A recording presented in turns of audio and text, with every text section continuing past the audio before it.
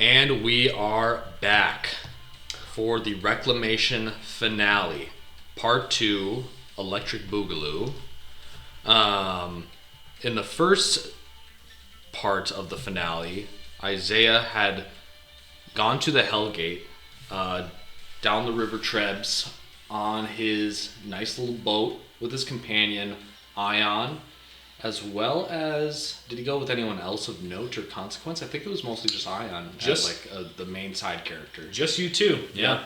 Yep. And then we met a former Medjai in a cabin in a hut, who was the guardian or protector of the Hellgate itself.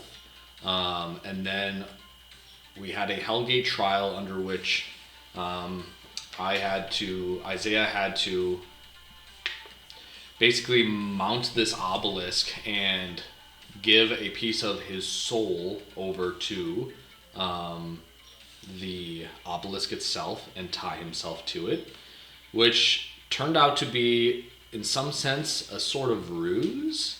A test of trust to see if you would sacrifice something of great importance for a great purpose.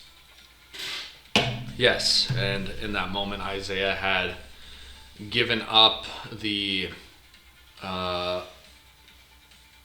portion of himself that is Apophis, that is tied to Atom, and in doing so, fulfilled the trial at the Hellgate, and then after a short stint of combat on the water, on the river, where Set's forces were beginning to converge on the boat, Isaiah had made it back to Pharos, where he saw Set's forces outside of an existing border wall and closing in and beginning the assault on the capital. Not the inner wall or the inner portion of the capital, but on the reaches. And in this final, we'll say, sequence setup, Isaiah had a lot of last words and sentimentalities and recaps with some key characters and players across this journey, where it turned into a head was meeting with Amun, who at the time was a floating strobe light above the obsidian pyramid. Going over to the obsidian pyramid, Isaiah then confronted Amun, who took him to meet Atom, his bodily companion, and through a second attempt of the eviction ritual, we'll call it, Isaiah had forced Apophis out of Adam. Adam forced Apophis out of Isaiah through some shady tricks, and by shady tricks, I just forced him to think about the children he failed. As most father issues, that's how you get them evicted. What a lesson. Yeah. What a lesson. Just tell them how they failed their kids, and then they'll leave.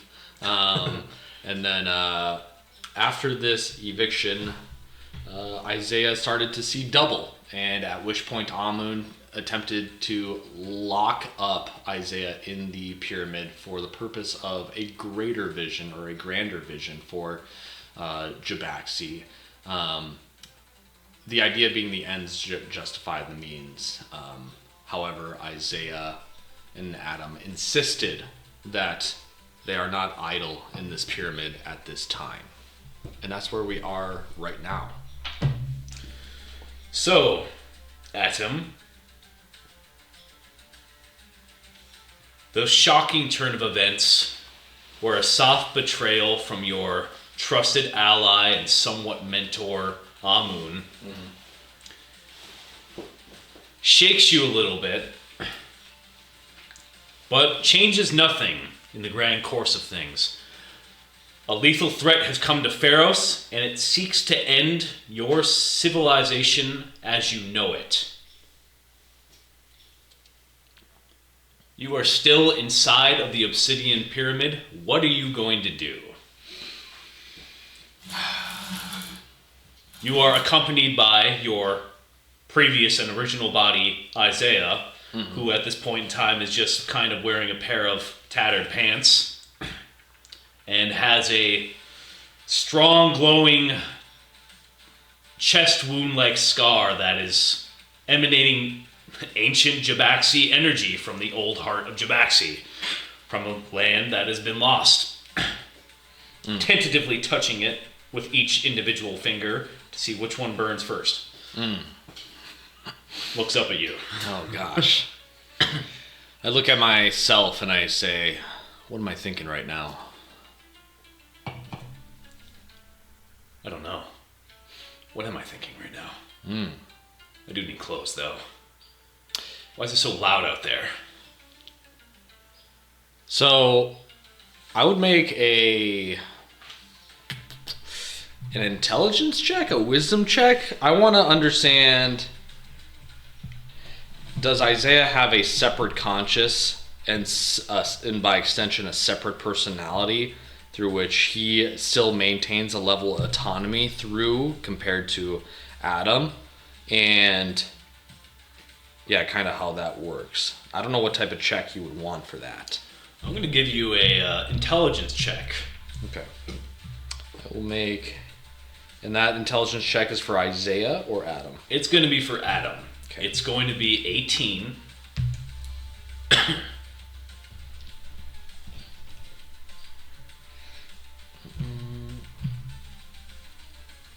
Flat roll, a 12. This is a tricky situation that you are greatly unsure about at this point. You think he might be an extension of yourself, maybe in the form of a past self at this point. Maybe you are not actually the original being at this point. There's always that possibility. You know that you have gone through yourself the workings and trainings of bonding with Neith, and he hasn't. But he's going through something else right now. And more than likely at the end of the day, if Adalia finds out about this, or if Set finds you, with the exception of maybe your mother finding you first, those first two are going to want you dead. Mm-hmm. And the third one is going to find a lot of things for you to do around the house. Yeah. Yeah. Oh, nice your set of hands. Fuck. And whoever has to do the chores, the other person I imagine would look at them and say, see, that's why you're the clone. As my body turns blue and bald. We suddenly have a Mahler twin situation. What else is topical? Welcome to the next episode of Rainbow Six Siege. Hot button topical issues. I'm Capcan. I put him around the pyramid. I've been team killed. Yeah. Come on in. No, come on in. Yeah, come on in, Ash. Ash rush me. I dare you. I fucking dare you. I will look towards Isaiah and I would say there's a very apparent conflict of interest here as our very existence, our very situation is incites a level of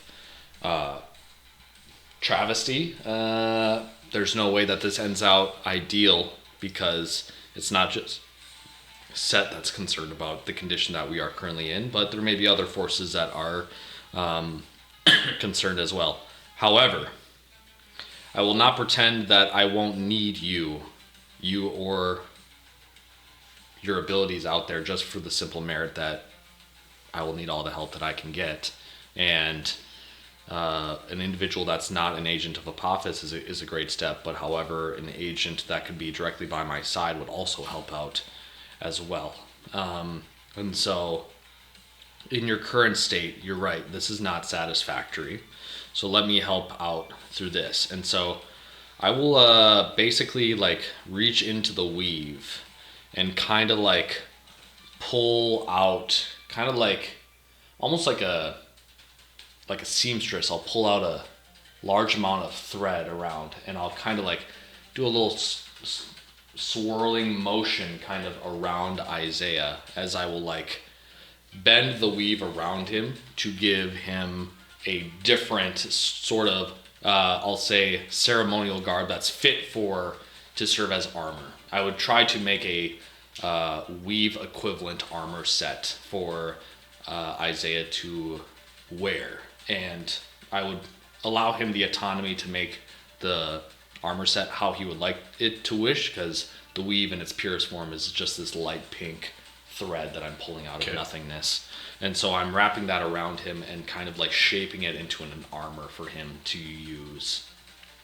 Okay. I would say that it's more than likely going to look very much so in the classic breastplate honoring Horus in this situation on his chest. On the back, it'll be honoring Neith. He's going to make himself a face-obscuring helmet in order to make sure that he's not identified as easily. And he's going to make himself some sandals, gauntlets, greaves, weaponry. However, I'm going to leave off the table in this situation. Okay. He's got the armor. He'll have we'll say he gets an AC of 20 at this point in time. So, okay. And then I would see if I could do... Let me see here something really quick. I'm just looking up a quick spell. Is it thaumaturgy that that can do voice manipulation? yes. So if I can either make a check or potentially just do it, I would like to enchant his helmet with a spell of thaumaturgy such that when he speaks, everything behind the helmet sounds like Isaiah, but as soon as the voice passes through, the sound waves pass through the helmet, it changes into a new voice. Maybe it's a voice that he's more familiar with. It can be a voice of Mowgli. If it's a voice of even Apophis, because that's the person that was living in his head and that's what he can fathom. I would try to change his voice so that as he is accompanying me, no one is thinking, you two sound the same. All right. That'll be done. Okay. Seamlessly. Okay. Then I would look at my web weaver, and I only have the boon of Apophis. Is that correct? Yes. Okay. Can I make a Arcana? Actually, I believe it was destroyed. Okay. If I last remember, yeah, I think it was destroyed. Did the web weaver get the boon of Ra when I encountered Ra? Yes. Okay. So would I still have that boon? You have that one right now. Okay. Then if I have that, then is there anything inside the obsidian pyramid, if I make a general knowledge check, that I think would be of note or of value before I leave? I know there's like a lot of ceremonial altars, but I'm trying to think like how could I potentially leverage those, because it's not often one gets into the obsidian pyramid alone. No, it's not. You want to do me a general investigation check to see, or a perception check. Yeah. But you imagine that since you're here at this moment in time, it's going to be something sacred here. Mm-hmm. Mm-hmm. So, both of them are not great, but perception is actually not horrible. I'm just not proficient in it. Okay, so just a little roly-poly. That's a 17 total. 17 total. While you're racing about and you roll a perception, okay. I'm going to roll a little something here. Okay. You and Isaiah, and sorry about the music, everybody. We're filming in an unknown location, so we're off the grid. We're not exactly sure where we are. We see a birdhouse, and the internet's not too great around here. But as you and Isaiah are skulking around in a forbidden area, you suddenly realize you have been given a situation that you could find something pretty nice around here. And given the fact that the pressing of war and other destructions on the horizon, sacrilege might not be in the highest order of priorities at the moment in time. And you dig through some shrines here and there. Mm-hmm. You find this nice double-bladed axe. The axe is imbued with a tune. Dark green in color. One side's a little bit bigger than the other one. Looks to depict Sobek having a very bad day on either side, fighting enemies on both sides of the River of Trebs. You think this might come in handy? I give it to Isaiah. He takes it. He smiles. I say, I know you're the Oath of Redemption guy, and you normally like to talk things out, but until we can talk to someone, you're going to be swinging that, okay? So, just keep that in mind. Down a passageway behind Isaiah, as you handed him the axe and he smiles towards you, you see in the distance a dark, familiar, bony figure walking the halls of the Obsidian Pyramid as you see Eneloc's glinting eyes as he blows a kiss in your direction and walks down the hall. I call out, do you... He looks at you and he's like... Did he see him too? Did you see him? Oh. Our old friend is... Do you live here now? No reply. I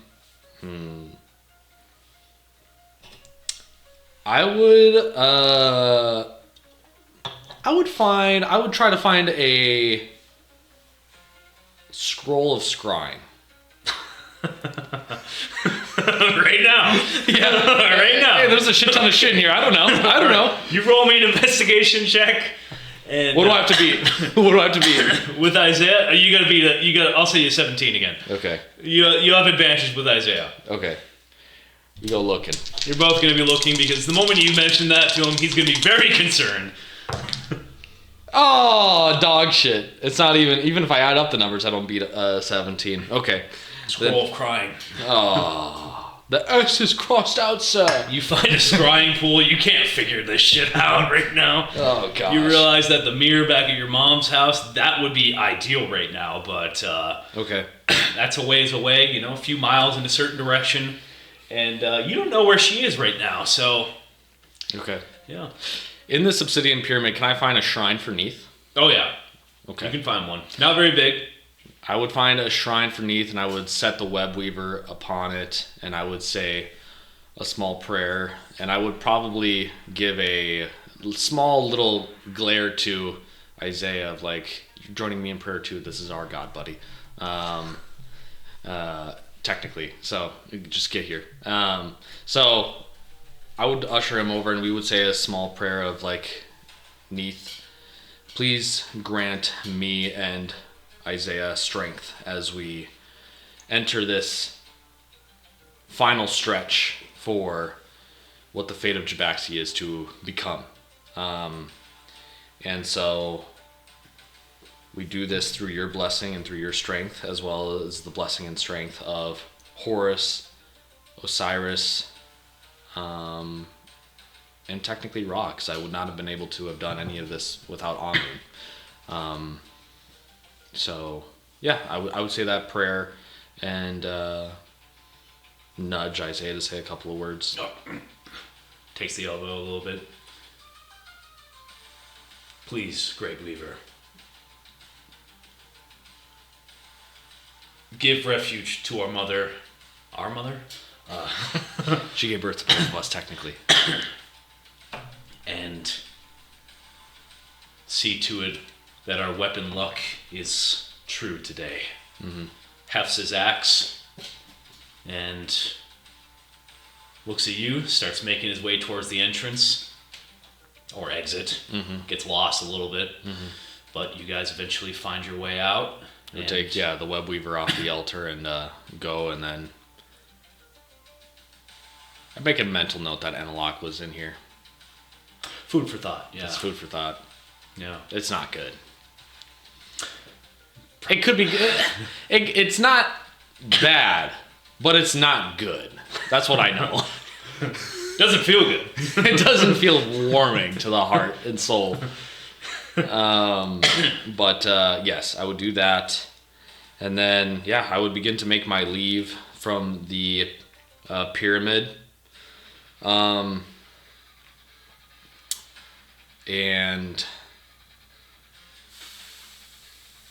gosh, so much that you could potentially do that I don't necessarily know.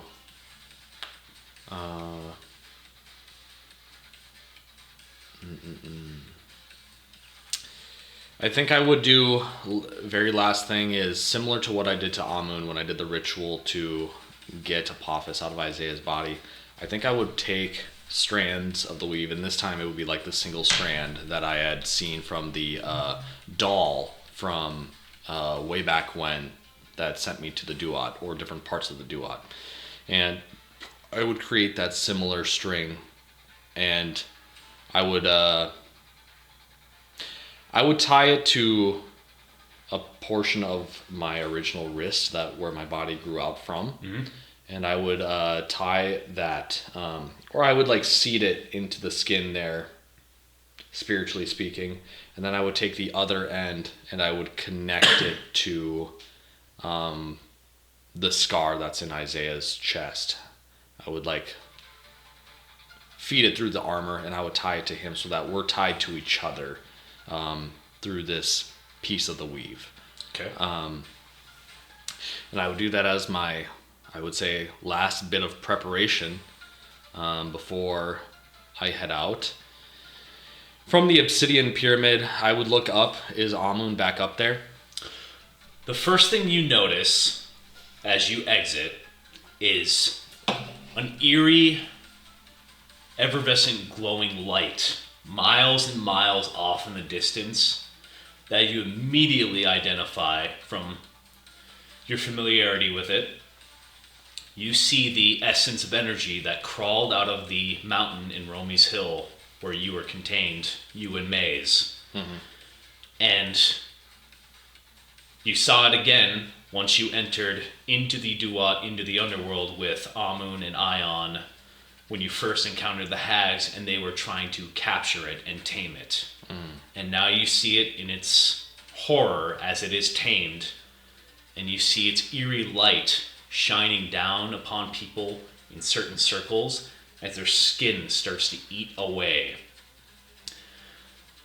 And as the light begins to concentrate on the obsidian pyramid, you see from a location where you assume Idalia is from, a barrier of weave being put up around Pharos, encompassing it from the light itself. Mm-hmm.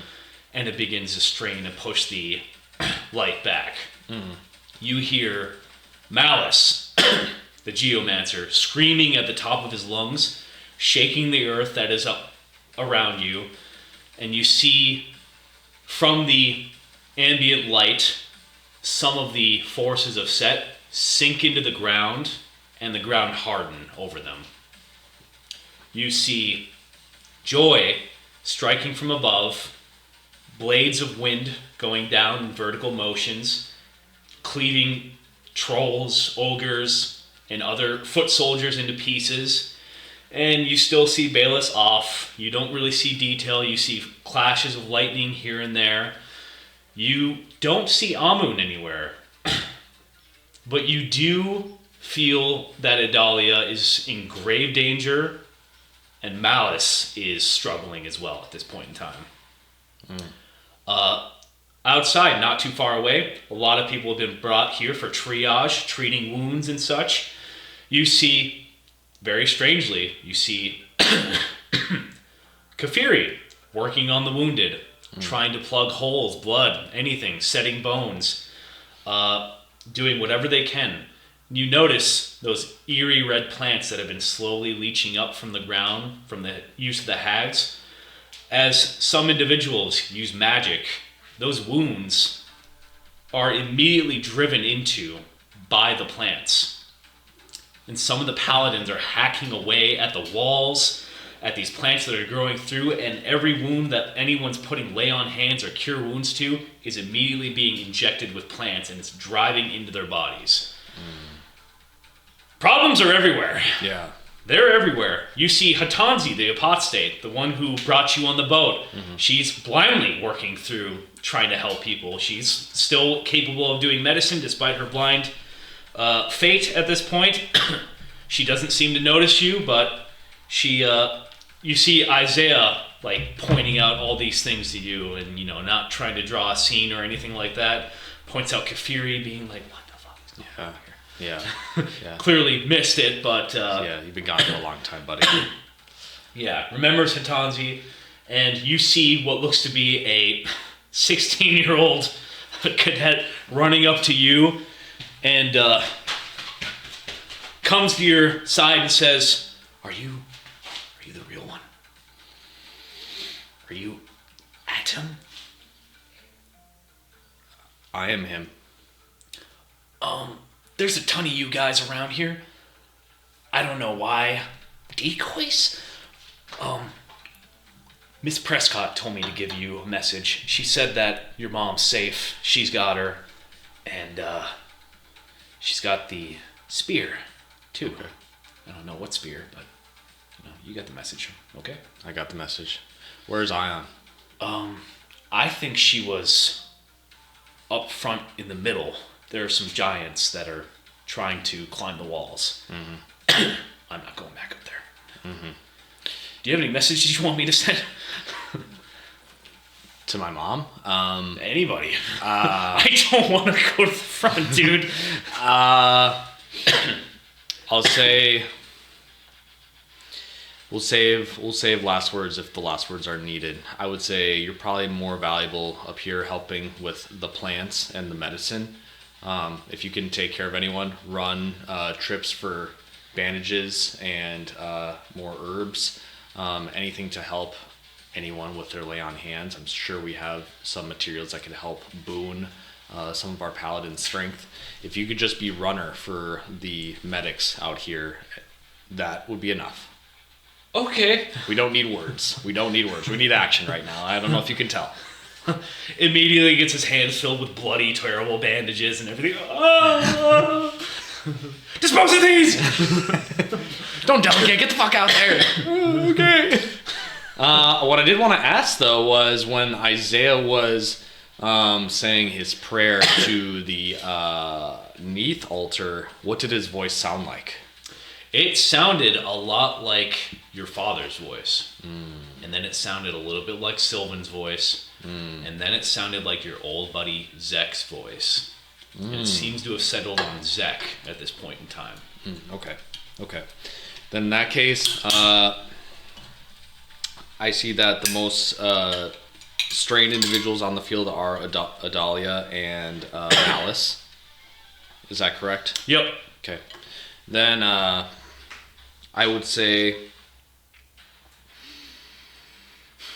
I would look towards Isaiah and I would say, think of a name for yourself, because we can't call you that name for the foreseeable future. But I want you to ride out to Malice and help him with anything that he needs. And I will go and help Adalia. We'll meet in the middle with Ion afterwards. All right. I think I'm going to go with Mowgli. No. Take whoever you think you see fit as I like whistle and snap. And then I would say from off in the distance you hear a little shake, a little rumble in the jungle off in the distance as a huge mound of sand is being thrusted up. And across the way outside the border wall, you just see from out of nowhere Burrow and his brother Barry, the two purple worms, brothers in arms, ride up. And I'll say, you take Barry. I'll take. Wait, did I name him Burrow? I think I might have named him Burrow. Possibly. It was either Burrow and Barry or Barry and Bernard. I know they're all B names. It might have been Bernard. They don't care about their names. My buddies. And I would give a purple worm to Isaiah, and I would say, ride this off to Malice, and it's a purple worm. It's going to be relatively hard to stop. And I will ride Burrow out to Adalia.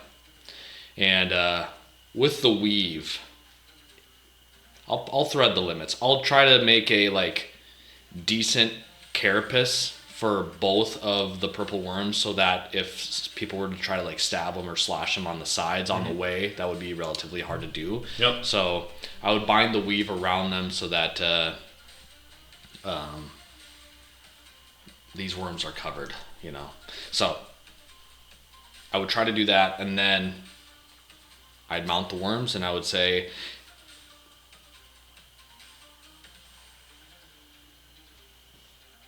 if Kafiri's nearby, I would probably have a small moment before I left where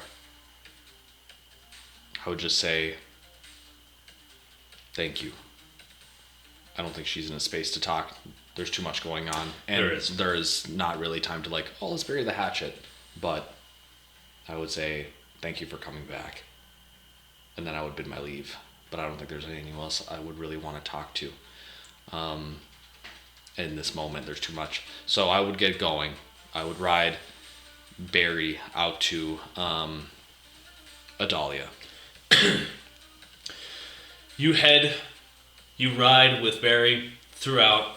You see a lot of vine golems growing from the walls, from wells, from underground that have struck up in small skirmishes with some of the town guards and such. Not too impossibly dangerous, but dangerous for regular civilians of Javaxi and Pharos. A small problem that could end up being a big one if not attended to in the future. You find what you believe to be the actual figure of Adalia based off of the spread of the weave, the barrier that she's put up at this point. And you see veins popping. She's sweating. At this point, she's dressed rather humbly, just, simple armor, regular garb, no makeup, no headdress, nothing like that. Making herself appear to be a regular mage at this point, and she has decoys set up in more elaborate designs and such all over the place. Traveling so, you see a number of fake atoms and Isaiahs all over the place as well. Individuals that looked close enough to you, some of them not as much, but they would fit a description if they were coming for you. You find Adalia struggling greatly. As soon as you get close enough, you feel and you notice that her weave, despite the fact it's being utilized, immediately kind of identifies you and addresses you subtly without words. And you suddenly feel words playing in your own head as you feel they are playing in Idalia's. And I say... The weep says this, and I say... Amun, the wind-whipped flame, kinslayer and coward, you may be lofty in the light of Ra, but you make a poor example for any avatar, for any god. You must have forgotten about this, old man. And something bright red shines off in the distance, and you feel the essence of Ra, a totem in the possession of the enemy.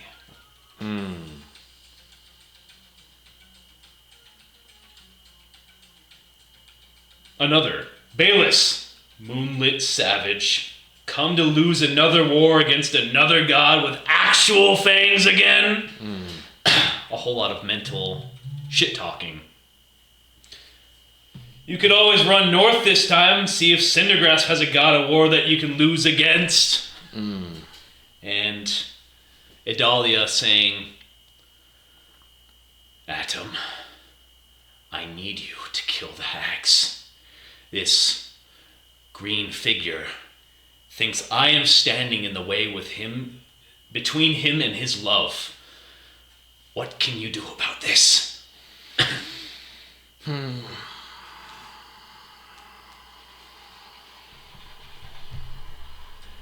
How far away is the green figure? You see it slowly but surely making its way. Is it like miles out? Or? It's a few miles out and about 30 feet up in the air, but it's slowly making its way up here. Seems to be rather distant from any of the main forces, probably out of danger. Okay. Then I would say, I'll make an intelligence check to see if I can assume that the hags would be on or nearby the green figure, or if they would be elsewhere on the battlefield. Make a battle intelligence check. Okay. And the modifier would still just be intelligence? Yep. Okay. 13. 13? Oh, you know they're going to be there. Okay. They may not look like it, but they're going to be there.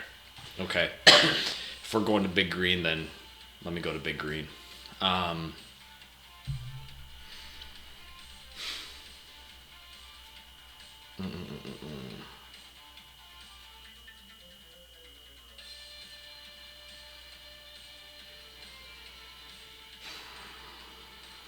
I will look towards Dahlia and the strain that she's going to, and I would say, I will take care of them promptly. Is there anything that I can do for you right now in this moment? No, not at the moment. I would appreciate some haste. Take who you will. Leave malice and joy. How far is Ion from this position? You have a feeling not too far away. Okay. I'll look to Dahlia and I'm saying, I'll be taking Ion with me. This is her get back too. And we will take care of this promptly. Okay. And then what I will do is I will ride Burrow again. And we'll travel the battlements over to where Ion's at. Along the way, I'll probably be treating my web weaver like a pseudo javelin of sorts, where I'm just like throwing it at jackals, and recalling it and just doing some. Maybe I'll be creating like streams of weave, and like it's almost like a surfboard, and it's riding the weave through it, and it's carving through. Roll me an attack roll. Let's just do it. Let's just see how clean this is. I gotta see my 2 hit. Okay. That is a 25. 25, yeah. You are montaging at this point in time. Yeah. There's a myriad of lesser undead that you pass by. They disintegrate from your presence as you go by. Ion's pulling off people's tops of their heads as you just sail by. Burrow is just eating. Burrow is full. He has to vomit at some point in time. He's spewing acid here and there. You are cleaving, creating a weave chain with your composite powers at this point, and just you're mowing the lawn. Yeah. You're making the sands red as they have been in the past. I will get to Ion and I will say,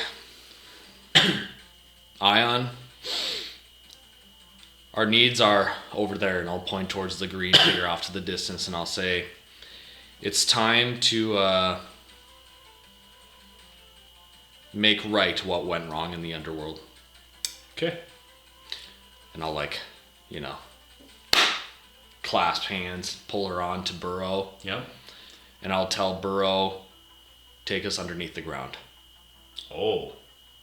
And I'll have Burrow take us underneath the ground.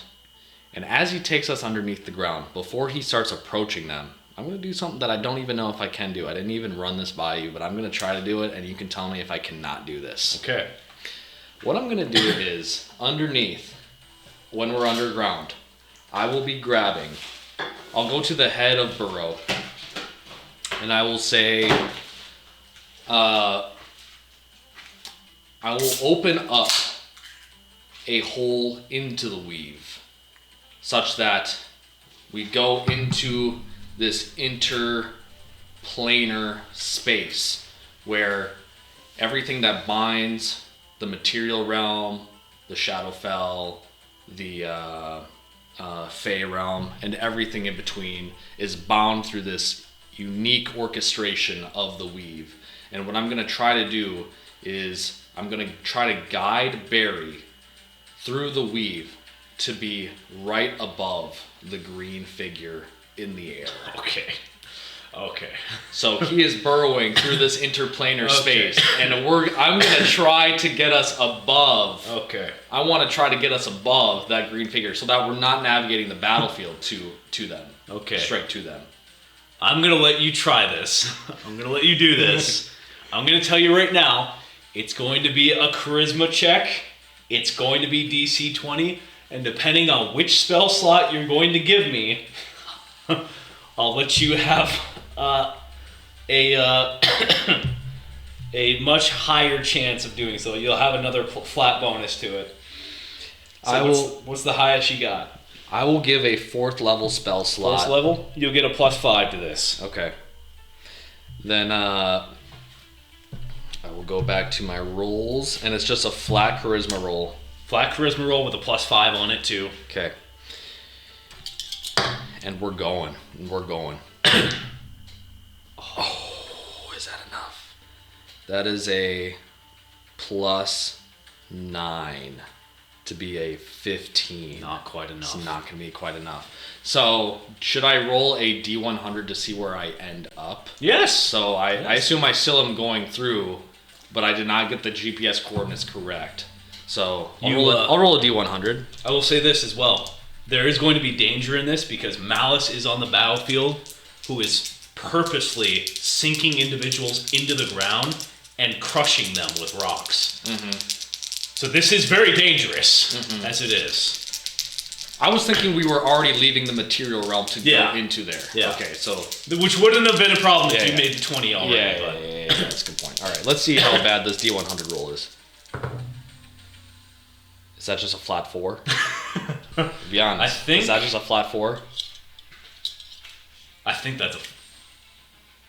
Yeah, I think that's a 4. If I had rolled it like... Let's see. If I rolled it like this, that's 100, right? Yeah, I believe so. That's a 100 roll. Everyone, we're looking at the problems of the D10 because we're actually functionally, difficultly... We're in stupid. We have a -2 to our intelligence modifier. So I have a 00 on the 10s. Yeah. Which feels always like... can that be a 10? Because you can't get 104. So that can't get 104. Yeah, you can't get 104, so this has to be... That has to be the a 4. opposite is 90. Yeah, so the opposite's 90. How does this work? I'll settle with the flat 4. It's not a Yeah. Reclamation episode if I don't get a near crit failure. No, it's not. And this is where the drama begins. Since the plan is genius, it's straightforward but also impossibly intricate. Yeah. You've seen Adalia manipulate the weave in a myriad of ways that you think, that's quite fascinating. She does have the Rod of Tahuti. She's now has the Book of Thoth. You've leafed through the Book of Thoth.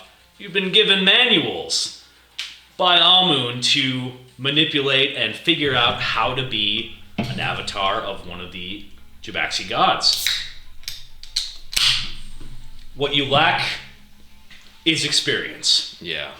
And as soon as you burrow into the ground, Burrow himself, or Barry, immediately begins to panic as bedrock encloses around all of you guys. I'm going to say that you guys are going to take a certain amount of damage. Actually, give me a Constitution saving throw. We'll see how much you actually take in this situation. Saves is right below. Okay. You'll take half on a save. It'll be, we'll just say 16. They all have a bonus because of my aura of protection. Yep. And that's a +4 for them. But my roll is a 27. You take 7 points of bludgeoning damage. Yeah,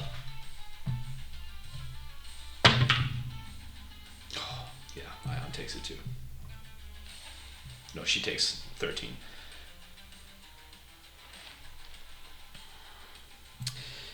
Let's see here. Okay. Roll a d20 for Barry real quick. Okay. And we'll just say, would you have a pretty good con modifier as a purple worm or what? We'll give him +3, yeah. So if he has a +3 plus my He's good. +4 He's that I good. gave him, he's Yeah, he's fine. good. He takes half. Good. So he takes 7 points of damage.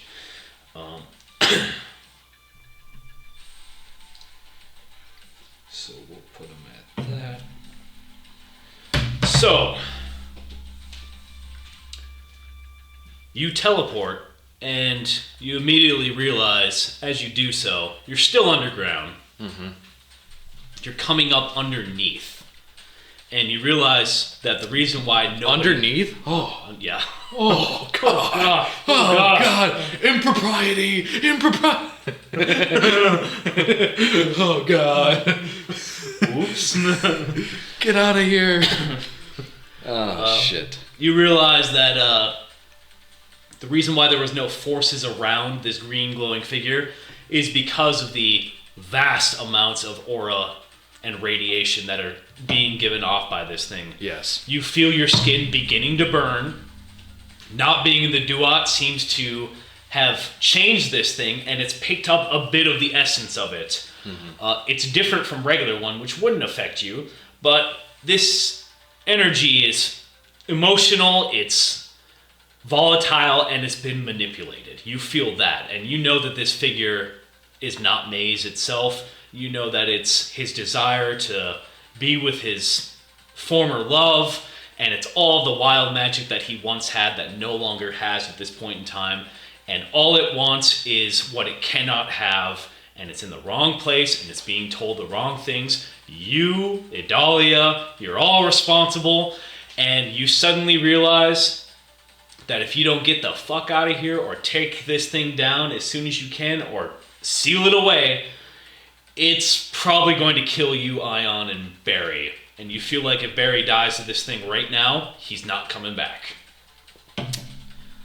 Okay. Then what I would do is, as soon as we surface, so what does the orb or the figure look like as it's floating in the air? Like, very... is it a vessel of sorts, or... At this point in time, it seems to have been encapsulated inside of, and you saw this before, old pieces of the pharaoh's sarcophagi. Mm-hmm. All over the place have been covering it and filling it. It has no visible face, but it has what looks to be like glowing, almost fleshless wings growing out of the back, and it's just kind of floating, not really giving off much in terms of intention with its own figure, but it's not really paying attention to you as you guys come to the surface and you're spotting it, and your skin is beginning to slowly flake off. Mm-hmm. As soon as we pull up, I will, through the weave, I will send a mental message to Isaiah to inquire how he and Malice are doing on that part of the battlefield. Did you know Sylvan's alive? As you hear him cleaving. He's over here! And he's alive! Why didn't you tell me?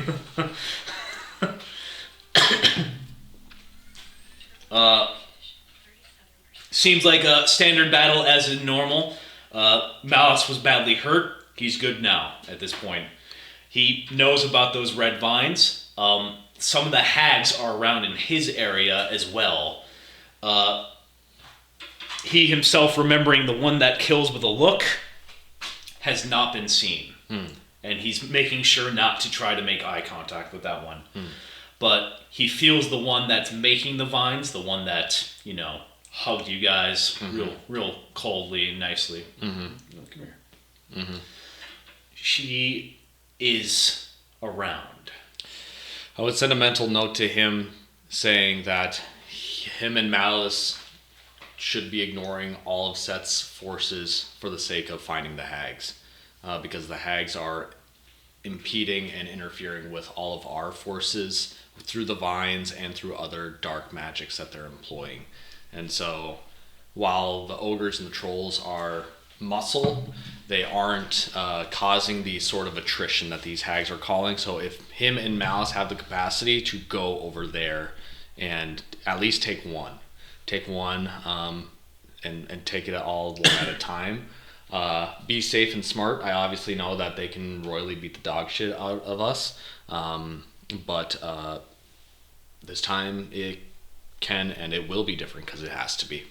I will send that message, and then to the figure up above. They're 30 feet up above. Yep. Okay. If they're 30 feet up above, then I will go to.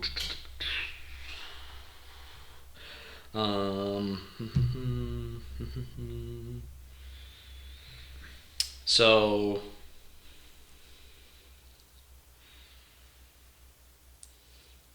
Is the individual actually Maze? No. Okay. Just the former energy that used to be his to wield. Okay. Then in that case, I don't have to feel like I'm acting.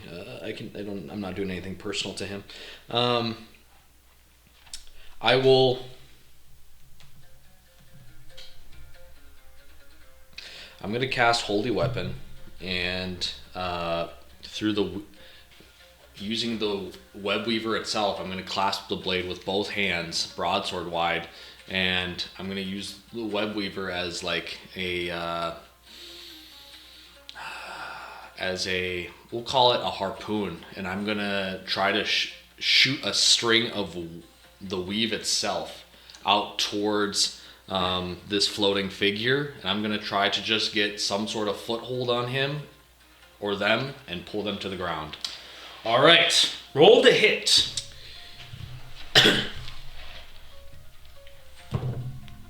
Ooh, 11. 11. Is it a surprise attack?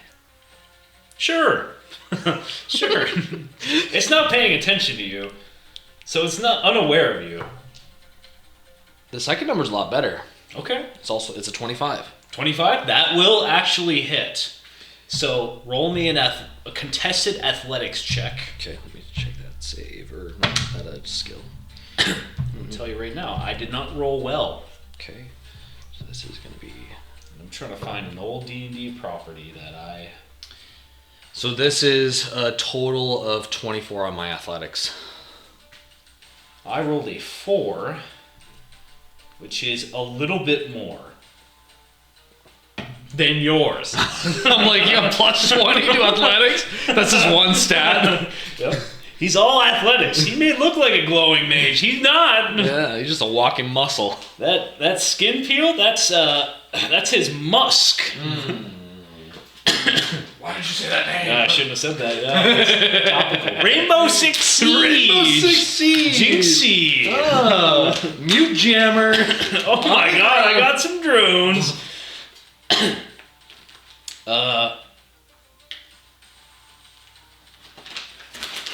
You feel like your first attack didn't go too well, but you swing it around and you do a little movement and you wrap the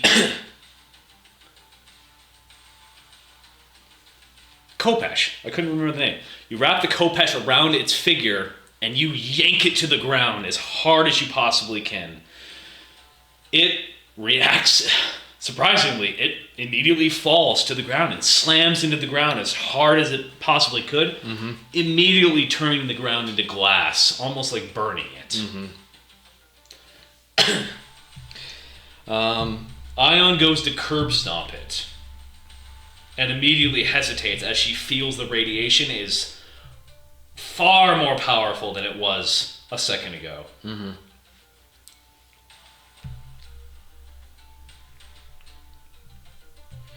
Now it's radiation that it's emanating. Is that a magical property? Is that a spell that it casted on itself?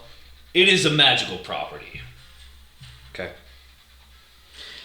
As it approaches or lands on the ground,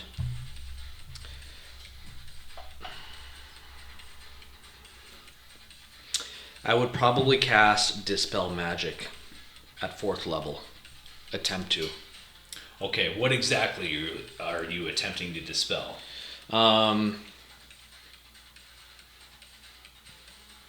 Just so that I know. So I'll just read the spell's description. Choose one creature, object, or magical effect within range. Any spell of 3rd level or lower on the target ends. For each spell level of 4th or higher on the target, make an ability check using your spellcasting ability. The DC equals 10 plus the spell's level. On a successful check, the spell ends. So I'm going to try to end that burning aura that's coming from him to the best of my ability. And so you would have to just tell me the spell's level, which would set the DC. And then I would have to make a spell attack against that, which would be a wisdom check. And I have a pretty good attack for that. Or wait, no. DC equals... make an ability check using your spellcasting ability. Okay. I think it would just be a flat +4. Okay. So do you know what the DC is? Or are you making up the DC because it's homebrew? You rat bastard. It is homebrew. It is going to be a situation where you're going to... you're going to roll... And I'm going to say that in order to make a hit an effect to try to do this, because you don't know exactly what it is, it's not a clear-cut spell. I'm going to say that you put him on the ground. You slammed him on the ground. And immediately afterwards, you blast him in the back of the head, trying to remove, we'll say, this part of the sarcophagus on him. Roll a d20, and if you get an 18, okay, you're going in the right direction. Okay.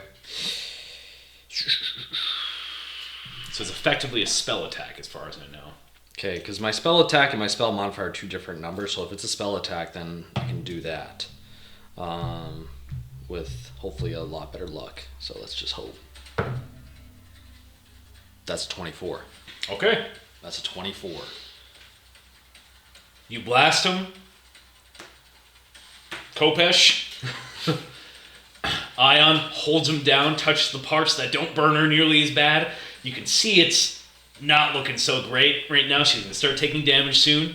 And immediately you feel a sense of relief. As soon as you blast him with that, a good chunk of the sarcophagus breaks off of his head, and you see a little bit of effervescent hair shoot out of the back and starts glowing up. Okay.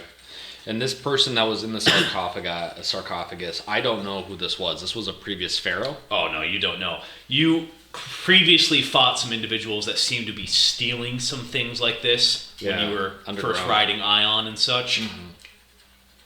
What? I don't remember that. That's crazy. First underneath, then I was riding Ion. What? Get around, bro. Okay. And I don't know if you want to enter a formal initiative at this point, or... We shall enter initiative, because as you do so, a pulse of energy shoots out from the ground itself. Okay. And you, unfortunately, smell the scent of an individual you never wished you would ever notice again. As green light erupts from behind you, and you suddenly feel the swinging of a large stone greatsword. Oh, it's cocked. It's a 3 on my initiative. Okay, I got a 6. You feel... Roll for a Ion. memory... Oh, yeah, shit. You feel a memory, Oh, she's going first. Roll for Barry. Oh, yeah. 15. Flat. 15 flat? Yeah. Okay. You don't see who it is. You smell the terrible stench of a cannibalistic red orc as the memory of an individual torturer in this being's life comes to life as you feel the spirit of Guggen blood swing his fucking sword. You're such a bitch. And seeks to take half your height off real fast. Oh, so this is a spirit of Guggen, or is this a memory of Guggen attacking my... I'm taking psychic damage right now? Yeah, here we go. So Ion is going to try to hurt this man first. That's pretty good. That's pretty good. Ion gives him a good, solid kidney punch. Did he hit me? Not yet. He goes next. Okay. Ion gives him a good, solid kidney punch. Roll a second attack. Oh, yeah, that lands too. Oh, much better. 2 solid kidney punches. Mm-hmm. No noise erupts from him. It seems a little off-putting, but he's going to make his 3 attacks on you. As this Guggen seems somewhat a little more green than red than you remember. Inaudibly screams, horrible rage, seems bigger than he used to be. Clearly a misrepresentation of the man that he once was. Does a 19 hit? No. Okay. Okay. And the last one. Oh. He cleaves at you, and those 2 punches from Ion stop him altogether. Mm-hmm. He swings, you see him, you recognize him immediately. Mm-hmm. You duck out of the way of all 3 of his moves. It's Barry's turn. Barry will take 2 attacks. He'll probably try to get on the other side of this sarcophagus figure from Ion, and he'll take 2 bite attacks because he does not really believe that acid would really affect this guy too much. So he's going to try to munch on him a little bit. He has Invisalign on, so it won't bother him too much. Okay, so that's good. What is Barry's modifier to attack, would you say? We'll give him a +5. Okay, if it's a +5, then it's just an 18. 18? I think that will hit. I'm still trying to locate this modified stat block for him that I had before. For Barry or your guy? For Guggen. Okay. Let me see if I can pull up a purple worm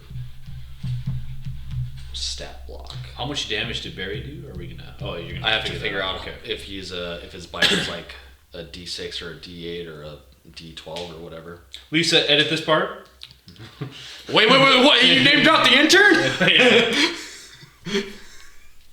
Clean this up. She's far enough away. She won't know. Mm-hmm. Mm-hmm. Okay.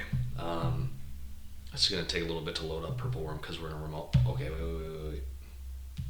Actually, an actual purple worm's attack would probably not be what we'd want to leverage for this because they're meant to be boss monsters to fight. Yeah, not a full purple worm.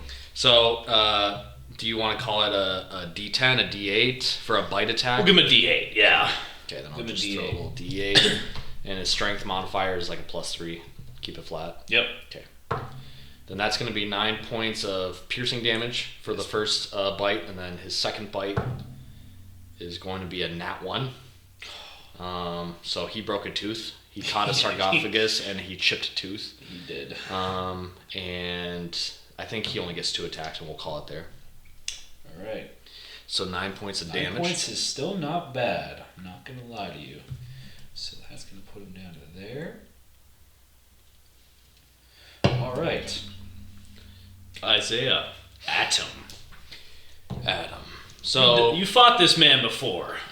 I fought this man before, and I remember what worked last time, and so I'm going to try to do something a little similar this time. And through the weave, I want to create a vivid image, a very vivid image of a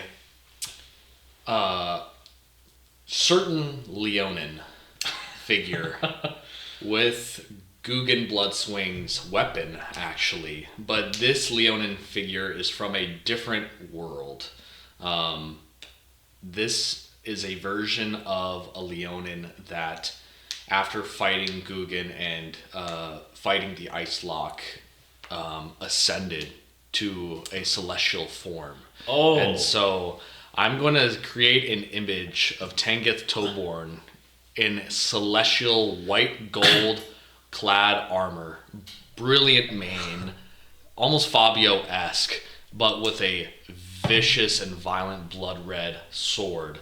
And I'm gonna full potential. And I'm going to send those images into Guggen's head as I take my swings with the web weaver at him, and I will also try to get flanking with this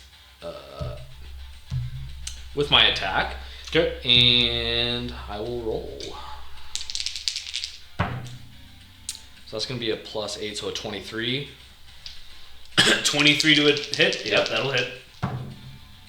And then another 23 again. So that's going to be 2 attacks. Keep in mind that while attacking, I did have the Holy Weapon spell active. Okay. So my weapon emits bright light in a 30-foot radius and dim light for an additional 30 feet. In addition, weapon attacks made with it deal an extra 2d8 radiant damage on a hit.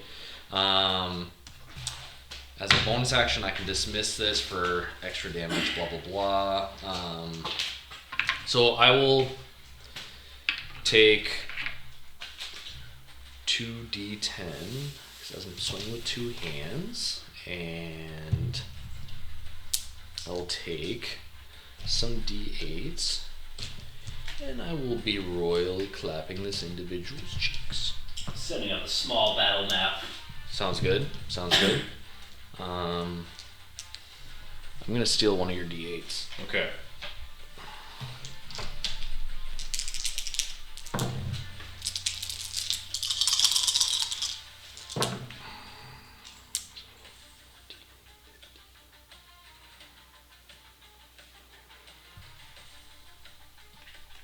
So that's gonna be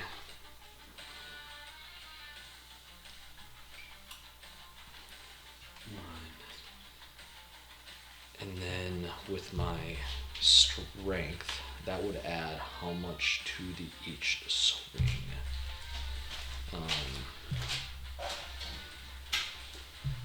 A +2 to each swing. So that's 2.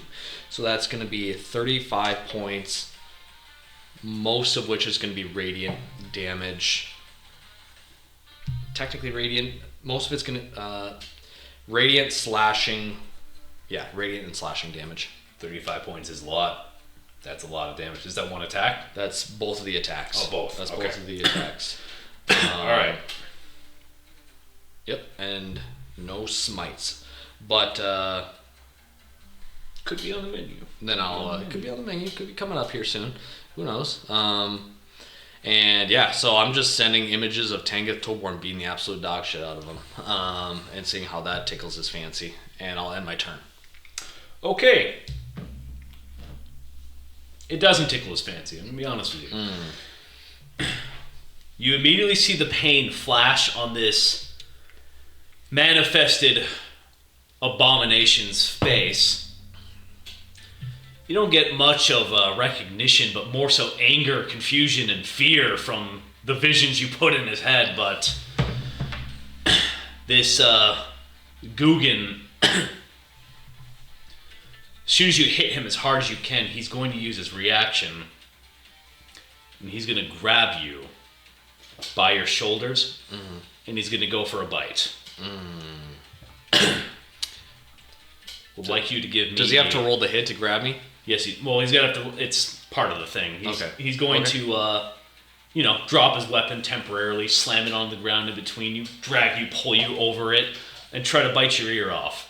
So give me a Constitution saving throw, DC 16. Okay.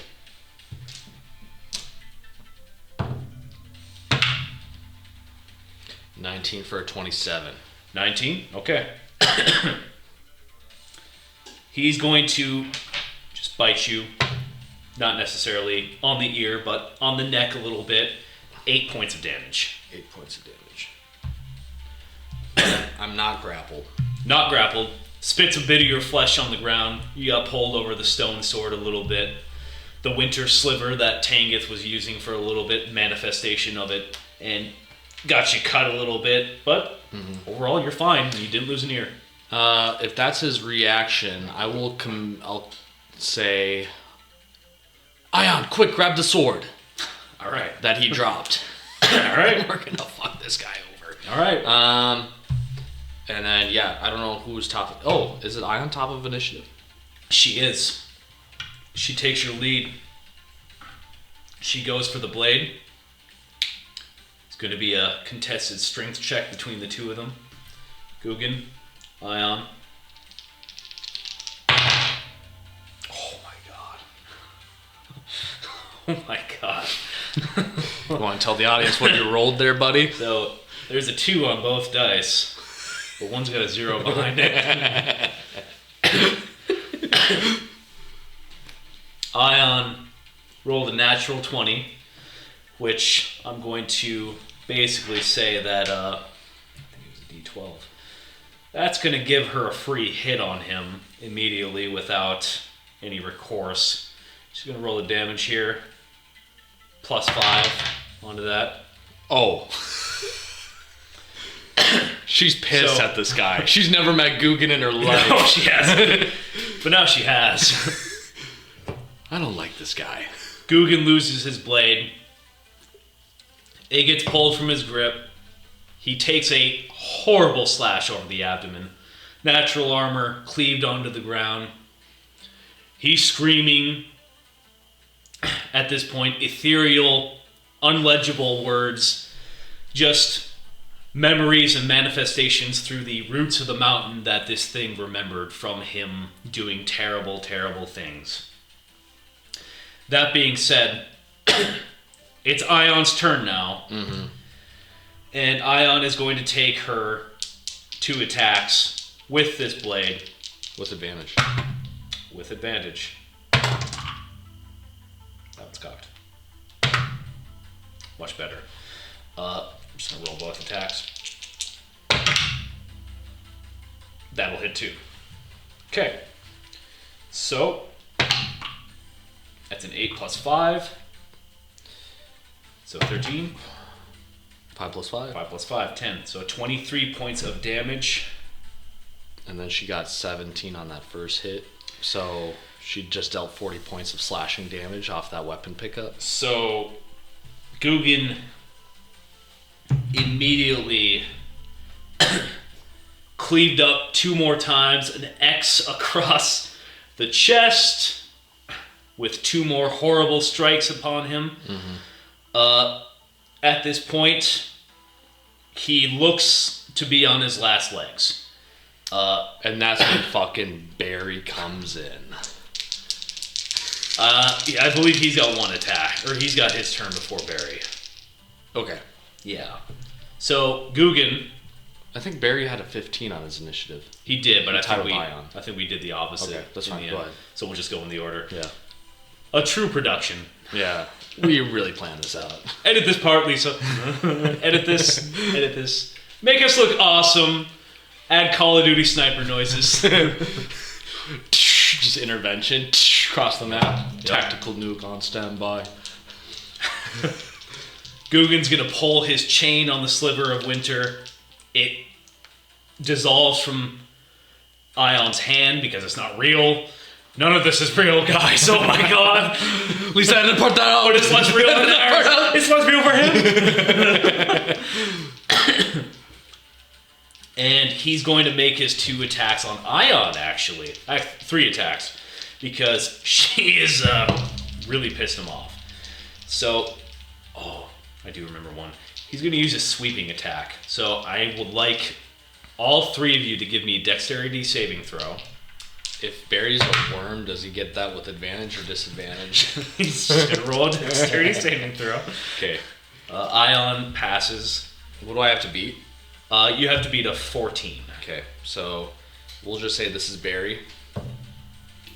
I don't know what his modifier is. For Dex, we'll give him a +2, so he'll pass. Okay. Then this will be me. I have a +0. +0? Okay. 18. Okay. All 3 of you And then jump the ground. whoever that third one. Oh, did you already roll for I rolled Ion? for Ion, Okay, yeah. okay, cool. All 3 of you, as he spins the sliver of winter around, jump over it as he tries to sweep all 3 of you out from the legs. He's going to bring it up, and he's going to swing it down on Ion. She doesn't have disadvantage because she's not knocked prone to dodge this. Can you describe what it looks like when Barry jumps? When the worm jumps? Yeah. It's just like the worm, dude. He does a flip, alright? He does a kickflip? He's a purple worm. He does a backflip. Yeah. He does a little bit of a spin, too, while he's at it as well. I'm just rolling one die. What am I doing? This is going to, hopefully... roll the right one for him. Hopefully not hit Ion, because it wouldn't be great, because I remember this does a lot of damage. Wow. Okay. That's a good hit. Okay. So, that's not a D12. There's a D12 and 2 D8s. So, Ion takes... That was a 4, 3... So we got 11 points of bludgeoning damage, I think, yeah. And then she's got to roll to stay conscious. Wow. Okay. So Ion takes a seemingly lethal hit, stands up proudly. That was nothing. And then passes out onto the ground. Oh, fuck. What the fuck just happened? She dealt 40 points of damage and peaced out. Yeah, she did. So she takes a little bit of damage.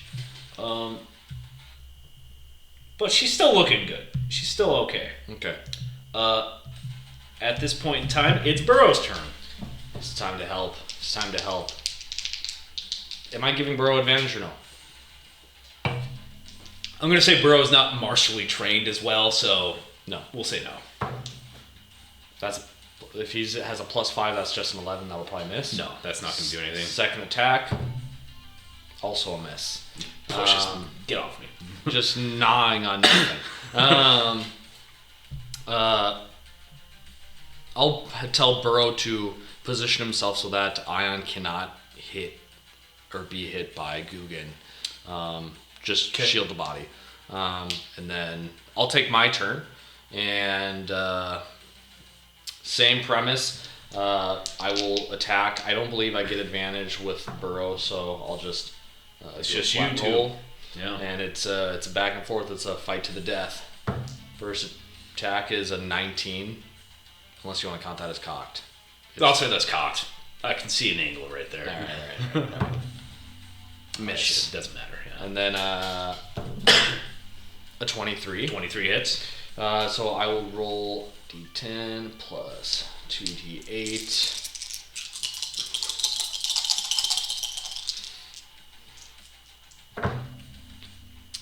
To be not a lot. 8 points of slashing / radiant damage. 8 points of slashing / radiant damage. Okay.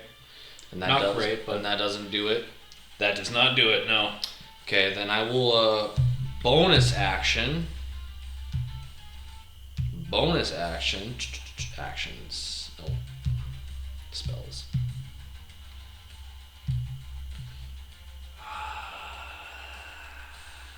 Sucks, but I gotta do it. Because I don't want him to take any more hits. I'm gonna dismiss this spell, and dismissing the spell will cause a burst of radiance. Okay. And so each creature of my choice that I can see within 30 feet must make a Constitution saving throw. On a failed save, the creature takes 4d8 radiant damage and is blinded for a minute. So on a successful save, they take half damage and aren't blinded. And then at the end of each of his turns, it can make a Constitution saving throw to end that blind condition. So have Guggen roll a Constitution saving throw. He has to beat an 18. Okay. He's got very good constitution, so... Okay. Doesn't matter. All right. Not at that point, it doesn't matter. Why are you flashing me? He's not having a great run back. Jeepers. These are some shitty rolls. So that's going to be 15 points of radiant damage, and he is blinded. Okay. 15 points. All right.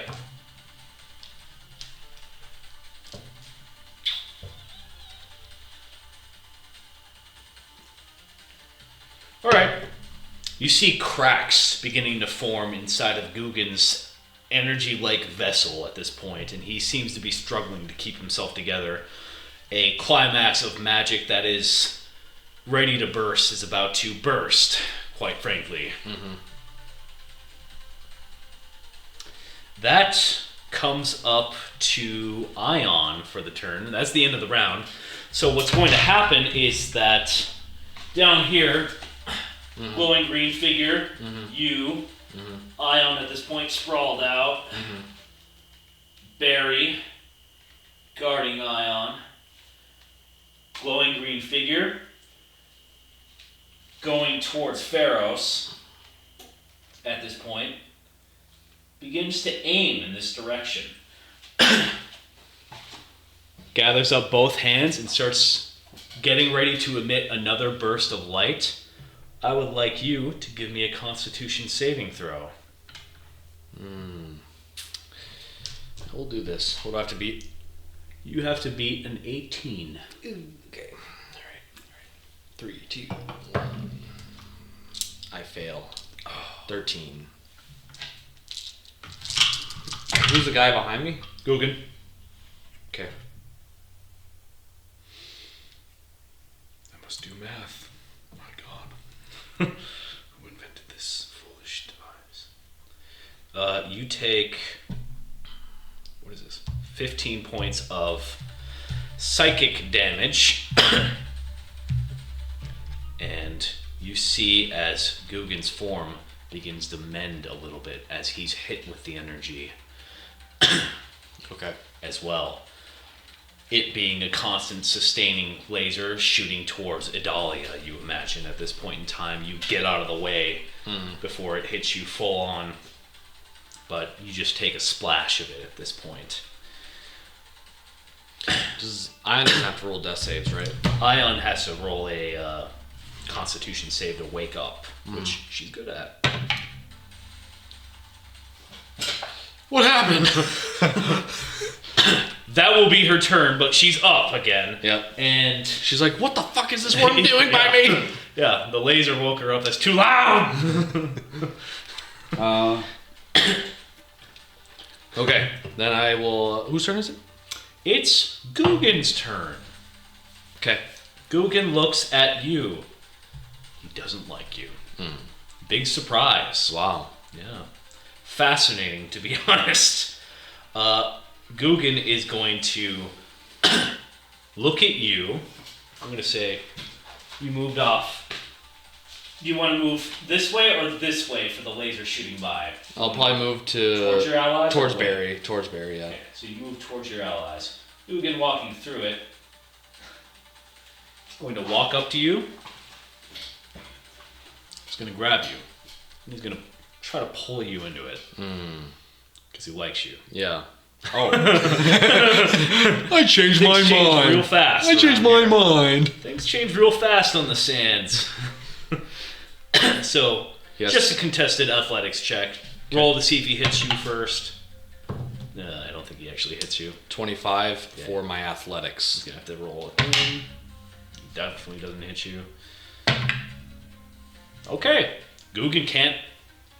Energy interference between his fake form at this point in time. He can't actually meaningfully grab you. So, Guggen uses his turn. Brary. Barry goes for Guggen. I'll just have him attack him. 17. It does an 18 hit. 18 hits. Okay, so then the 17 plus 5 is 22. That would also hit. So then Yep. 2d8. That's actually really good. That's going to be 20 points of piercing damage from bite attacks on Guggen. Okay. The form cracks once again, harshly. And it's your turn. I'm going to step into the beam so that it's not hitting Guggen. Okay. Alright, con save.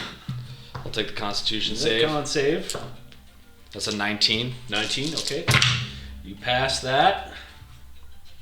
That's going to hit you for...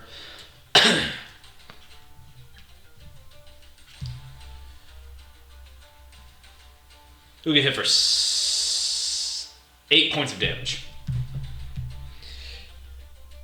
And then I'm going to take my 2 attacks with the Web Weaver again. Okay. 16, 14. Both of those I assume are misses. 16, 14. Oh, yeah. Doesn't hit. Let me just double check that is correct. Okay. Then I would miss those, and then I don't think I have anything bonus action wise that I can really do. Yeah, and then I'll end my turn and have it be his turn or whoever's turn. All right. The green figure.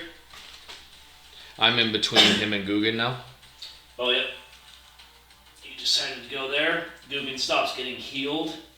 You're stopping the laser from going towards the Dahlia at this point. Great relief.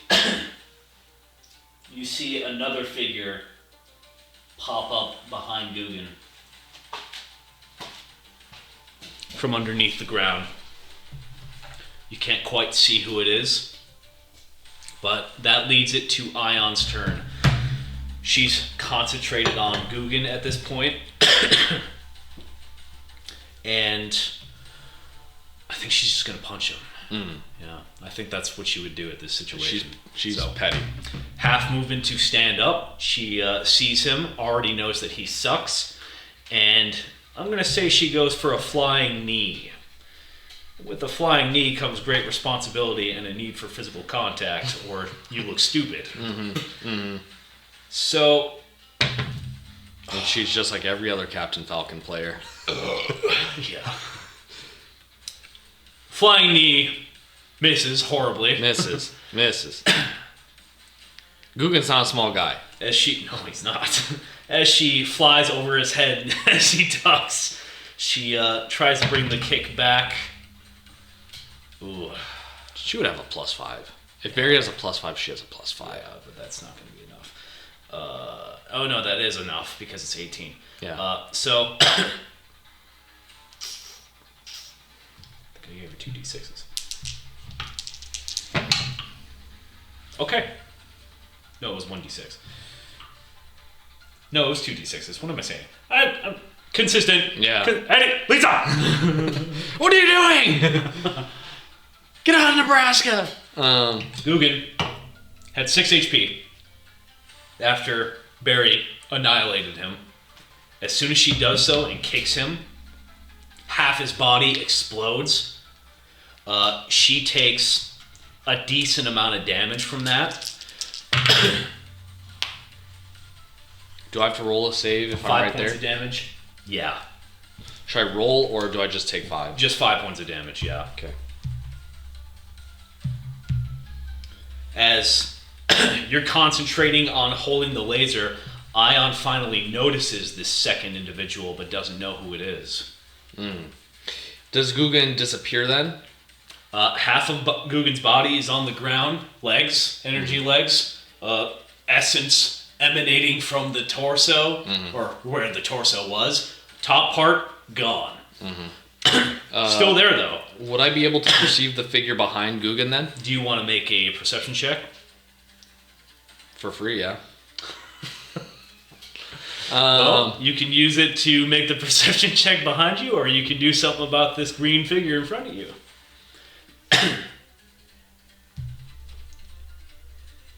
Yeah, I think I am. I'm gonna fuck up this character using this broken homebrew ability that this subclass I picked is. I'm going to, for my turn. Is it my turn? After Ion? Burrow would be next at this point. He acts on your accord. Okay. Bro, no, you wouldn't even know. You wouldn't even know. Oh, no. Oh, no. Shut up! Let me think! As I'm taking a laser to the chest. Let me think! It's in my mouth! Let me think! It's in my mouth! Lisa, get the sauce out! Inside joke from the phone call. Anyways, not the point. The point is, Barry attacked the green guy. Okay. 2 attacks. Doesn't count. Not in the domain. Not in the domain. A dirty 20 and then a 15. A dirty 20 and a 15. I think the dirty 20 will hit. Okay. So then that'll just be 9 points of piercing damage from Barry. 9 points of piercing damage from Barry. Okay. Once again, this individual doesn't make any audible noise at first, not acclimated yet, but you have a feeling it's somebody from Romy's Hill that is probably dangerous. Okay, then on my turn, I'm going to just use the web weaver, bind the weave around the point of the weaver to make a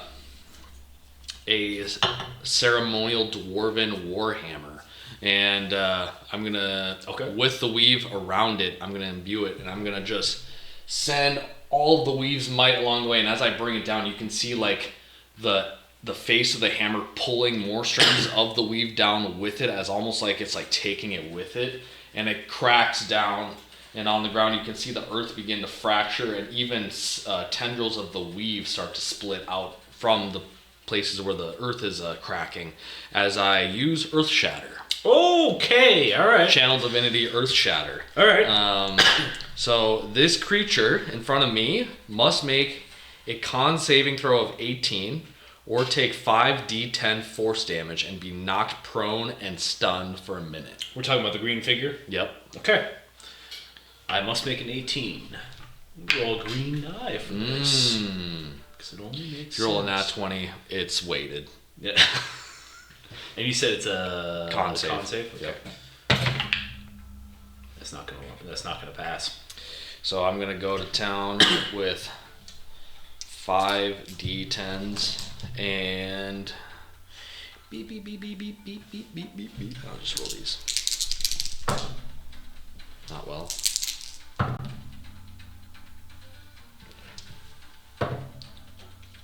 It'll be 24 points of force damage. Oh yeah. And it's going to be knocked prone and stunned for a minute. A creature that succeeds takes half as much as not.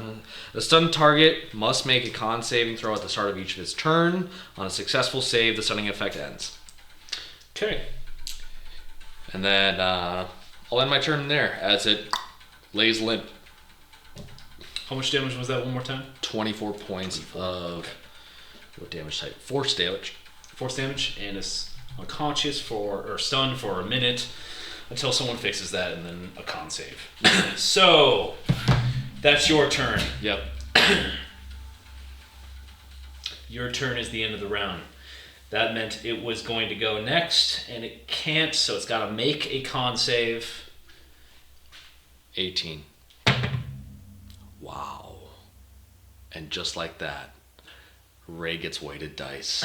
All right, guys, this production is just a fucking shit show. So you Looney Tunes smack this thing into the ground, and it bounces like Invincible in season 1 when Battle Beast decided, I don't like you. You are annoying. You are annoying. And just like that, as you knocked it face down on the ground, its head turns around and its whole body inverts and looks at you, and it grows glowing green eyes that flash yellow, flash black, flash red, and suddenly they look right at you. And it's back up again. I shouldn't say it's back up again. It's awake again, but it's still prone. So it's a new round. It had to spend its turn to do the save throw. Yeah. It's a new round. It's Ion's turn. Ion is going to ignore the guy who's behind you. The laser stopped at this point. Yeah. And she's going to probably try to rip off more armor on the thing. Okay. So Ion, Roll with advantage. being who she is, yeah, I'm going to say that she's essentially attacking here At a prone target, yeah. at a prone target. That's not good. Wow. Wow. Wow. Not good. You have very plot convenient dice, don't you? Thank God. Thank God.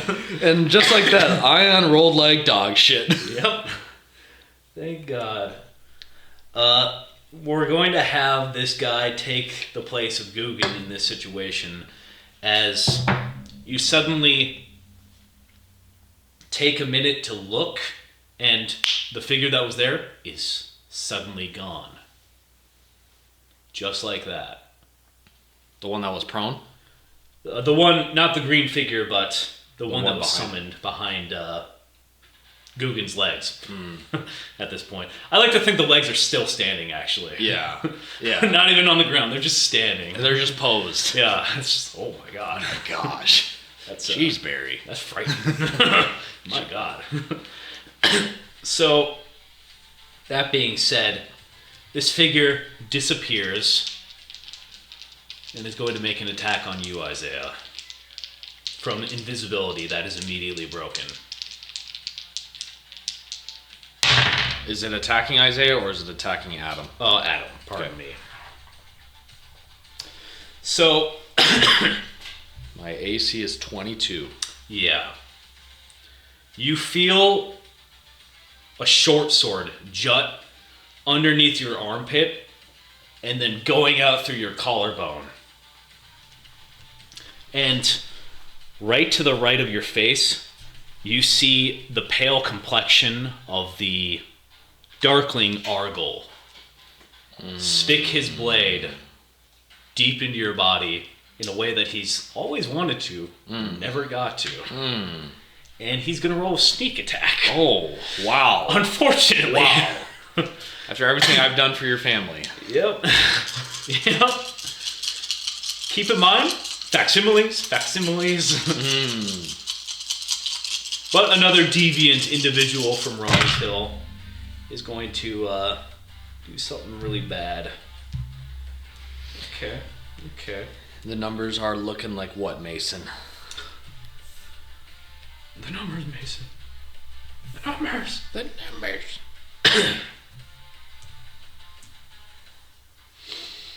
Okay. So we got 15, 19, 22, 26 points of piercing damage on that sneak attack. And then Argyle's going to go for a second attack, but doesn't get advantage and can't have sneak attack on it. Wow. He tries to pull the sword out. It's stuck. Ooh, that's in there. Wow. That's really in there. Oh, shit. Oh, fuck. Does he say anything? Is he alive? No. Is he like a Guggen where he's psychic? Like a Guggen, yeah. Okay. He's like a Guggen. He's not actually here. Yeah. But he is in spirit. God bless. I summon Enelok in spirit. No, don't say that. Don't fucking say that, dude. No. Don't tempt fate. Don't actually fucking say this that. This finale ends way differently. Yeah. My God. Are you crazy? What the fuck are you saying right now? If that's his turn, then it would go to Barry. Bartholomew.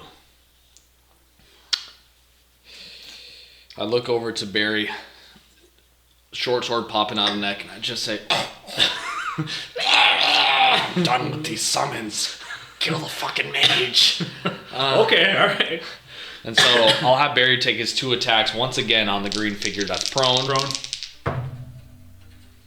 So that's going to be a 21, and then second attack, a 24. Wait. Yeah, keep going. Okay. Keep going. I messed up. I gotta do something again. That's another 20 points of piercing damage from his 2 bites. Alright, dude. Alright. And Iron already took her turn, correct? Ion did, but I realized Ion only rolled 2 attacks and didn't roll with advantage. So it's only fair that I re-roll. Yeah. As I violated my own rules. For the audience at home, her 2 rolls were a 3 and a 4. And then he ended the turn for plot convenience reasons. I did. I thought, God, she's like fucking stomping on this thing. A 13 and a 10. 13 and 10. That was a little cocked, I'm not gonna lie to you. Oh, fuck. That's not gonna hit. But Ray should never roll for my companions. Oh! Okay, you can roll for my companions now. That was actually for the green guy's turn. yeah, Like, use the face. you're dead. The end. Yeah. Pack it up. Pack it up. Ion, frustrated over the situation, stop killing my friends! She jumps up into the air 15 feet and goes for a grounding punch. Superhero landing, of course. And caves in this thing's breastplate as harshly as she can. She's going to roll 4d6 because it was a crit. Sue me later, Ray. Other Ray. Future Ray who listens to this. You can sue me. I don't care. Not the best rolls, but not the worst. I know Future Ray is pissed right now. Yeah. Ultimately mad. We got a little more damage on the board. We can't forget about the modifier. So, sorry the music keeps cutting out, but it is what it is. It's part of the ambiance.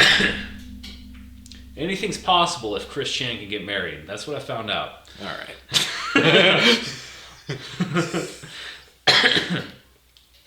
So, that comes back to your turn. If that's Iron and Barry, then That's yeah, your it's turn. me. Yeah. Then I'm probably going to. You know what? Oh no, never mind. I am technically not true. I'm taking 2 attacks on him with the Web Weaver. Keep going. Keep it going. Okay. Both are misses on the ground. A natural 20. Okay. I'm turning that into a smite. Okay. So I'll burn a 2nd level smite for. And is this figure technically undead? No. Okay. Then in that case, that'll be 2d10 plus. Let's see here. Features and traits. With my Divine Smite. Plus you deal 2d. Okay. So 3d8 turn into 68. Oh, yeah, that's disgusting. Okay. It is what it is. Say your fucking prayers, green guy. That's not bad.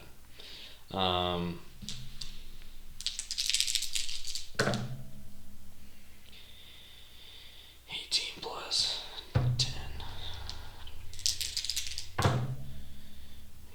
Plus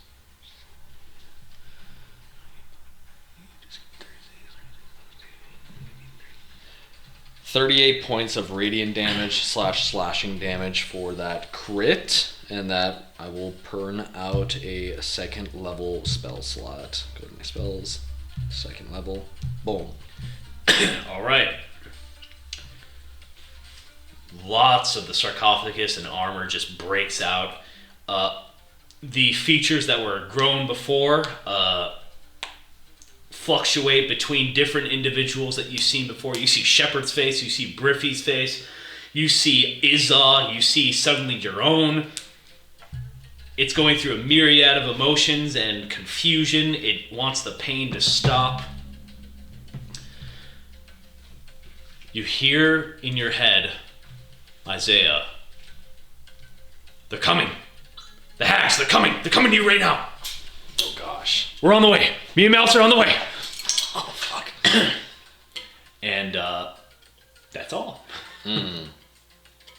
Okay. Then I would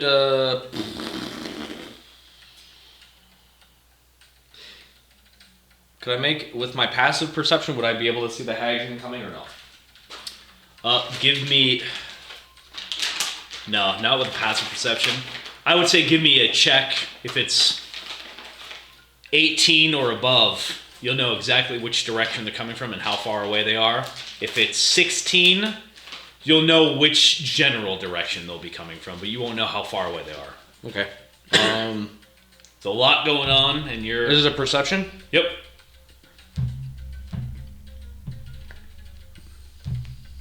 That will be +3. Okay. 15. 15, okay. 15. I'll say that based off of where you knew Isaiah was, they'll be coming from... They would have to be coming from the back right, because Malice was on the right-hand side, and Pharaoh's is back here. Right? Because if Pharaoh's was right here, you said Adalia was left, Malice is right. Ion was somewhere in the middle. I went to Adalia, then we went out to Green Guy. Picked up Ion, went out to Green Guy. You have a general feeling that it'll be in this direction, you feel. Okay. Keep in mind, you have a wide space of individuals who are not near you, so... Okay. Then, yeah. I'll make a mental note of that. How is the Green Guy looking? Not great. Okay. Not stable at this point in time. Okay. That was your turn. We're at the top of the rounds, Ion. Red die down. Actually, would Green Guy start off the round? Actually, it is the Green Guy, yeah. That's right. Should have lied to me. Should have let it go. I'm honest, unlike your dice, you rat bastard. You should have let it go. That's your loss, bro. That's your loss. Laser! Not 20. Make a new character at this point. We're done. Yeah. A third Isaiah. Great. Yeah, third. Fuck, they're everywhere. I hate you. I feel like a Dahlia now. Oh. I fucking hate all of this shit. Green Guy at this point. Sorry, our snow tarp is making ambient noise and scaring the hell out of everybody. So, Green Guy, at this point in time, is going to trigger an opportunity attack. Half movement to get up. And he's going to fly and make some distance between the two of you. And that's as far as he's going to get. And he's going to be about like 10 feet up. And that's it. So you get one free swing on him. +8, 24. I'll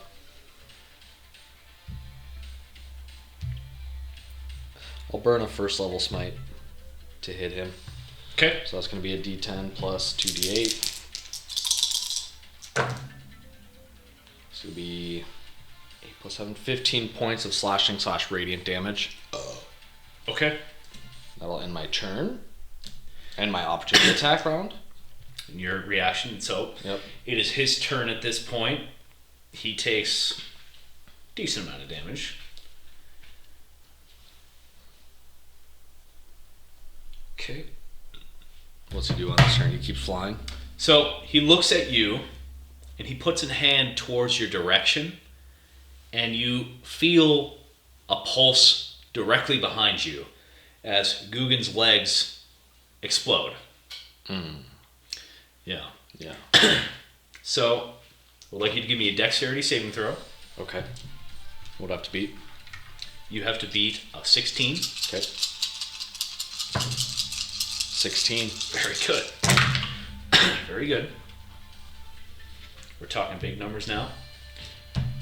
We're in the playoffs. We're in the playoffs now. We're in the end game. Which is a dangerous thing to say. But here we are. I see a purple man off in the distance. What's that all about? It's so shiny over there. Give me my purple worms. Wait. What? What kind of movie is this? Seems inappropriate for some reason. I don't know why. So we got 12. We got 16. We got 20. We got 25. 26. Is Barry's dex flat? 7. Barry's Yes. dex flat. No, 2. Okay. Well, he still fails. And then 27. Ions probably fails as well. So you take, we'll say 13 halved. Yeah, you take the 13. Barry takes 27. Ion, I'm going to roll for. She'll be fine. You You are such a dick.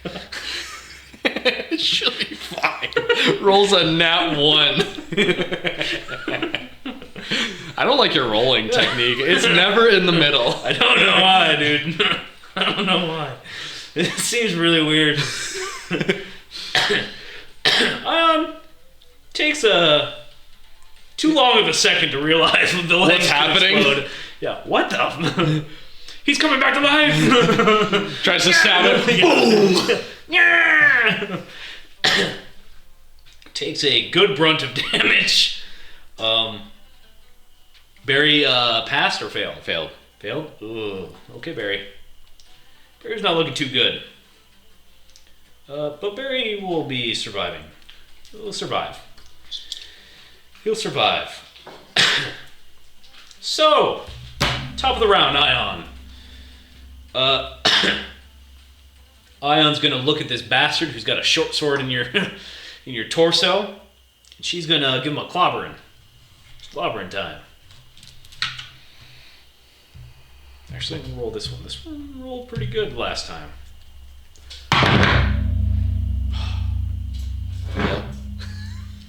Yep. Yep. All your dice. It did roll good at one point in time. No, she gets flanking. Fuck. 2 fucking 4s. Well, the double fours. Double fours. Let's see Ember the cat. She's rolling in the dirt. Out the window. You're giving away the location. Yeah. She came with us off the Did I dox us? I doxed us. At least I edited that part out. Lisa, edit out the part where I said cat. So, one of these hits definitely lands, and it's going to rock him pretty harshly. Ooh. It's not bad. So that's a 9 plus 5. That's a 14. Oh. Did he get his short sword out of me on contact? Yeah, I did. that can't stay in there. That can't stay in there. Oh, God. Came out with. That's horrible. Oh, God. Oh, God. No. I take half damage. Yeah, Argyle gets hit pretty hard. It is what it is. We're not sponsored, but we should be. Free promo. I also see deer outside. Once again, doxing us. Oh, Yeah, we know there's a deer and a cat. Oh, you can see her right now. So, Argyle says his first word in a strange tone of voice. Fuck! As he gets clobbered by a primordial serpent woman. You suddenly realize that this situation is going to get a lot worse if the hags start showing up. Mm-hmm. So you feel a strong need to finish this fight as fast as you possibly can. The Guggen legs are gone. They're off the field at this point. He's gotten a 10-foot boost at this point, but you feel like you have potential to end this very soon if you can. Barry's turn. Barry. I'll sentimental note to Barry to grab the green guy and try to pull him to the ground. Okay. Do a bite and a pull. And so Barry gets a launch the worm in the air. Yep, and he'll try to, like Tremors, he'll just shoot out the ground, try to grab him, and pull him down. Very good. Is that a contested grapple? Yeah. So his strength check is probably a +5. No. I'll say Barry's a little strong, so we'll say +4. Okay, +4. A natural 1. Fuck me. Barry has 2 attacks. Yeah. He goes down. I'm sorry, boss. I'm sorry, boss. Goes up. Tries to pull him down. I lost track. A natural 20. Okay. For a 24. Fuck Barry you. bites him. Grabs him back down. He's back down on ground level. Can I say he takes bludgeoning damage? Because he had to take fall damage, technically, for falling and getting pulled down and slammed on the ground. Could I argue that? You take damage from falling from 10 feet, right? You do, yeah, you do. And Roll if, if a purple worm pulls you down, it's gonna tickle a as little long bit. as Barry takes it too. Twice. I can negotiate that. So a d6 for 2d6 for Barry, 1d6 for the energy being. That's 8 points for Barry. Okay. And then the energy being, we don't have a name for the energy being, right? We still don't know. 1 point. That is a tough exchange rate. Man, these dice. That does ironically push him over a threshold though, so that's pretty good. That's not bad. That would end Barry's turn. Okay. Question. Yep. As Barry pulls him to the ground and smacks him in the ground, they both take damage. Yep. Is the green individual prone or still standing? Still standing. Okay. Floating above the ground at this point, so. Okay. Then is it my turn then? Ion went, Barry went, so then it would be Argyl's turn. Would it be Argyl's turn? Yeah, it is. So, the Darkling,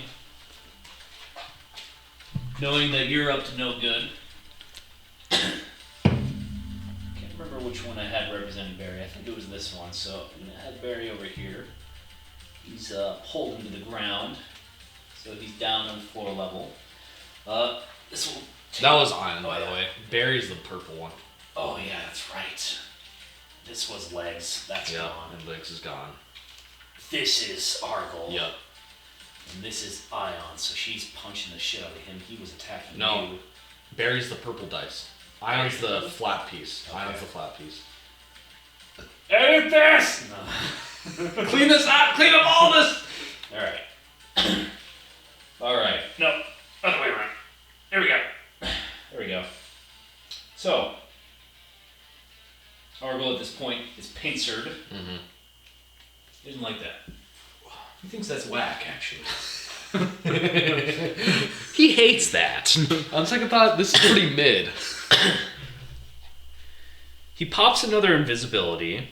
You can make a attack of you haven't had your turn yet. Ion can make an attack of opportunity to hit him at disadvantage. Yep. Because she'll see the footprints. She won't be able to visibly see him, but she can make... Ugh. Disadvantage. I wonder how this is going to go. Watch, it's going to be the best rolls of the night. Let's fucking go! 2 nat 20s. That's pretty good! Just roll good again. Let's fucking go! Like catching a speedster out of invisibility, she immediately grabs him by the neck and tries to crush his windpipe. He has to roll concentration to stay actually invisible at this point. So actually he's more associated with green too, so I'll do this. Ooh, that's not going to be enough. Actually, it's based on the damage, I believe, but I'm pretty sure it has to be at least a 10. Still not going to be enough. Yeah, so that's 11 points.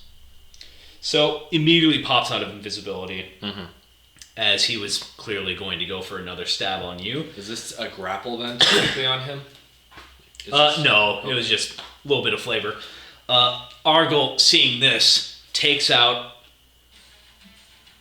That was pretty well timed. Draws his Great dagger. Great production. Yeah, draws his dagger. Well done, interns. Dagger and tosses it over towards Burrow, actually. Okay. It's going to... Burrow has a carapace on. He does have a carapace. He's got a little boosted AC right now. I don't know if we have an agreed upon AC number, but we know it's... We're going to give him a 17. Okay. That's not going to hit. Yes. It's going to miss. Here's the thing. I don't know if you remember this. It's clobbery time. He bonus action teleports to the dagger. Okay, so he's shady. Yep. He's shady as fuck.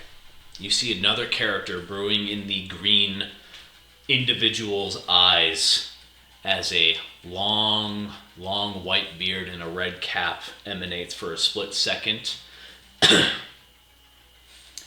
And a bare ass. Oh, God. Oh, gosh. And Argle's going to take a second attack on this poor individual of Barry at this point. He does have flanking, not advantage, but he's around an ally, so he can get sneak attack on this. This can kill Barry.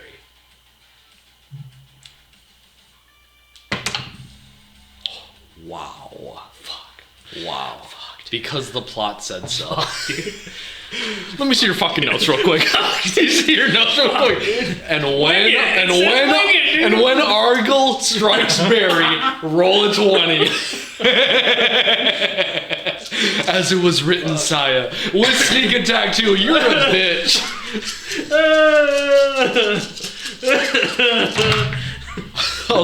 I'll send a message to Barry. Barry, no. Barry. Let me see. You might not die. You might not die. Shut up. You might not die, dude. Give it a second. Fuck. I suddenly can't count. Okay. Okay. So that's 15. That's How do you want to do this? You're not supposed to ask me that. You're not supposed to ask me that. You can't say that. It's not your turn. Fuck. Actually, yeah, he's actually dead. So, teleports. Barry dodges out of the way because he's badass for a second. Dagger lands at his feet. Teleports right in front of him. Oh. And Barry flops on the ground. I send a note to Isaiah. Barry's dead. This green figure summoned a primordial form of Argle to attack us, as well as a primordial form of Guggen to attack us. You think you hear Isaiah panic, flashes of individuals that could be summoned. Shepard, Tangith, Griffey, Enelok, Caedemon, the one you saw flash before, the old red cap. Any of the quicklings. If he summons an Enelok, you gotta get the fuck out of there. Yeah. You gotta leave. I'm just hoping that this guy's dumb enough to not summon an Enelok or anyone. I mean, he did summon Guggen, which was pretty tough, but yeah, so if that was Argle's turn, then it would make it my turn? It is your turn because it would have been Barry's. Yep. So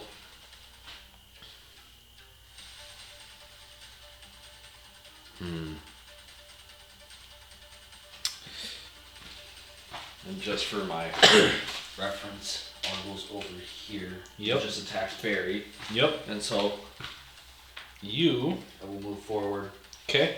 I'm attacking Green Man, and I'm getting results. This is way too much for what it's worth, and so I'm gonna make 2 attacks with my Web Weaver. A 17 plus 8 is gonna be a 25. Okay. 11 plus 8 is gonna be a 19. 19, that'll hit too.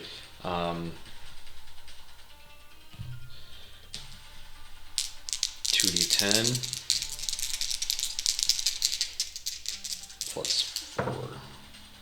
That's gonna be 22 points of slashing damage, and I'm gonna burn 1 level of smite to get an extra 2d8 for my radiant damage.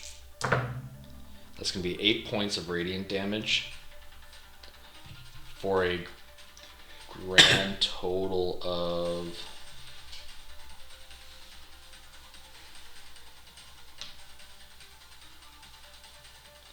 math is math. What did I say for the slashing damage? 8. Or for 20, it was 22 for the slashing, 8 for the radiant. So yeah, that'd be a 30 total.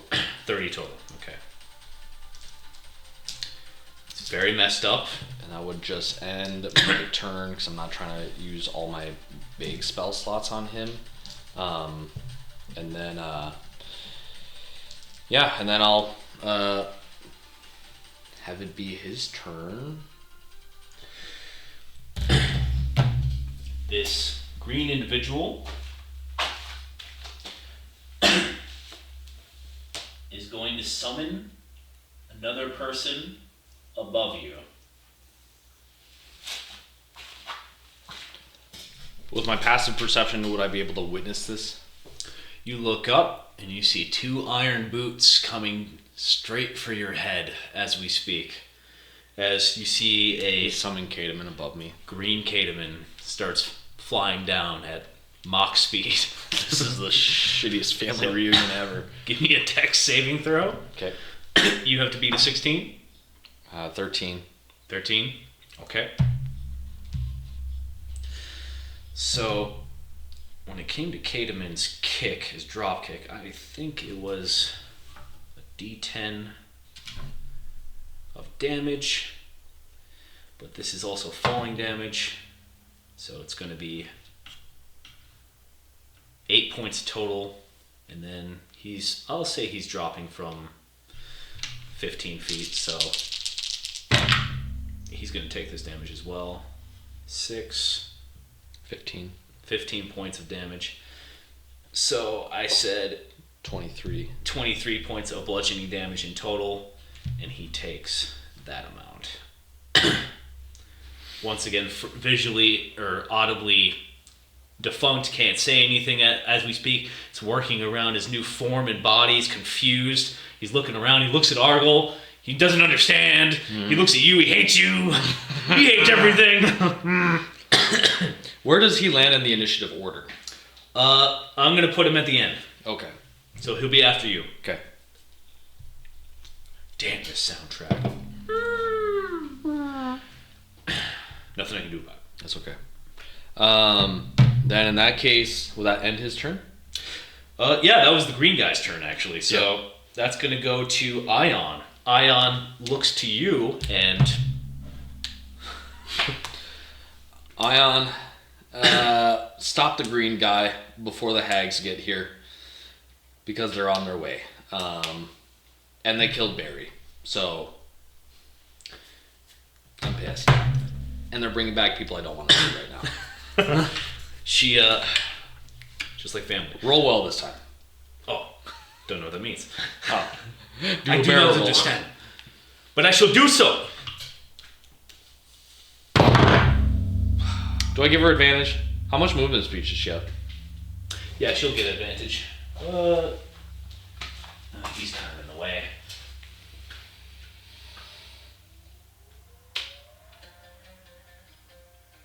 Well then,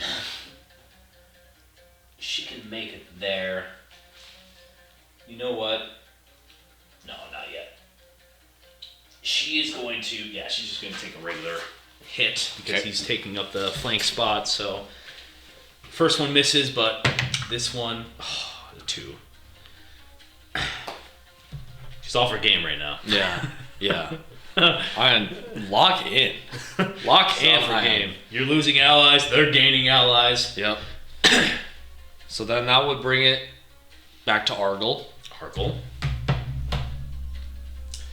Argyle is going to put his hand on the green guy. He takes his dagger and he's going to throw it 30 feet.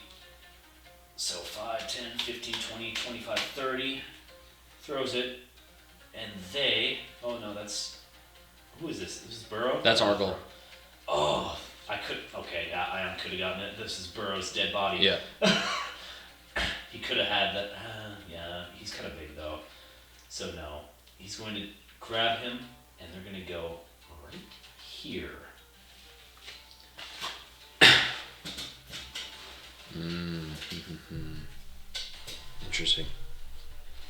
Interesting. And he's going to cast darkness right at his feet.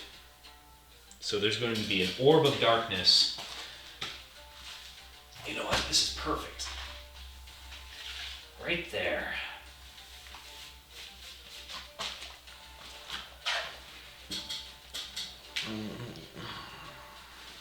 And suddenly, all the ambient light that was around is gone. It is your turn. Then I'm turning around. Cademan right there. He's looking at you. He hates you.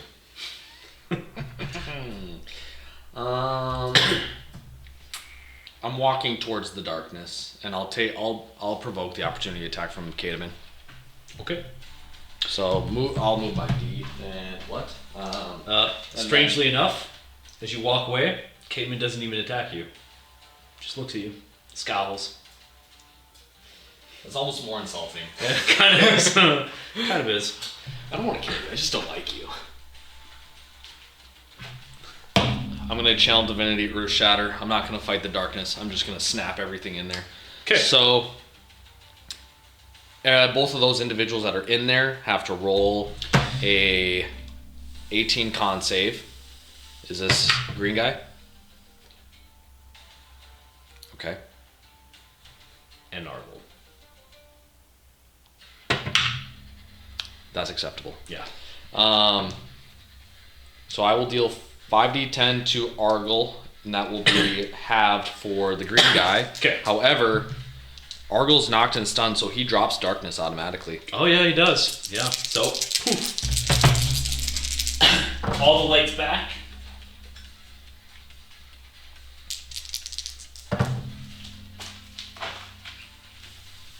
Argle will take 27 points of force damage. Half of that is 13 points of force damage for Green Man.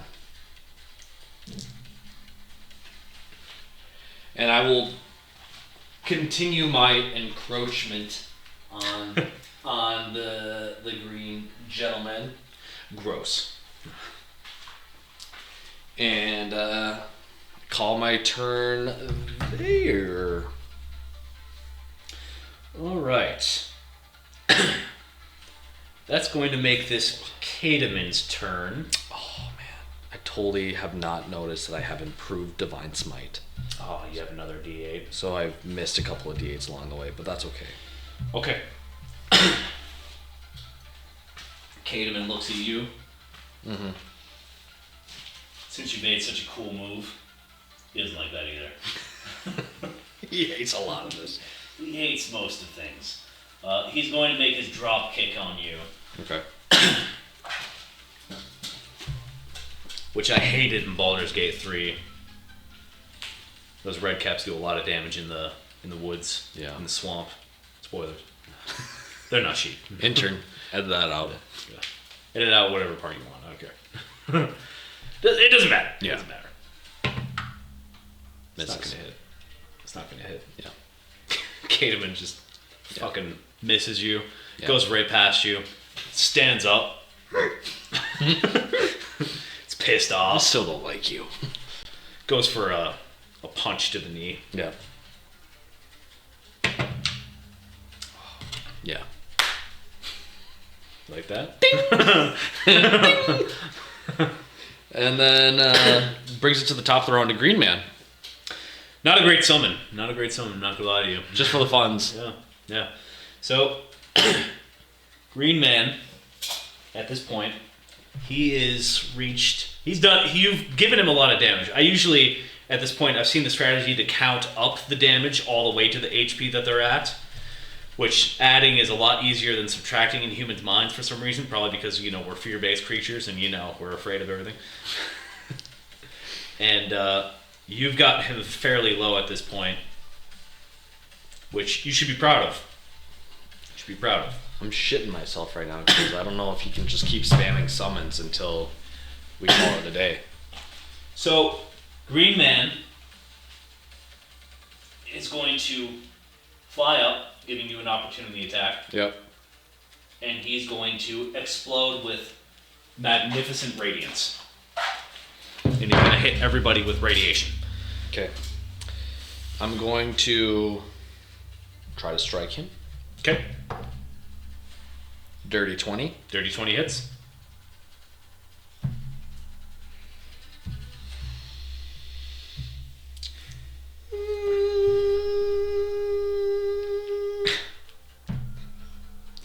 I'm doing a 3rd level spell slot for my smite.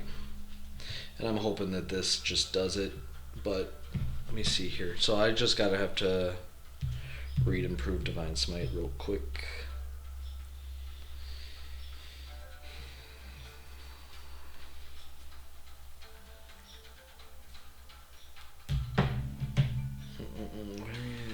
takes extra. Okay, so it's just a extra one. So then it's just 48 plus another 1d8. So that's gonna be 5d8 plus a d10.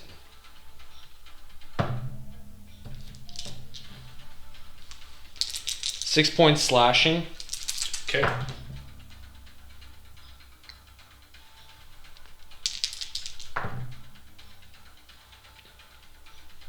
$32 points of radiant damage. 32 points of radiant damage. Okay. Yes. All right.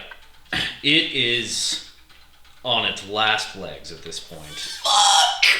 You haven't quite finished it yet, but you feel like it is very, very close.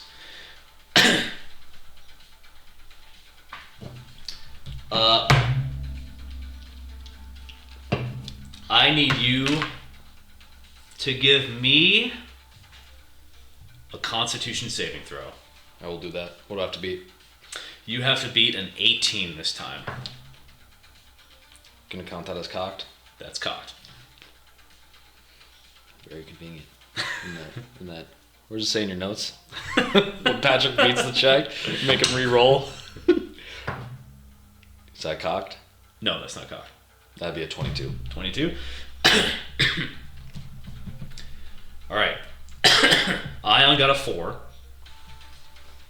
So Ion... Keeping in tradition. Can I make the argument she's out of range? Yeah, no one's out of range, unfortunately. Damn it. So, everyone on the field, including the summons at this point in time, burst with power. So, we have, we'll say that's Cademan. This is Green Man. This is Argle.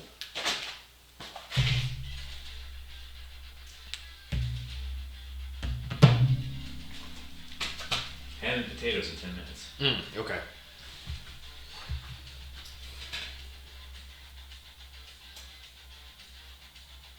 So they get amplified? Or it doesn't matter. Yeah, he's a husk. Yeah. Which is sad. Ion's all the way back here, so she's not actually going to get hit as bad. You're going to get pelted with 3 bursts. You feel memories from Romy's Hill burn through your skull, and you've lived these before. Mm-hmm. You remember them. They're not yours, but unfortunately, they are today. So it's going to be 62 points of damage. Psychic damage towards you. I made the check. You made the check? Okay, so then half that. So it's going to be 31 points of psychic damage to you.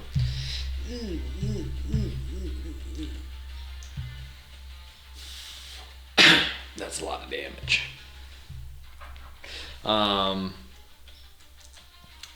Did Ion take the full 60? She didn't take the full 60. She's still looking okay. Okay.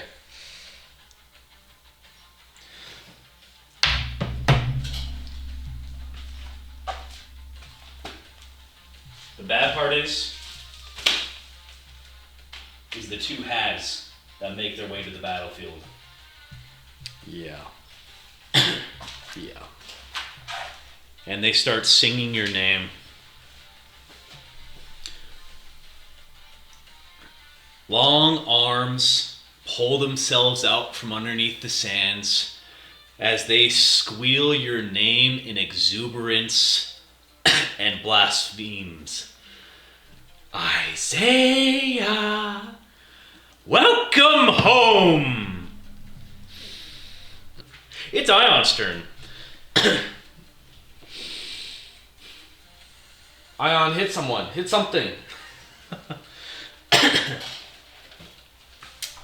don't think she should go for the hags. I think I need to get these summons over with.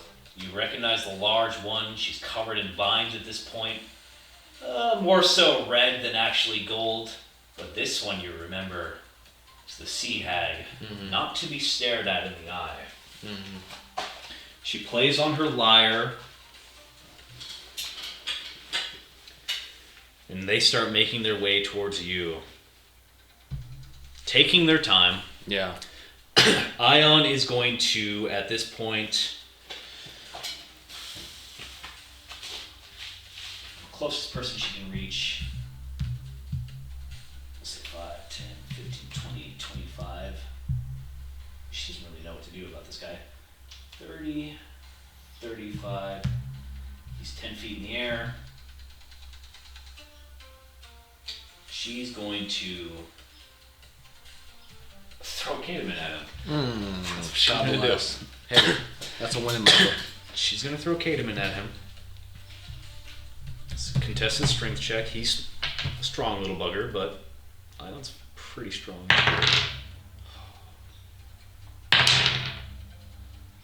Is it a 2 or a 9? It's a 2, buddy. Okay. Ion has a big score.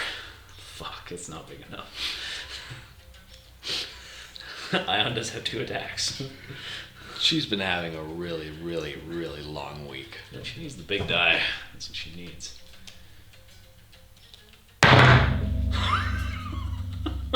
You want to tell the class what you've rolled for Ion? I feel like we need to keep track of just Ion's rolls. That character is cursed. Oh, There we go. There we go. God. Jeez. What an emotional roller coaster. What is happening right now? That's Cademan's contested strength check. It's not with advantage. No. He throws her. Wait a second, why am I not given flanking? If Cademan's orange, I refuse. Okay. Fuck.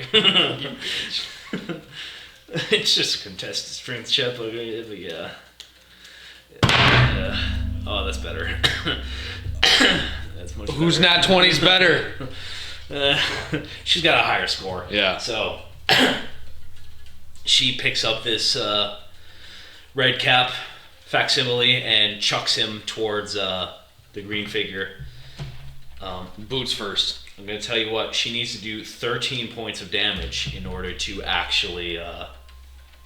yeah, boots first, actually. Mm-hmm. So it's going to be a D10 plus a D6.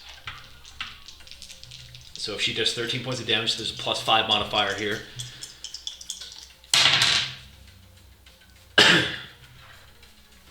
Nine plus 5. 9 plus 5. She takes the green facsimile of Cademan, chucks him like a shot put. Boot first. Ding! The facsimile falls to the ground, and you see Argyle about to loosen another short sword into your chest, and oh shit! And pff, disappears. Okay. And the green figure's on the ground prone. 0 HP. Mm-hmm.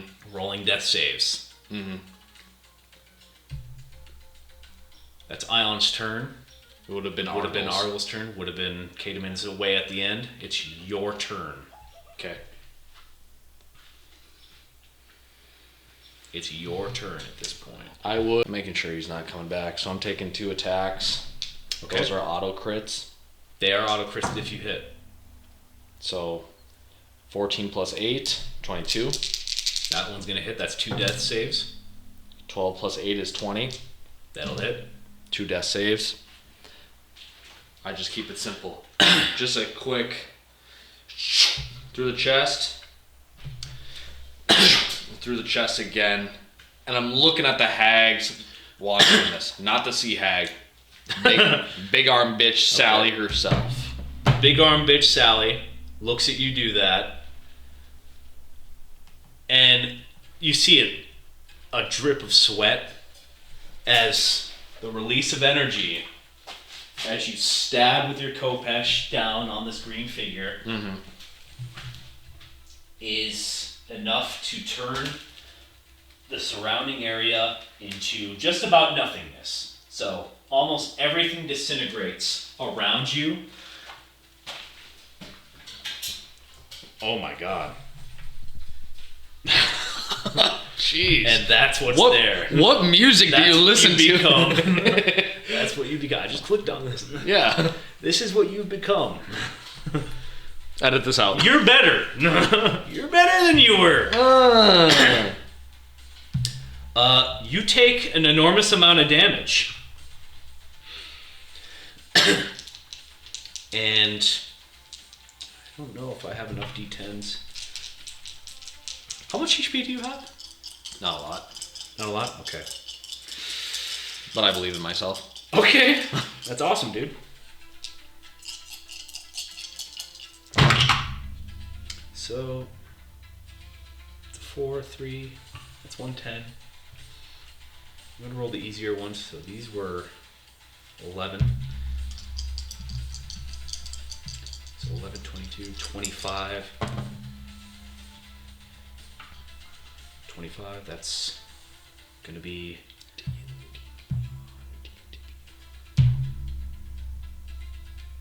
32. And then 42 points of damage. 42 points of damage.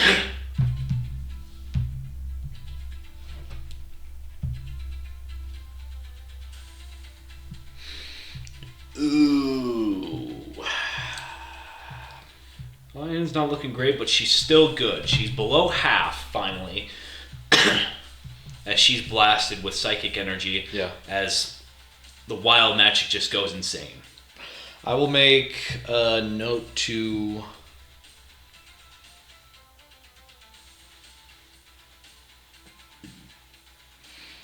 make a mental note to Isaiah. How far are you out? The hags are here. The green individual has been dealt with, and it's not looking great. You get back from Isaiah. I don't know where you are now. I saw a flash, but I'm going towards it. I can't see anything anymore. Okay.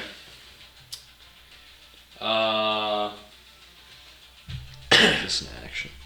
Whose turn is it? Would have been Cademan, so it's actually a new round. It's a whole new round at this point in time.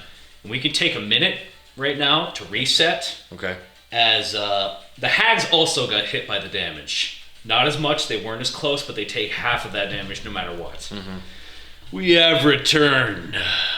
From feeding. Let's see here. Control plus.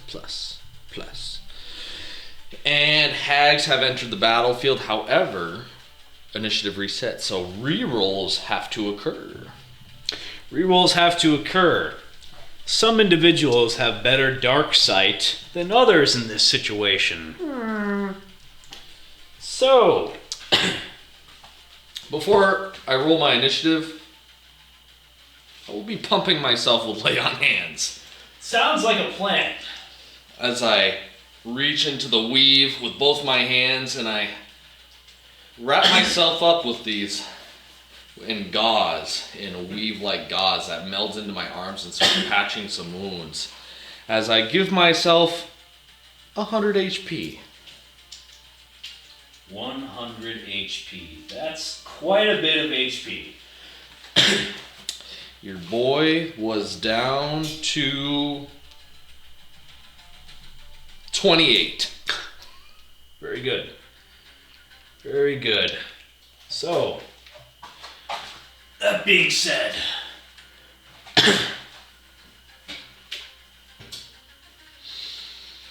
I would like you to give me a roll Do a barrel roll. for initiative. Okay.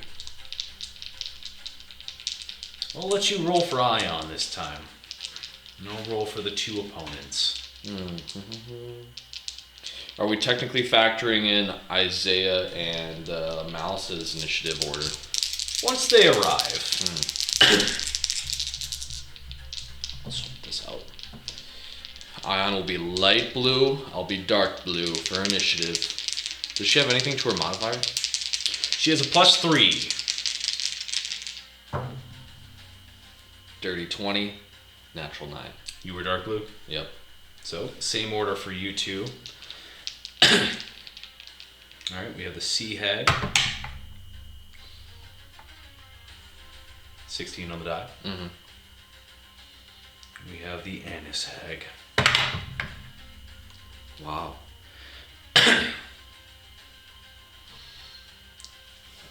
Atom, your vision is better than it's ever been in your life. The sight of 8 layers as you wrap yourself in your weave, you grow in power and experience from this. Surviving the blast, a miracle in itself. You can handle them. This is the real battle. You look in the direction where they were, getting low to the ground, trying to keep yourself as quiet as possible. You don't know if they can see you. You don't see them immediately. You do see a familiar, unfortunate sight of creeping mist coming towards you. Mm-hmm. A fog cloud is cast, beginning to obscure everything you can see in the direction of the hags. You hear the sound of earth tearing from the ground as suddenly a small boulder makes its way in your direction. Ooh, that was cocked. It whizzes past your head. Made with disadvantage. That was close. You don't make any noise. You keep everything real calm, as calm as you can.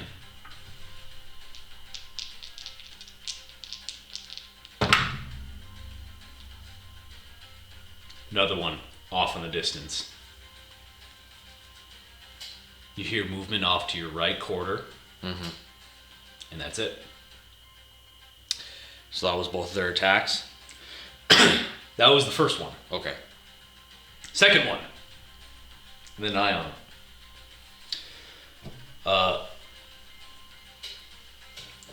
Distance. So we're like in a sunken pit. At this point, yeah. It's rather smooth. A little divoted down below. Okay. You're just going to hear some sounds of movement out in this area. Okay. It's Ion's turn.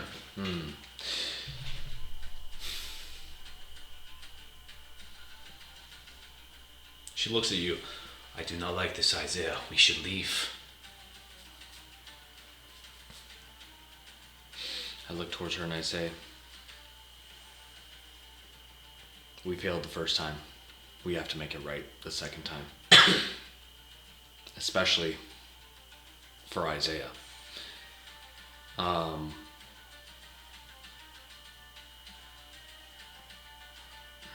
She can't really be sneaky, can she? I would say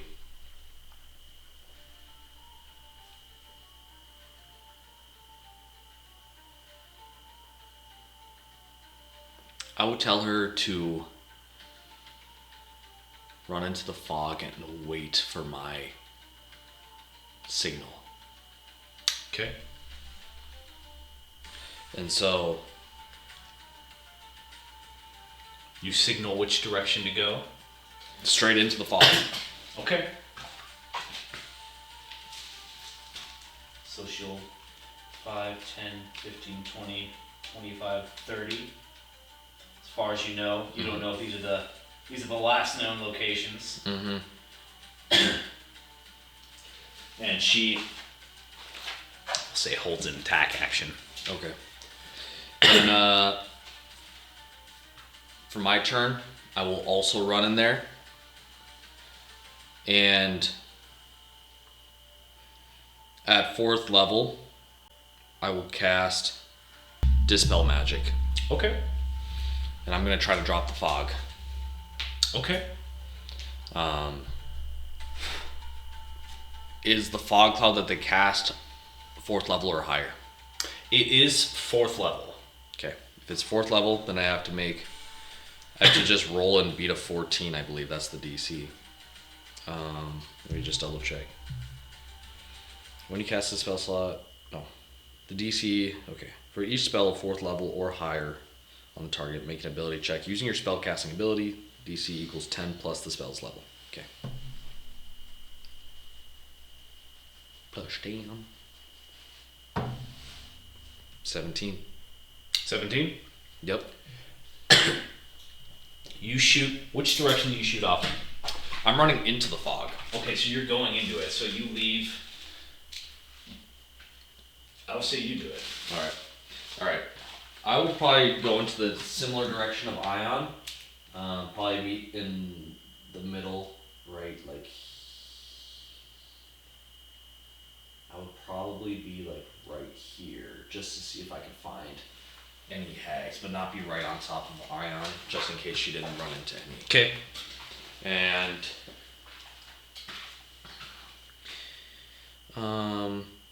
And since I'm not trying to dispel magic on the Annis hag, I'm just trying to target the magical effect. I don't know if I need to look at any hag in particular. I'm just trying to dispel the fog. I'm going to say that the fog is emanating from a hag. Okay. Or at least its origin point was from one, and you're near it. You got a 17 on the die for your total. Yep. I'm going to just roll a deception check to see if they can potentially hide the origin. Okay.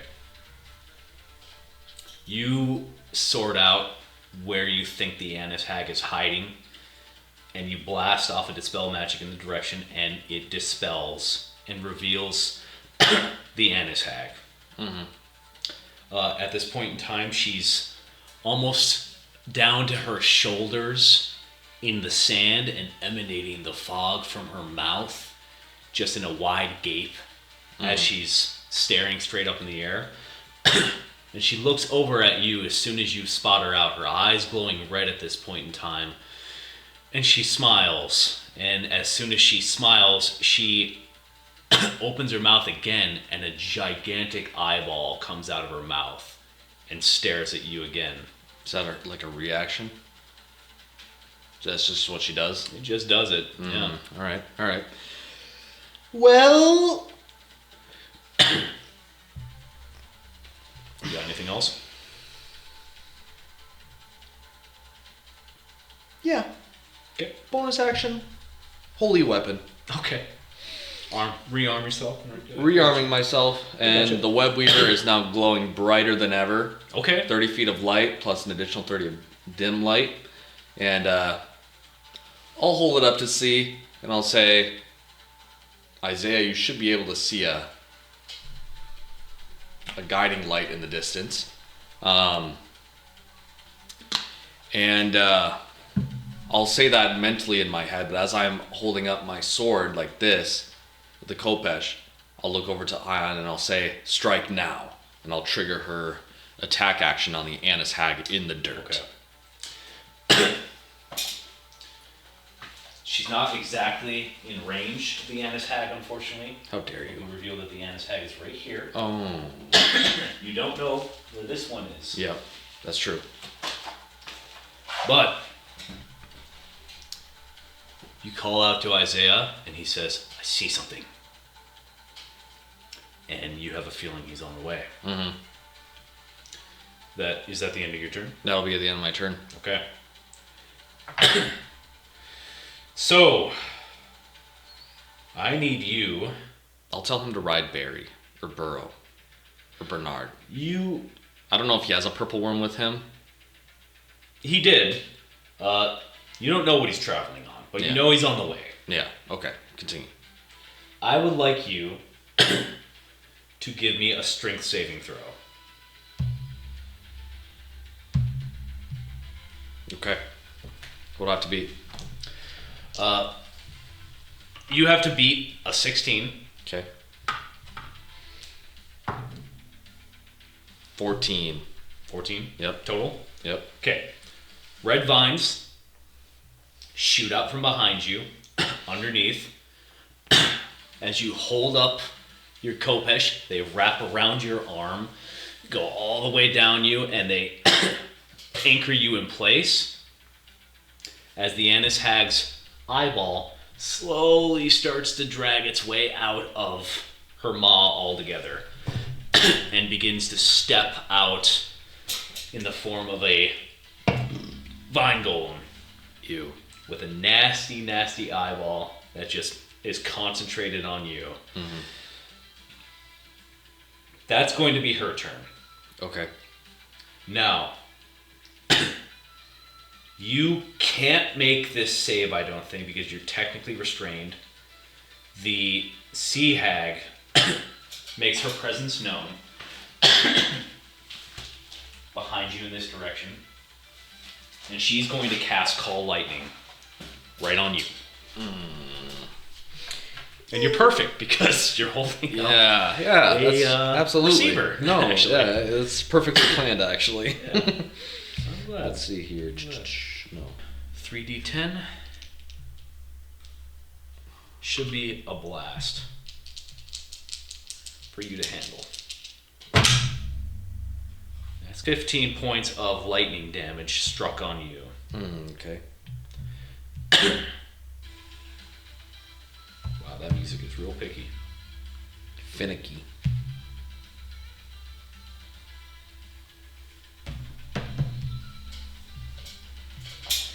And the sea hag is going to 5, 10, 15, 20, 25, 30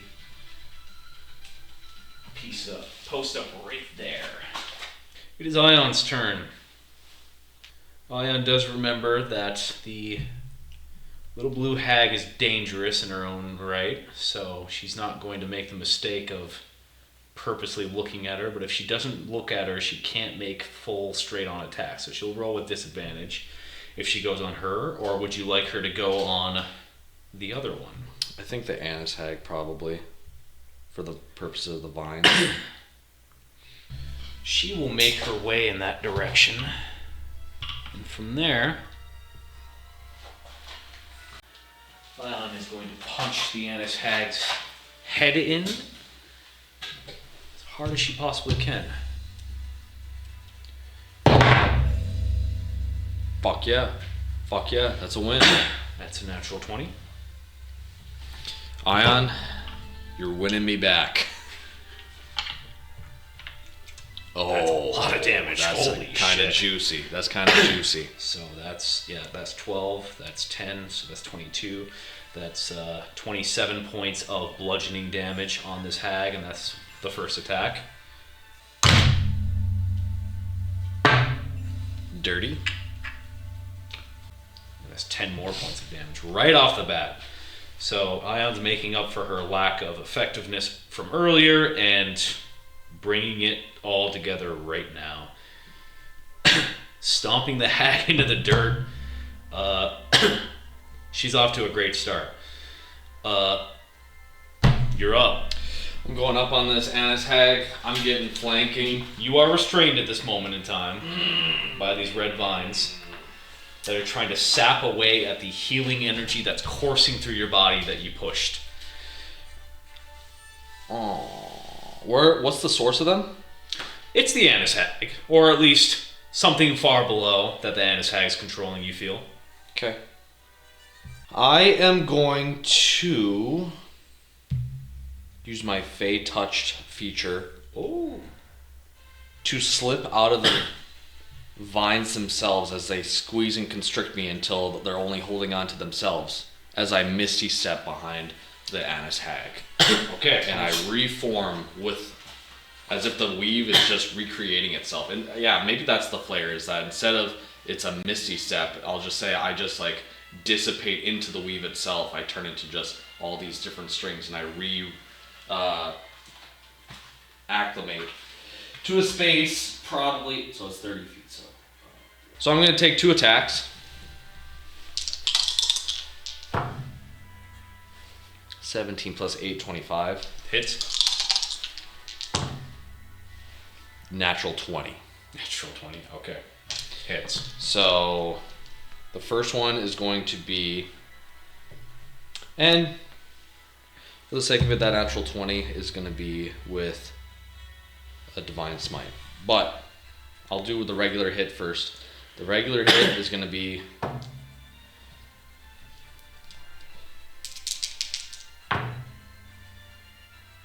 5 points of slashing damage. Okay. That's going to be 15 points of radiant damage. Okay. And 4 points of force damage from the binding strike. Okay. For a grand total of 24 points total, I believe. That's the math. Okay. Then it's Divine Strike. I'll do that at second level. With that being second level, that's going to be 3d8. 3d8 doubled is going to be 68. So it's going to be, I'm going to need a lot of d8s. Good sir. So 31 points just from the Divine Smite. This is going to be for the Holy Weapon. 21 points for the Holy Weapon. Okay. Improved Smite is just a d8, so then that's just 2d8. 8 points of radiant damage. Binding Strike. Oh yeah, and because Binding Strike is on a crit, it has the web property, so the Annis Hag will be restrained. So that's going to be an additional 8 points of damage. And then the slashing damage is going to be 10 points of slashing damage. Okay, how much in total? I don't know all the numbers I said to you right now. Damn it. Okay. I said 31 from the big one. Yeah. I'd said 10 plus, it was a lot and a half. That's all I remember. I remember most of it. There was just a little bit in between that I just didn't remember, but I'm going to tell you what. At this point in time, she's very, very hurt. We'll say that. All right, I'll settle with very, very hurt. It's more than half her HP. I'm telling you. And then she has the web effect, and that's technically a mortal strike, right? If that's half her HP in one attack round. Yeah, it's a situation that she's already dealing with right now. So. All right. On my turn, that's a lot of damage. It is. It is. I'll give you these back. You cleft her pretty harshly on the head. You're getting not as much reaction out of her character as you would hope, but you're getting plenty of horrible, putrid bodily fluids that you have to assume is their tainted blood. Yeah. Spraying up with every strike. Is that the end of your turn? Do you have another attack?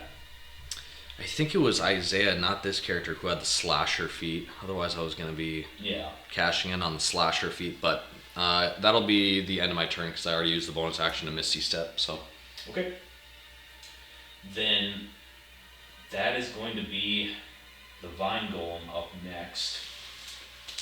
The Vine Golem is going to look at you, and it's going to try to enter your body. Okay. Yeah.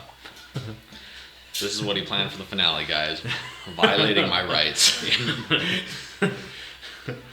All is fair in love and war. Oh my gosh. So I have to make a check or a save, or does he just have to hit? I would like you to give me a Constitution saving throw. Okay. What do I have to beat? You have to beat a 17 on the die. Well, not on the die, but in total. A 16. Total? Yep. Come on. All right. Saves. Plus 8, yep. Let's see here. This eyeball Vine Golem slinks its way towards you. The body itself barely able to keep its frame up, but the eyeball itself perfectly standing still in the air. You saw where it came from, and you suddenly realize where it's trying to go. Without your own control, your mouth opens and it shoves its way inside of your body. You're going to take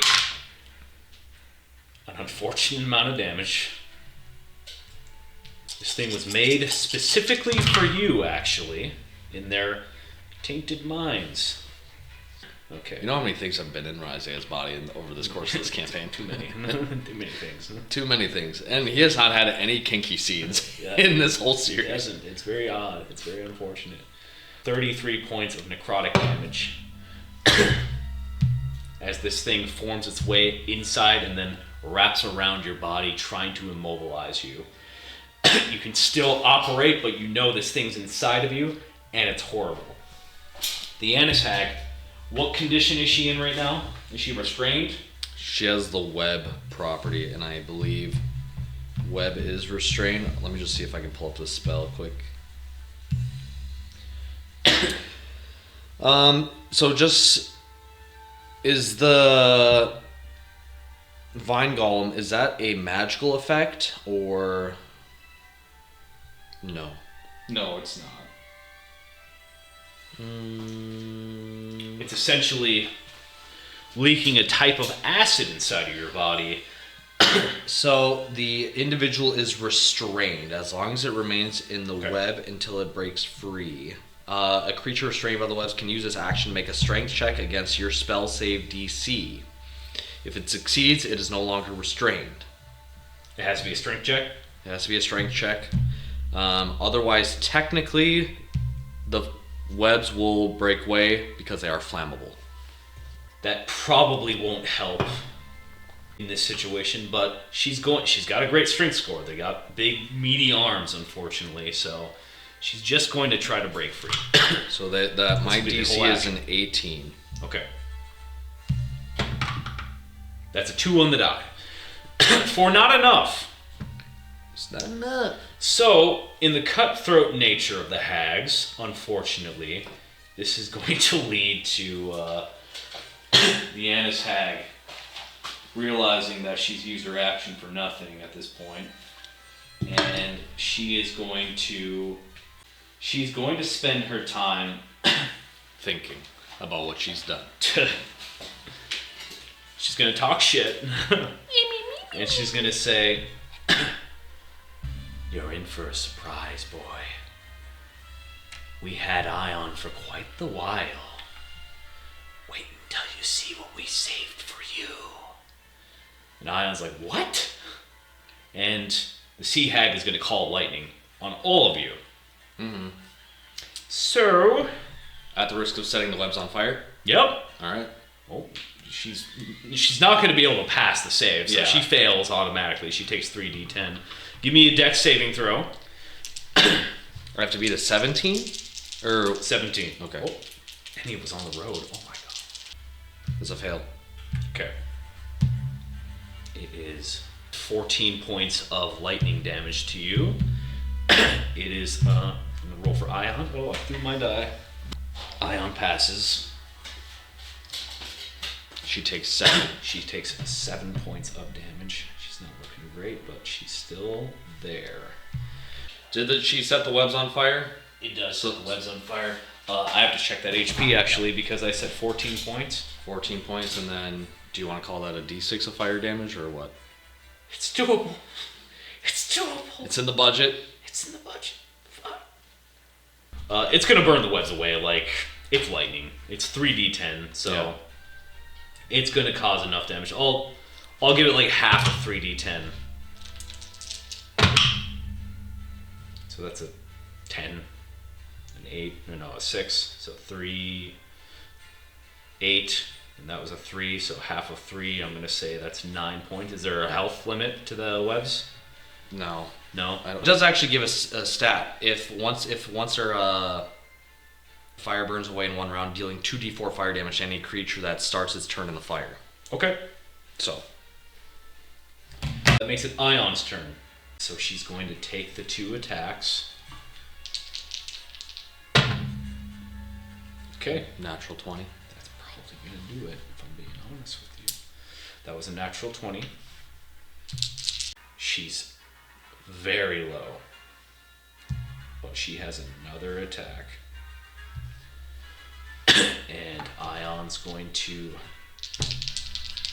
take this chance to finish the fight. Fuck. It's not going to get it done. It's not enough. It's not enough. So, it is your turn. I took damage from the lightning. Did I take damage from anything else? The vine golem? Just the vine golem inside of you at this moment in time, but you don't need to worry about that until the end of your turn. Making con saving throws for my holy weapon. Okay. You got it up still? Yep. Yep. Pass on both those checks. I can't move. You can move. Can I technically make a strike on the... You can. Okay. You have half your movement at this point. Okay. Then I will make one attack on the Anna's Hag. Okay. That's a 22.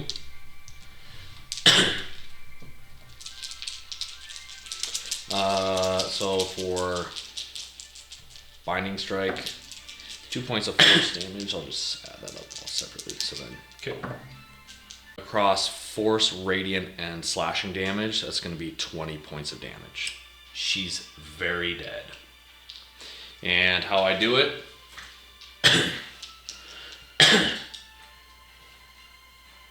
I set the Kopesh right in front of her face, and I just slowly push the pommel down and in.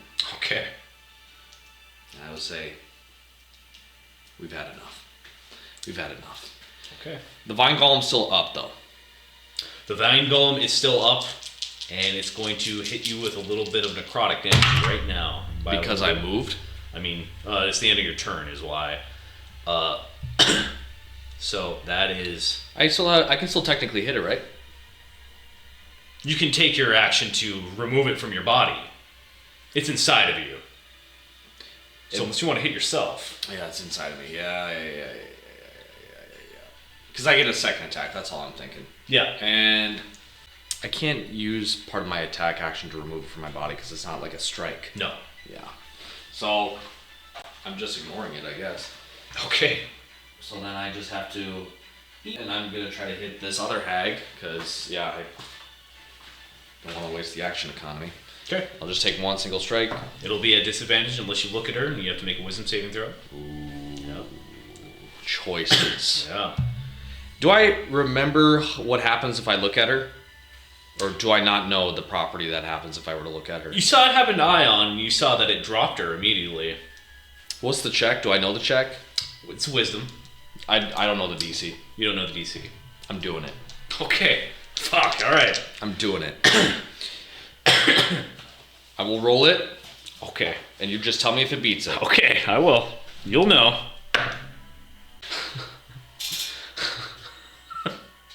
It's cocked. It has to Please be cocked. announce to the audience what you roll. I dropped the dice, and God so had it that I drew a natural 1. Now, the question is, does a 14 make the DC check?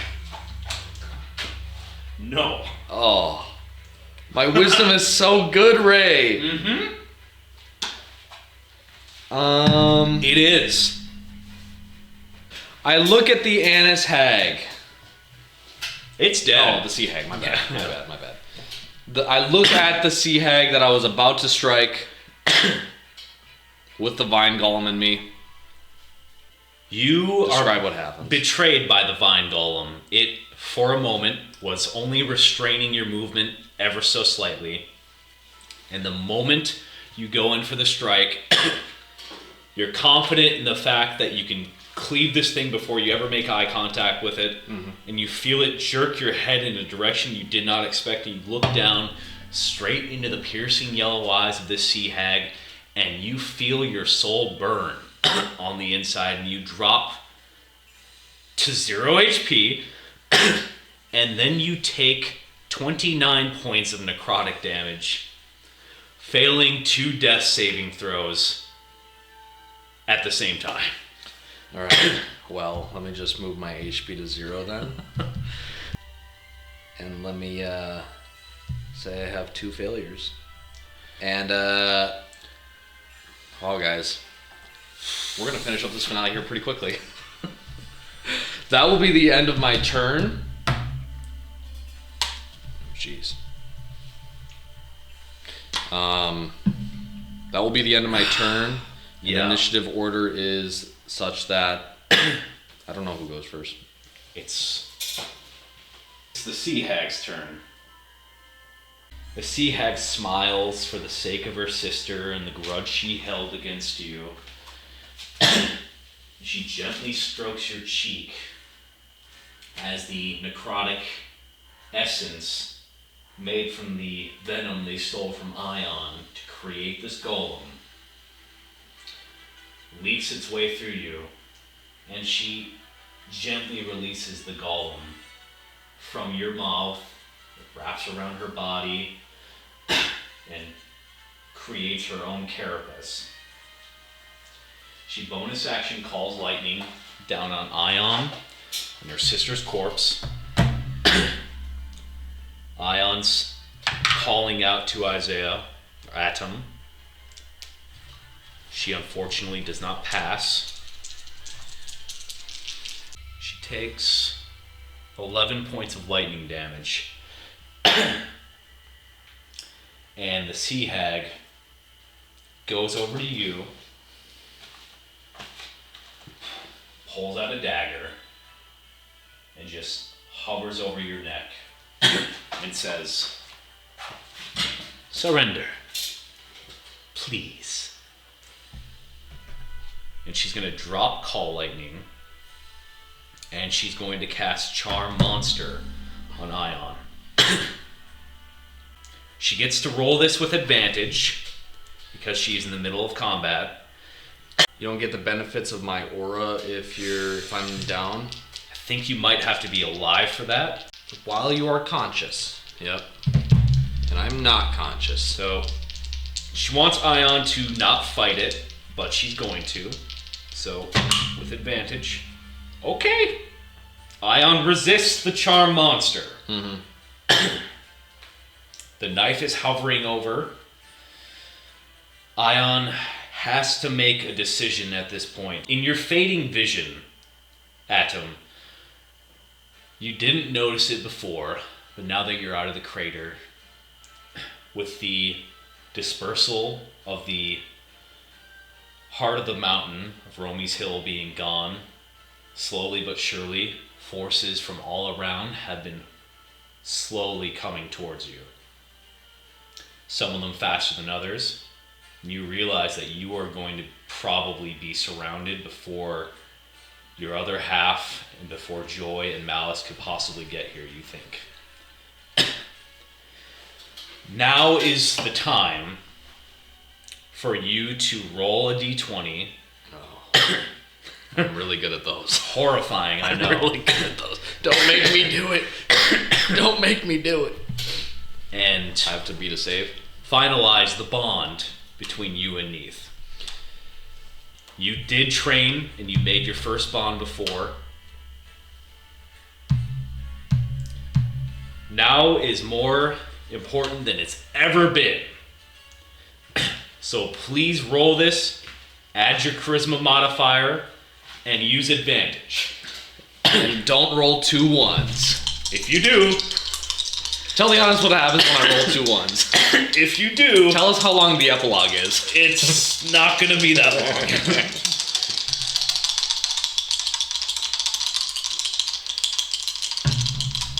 Do you hear it? You know in your mind, Do you hear it? if Ion surrenders, you're not living anyways. Yeah. Yeah, okay.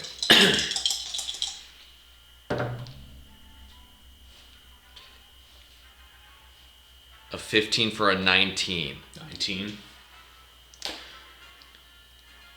What does it look like when Isaiah enters the weave bodily for the last time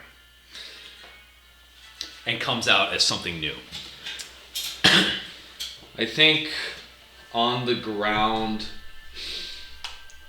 limp body, exuding a new chapter of lifelessness once again, to this other form. I think the bond between Neith and Adam is to the point where ascension is born out of necessity and emergency, And as opposed to traditional avatarhood, where the individual must ascend upon their own to a step beyond what they were, in this case, Neith is coming down and saving Adam from a fate that is otherwise unworldly and unbefitting to any outcome that is desirable for Javaxi. And so on the ground, lifeless, as the vine golem takes out its remaining set of stem from his body, you'll see Adam in the sand mixed with glass, mixed with dirt. His body slowly sink into the sand itself. Below him, you see a faint pink glow as his body sinks into the sand. You start to see the tendrils of the weave begin to come out from the sand itself, enveloping Adam to the point where he becomes mummified by the actual tendrils of the weave, personifying how many forms, how many times not only this form but his other form has died and been reborn anew. This time, this rebirth will be born out of a kinship and bond from a chosen god, and not a god seeking respite from his poor decisions, as it had became so long ago. And so his body, in its glowing pink mummified form, sinks into the sand, enveloped, and below the surface, Ion, the sea hag, and faintly creatures within the nearby region can feel and to some extent even hear the hum that's happening beneath Javaxi as Atom is binding himself to the weave itself and becoming one with this space in between, this interplanar space that he has been interacting with for so long. And after a time, about, we'll say 30 seconds, almost a minute or so, through the confusion of it all, Ion and the Sea Hag just staring at what has happened to this form, we will see a faint glow start to happen in the space above him. A pink light will seem sourceless, but it will emit a glow from the ground, and it will get brighter and brighter, despite not being a source to be seen, until eventually a hole opens in front of where Atom once was. And if you are Ion or the Sea Hag, you can see inside and see that space of the weave binding all these different realms, these different places and dimensions, all in one, in a very complicated purple tapestry between realms. And you can see in the distance a figure walking towards it, the entrance to this hole to the weave. And as that figure approaches, you will see the individual known as Atom come out in ascended form. He will step out of that portal onto the actual sand itself, and as he takes his first steps out, you can see from his feet even tendrils of the weave almost catch every step and kind of spread out as he walks amongst it. this form of Adam is clad in a similar armor to what he has had. He has the leaf shield still. He still has the Kopesh. He still has the armor. He still has those fancy greaves that he had made. The color attunement is of a bright ivory, catching the light almost in an obnoxious way. The leaf shield not being green anymore, being also of this bright white variety, and all of the trim on the armor as well as the shield will be of a bright purple lavender hue to almost give the idea of like the trim is made of bindings of the weave itself. And the leaf shield, you'll see the stems, the inner like veins of a normal leaf also be made up of this bright, vibrant purple emanating from this shield. In his hand is the web weaver. The web weaver now being, we'll say, perma-attuned to its wielder, is not just a Kopesh made out of metal as if to come out of, be made from some blacksmith, but it is a blade of pure purple weave as a bright, almost like a vibro blade of sorts. Think not intentionally, because I'm just coming up with this now, but not too different from a lavender Kopesh shaped lightsaber of sorts. And you'll see the symbol of both Apophis and Ra glowing on the Kopesh with probably a new glyph of Neith on the blade. Ion and Ra. Ion and Ra, my bad. Pardon me. Now it's Ion. Ion and Ra. Would there be a glyph of Neith on there? Yes. Okay.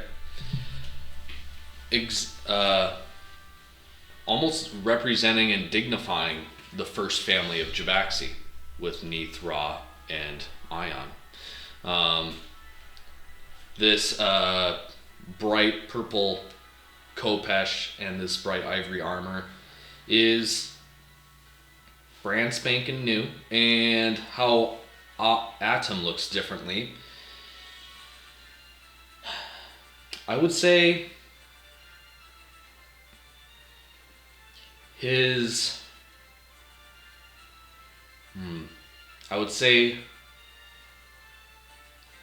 form is almost normal. I don't want to like take away what happened to Adam in the way of like how he came to be from that Apophis transformation and born of the hand type of moment. So I won't like erase that, but he looks a lot more Isaiah-esque than the growth from the hand where he was just purple. Mm-hmm. So instead of being all purple, I'll say that he is still dark-skinned, but maybe his veins and arteries still maintain that dark purple kind of hue to what he once was. And yeah, I would say he would still largely look the same. It's not like he got like a new hairdo for Avatar Hood. It's not like, oh, why not? No, I got a buzz cut now. Oh, new beard. But yeah, he steps out and he looks at the sea hag again. You notice that, she was just hovering over what was your body at one point. She looks down, she's witnessed all of this, and she notices that her hand, the dagger, everything that was so close to the former vessel is covered in the sands of the Duat and now gone.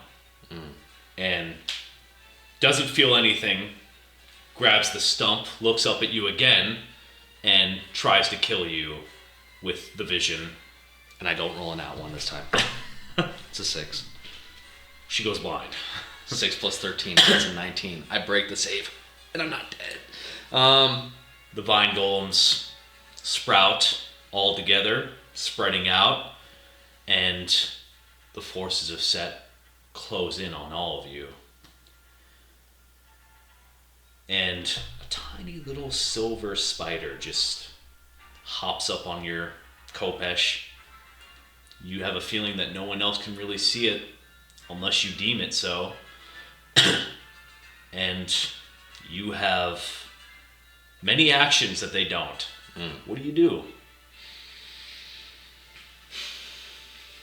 These are the vicious enemies of Set. Well, not enemies of Set, enemies of Pharaohs.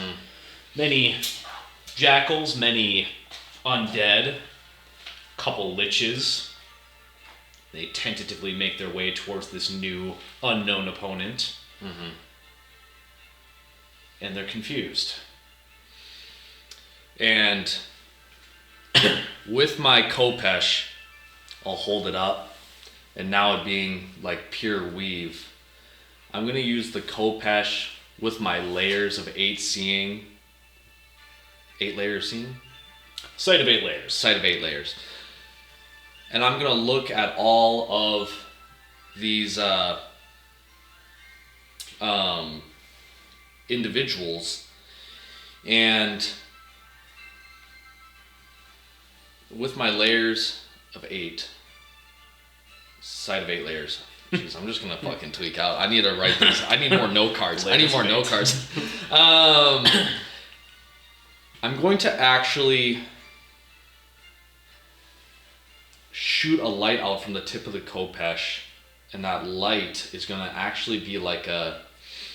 Think of like in Spider-Man when... You know when Spider-Man has the gadget that like all nearby enemies, it shoots a little thing of web at them and pulls them in? Yep. All that type of stuff.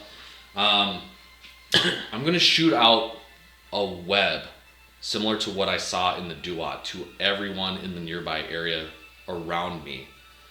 Similar to that. I'm not going to pull them in though. But with all of them tied via the weave, I'm going to cut the webs that tie them. And I'm going to release them all into the weave and just have them dissipate. Okay. As I just cut their spirits from this place. Quite harrowing. Quite harrowing. This is not Earth of Redemption, Isaiah. One individual steps forward, and suddenly, from the center of mass, just like the limelight shining on them, just starts to dissipate, and they begin to panic, and they drop. And then another one, and another one, and the sea hag suddenly realizes she's outmatched, and begins to back away. She goes as well. And Ion, at this point in time, well burnt, armor ruined at this point, glass everywhere from your entire fight. Isaiah, Atom Neath, at this point in time, you're still very low on HP. Yeah. I would like you to roll me a handful of hit dice, and that'll be your HP for this time being. 2, 3. We'll say 5. Okay. Actually, roll me a d12.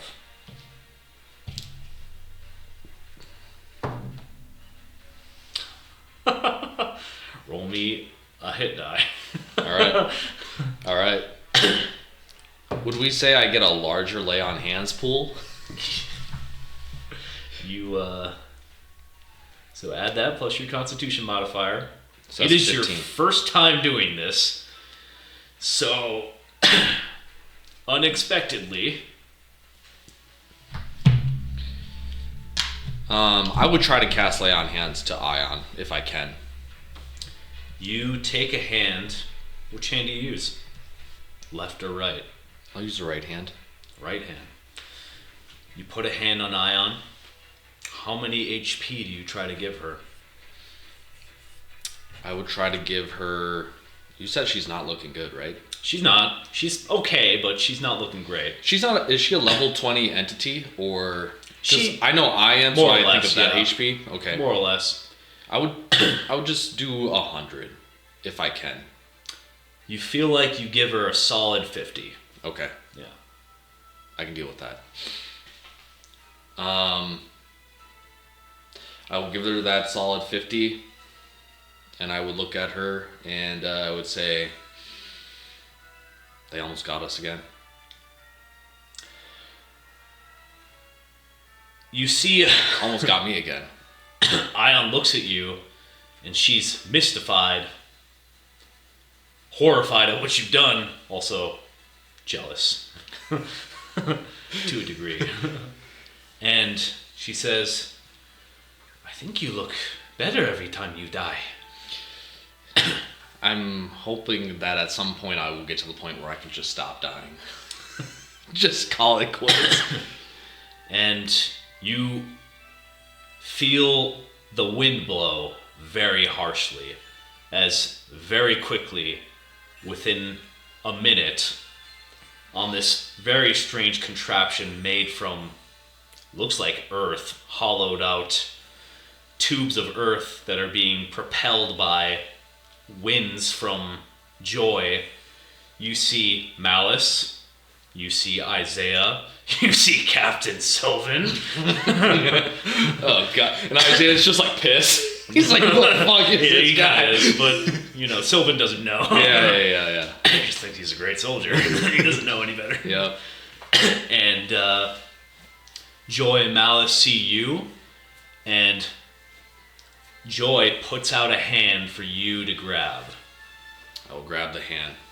You predator handshake, grabs you on. Sylvan grabs up Ion, and you guys, suddenly the sails are filled and the tubes are blasting more air than ever, and you guys jet propel yourselves through hordes of individuals back towards the city.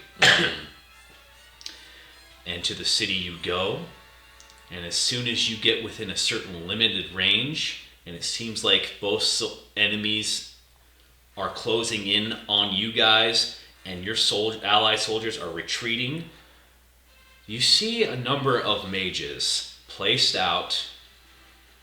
rods in the sand, and very suddenly these individuals are enveloped.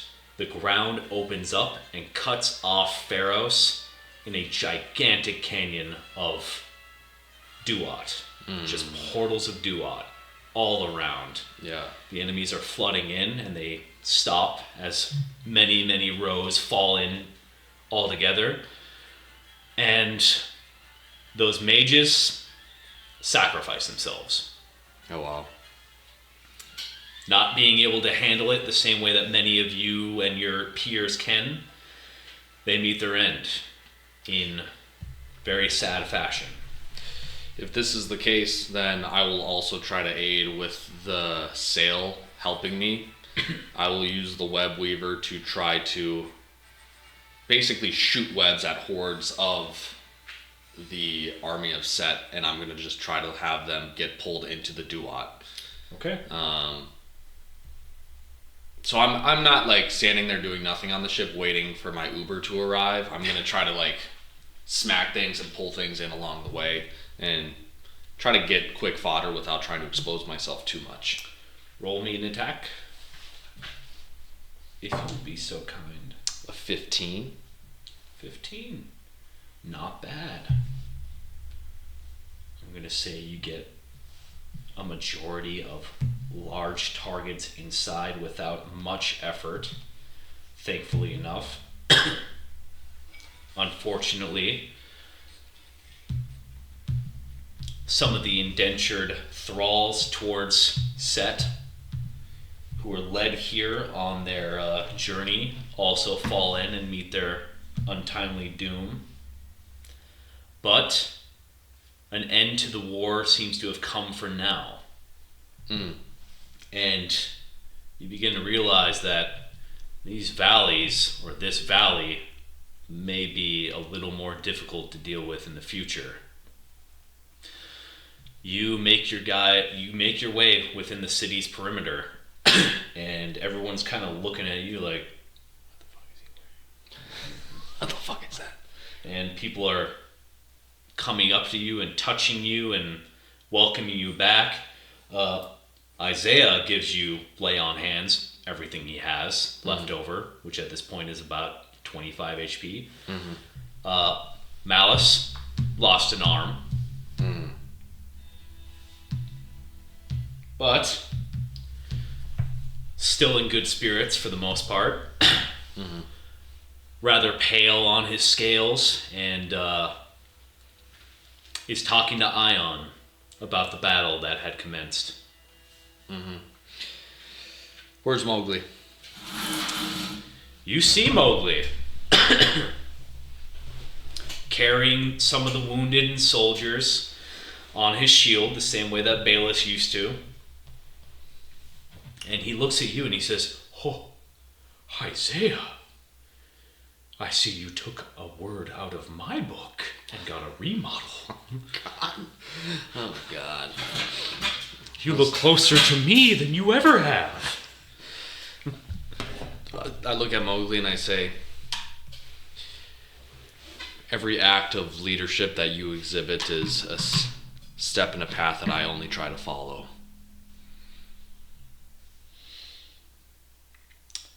Mowgli says,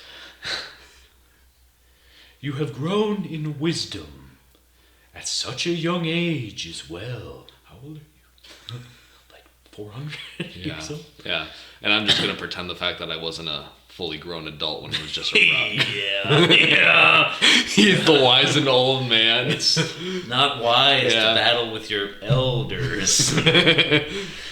No matter how wrong they are. Yeah. He's like, "Oh, you're such a strapping young lad. I've taught you so well."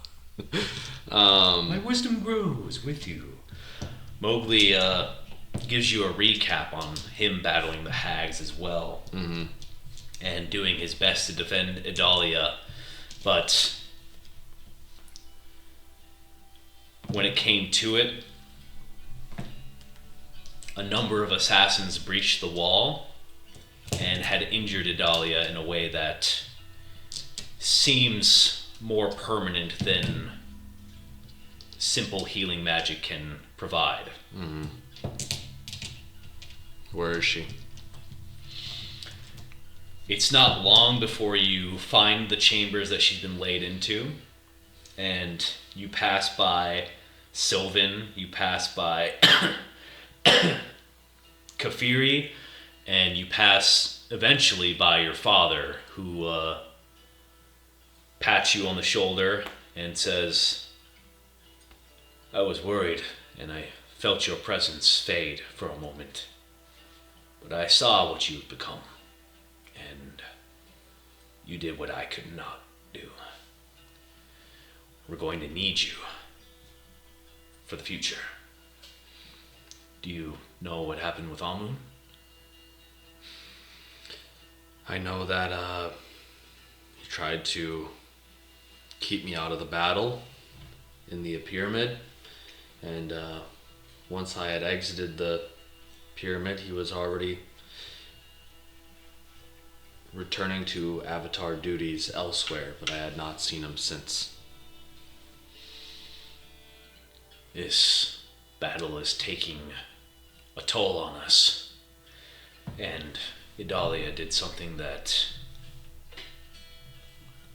I think might end us. This tear in the Duat is bigger than anything I've ever seen in my life. And I don't know if it will end with just where it's at.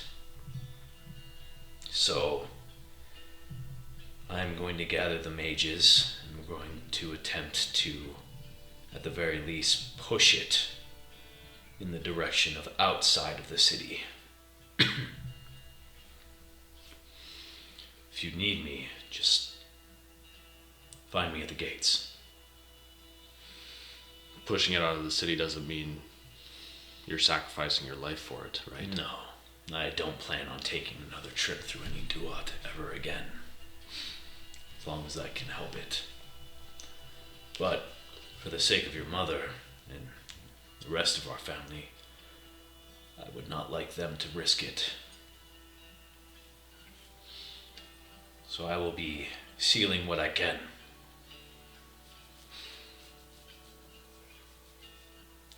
Let me know how I can help. Obviously, Set is still out there, but at the very least, we've bought a moment to breathe as his forces can't overcome this gap, and the hags have been stopped, as well as their weapon of wild magic and entropy is defeated. So the worst is yet to come, but we made the worst a lot less worse. More manageable.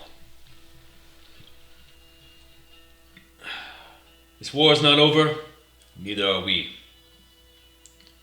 Get some rest. And he departs, leaving you at the door to Adalia's chambers. Velvet curtains are the only thing that stands between you and, you assume, her bedridden form. Mm-hmm. And as you enter, you see mages, physicians, you see Hatanzi the apostate, you see a number of healers providing what they can to Adalia, but you see what looks to be 3 rib-like bones with arcane runes you were familiar with. Yeah. The bones that the hags had stolen and that the doctor and Falco were trying to reclaim, that have some control and essence over time.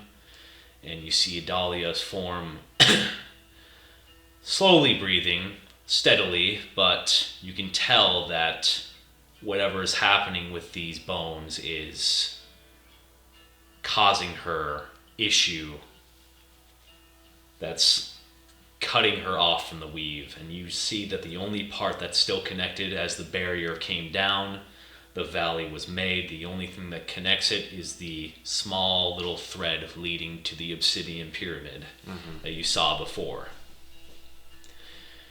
And she just stares straight up and focuses as much as she can. And she eventually looks at you and dismisses her healers and physicians, and Hatanzi walks out last to give you some privacy. I look at Adalia and I say, I tried to block that necromantic force that was penetrating the weave, but every time I got close to it, it was eating away and summoning foes and friends alike from a past life to try to strike me down. And I'll admit I probably could have done better, and I could have maybe created a different outcome, but I didn't think it was this point or this dire.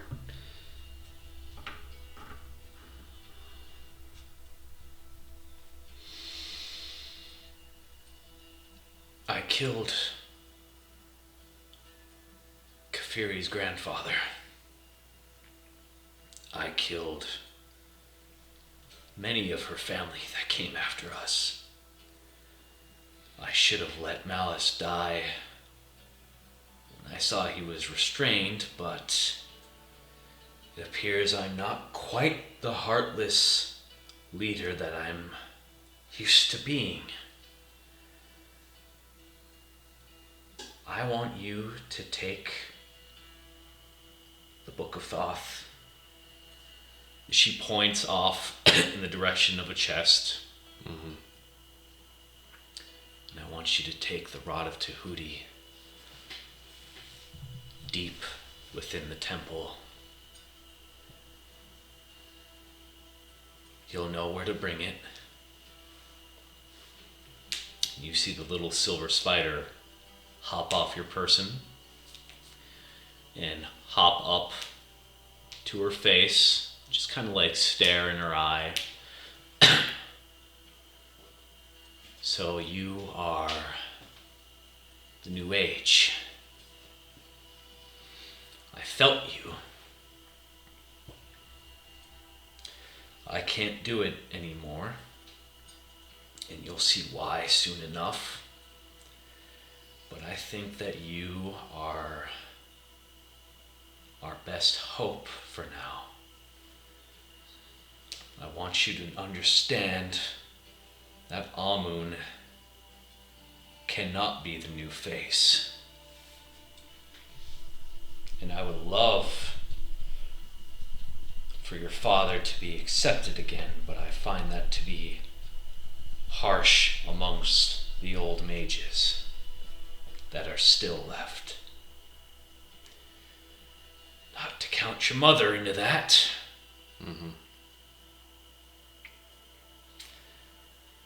I'm sorry for not protecting you. I should have led a more nurturing form of Magi. I sit at the end of the bed and I hush her and I say, it is not at the end where we sit down and reflect on all of the ways that we wish we could do it over better. It's only looking forward where we look to be better. And I will admit there were times where I didn't fully understand the type of leader you were trying to be. However, it's hard to make sense of any of this when you have gods fighting hags, seeding things in the underworld, and boons of wild magic seeking to destroy everything. In fact, everything here is not super kosher either. But you are a strong, incredibly strong leader that Jabaxi needed while Neith was out of the picture, and while Horus was preoccupied, and while Set was being set, and while Apophis even took over to my body for a period. And at this point, I will, in my mind, just kind of like, that's spider that's resting on her face, I will give it a faint glow so that she can see it. And even if she can't see it, maybe I'll give it a purple glow so that she can see the outline, a translucent outline of a spider that's on her face. And while I do that, I'll also make her web that runs through the obsidian pyramid, I will also make that glow.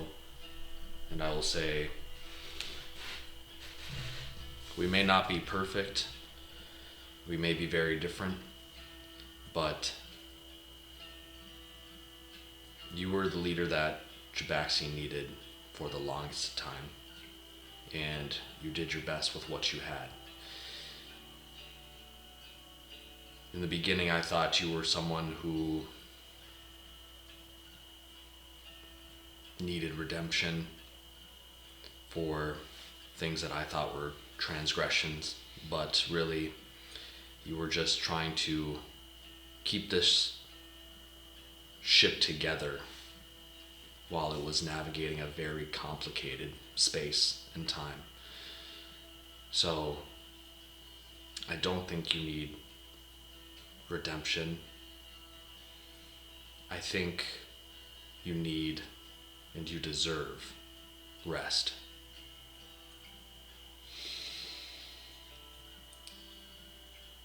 She smiles when you say ship together, and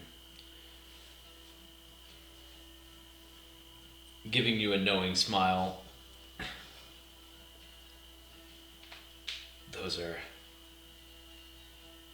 very funny words. I am a bit like a boat captain. Too much of a hard ass. We're gonna meet again, Isaiah. And you may not know what I mean by that. When you see me next, you won't enjoy it. And then you'll understand how difficult it is when you have to make sacrifices for the ones you love, and it keeps you from them. And she grabs your hand with her left hand, and the silver spider for a minute looks like a pink-robed woman holding her right hand. Looks a bit like Adalia, looks a bit like your mother, looks a bit like many other motherly figures you've seen. And she kisses her on the forehead, and you see that Adalia just turns into pure weave. You see the bones stabbed into her ribs fall to the mattress, and the spider looks at you, hops back on your shoulder, and goes to sleep. And you see the small thread of weave that was once connected retract.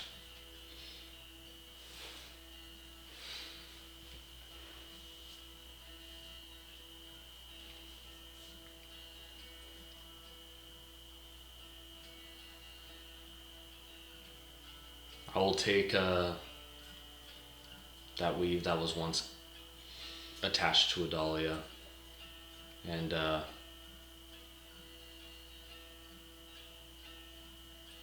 I'll spool its essence into a hardened small ring as a token to the former leader of Jabaxi, and as token to the hard-fought battle to get this place to where it is now, and all the things that she had to endure. It'll be a small,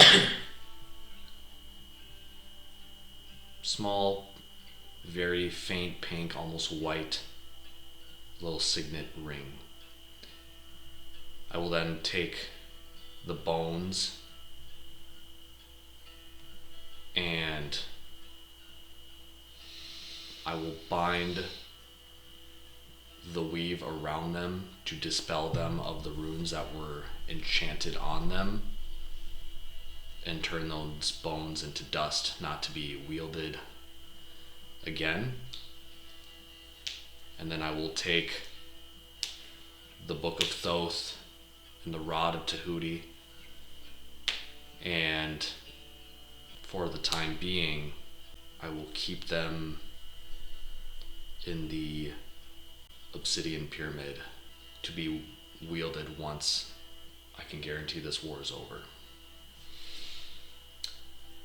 As you approach the pyramid, you see Aslam Darai, the chairman of Chiraku, regulating, doing what he can to make sense of wherever Idalia went, and they heard that she was bedridden. Some people knew, rumors are spreading that you exited the room where she did not exit and she was gone. Many people think that she's abandoned everyone. Some people think that you took her somewhere, and some revolts happen here and there. But Aslam Darai just looks at you and asks if you're all right. Isaiah. Or Atom. What are you going to do next? It's been a long, hard day for Jabaxi and Pharos especially. And I'm afraid we're not done yet. With Adalia gone. And I'll play, as I'm saying this, I'm fidgeting with the ring on my hand. I'll say, it's time to take her legacy, take that torch, and only carry it further in hopes to create a better Jabaxi, a better Pharos, and a better Terra Grigia. It starts with settling this with Set. They still outnumber us greatly, and I cannot get word to anyone from Chiraku. I do not know if they march upon us to aid us, or if the damage from Apophis is so great that they come to destroy us as well. Bayless is still missing on the Eastern Front, and I was hoping you would have any type of strategy moving forward for me and what I can provide for you.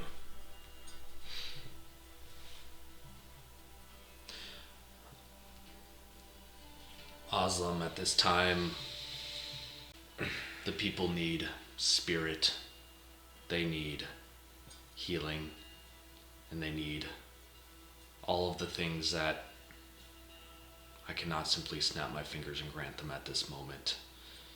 However, if you could stay here and offer maybe a little respite from all of this, and maybe help in all of the little ways that these people may need, that will aid them in the event that the battle were to cross over this Duat moat around Pharos.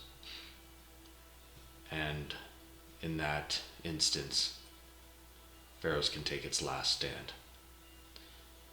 As for strategy and plan, I will be taking me, a small group of individuals, and we will march to cut the head off of the jackal and hopefully finish this once and for all. We don't have to beat them all. We only have to beat one.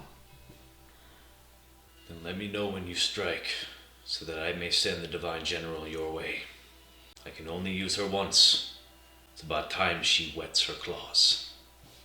I will, out of the weave, I'll create a little tall tube made out of like very thin brass, maybe a thin brass with some light glyphs that were to mean like basically amplify sound, amplify reach, and be heard through all realms.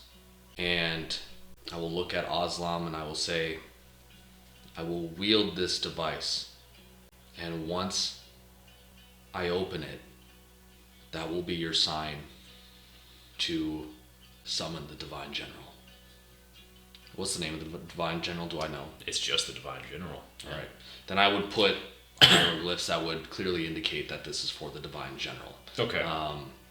And what I'm basically creating, for those who may not have the imagination for what I'm going for, think of the most religious, celebratory ceremonial device akin to a can of Fiskars, where you open the lid, and once you hear a cat from anywhere in the fucking realm would fucking show up to that. He takes it. It's kind of heavy. Can make it lighter. It's for me to carry, buddy. I'm summoning him. I don't know if you would summon them. Well, actually, maybe that would be good for like a last defense. Have the Divine General protect Pharaohs. It's up to you. I don't know. I think I'll keep it for now. And then I will go to inside the obsidian pyramid. I will go to the altar of Neath and open up a pocket of the weave where I would set Thoth and the Rod of Tahuti in it. So it's in the altar, but in the weave underneath the altar. Okay. So it's not easily, you can't, I know, you know what I'm going to do actually? I'm going to use my layers, my 8 layers of seeing. Yep. Where's Analog in this bitch? Roll me a perception check. Cocked. An 11. An 11. Can't find a full trace of him, but you suddenly realize that a number of the passageways, you walk down one with the shrine underneath, you walk past a number of other shrines, and you find yourself back at the same altar of Neath where the pocket is, and you realize there's something odd about this place. And you open up the site of 8 layers and you realize that the pyramid, it's shifting you around. Mm-hmm. And you realize Eneloc's nowhere on this layer, but he's further down. He's way down there. And you don't know exactly how he got there. Mm-hmm. But he seems to be just waiting. He's liching again. Maybe. You're being a bitch. No pulses of magic, no You rolled well on the stealth check, didn't you? cackling, Yeah. no flexing angular fingers. Not yet. That's why it's called waiting. Just patiently biding his time. You don't know what for, Yeah.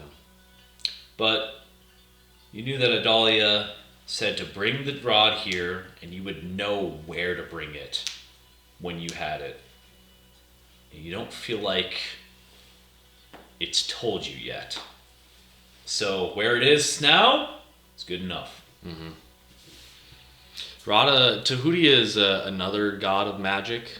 It is the parallel of Thoth. Mhm. Tahuti being a baboon, Thoth being a crane. Mhm. One and the same, but different at the same time. Kind of like Atom and Isaiah.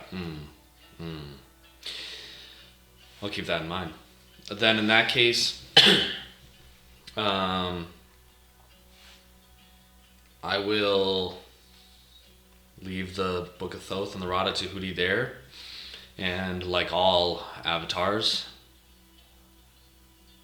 I will try to find rest. Okay. I will probably have a war room meeting with Mowgli, Ion, Amun, Rashad if he wants to be present and it hasn't already left. Malice, Joy, Aslam Darai can be present, even though I know that he will be stationed in Pharaoh, so he can at least get an idea of what the plan is. And this war council will be a pre-bedtime war council, and we'll basically be discussing what tomorrow looks like. Amun doesn't show. The familiar formerly known as Tink is there. Where's a badge that says Amun? I look at Tank and I'm like, you're not Amun.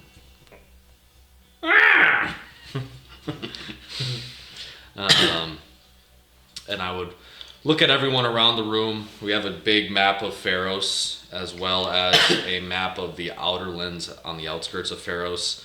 I'm currently using the weave to update the map in real time, and the map will now be updated to reflect the moat under which we are in, and also be labeling key points of interest on the map. Key points such as, this is the big weave wall under which Adalia was upholding prior. This is, where Malice was fighting the hags earlier. And then this is where the actual fight with the green figure took place.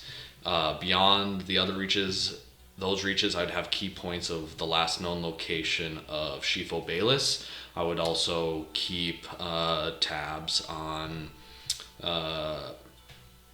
where Barry and Burrow once were, and off into the far reaches where Set's armies are coming from as a whole. I will speak to the group and I will say, obviously right now it's hard to make a decision with so many strong and wise individuals in this room and no formally elected leader to decide what the right decision is.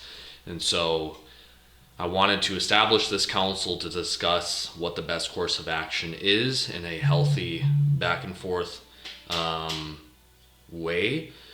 I'm not here to override anyone's opinions or thoughts, and I would hope that no one here feels like they need to override anyone else's opinions and thoughts, but today took a heavy toll on us. Malice lost an arm. I lost Barry. I almost lost myself. We lost Adalia. We lost so many of our mage faction of Medjai. We lost family. We lost friends. We lost loved ones. We did all of this, and we only bought us time. And while the work ahead of us may be manageable,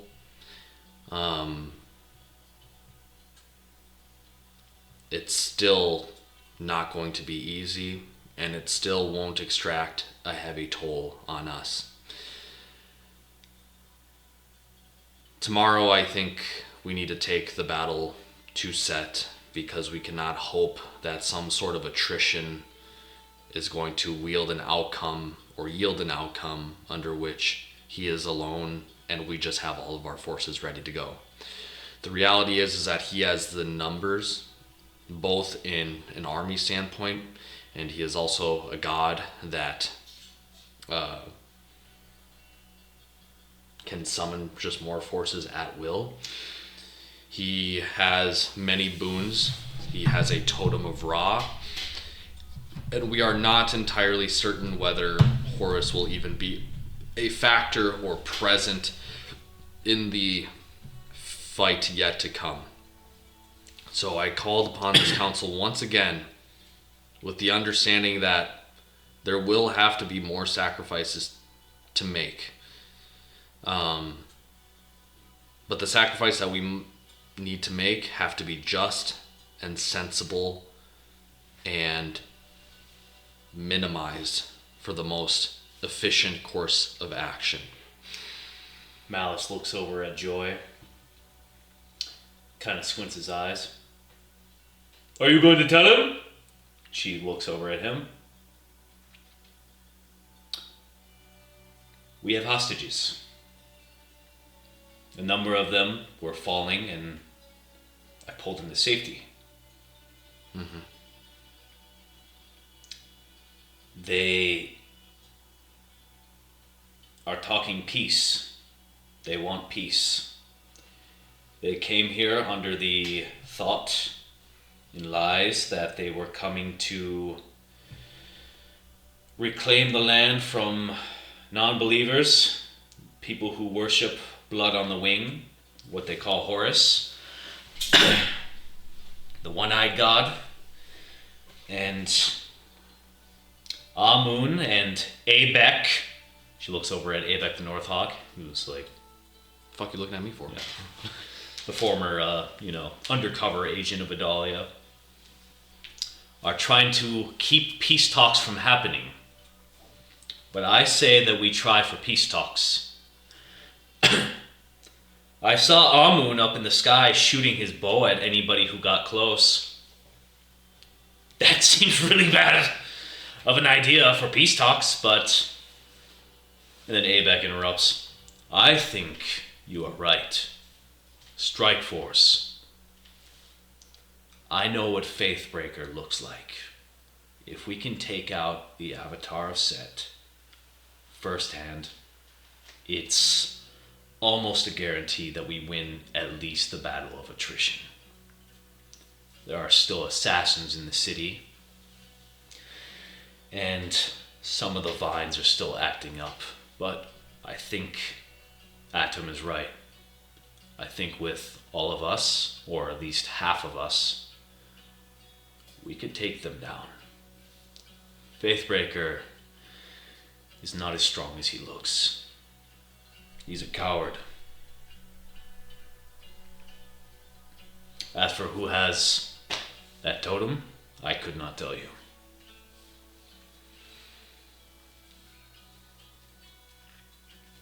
Is Isaiah in this room? Isaiah's in this room, undercover. I can look for Bayless. Or I can come with. That's what he says? Yeah. Okay.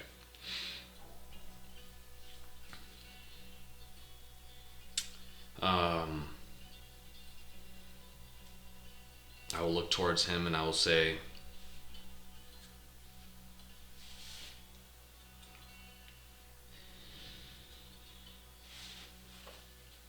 Bayless is a trickster and has more cards up his sleeve than I think he lets on.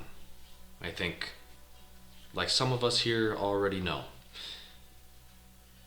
Looks. Everyone looks. And I think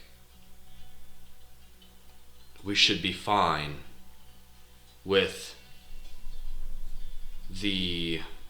I think Shifo Bayless should be fine to get what he needs. You, sir, I think are more best suited to help the blue-eyed one that is on the mission to help with the Duat gap. And through my mind's eye, through the weave that I have connected to my brother in kinship, I will say, you will be with Father.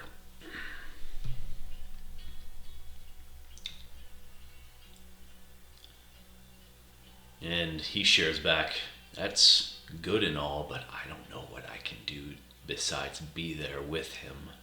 I don't think I can do much to help with sealing unless there's something that this can do, but...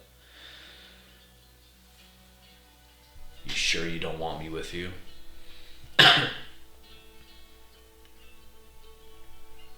I'll look at him and I'll say, in the mind's eye,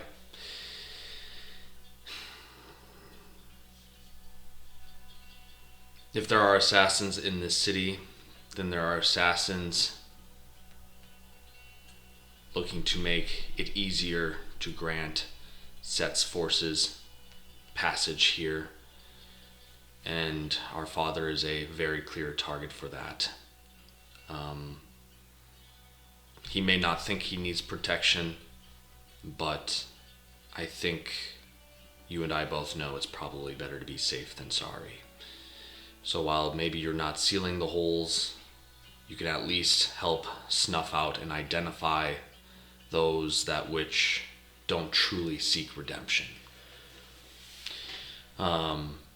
Since he's kind of like an unknown figure with this thaumaturgy helm and people aren't really paying him much attention, I would like him to be almost like a shadow for Rashad. Maybe he can be with him directly at times, but overall, I want him to be kind of his guardian angel, so to speak, that he just doesn't know is kind of out there, and is basically, I'm trying to preserve, and I think both parties are thinking similar things, where I don't think either party wants attrition because of they know the capabilities of the other parties.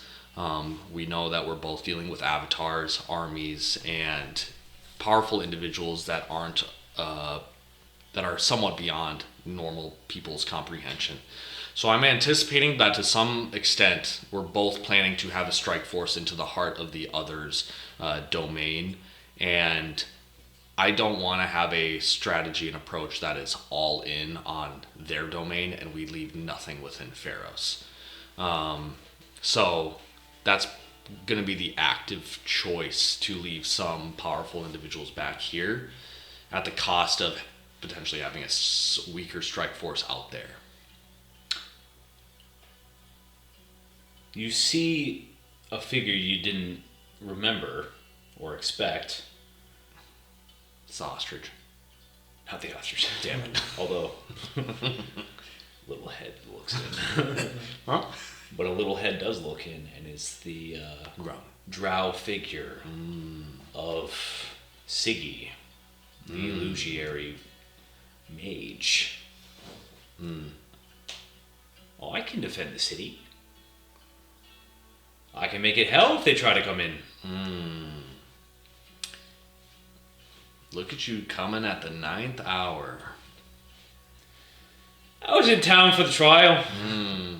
Shame. Didn't end the way you wanted it to? No. Yeah, it didn't end the way I wanted to either. Thank you for joining, Siggy. Siggy, you're just as powerful and chaotic as I can probably imagine you once were. I will not give you orders because I trust that you understand where you are going to be needed when the time comes. So if you're protecting the city, I trust that when I come back, the city won't be in shambles. I'm going to do some weird shit to this place. Won't be permanent. I'll see. As long as there's not primal fruit trees, I'll be okay. Hey, that was a long time ago, and we're well past that. Okay. So, I want to have a strike force of 4 here in Pharos, comprised of Siggy, who will probably be leading special individuals, mostly like our magi that are on the armaments that are not with Rashad immediately. I'll have Mowgli in charge of armed forces. How did he get this position? I don't know. It's spiritual nepotism. It happens. But he will be. I know that he's not a caster, and he's not even necessarily the best bonker, but he has the spirit that I think the soldiers would need. Yeah. I'll keep him back. I'll have Aslan Durai, morale of the people, and inhibitor of potential strikes within the city. And I will also have I don't know what I would call him. I'd say in my mind, I say, what's your cover name? He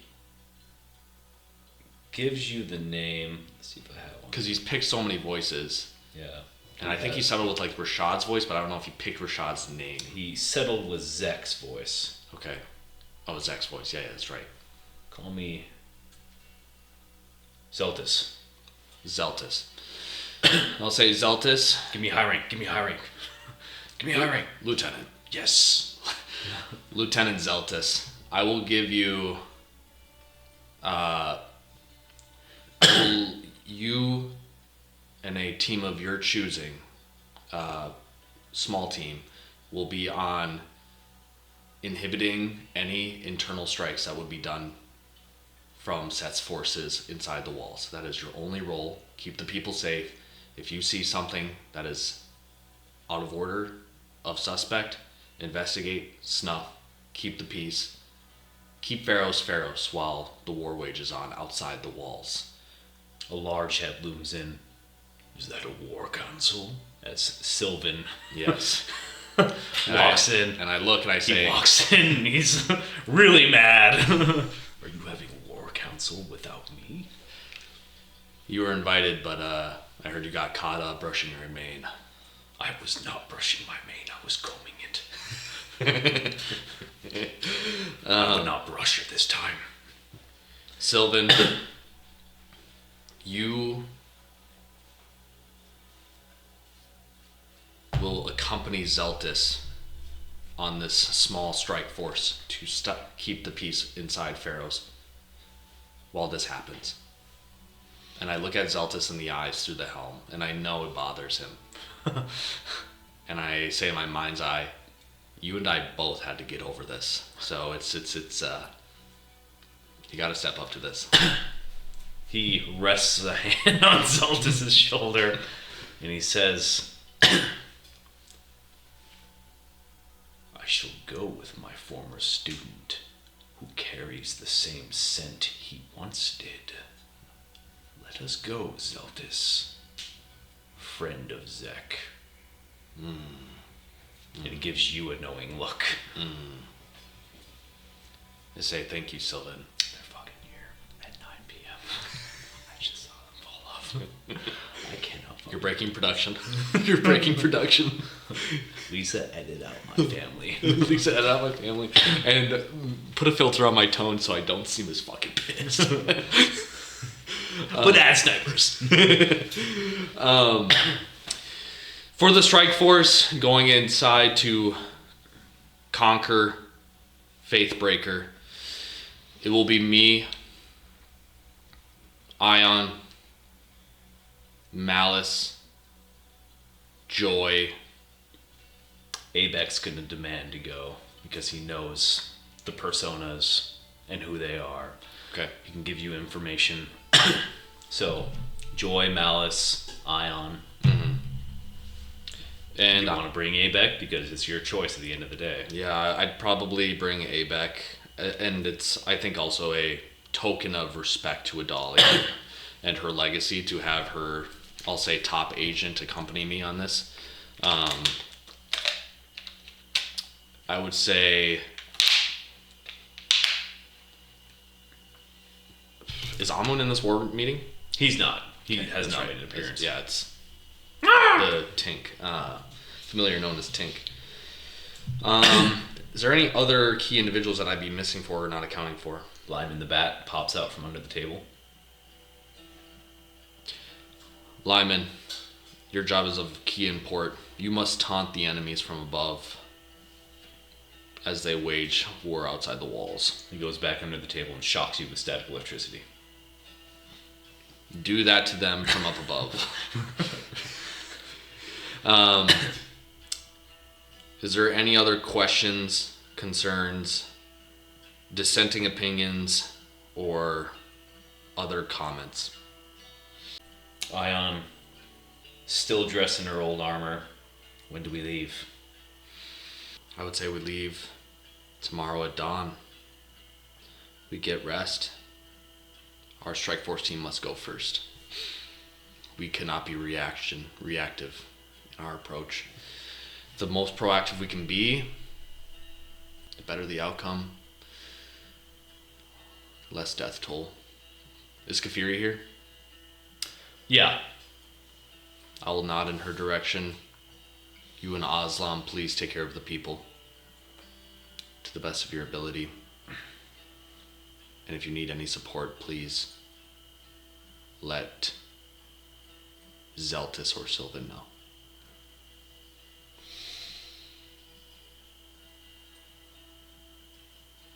Done.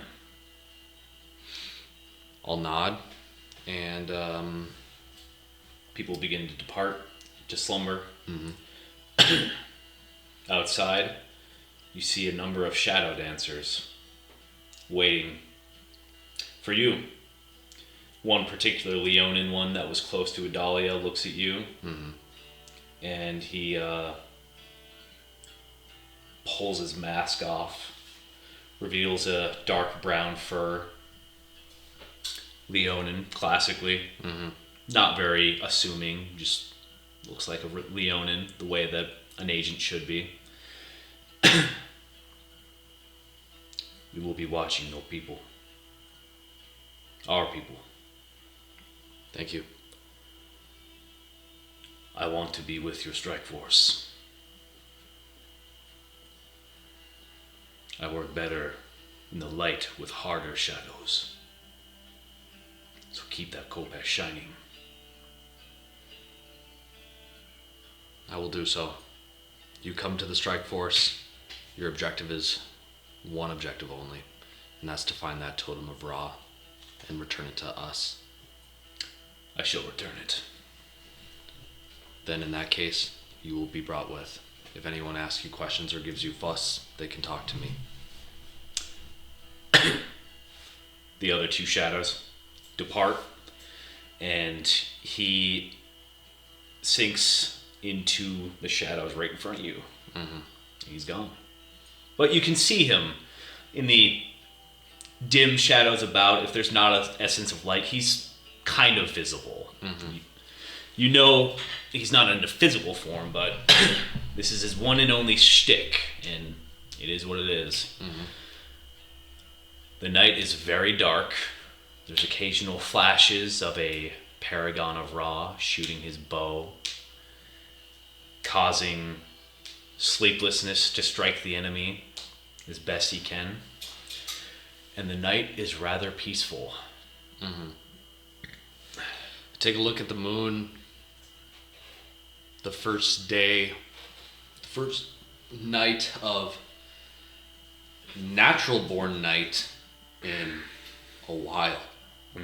As the celestial balance is tentatively back in place, and I soak in the moonlight, thinking about the long day yet to come, what outcomes I choose to have for Jabaxi, Pharaohs, myself, and I think about how much more am I truly willing to lose come tomorrow.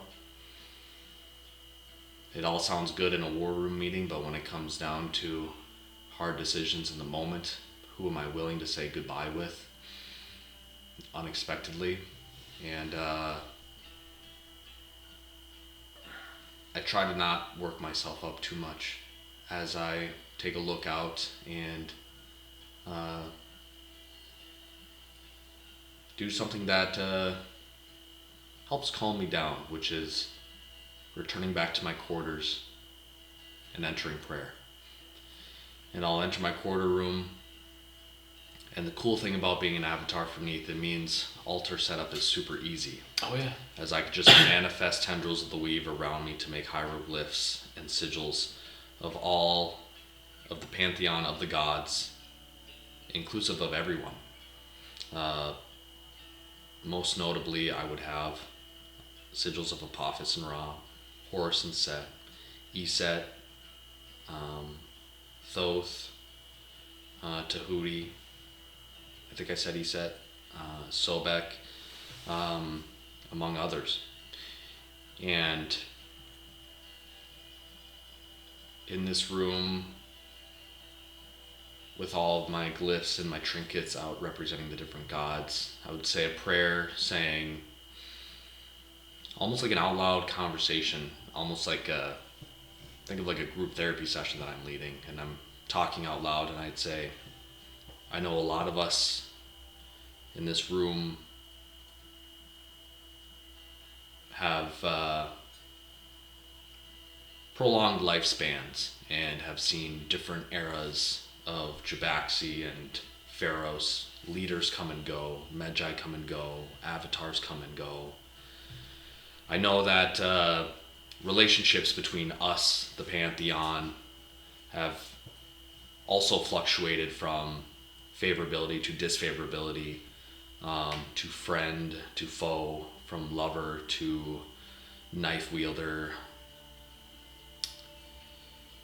Regardless of whose side you're on and why you're on that side, maybe you're not on anyone's side. Maybe you're just on your own side. Tomorrow will be the day where the fate of Jabaxi is chosen. And while I'm here in prayer, I hope we all are here in prayer, hoping that the best comes for Jabaxi, no matter what form that takes. And so, while your participation is not required, your prayer is. And I hope you all get a good rest, for after tomorrow, everything is different now, and we all must be prepared for that. And so I would end that as my closing prayer, and get ready for bed. Take off my armor of the Weaver, and enter slumber. Where do you sleep? I would sleep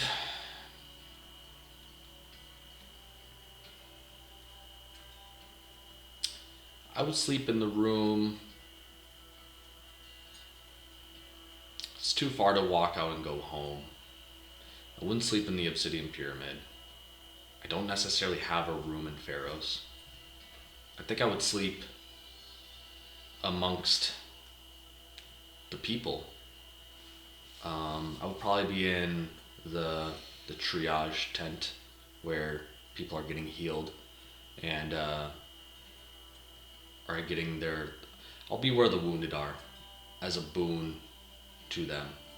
Give them that aura of protection and courage for a night that may help create a calmer night for everyone in hospice. And I would probably just take my rest there. Okay. Shit. Alright. Mind Palace. You feel the comforting hand of Neath at your back while you lead the way. You're in a field,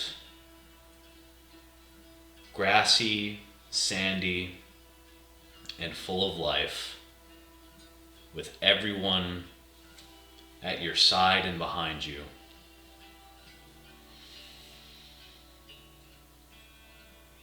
And you feel like you're in your purpose, the purpose you were made for.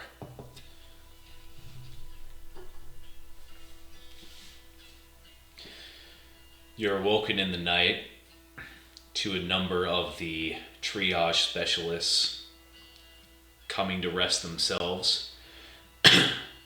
One in particular, the elf Hatanzi, takes her leave right near you and lays down, and she begins to whisper,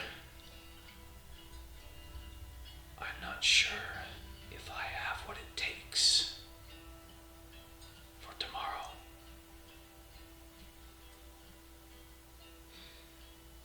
This is too much."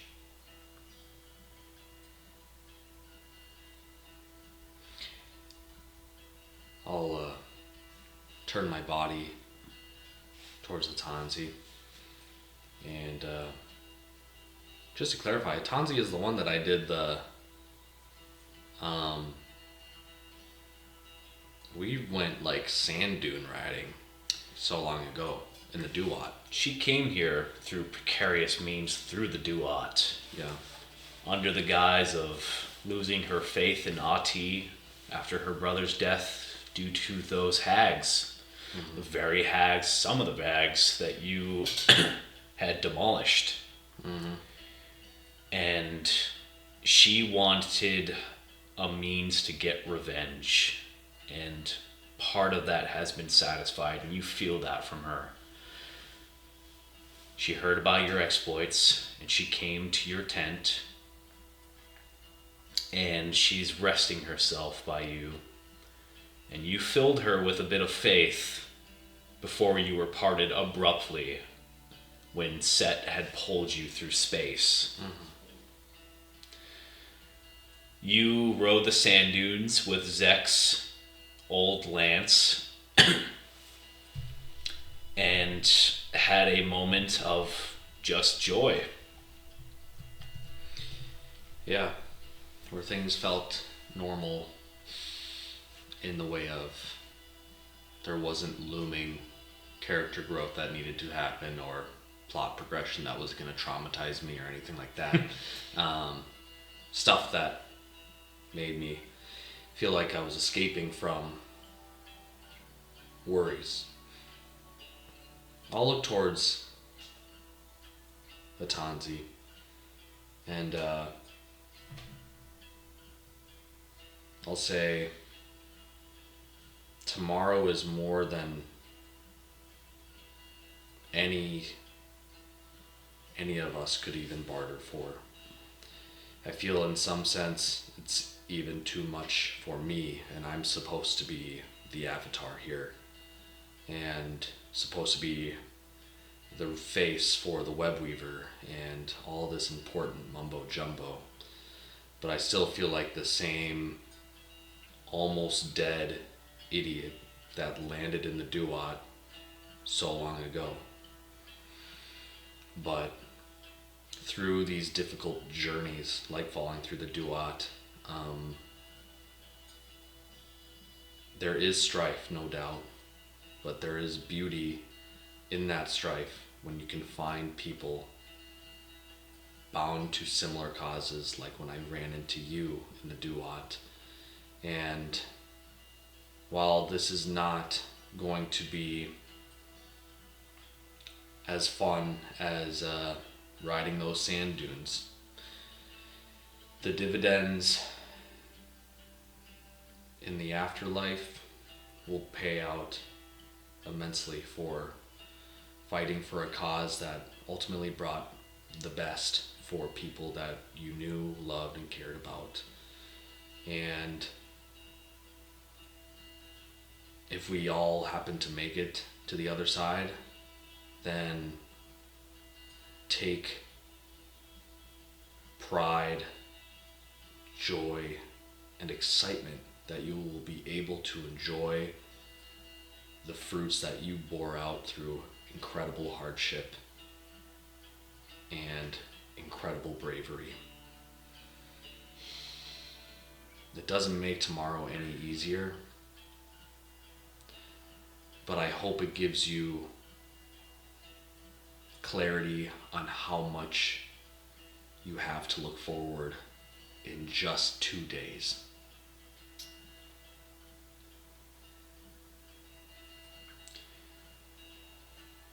The time you feel most alive is when your life is at most risk.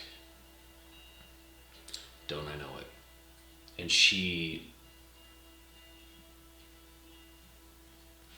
You can see in the dark vision her hands are clean of the blood that were once upon them. There's a couple of still figures around you in other tents and about here. You hear many people having heart-to-hearts. You hear, "Shut the fuck up!" Bottles being thrown. A couple of blood pans and such. I didn't say this, but before I went to bed, I'll just do a little retro thing. Because I still have spell slots, I would probably have burnt a lot of my spell slots on just casting Aura of Vitality around, and just through my presence trying to mend people with the weave, and bind them all together and hopefully bring some solace. So it wouldn't have done a lot because I don't think I had too many spell slots left, but I would have burnt the remainder for the night on trying to heal some of these people. Okay. It will be done. You spent a lot of that time in the tents helping individuals. Malice eventually gets a spell of regeneration to give him his arm back. He's very unsure about it, and it doesn't seem to have the same exact control as it once did, but he's I'll a mage. coach him on new ligaments. Yeah, he's a mage, so he figures it out eventually. His martial prowess is not as necessary as it needs to be. And you spent a lot of time watching Kafiri and Hatanzi work on the bodies. And a number of individuals stricken with PTSD, striking out at some of the people trying to help them, help each other and such. And Hatanzi eventually, seemingly taking her time, she lays a hand on your hand and begins to feel your face and slowly guides your hand up to her eyes so that you can feel them. And she starts to lay in the bed with you. And you feel tears on her hand, or on your hand, but begins to show more affection than you would have thought. Strange mixture of the night. Mm-hmm. I don't know if Isaiah would know how to fathom this, because in this journey of reclamation, obviously a huge part of Isaiah's character growth is the fact that he can't feel anything. Mm-hmm. And his journey is to start feeling things again. And as he has gone closer to ascension and gone closer to being this avatar, he's reclaimed some of those feelings. A lot of those feelings being very primal. A lot of those being fear, joy, grief, anger. Why'd you say that name? Malice. Why does he feel that? What the fuck? However, in that like mixture of finding his feelings again, I don't think he's really contemplated or at least felt those feelings of affection or even really desire or its more carnal companion, lust. Like, I think he has been a very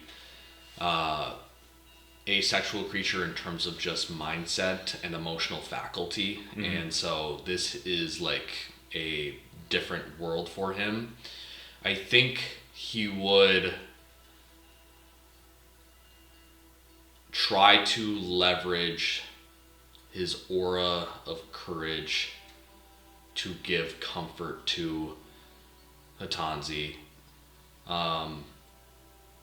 And I would say for the purpose of the anticipated grief and pain and fear that she still has feelings for, I would embrace her with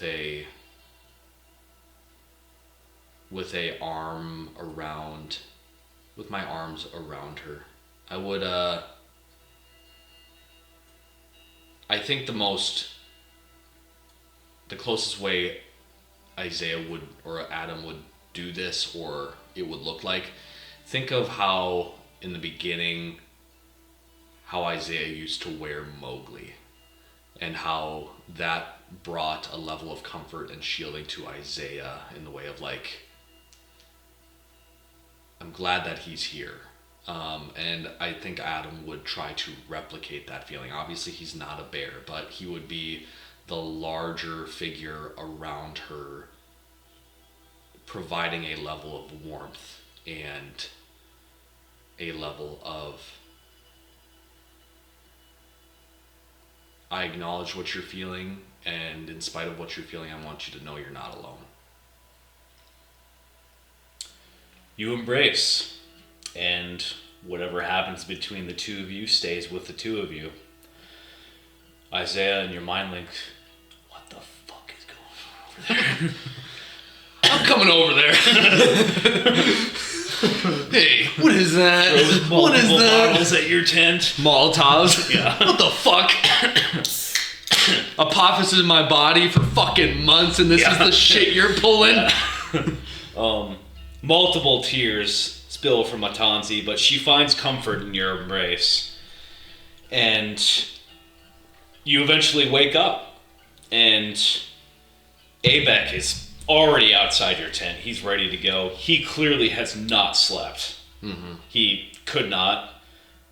I was up all night trying to figure out who could be a traitor, who was the traitor that I have info about, but I cannot fucking find.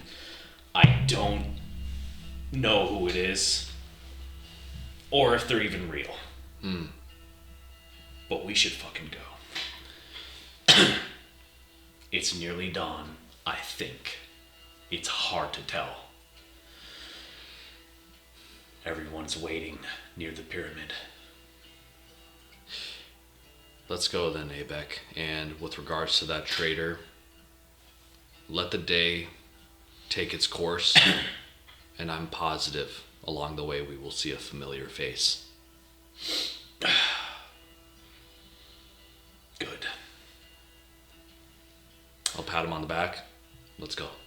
He grabs his spear and he starts mobilizing with you. You guys all meet up at the pyramid. You convene and you make your way towards the northern side of the gate. And Joy and Malice bring out another form of the wind scythe, we're going to call this one. This one is capable of leaving the ground for short bursts of time, and it's relatively silent. And for the purpose of coolness, we're going to be calling it the Maelstrom. The Maelstrom. So, name off your team. The team includes Adam, Avatar of Neath, Harbinger of Jabaxi, Malice, Geomancer Prodigy,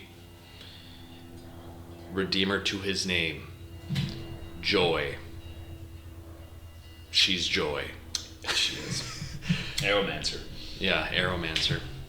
Ion, daughter of Apophis, the light in the darkness. Abek, head of intelligence, protege of Vidalia, keeper of secrets, and no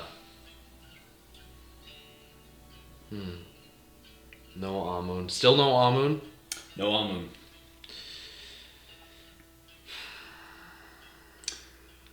Am I missing any names? I know I named all the names in the war meeting, but I have me, Malice, Joy, Ion, Abek. Is the Shadowmancer here? You feel like your shadow is heavier than it's ever been. And you feel a presence.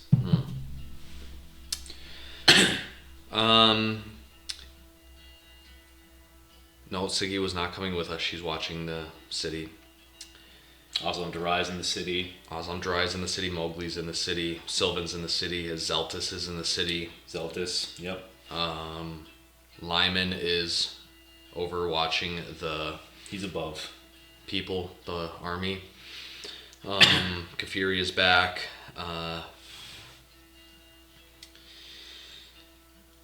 This is the strike force.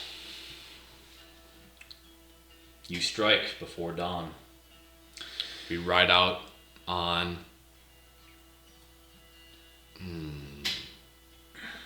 how well built is the windsail engine, the ship?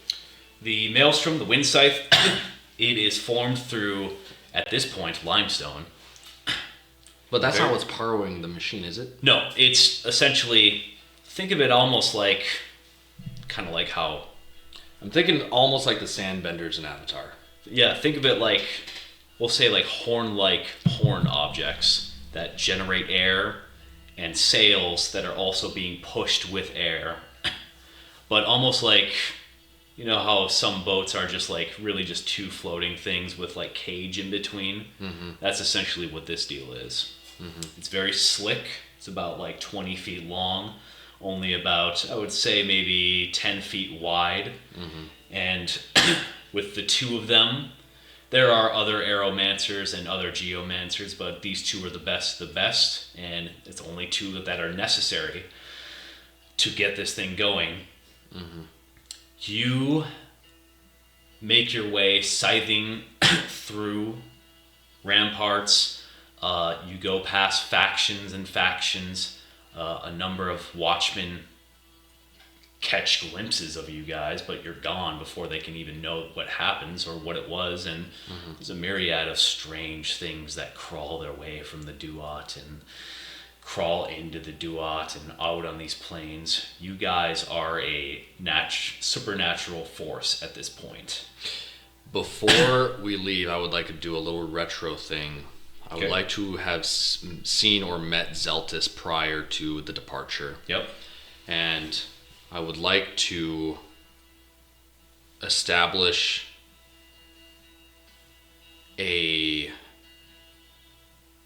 I would like to work on the connection that we have through the weave. I know I attached it to my wrist and to his chest, but I would like to more ornately actually create a very small hole in our skin that's directly to the weave. So like a little, almost like a keyhole slot that you can see in between the realms. His is going to be at the center of his chest. Mine's going to be in my wrist underneath my gauntlet. And what I want to do is, in like a separate portal into the weave, I want to make sure that the distance of that weave through some sort of practice or clever seamstressing, no matter where I am in Jabaxi proper, the distance between us through the weave is no more than 30 feet. Okay. And that's what I would try to set up for us. And I would say, this way, we're actually benefiting from each other's aura. Okay. And so we're in each other's presence in spite of the fact that we're not in each other's presence. Okay. Is that allowable for you? For now. For now. For now. 20 minutes later. So that thing you set up, I did not like that actually. I hate it. You suck, Yeah. actually, dude. Yeah. And you should think about ending it. No. Oh my god. And I'll tell Zeltis and I'll say, if I need your help, I will let you know, and you will know. And he'll be like, what the fuck does that mean? And I'll be like, Hey, you'll know. you can't just leave like that. You'll know. I will also make sure that I have my ceremonial Fisker's can. Okay, yep. And also before I leave, I will give Mowgli a hug. Okay. That'll be my comfort. Okay. I'll see you on the other side. You see him fake crying. He's not actually crying. I'll look at him and just to feed the ego, I'll be like, you were always like a father to me. What? A bear father. Oh. That makes more sense. A rug bear father. What? No, you lost me. And yeah, now I'll fast forward to Strike Force departing. Okay. You guys depart. You make your way deeper and deeper into the forces until you get to a point where Abek recognizes one particular individual. Hiskos, the true Ark of Set.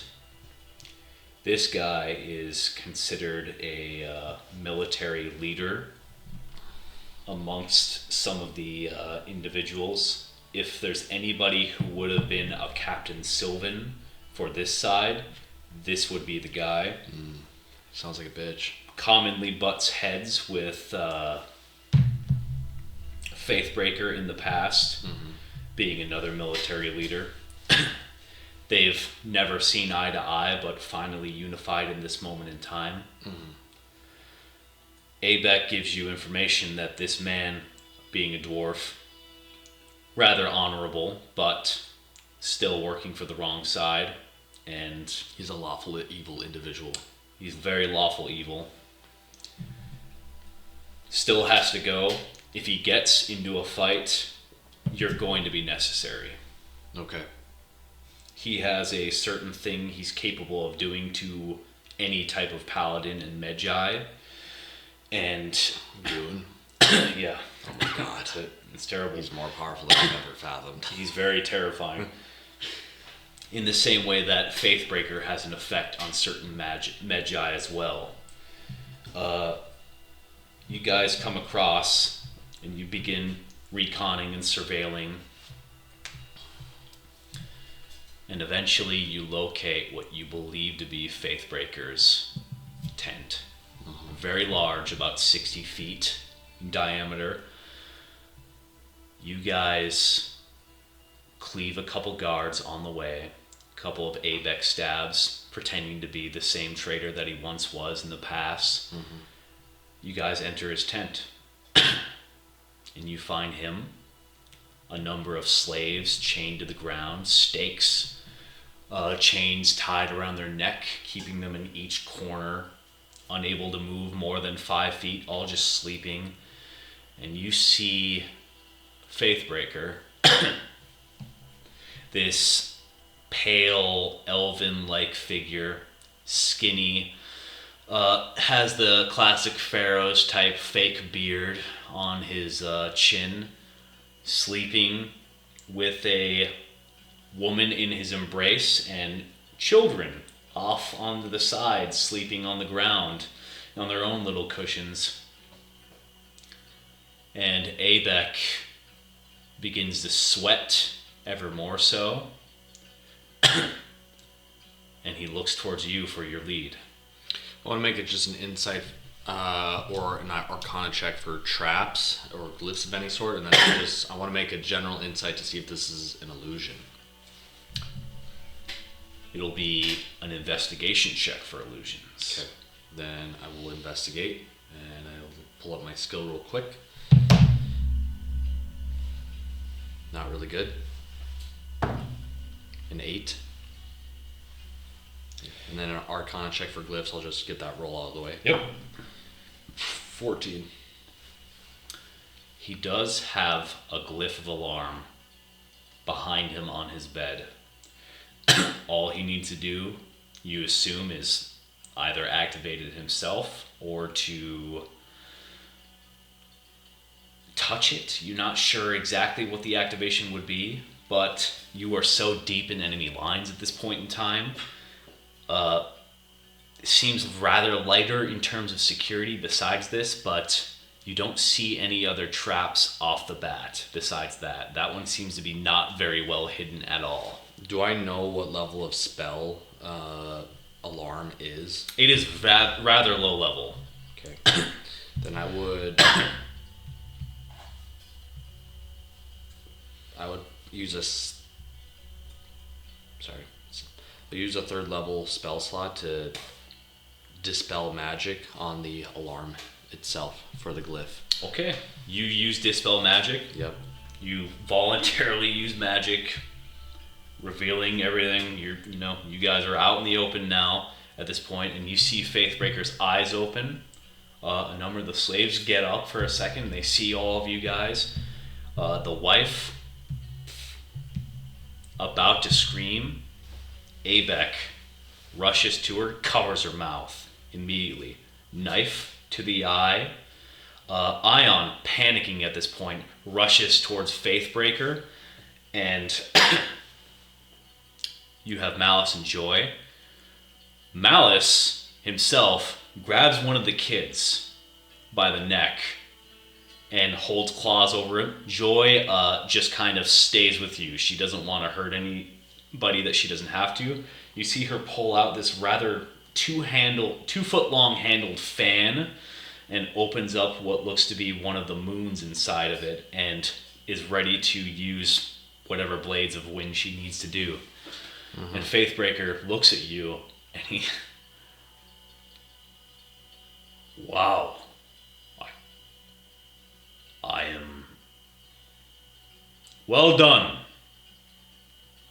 Looks at Abek. Are you Amun? Or are you one of Idalia's children?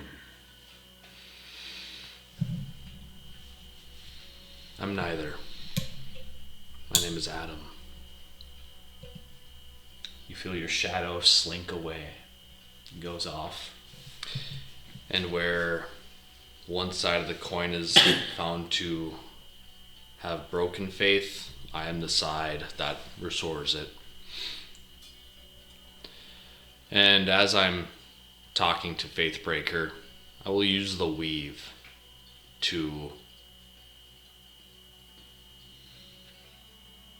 put the children, bound them. I'll tell Malice to leave the children be. They do not have to be casualties. You apprehend the children. The wife, mouth still covered, whimpering at this point in time. She is looks like a human. Matches the looks of the children around here, half elven. I'll also use the weave to bind the wife, and I will say, Abek, we are not here for Faithbreaker's family, just Faithbreaker himself. You think you can walk out of here and take my life without losing your own? I don't think you actually know how many times I've lost my life. I don't think you realize how much I've walked away from and how easy it is for me to just walk towards you. And I'll begin walking forward, undrawing the Kopesh. Okay. You see Faithbreaker looks around. He hesitates for a moment, knowing that the kids are distracted at this point. What do you think this will accomplish, slaying the god of murderers' avatar?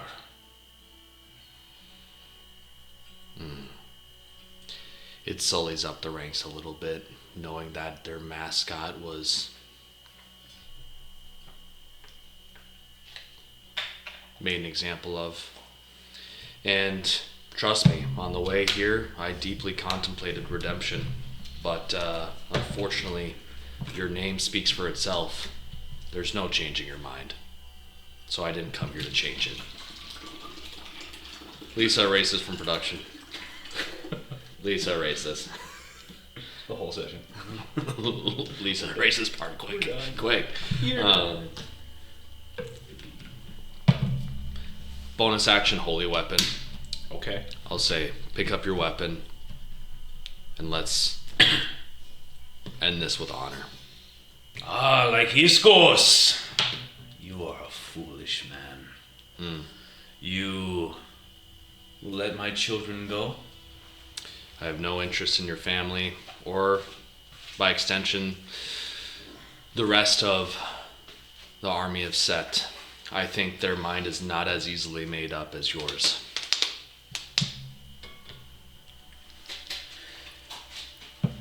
The elders will hunt you and your blood to the end of your line. And these children will never forget this day. And he reaches down towards the side of his mattress, pulls out a long, straight sword, and he steps off the bed.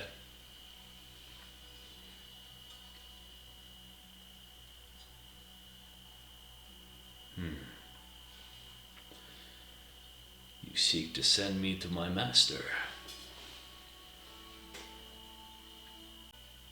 I seek to send you to redemption through the only way I know you'll understand, and that's by judgment. Proceed. I nod. I will usher Abek, Malice, and Joy to stand by the doorway of the tent in case any of Set's forces were to want to come in, as the dealings is with him and and I'm not necessarily interested in Set's forces because we're past that at this point. And I'll roll an initiative. All right. We roll.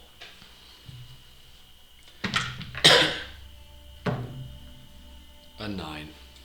Okay. I got a 16 on the die. Sounds good.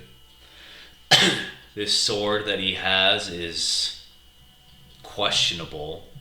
It's not from Jabaxi. You can tell that immediately. It doesn't read with the weave itself. And it seems different. It seems lethal. It seems like it's made to kill paladins on every world and every continent. Mm-hmm.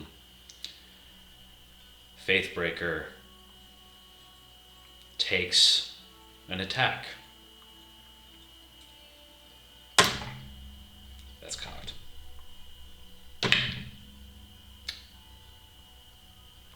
Faithbreaker. Oh, that's terrible. He hits you with his blade. What did you roll to hit? He rolled an 18 on the die for a lot more than that. Okay, sounds good. And you feel like there's not a lot of trying into it. He kind of seamlessly comes up to you with an overhead strike, makes you faints immediately, and strikes underneath your neck area, cleaving your collarbone just a tiny bit. Mm-hmm. The blood from the strike goes directly into the sword, and the sword generates spikes that shoot through his hand. And you see him smile for a second, and then wince from the pain.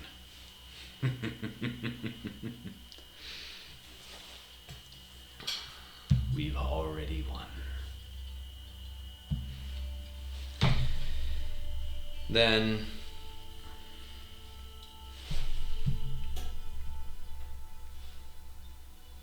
And he doesn't continue an attack. he doesn't continue. Nope, there's just the one attack.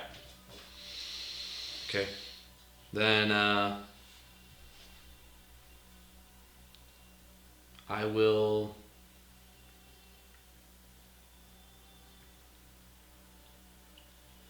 I'll take my attacks. 2 attacks. All right. 18, 26. He's not dressed in his armor, so his AC is rather low. Yeah. Both of them hit, and you feel like he wants this to happen right now.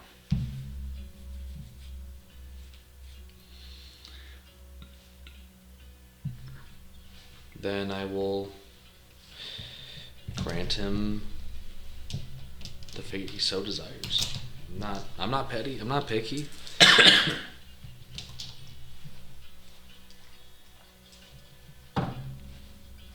That's a 4 plus 5. What I get for improved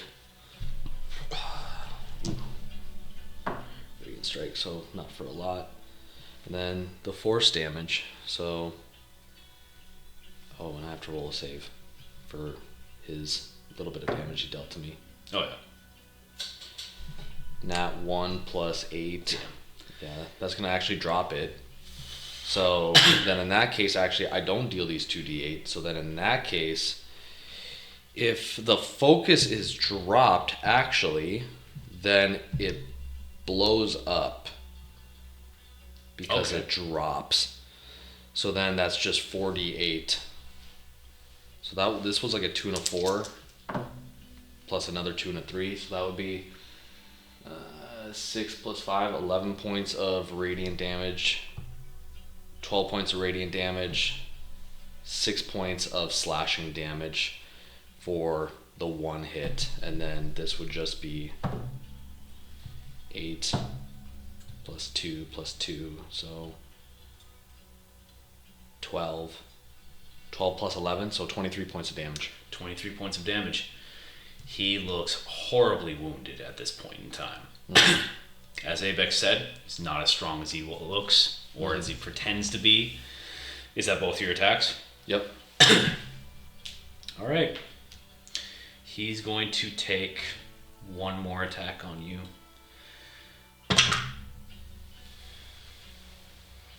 What's your AC? 22.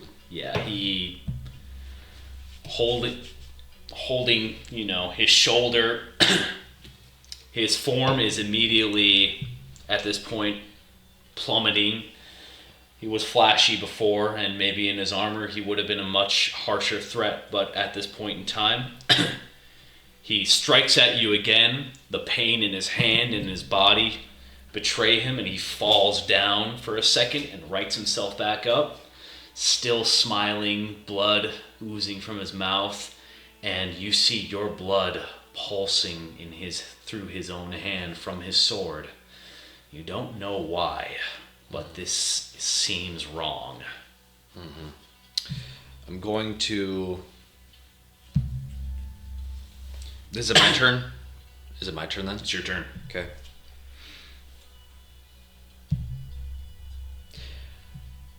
Considering how much he's inviting death, and I'm not really sure what's going on with the sword, I'm gonna make a contested athletics check to disarm him. Okay. He will have advantage because of the spikes. 11. 11? Okay, yeah, he got a 19 and a 6 on the die, so sword sticks.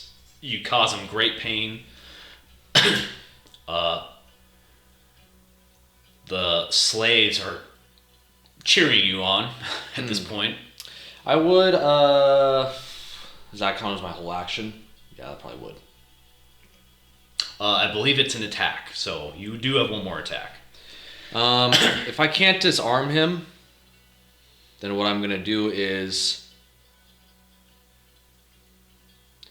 with whatever, if I can't grab it out of his hand, and if I'm like pulling it back this way, and his hand is obviously coming with because of the spikes that are there. Yep.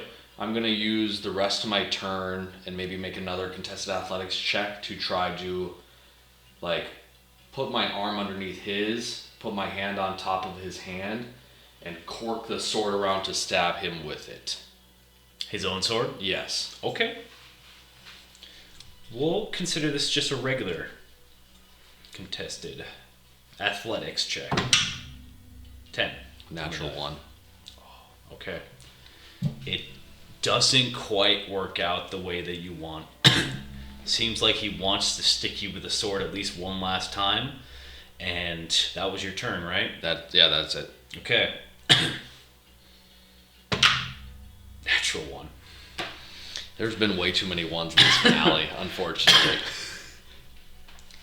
But he would probably make a second attack if he missed. Actually, yeah, at this He would. point he would try to go for another one. He stabs you directly in the breastplate and it just deflects right off. No, it's not enough. Yeah. I'm doing the same thing. I will... If I know the spikes are hard to play around with, then what I would do is I would still try to stab him with it and make a contested athletics against him. A dirty 20. Dirty 20? It hits.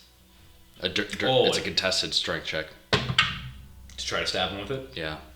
15 on the die for 18. Dirty 20 would beat. Yeah. So... I don't know how much his sword does, so if you know that stat block, roll for that. It's a d6. Plus your strength. I assume 5 at least. But if it's my modifier, yeah. So 5 plus whatever you have. 8. Yeah. You stick it straight through his chest, and his smile drops for a long time, and he looks you in the eyes. They flash red for a moment, and you see the jackal on the other side.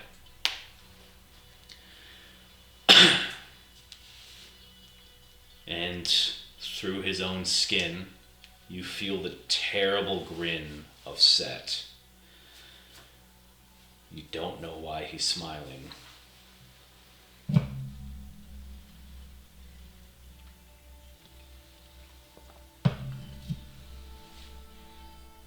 And the slaves are no longer cheering. They're silent. Some of them begin to stand up from their collars, and they... Is Faithbreaker still alive? Just clarifying. He's fading right now.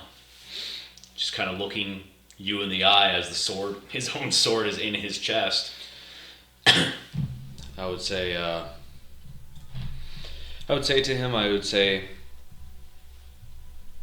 even though I'm sure the actions you've committed are unforgivable and you don't seek solace in the final words I'm passing on to you. However, I hope you find peace for you on the other side. He gets out, not my first time either. And he dies. I'll take the sword from his chest, and with the weave, I'll grab like tendrils around it and just rip off the collars on the slaves. Okay. I'll let them go, and I'll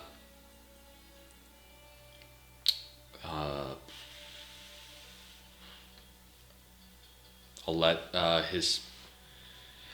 go to his, I assume to be wife or partner, Partner, yeah. and I'll say, it sounds like you will be reunited with him soon, if I'm to take his word at face value.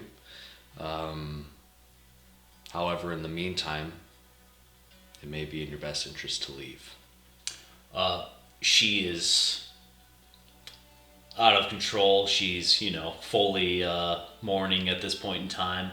All the kids are crying for the most part. Some of them aren't, but, some of them are too young to really understand what's going on. Mm-hmm. It's a terrible scene altogether. And Abek goes to you and he says, "We should kill them. Do you know what kind of force this can create? It would be foolish to let her go at the least.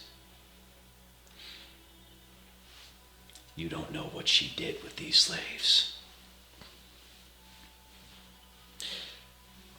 Can I use my layers? I'll use my divine sense Okay. on this woman, as she's already bound in the weave.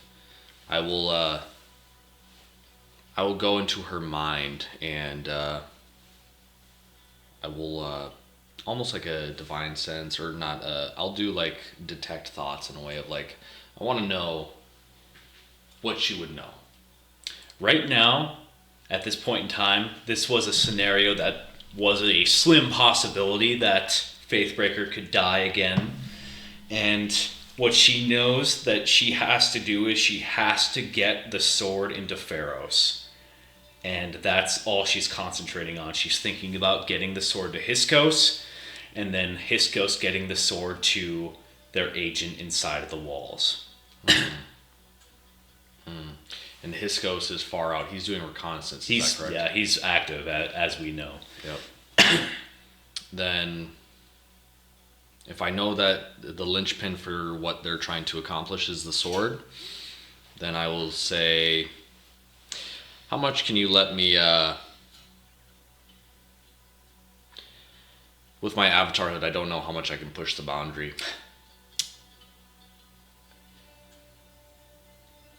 If allowable, I would try to... Could I wipe the memory of this family for the last 2 minutes? No. I'm testing the waters here. I Too want far. to thread the needle. If you were a wizard, Different world. It would be a different world. Yeah. No. Yeah, with the paladin, it's hard. It's hard. Okay, then in that case, I will say to Abek, I'll say, while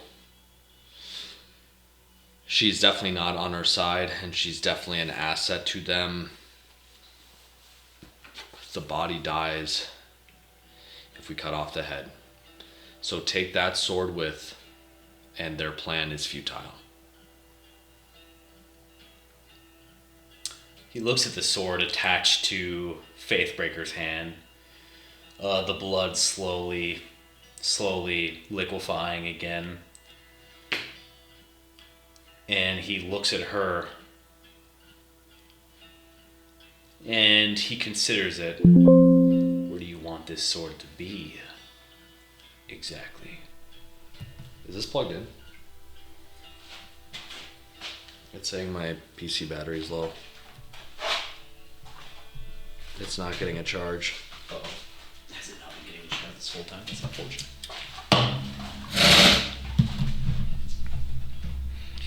Oh.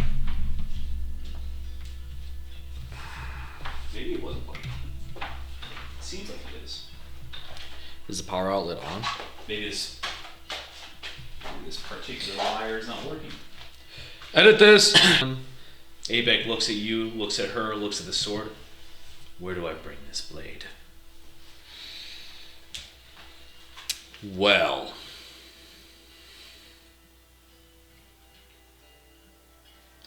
we have to keep it away from Pharaoh's because that's where its home is supposed to be. I'm guessing the goal was to get my blood to change the property of the sword and to use it for some purpose within Pharaoh. So as long as you have no plans of returning to Pharaoh soon, keep the blade on you and make sure it does not leave your person. He gets a little combative. Where the hell am I supposed to go?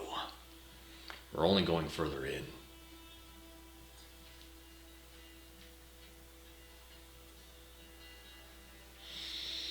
Where do you plan on going next? Hiskos? You want to fight him? And this entire army? We just took out Faithbreaker. I think we only took out Faithbreaker for a time. With my layers of 8 seeing, I want to put my hand on the chest of Faithbreaker. And what I'm trying to do is I'm doing a divine sense, and I want to see where his thread leads. Okay. You put a hand on his chest, and you immediately realize with your sight of 8 layers that this man was an avatar of Set and is no longer the avatar. You feel a small thread, a totem that he once wielded himself is already in Pharaoh's.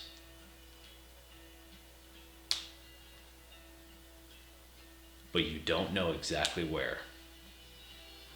Do I know what this totem is? You don't know exactly what it is, but you feel like with this particular thread, you could find it if you were back in the city. But you don't know if this means that him no longer being an avatar makes Hiskos the avatar or something of the sort. But it seems like his plan was assured in his own mind. I'm going to grab the thread of his, and I'm going to grab the thread on my wrist that's tied to Zeltis. Okay. And I'm going to do a divine sense, maybe even cast locate object to the totem itself. I've never seen the totem, I can't do that. So I would divine sense with my hands on both of these threads, and I would send a note to Zeltis and say, there is a totem that the Fatebreaker is trying to leverage within the city. You need to find where this thread that I'm holding ends. Okay. Roll me a luck check to see if Zeltis can figure this out. It'll just be a flat roll. Lucky number 7. Lucky number 7. He gets as far as the obsidian pyramid towards the center of the city, and he just cannot find a trace of where it is from this point on. There's majority of the people that are, in the city are around this thing at this point in time. Mm-hmm. He doesn't know where. It's too many people, too many threads, and he can't manipulate or see the weave as good as you can. Yeah, he doesn't have the sight of 8 layers. And I can't bail out on this mission, so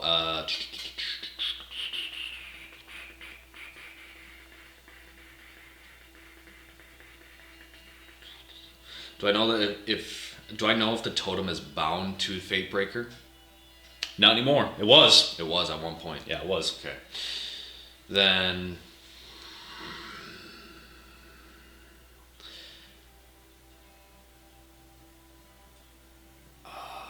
okay, because I was like thinking, could we leverage Aslam Durai in some way to help with this? I don't know.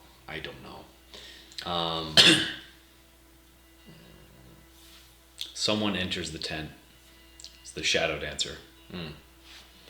And in his iron claws, he holds a tiny, tiny little medallion that depicts something that you can't quite see, but it shines with a bright red light that you're familiar with.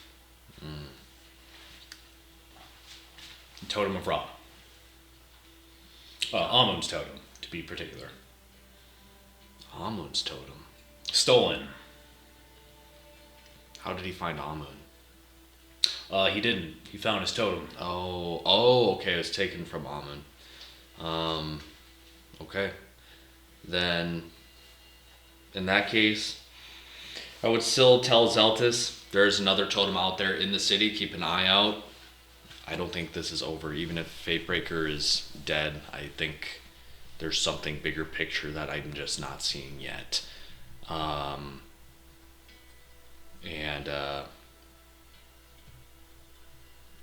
I would look towards the Fatebreaker's wife, since that's probably the person with the second most intel here, at least, except the what's the guy's name? Hisokas? Hiskos. Who I'm not gonna go talk to. I'll go up to the wife and I'll say, "Where is Set now?"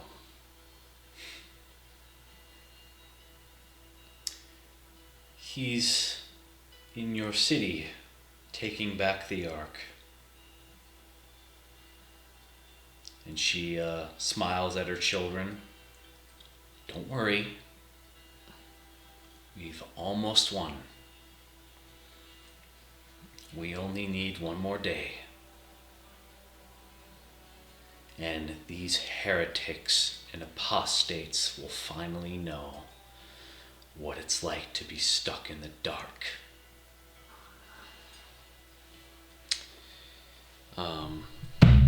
Well, Apophis did just keep us in the dark for a month, so I think we all have an idea of what that's like. So, and I'll rebind her mouth with the leaf. And I'll look over to everyone here, and I'm like, "You all heard what I just heard?" Malice, very upset. Ion, also kind of upset as well, thinking about what the hag said about her. She looks and she says, Isaiah, I think we should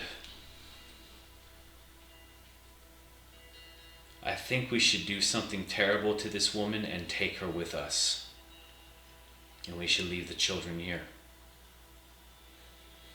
Okay. I think we should break her spell casting components, her limbs, and we should force her to tell us what we need to know. That seems very callous. I'm not trying to be on the level of Set, but I understand, Ion, you're very passionate about the job. I'll look over to the oldest child, 13. Young little lass, and I'll look at her and I'll say, "What happened to your family today is not your fault. I want you to know that what's best for Jabaxi is not personal for us, and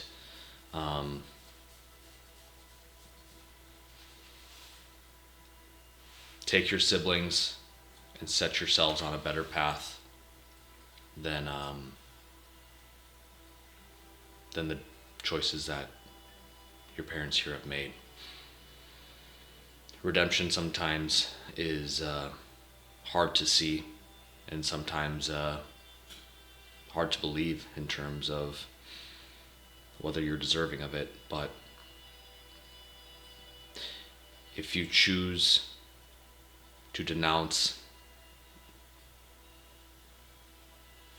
pariahs and rebellious types like Set, I do believe God would take you under their wing and set you on a better path for you and your family.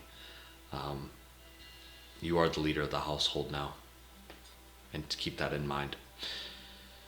I'll tell Ion to take the woman. I will pick up Fatebreaker's body, and we will go to the ship. And I will try to avoid Set's forces to the best of my ability, with the understanding that we're in the camp. Roll me a stealth check. I'll do that. Skills,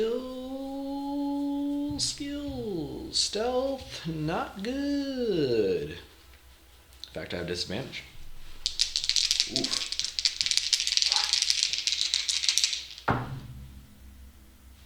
Pretty good. That's pretty good. 17 flat. You bend to the knees and you walk out, and you do notice that there is a great lack of security. They were very confident that they were not going to be touched this far deep. Mm-hmm. And sharing your words with the eldest child in the present room, this 13-year-old girl, you can tell that she doesn't share the same zealotry that her parents have, but some of the younger children do, and she realizes that she's gonna be in a very difficult position in the future. And you see nothing of assurance that she's going to be able to manage and navigate this world, especially in the midst of a war. Mm-hmm. You all exit. The shadow dancer enters the shadow of the wife as she's picked up by Ion in her fastens and is placed upon the maelstrom. Ion, rather cold in her distinction as of recent, but war jades us all. Where do you go now? Abek grabs the sword, and while not wanting to go to Pharos, doesn't want to be left this far deep into enemy lines. It's the thing is, like, I don't know what's true and not true, because I can't really fathom that Set's in Pharos, and that would not be something that we'd notice. It's a hard liars around here. Yeah, and that's where I'm, like, having some difficulty here. But if honestly, our next stop is Hiscos. Okay. And if he's solo reconnaissance, then we're pulling up squad deep. And he's not completely solo. He's obviously rolling with a little bit of a squad. What do I know about it? What can Abek tell me about Hiscos? Hiscos, very dangerous. Like class type, would I know? Yeah, you would get the idea that he is a barbarian type. Okay. Very kind, but, for a barbarian, but still a zealot. Okay. Through and through. He doesn't live or die for his deity, more so his people. Mm-hmm. And his people are also hardcore believers, so. Yeah. Then in that case, I'm pulling up to Hiscos, and it's not subtle. Okay, yeah. All right. We'll pick it up again next time then. We'll pick it up next time on part 3 of the finale. And we're back for the Reclamation finale, part Trace. Electric Boogaloo. We ended the last part with our small strike force team striking at the heart of Set's forces inside the camp, where one individual known as Fatebreaker and his family reside in a large 60-foot capital-esque tent. And upon getting the drop on Fatebreaker extracted a drop of Adam's blood into his sword. A sword which we now know to be key in whatever plan Set and his forces currently have in motion.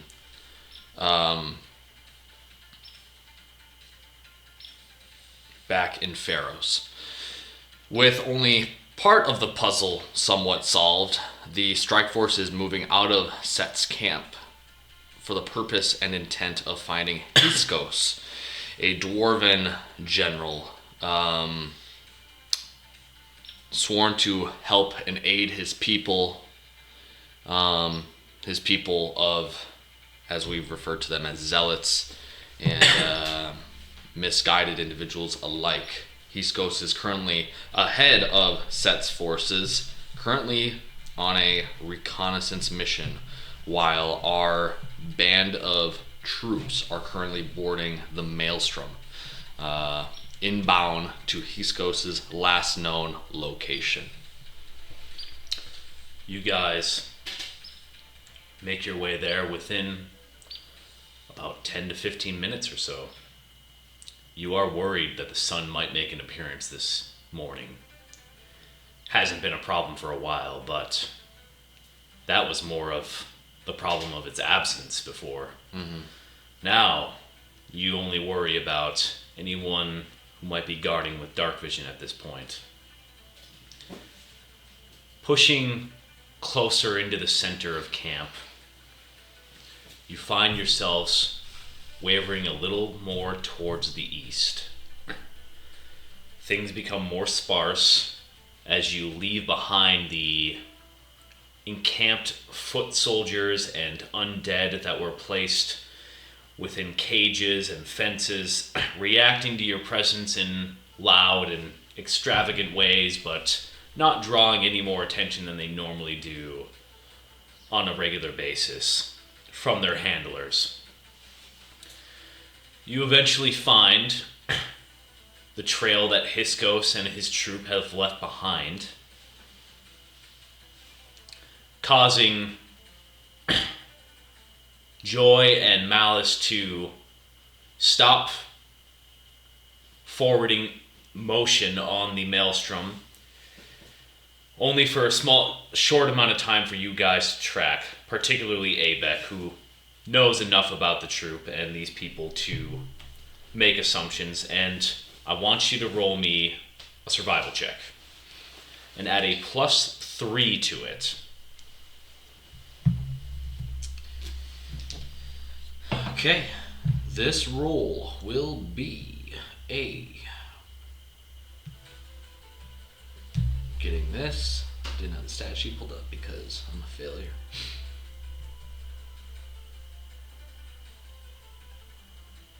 Loading. Okay. Fast forward through this part, people. 10 seconds. You'll find out the roll very shortly. Okay. This will be a 21 total. Very good. It's not long before you guys pick up in a craggy canyon-like area with lightning glass struck all over the stones, couple of burning fires here and there. You smell ozone in the air as you find what seems to be the corpse of a griffin that has been struck down. You also find a number of birds of prey and scavengers fighting over the remains of it. And you find what looks to be a number of looting goblins as well. Just kind of picking clean this griffin's armor. You recognize it as Baelis's griffin. At this point, it seems like the group from Hiskos moved forward a little more towards the north, following a trail that they seem to be on in pursuit of their own prey. You move forward. Do you want to rush into this, or would you like to perform a stealthier option? We're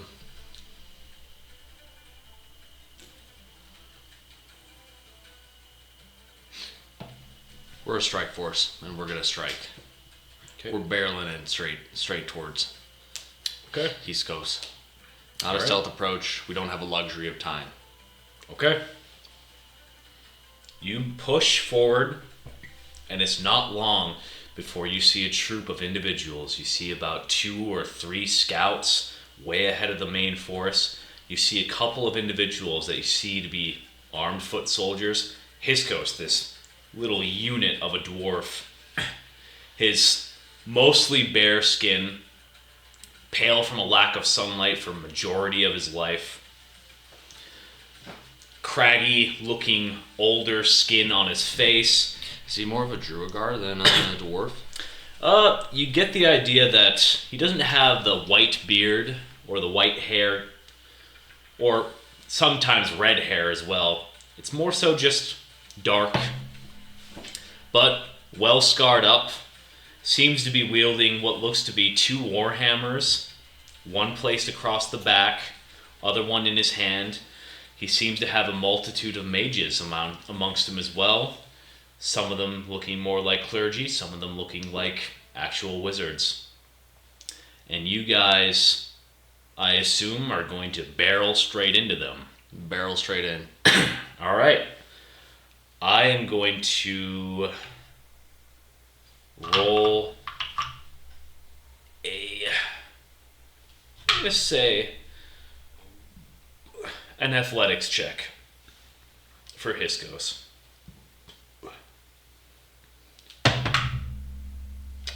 That's not fantastic. So what's going to happen, he rolled an 8 on the die for a lot more. He is a barbarian, but he's not raging in this moment in time. So this is going to be a chance to get some free damage on him. As you guys crack the maelstrom straight into his back without any notification, which is quite rude.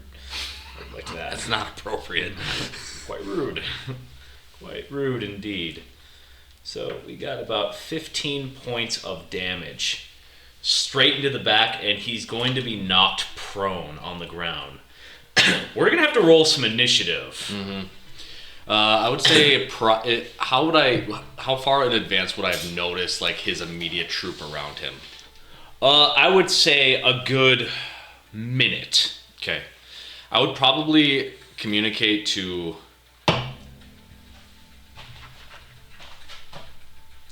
almost everyone in the strike force to attack the mages and the clergymen. And I would say me and Ion, I would tell Ion that she will be assisting me with apprehending Hiskos. Okay. That sounds good to me. So, I would like you to come down here and pick your figure.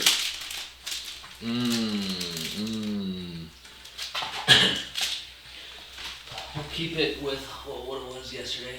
Get this fucking fine gone out of here. Wow. Sorry. Oh, this marker's not so good right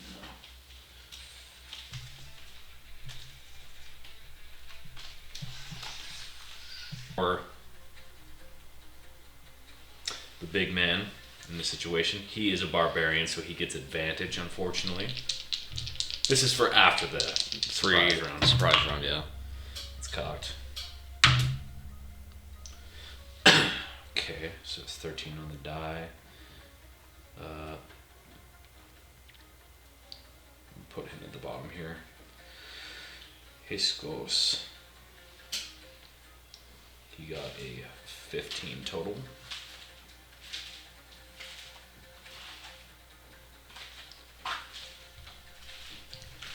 Now the wizard. Oh, okay. Not good. Wizard's got good dex, but that's a really bad score. Everyone, we just set up the battle map, and now we're just organizing the initiative. We're going to be taking a surprise round, and then we're going to be going into actual combat. But we are promoting a sponsor in the meantime. We're Loosely. They don't know they're sponsoring us.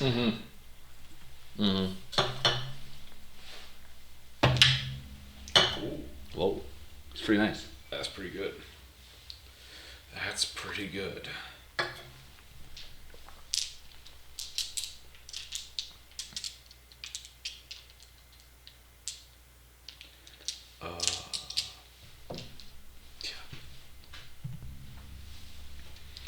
Malice takes out his 9th level spell.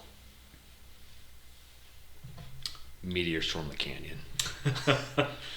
Malice is going to use a pretty high level spell immediately. He is going to cast Open the Gorge. I think he's going to do it.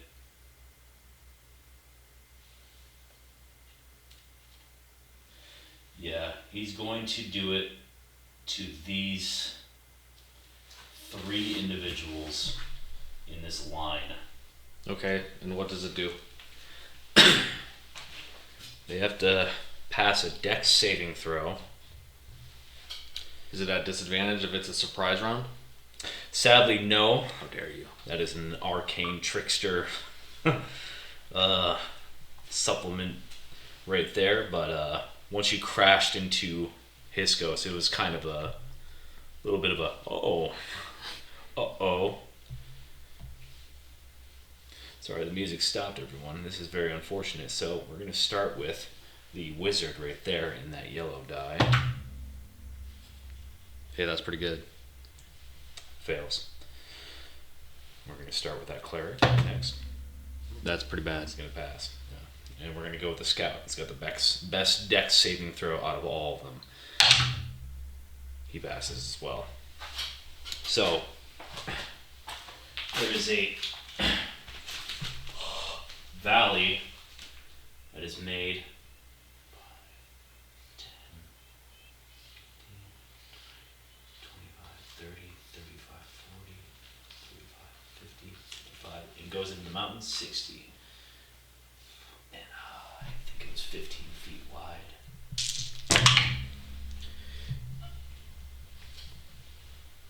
Within a split second, this wizard's life became a lot more regretful. What the hell's going on down here? As a geomancer takes very little time to put a foot on the ground, melds with the ground a little bit, and pulls up a bunch of earth, splitting a canyon within the canyon, which is going to cause issues, but here we are. Canyonception. Canyonception indeed. So he takes about, that's 8, 15 is 10, 15 points of bludgeoning damage on his way down. He is knocked prone. 15. And next up is you, Isaiah. I'm going down, navigating to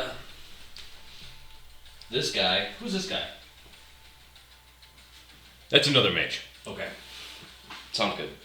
I'm going to attack Hiscos on the ground. Bonus action, holy weapon. And I'm going to take 2 strikes upon him. At advantage. Does an 18 hit? Total? Yes. I don't think so. I will re-roll and then you get back to me. And it's at advantage, right? Because Yep. he's on the ground. Yep. Dirty 20.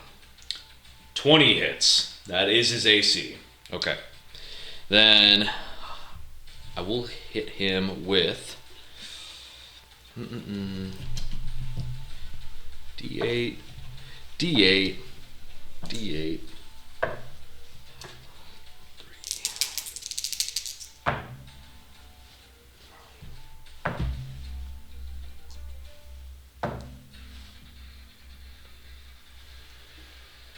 That will be 28 points of slashing, radiant, and force damage. Okay. I think I'll probably kite him so I'm not right by the edge of Malice's gorge. Probably a good idea. And go from there. End my turn. All right. After that, I believe is going to be who's next up amongst the allies. I think it's Ion. Ion is up. She sees the target. And she's going to jump on top of him first, Mario Goomba Stomp style. That's a D12 damage right there. And she's going to hit him with everything she's got. The 14 on the die. That's enough to hit. Those are not enough to hit. So, got 2d6. That's 10. That's 15 points of bludgeoning damage added to his pool at this point. Okay. Great. Off to a good start. Next up is Abeck. Abeck. Which one did you pick for him? Payback is the D12. D12. Yep. Abeck, not wanting to fight Viscos, is going to rush down this mage.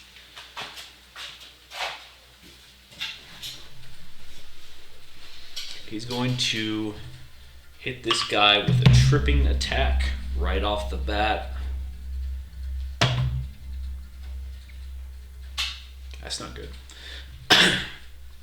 It does not land. Second attack.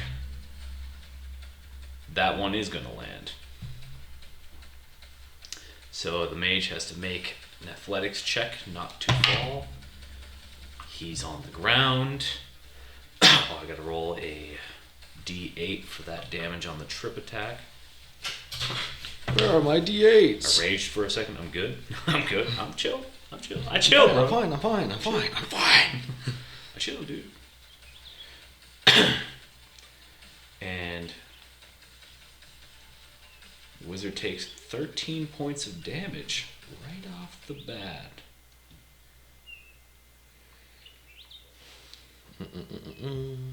This is okay. He's going to use his third attack. Oh, it's at advantage as well, so that will hit, but you never know. Okay. Another 13 points of damage right off the bat. So this wizard's already not looking great. Then he's going to action surge and do it again. Fuck yeah. Hit him. Hit him. What's the other one? They're both nat ones. Yeah. Ray, we're gonna have a talk later. We're gonna have a talk later about your rolls. And what type of sham. Oh shit. Dice. Okay. We're back. That'll land. And that's a natural 20. Okay. So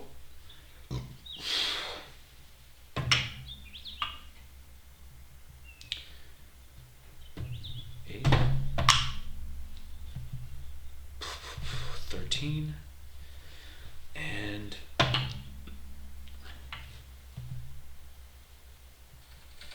9. This wizard is already bloodied.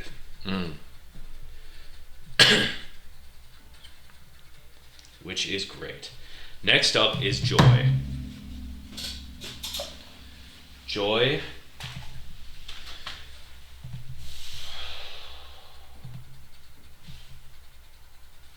is going to set a wind wall up.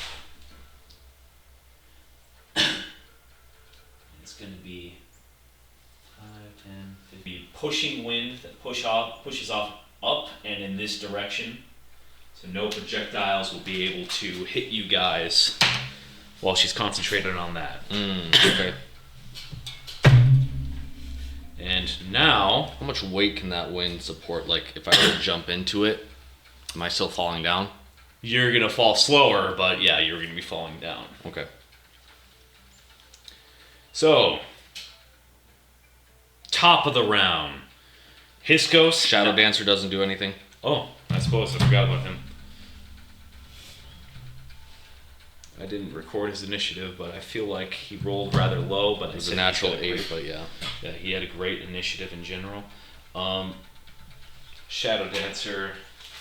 Which one did we have representing him? Dark blue. Dark blue. So he's going to leave the dark blue. This will be him for now.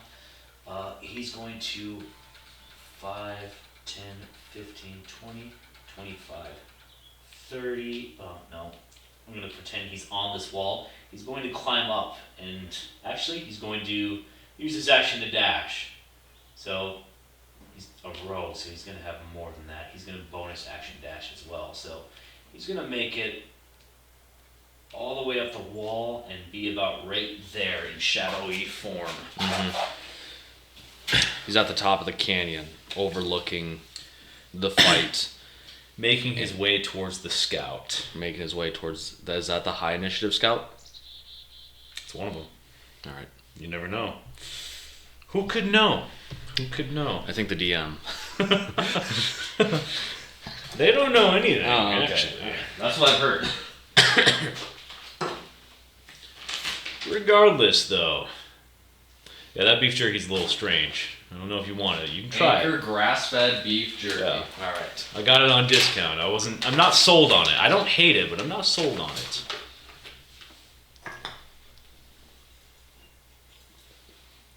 Yeah. Did I make a Malice turn again? No.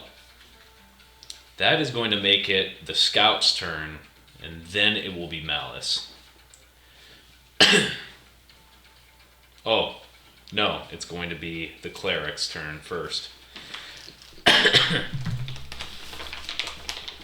So, this team, starting off with the scout. Short, shadowy cloaks over what looks to be scaly reptilian bodies. These scouts are wielding scimitars and antlered short bows. As they look over towards you and the amount of magic you've been flinging around, this scout suddenly realizes that they're being ambushed. And he's going to 5, 10, 15, 20, 25, 30. Place himself right there. Doesn't notice the shadow that he's right next to. Gets past the wind wall area right here. And he's going to open fire. That's a good question. I think he's going to aim at 8. That's just because he's the closest one here. So that's going to be 3 shots.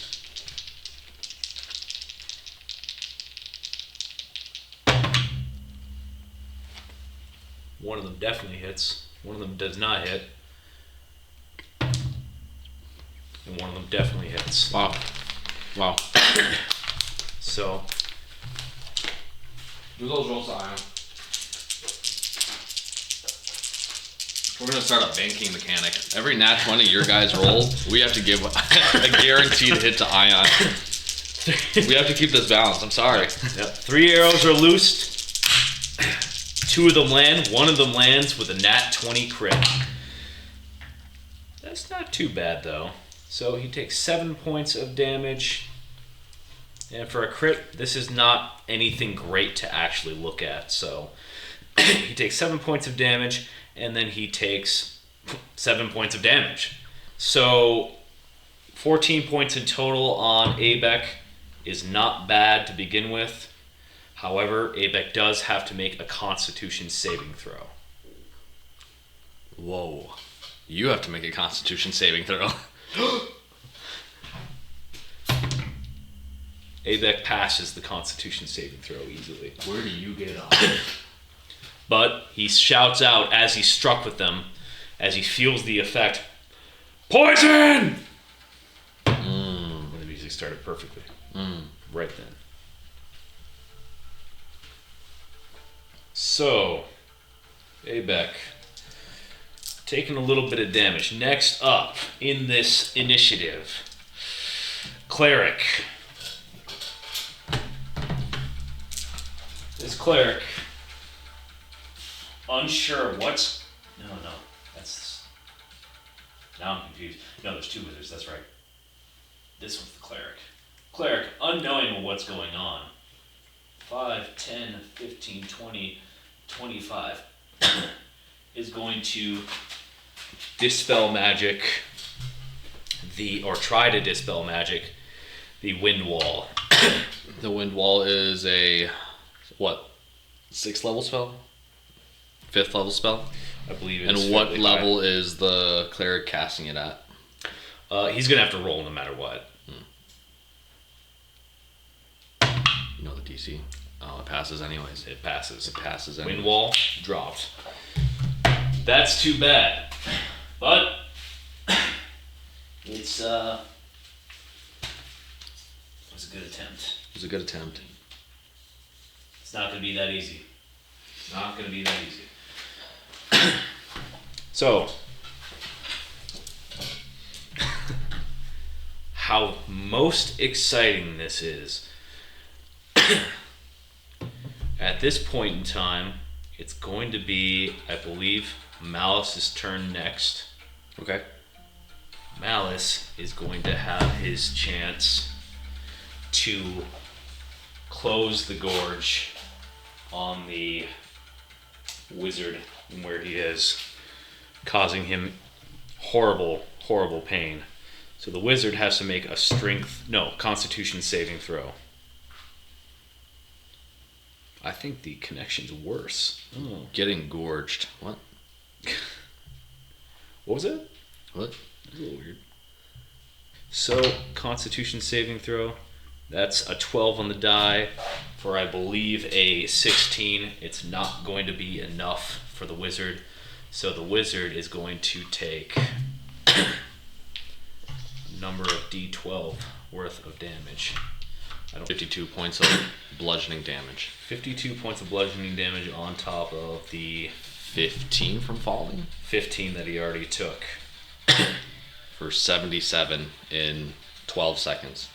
Ish. And the gorge closes for the most part, but leaves him a little bit of access point for him to actually escape if possible.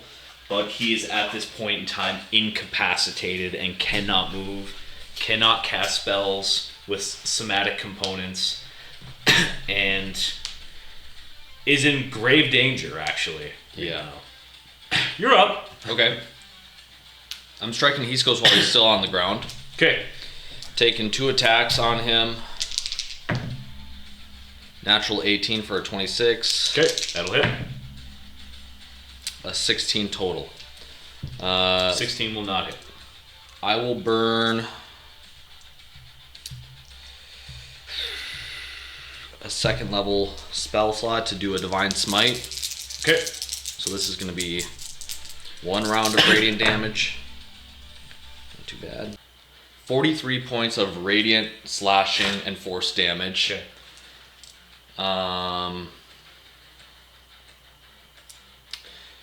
And I will, if that gorge is close, I'm gonna re-kite him once again. Okay, yep. So that I'm on this other side here, assuming that there's not anything to really fall into. Nope, just soften ground. And Yeah, I will end my turn there. Alright. As I take out my Kopesh saber, and I'm missing him because he's a dwarf, and he's on the ground, and it's a different type of foe for me. But I get 1 really good slash into him, and just like a saber, it burns, singeing hot, radiant damage as pure light is cutting through him. Indeed it does. And his body seems to be a lot denser than most individuals you come across, making this fight a little more interesting as we speak. Mm-hmm. So, next up is going to be, it very well might be Hiskos. I think he has a higher dex than Ion does, but they have the same initiative.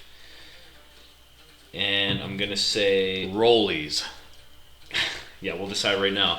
All We'll right. decide who goes first. Flat roll. Actually, Who's better? I got Nate. I got natural 4. Okay. All right. He's close. You could go. Hiskos stands up, and he looks at you, and he looks at Ion. I'm going to say he can't see over the maelstrom right now, but he recognizes an ambush when he needs to. He's going to bonus action Rage immediately. The moment you feel him rage, you feel divine power shooting from him, his divine fury, and you know that this next attack is going to be a harsh one. He's going to hit you with it's his divine fury. He's going to hit you, his first attack, and I'm going to roll the big die for this. Do it, coward. 13 on the die. I'm going to say he's going to reckless attack. So this will give you advantage on him. And he gets advantage. Okay. Yeah, 18 will hit. 18 plus whatever he gets. So he has his Warhammer, and I think that's going to be 3d10 because of the Divine Fury on this first attack. That's 5. That's 2, 7. And that's a 9. For a 21. No, for a 14. 14 plus His strength modifier and whatever his bonuses are. I think he might have more than a 5 even. So 14, yeah, it's going to be 20 points. And he's going to roll another attack. And he's going to start laughing and he's going to say, "I like you! Swing at me again!" So does he get 3 attacks? He gets 3 attacks, but okay, that's not going to hit. I'm not going back down there. It's bad. It's bad. That's going to hit. But Careful. Careful. yeah, I know. He's still rolling with advantage regardless because you might as well. Okay. So this is only going to be 2d10 for this attack that landed. The third attack does land, so that's an 8. And that's a 1, so 9. And that's going to be that because he already used his bonus action. So, yeah. 8, 9. 8, 9. Why can't I do this math? 15 points of damage, slashing damage. So he did 35 total. Yeah. Okay. Next up, in the initiative, as there's quite a few individuals at this point, is going to be... Just pass his code. Oh, it's Ion. Yep. Of course. We did rollies. Yeah. Ion's going to take her... Bonk attacks. Yeah, she's going to attack this man. Because what else would she do at this point? She's going to hurt this guy. Best she can. That's going to hit. That's going to hit. God bless. God bless. God bless. A lower kick to the head than she's normally used to throwing is going to hit for 9 damage plus 5 is 14 points. And she's going to hit him again for 10 points. 10 points. So the damage, this is half because he's raging now. But the damage is still piling up on him. Hiskos got caught off guard. And you made a wise decision, striking when you could. No. We're not sponsored! What's tougher, primordial generals or primordial ads? Oh, man. Jeepers. Good times. Does that make it Joy's turn or no? That's going to be, very funnily enough, it's going to be the wizard's turn.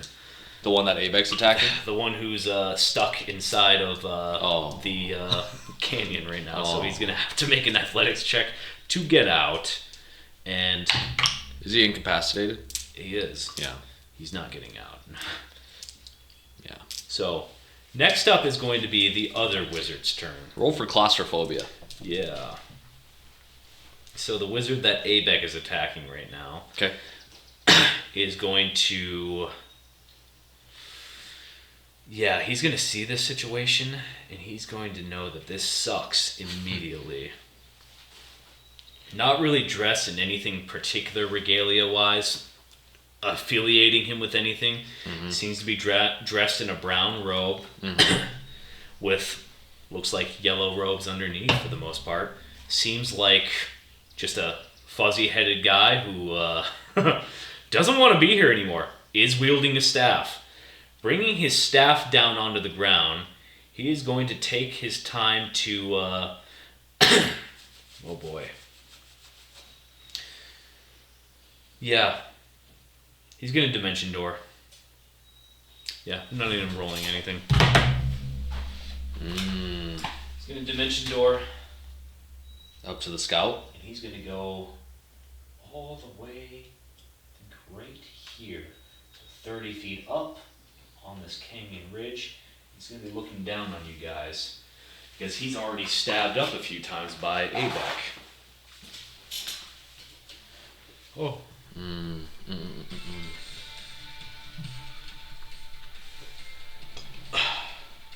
That allows him to do that.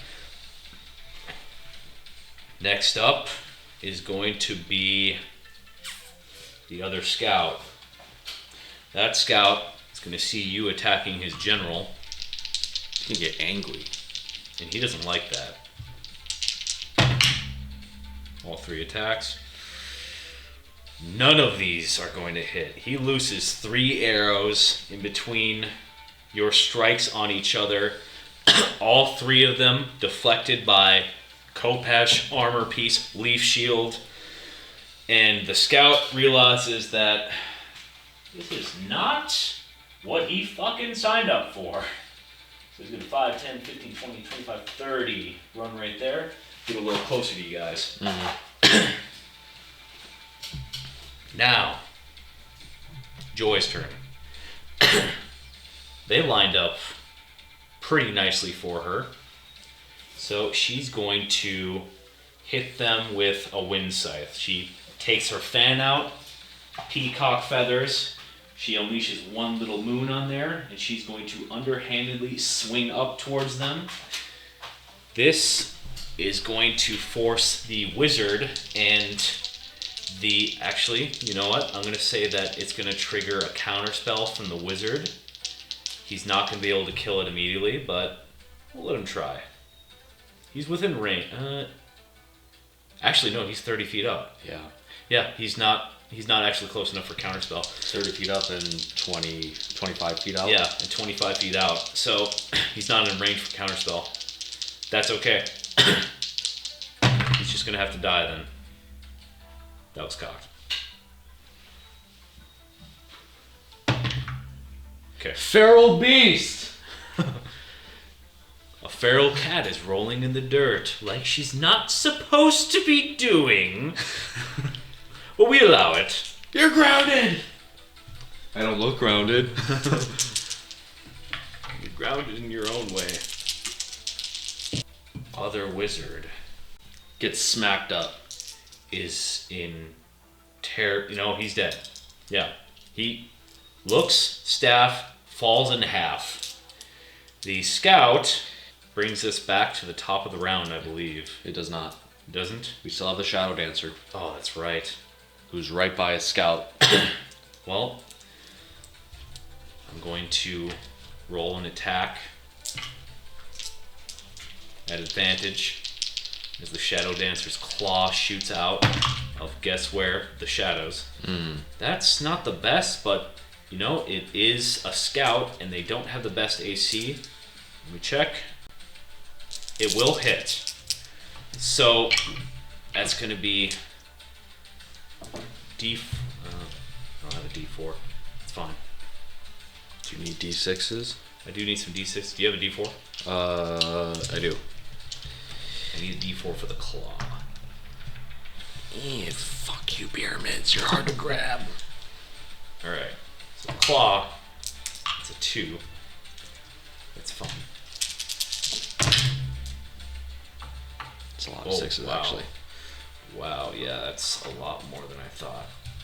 That's 21 points so far. This might be quick. Okay, that's not the best, but 26. 26 points plus the 2 That's two total. total.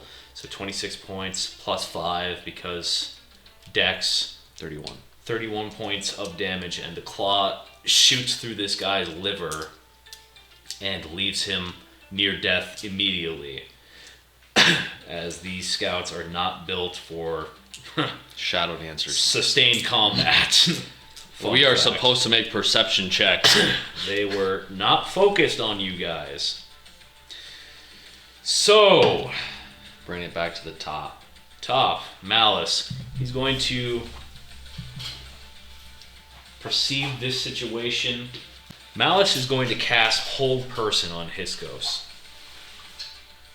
Oh, a raging barbarian. All right. I pray for malice. Yeah, well, it happens, man. I believe when it comes to Hiskos, he's very good against martial targets. Very good. But he doesn't have too much against everything else. Malice uses his action to do so there.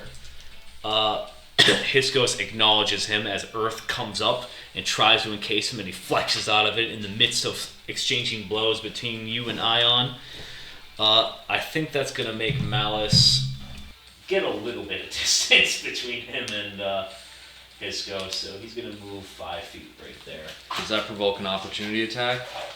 Or is it because he's on the ship? He was He's okay? up above a little bit on the ship, so Okay.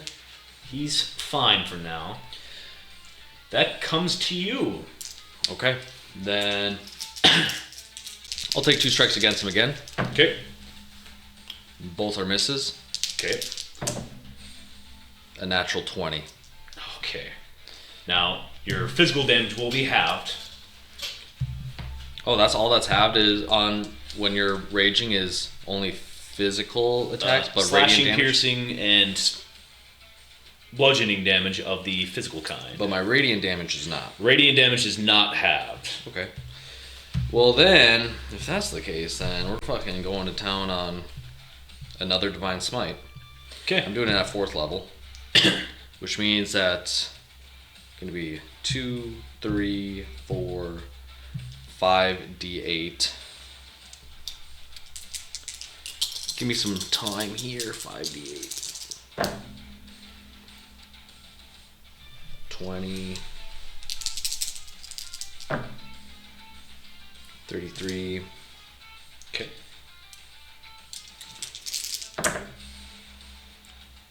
47.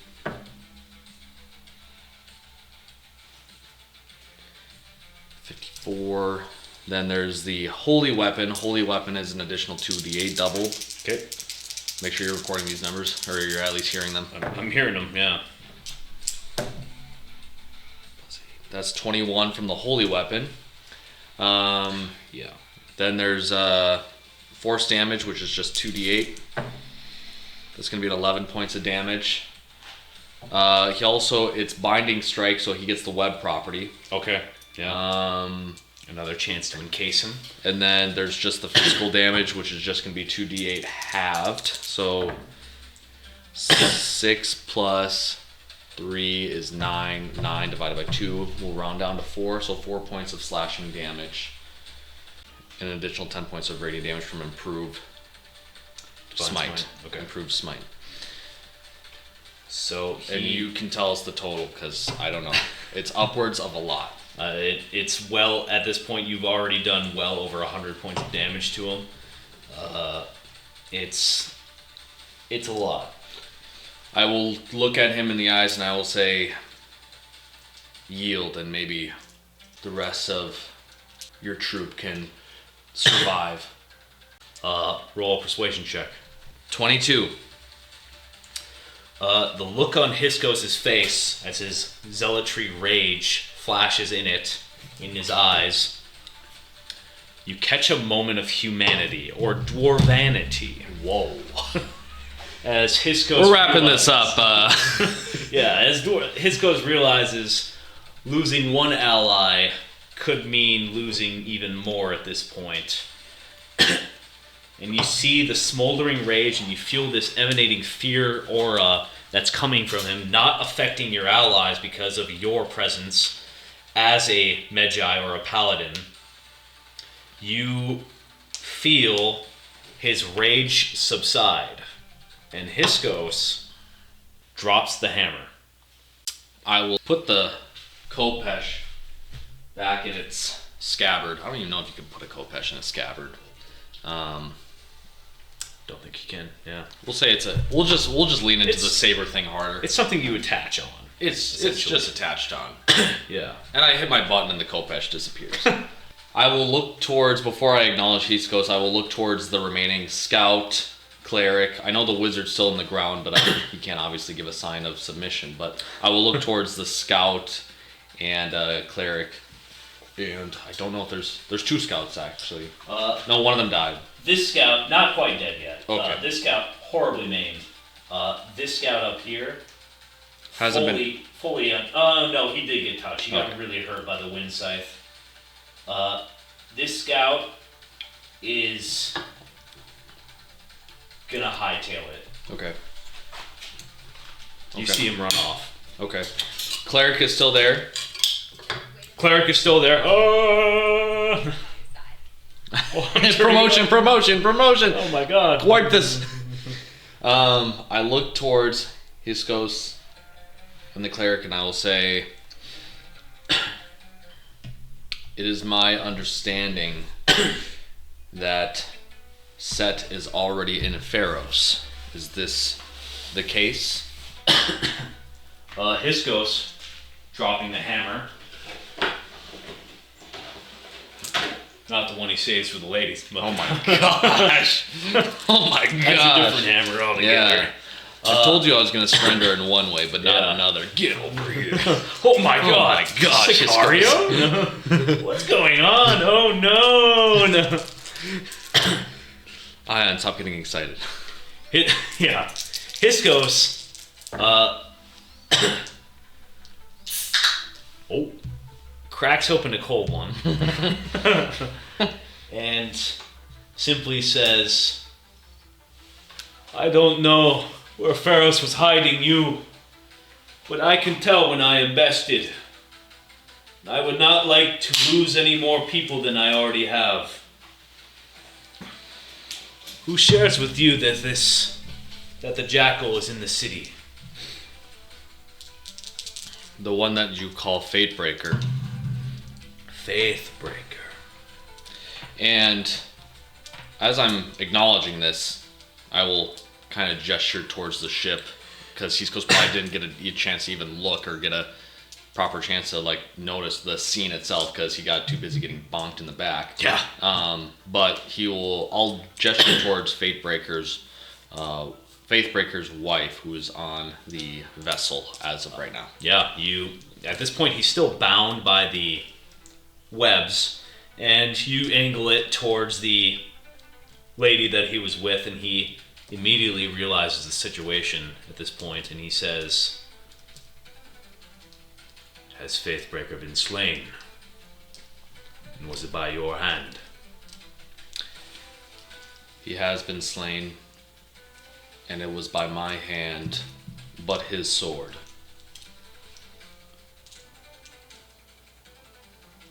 He notices the shadow dancer dragging the slave down. They're bringing everyone closer together. The scout, you mean? The scout, yes. Well, Tomato, potato. not much difference. The other wizard has to surrender his staff and magical instruments, and the cleric is also forced to his knees, and they're all brought within a row. Hiskos looks at all of you, and he says, Faithbreaker's little plans are of little knowledge to me. But if you slayed him, and he's gotten your blood, then you will be in for a world of hauntings for the future. I still hear his voice in my own head, and I've slain him twice. Someone has arrived. Someone has arrived. Edit this out. No. Pisco says someone has arrived. We will. I'll look at him and I'll say, whether or not he acquired my blood is an issue for me to deal with and not anything of your concern. However, I believe Set would like you, and by extension your people, to believe that you are to be exterminated or vanquished, but contrary to the belief, I have no interest in being a conqueror or killer of you or your people. Fatebreaker was an exception to this because of his undying devotion to Set and his cause, and the simple fact that he's not so easily swayed out of his belief. And that's not my way of saying I'm going to change your beliefs, but I am here to let you know that we have spared you for a reason. And that reason is if you aid us, I can perhaps help aid you in ending this war. There is no place for my people to return to. Faithbreaker and his wizards, anyone who wishes to gain in the eyes of the jackal, they will burn any home of ours and force us into any servitude. Our only chance was to take Pharos from your people in Adalia. We have lived too long in that cursed desert, never feeling the sun on our skin once until I took the Ark, and then someone took it back, and I took it back again. Oh. Recalling a certain moment in life. Faithbreaker plays a long game, almost as long as the jackal. And if he's confident enough to share with you a plan, then it must be in order. He is a liar, but when his cards are down and they read green, he's overly willing to share in details that some would call uncouth. So that's what it all hinges upon, right? Is this Ark? In a way. The Ark of Ra is not the first. Why are you looking at me like that? Why are you looking at... Now this is Patrick talking right now. Why are you looking at me like that? Hands behind your back, huh? That's weird. Oh, what's this? Put your fucking hands up.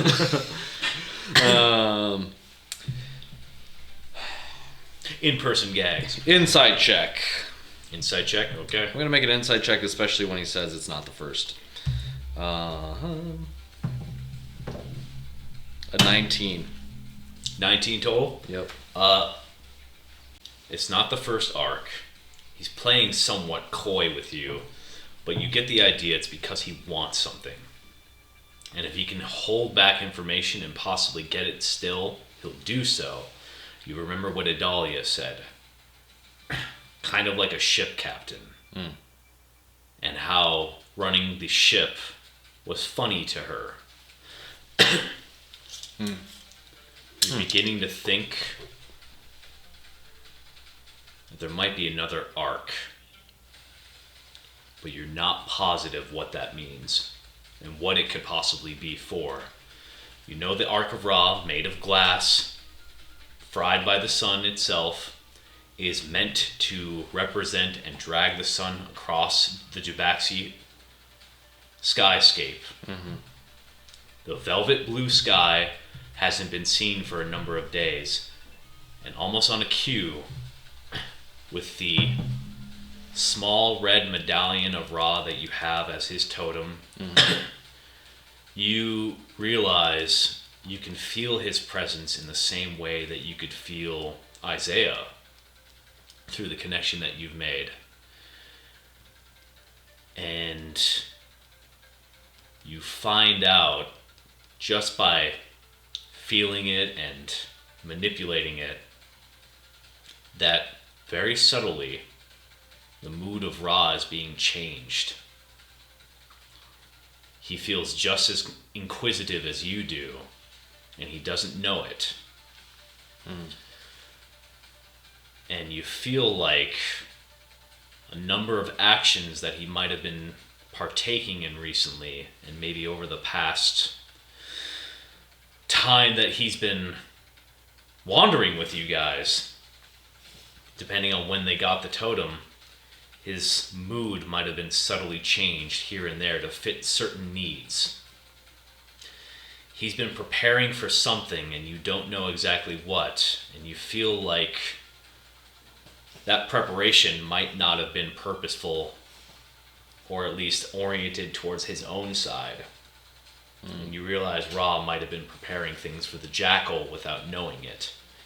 And where has Amun been staying? The pyramid.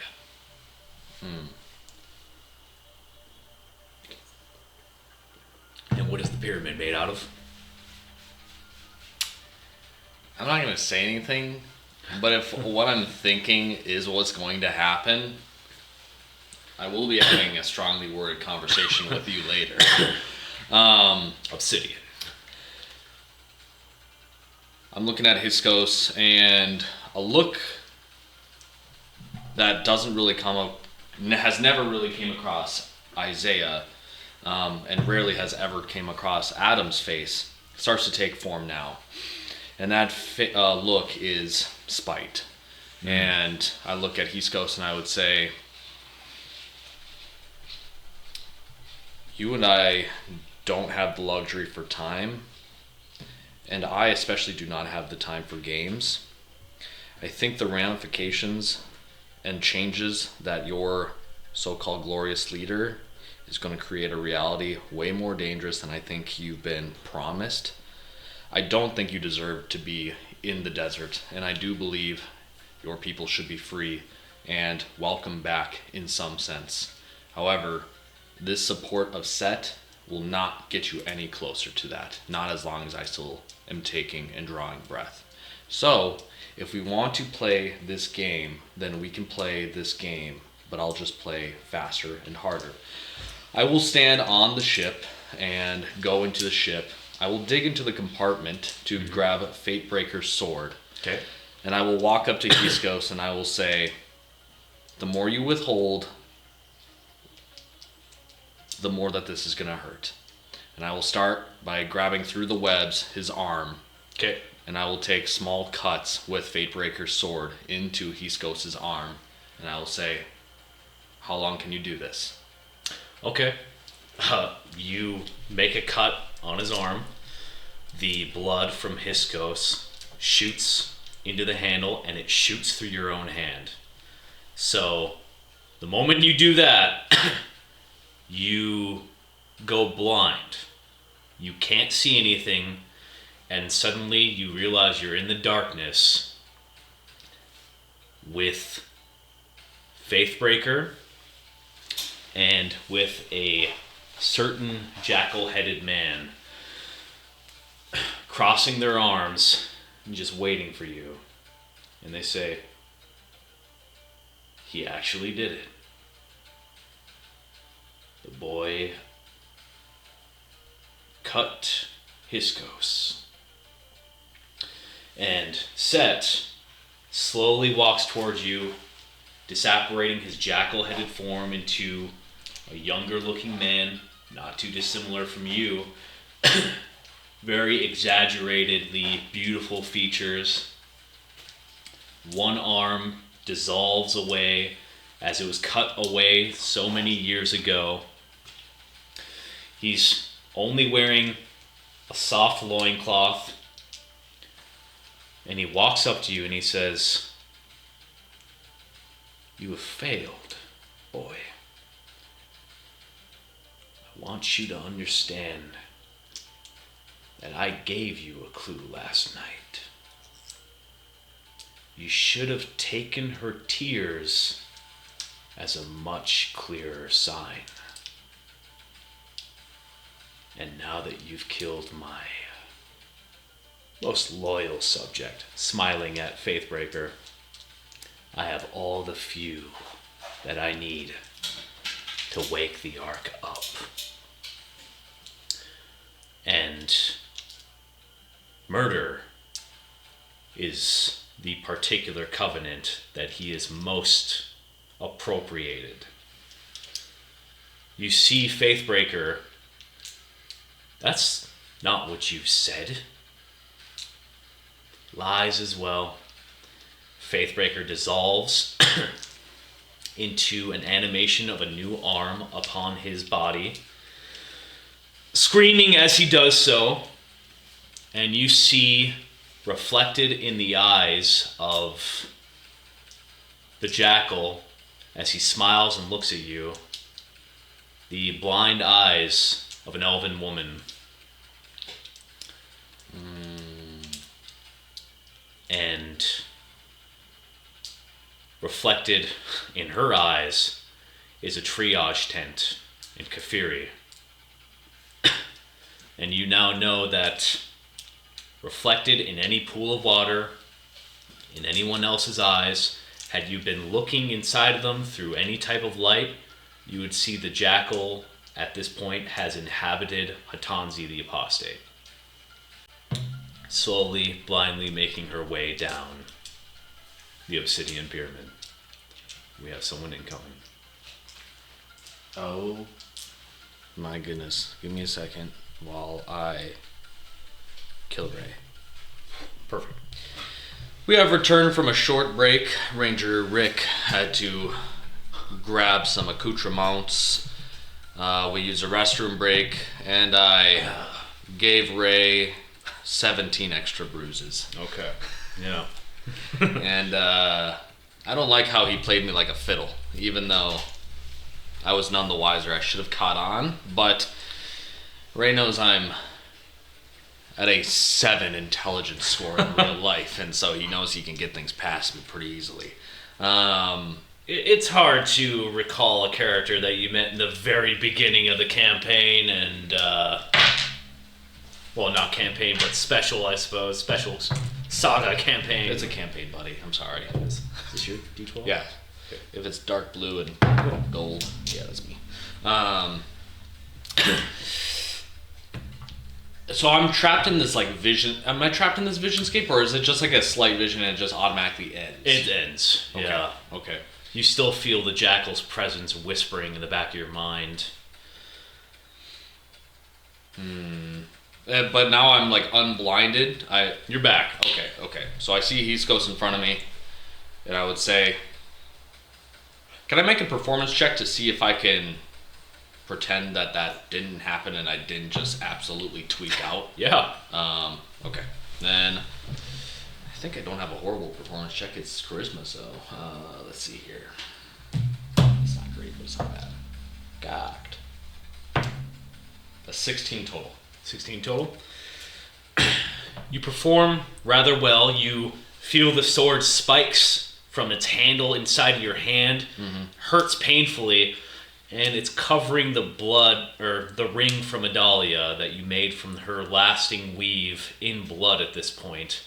And you see your silver little spider, a tiny little reminder and representation of Neath upon you, tapping the ring. Just trying to get your attention back into reality. Yeah. I look at East Coast and I would say, before I continue, is there anything more that you would care to share? Idalia will not allow my people back. But if you can take control from her, I can pull my troops. And whoever may see me as a new sign of leadership. And I will tell you that I am on the trail of Shifo Bayless. If I promise to you to have Adalia yield to those who would seek forgiveness, in exchange that Adalia were to step down, would you agree to these terms? That would mean an amicable end for your people that choose to lay down arms. And in exchange, we can talk about terms under which your people can be brought back into the fold upon once this war with Set is complete.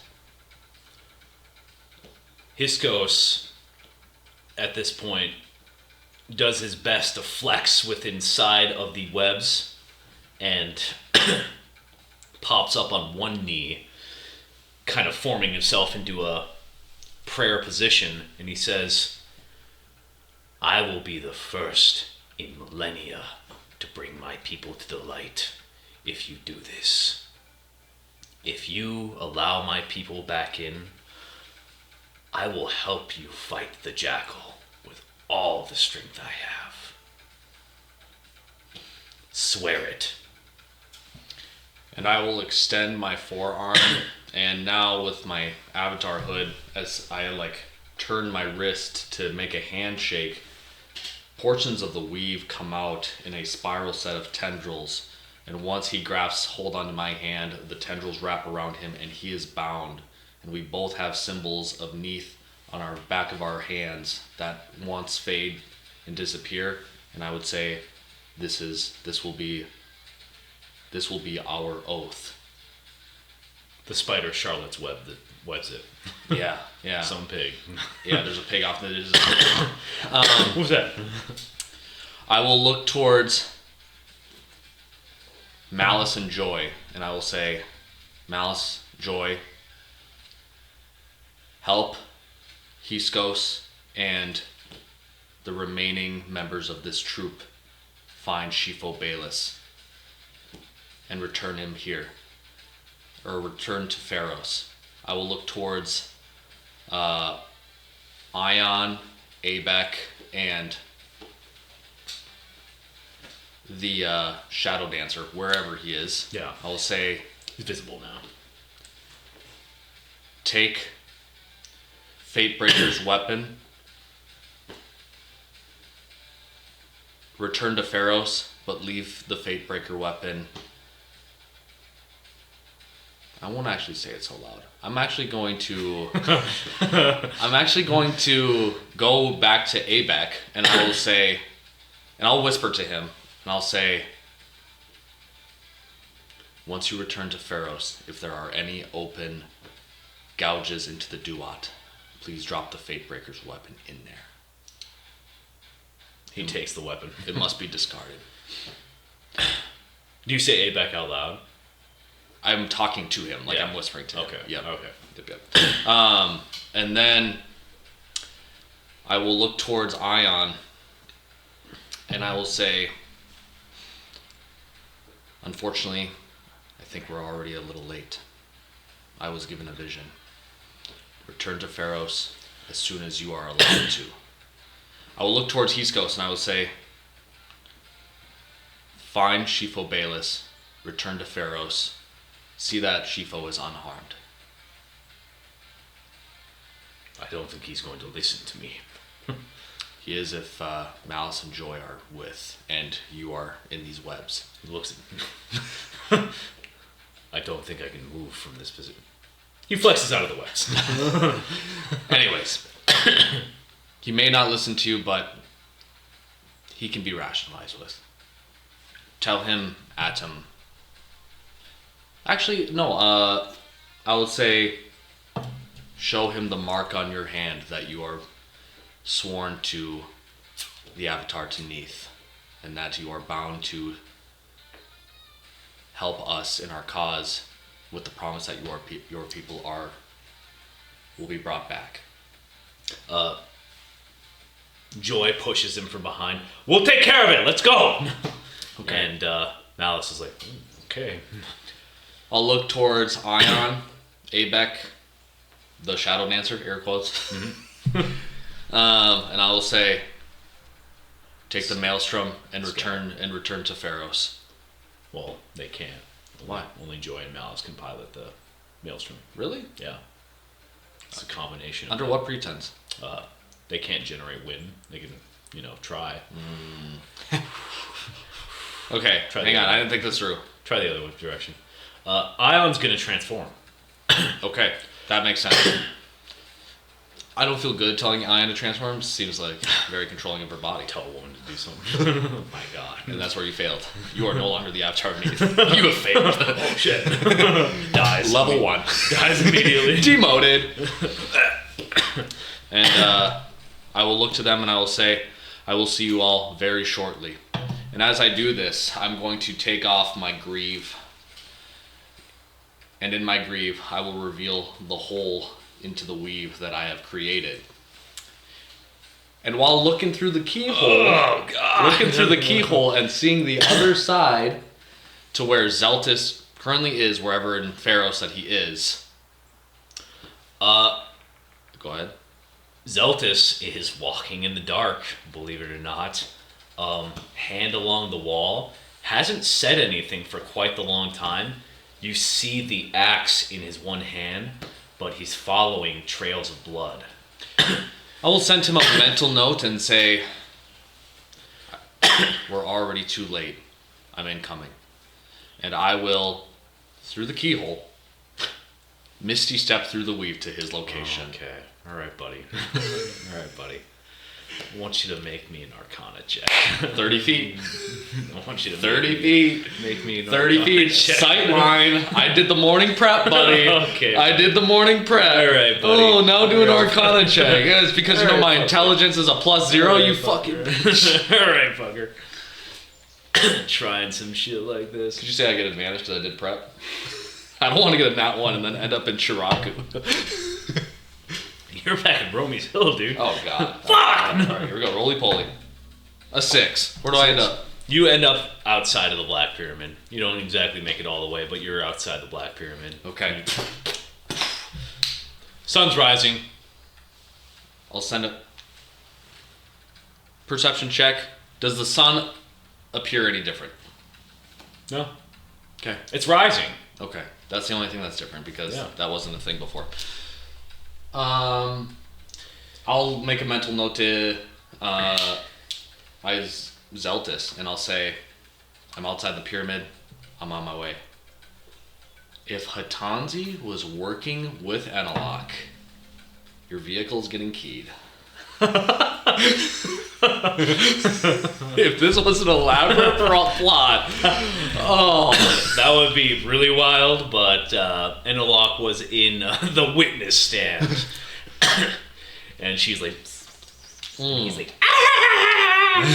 That sounds funny. That sounds funny. Let's do that! Isaiah's so sentimental. This will be funny. You make your way towards the entrance to the Black Pyramid. Right before you enter, it shakes and begins to rumble from the outside. And you suddenly realize that this thing is moving as we speak. I'm doing a B&E. Oh! Alright. You kick the curtain down. Kick down the door. Fuck! With my layers of... my sight of 8 layers, would I have a general... how good of an idea would I know where Zeltis is? I'm assuming he's somewhere in the pyramid. I'm going to say you're going to use... we're supposed to make it only like 8 charges in general, and then it recharges when you enter into your avatar state. So it would have recharged at this point in time. Okay. Because you activated that last night. Mm-hmm. So, you have it back up. The weave is very thick here, difficult to see through. Roll me a perception check with advantage.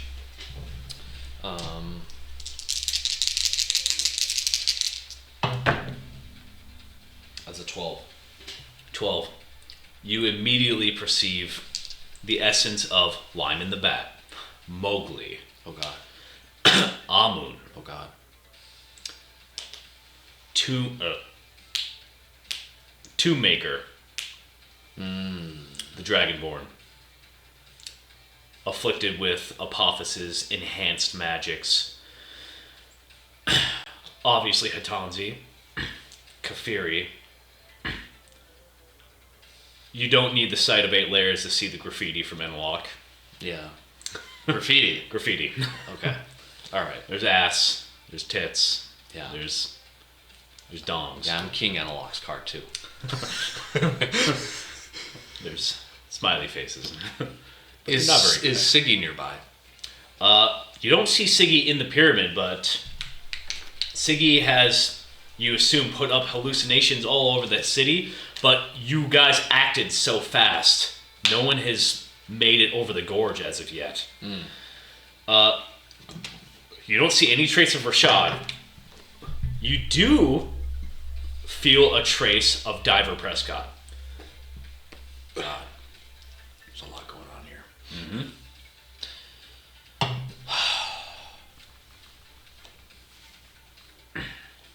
And taking a closer look now, the whole pyramid itself is made out of glass.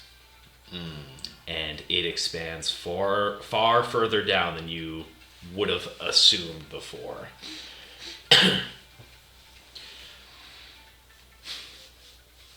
I will go to the altar of Neath.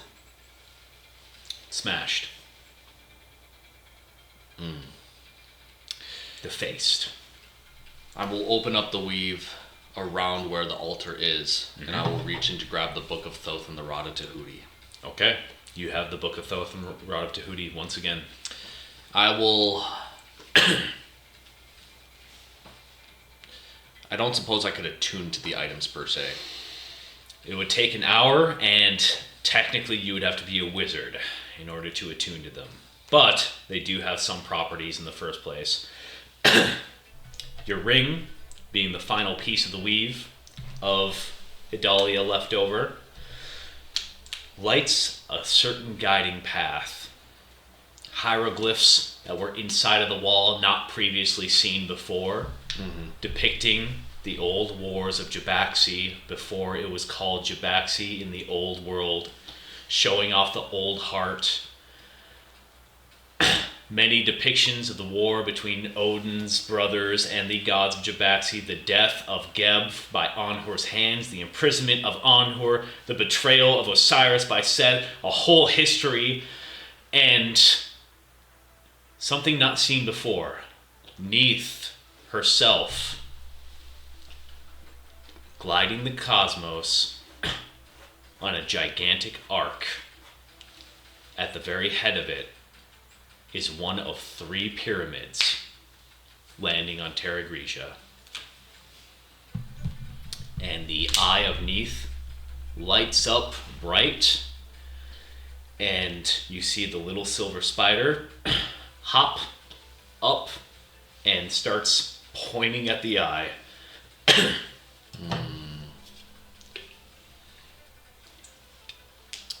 So this obsidian pyramid was once actually part of the ship of Neath, the Ark of Neath, and is now being reactivated by some shitheads in the basement, or as some people would like to call it, the lower level. One shithead. One And we big like to say shithead. back rooms around here. Okay.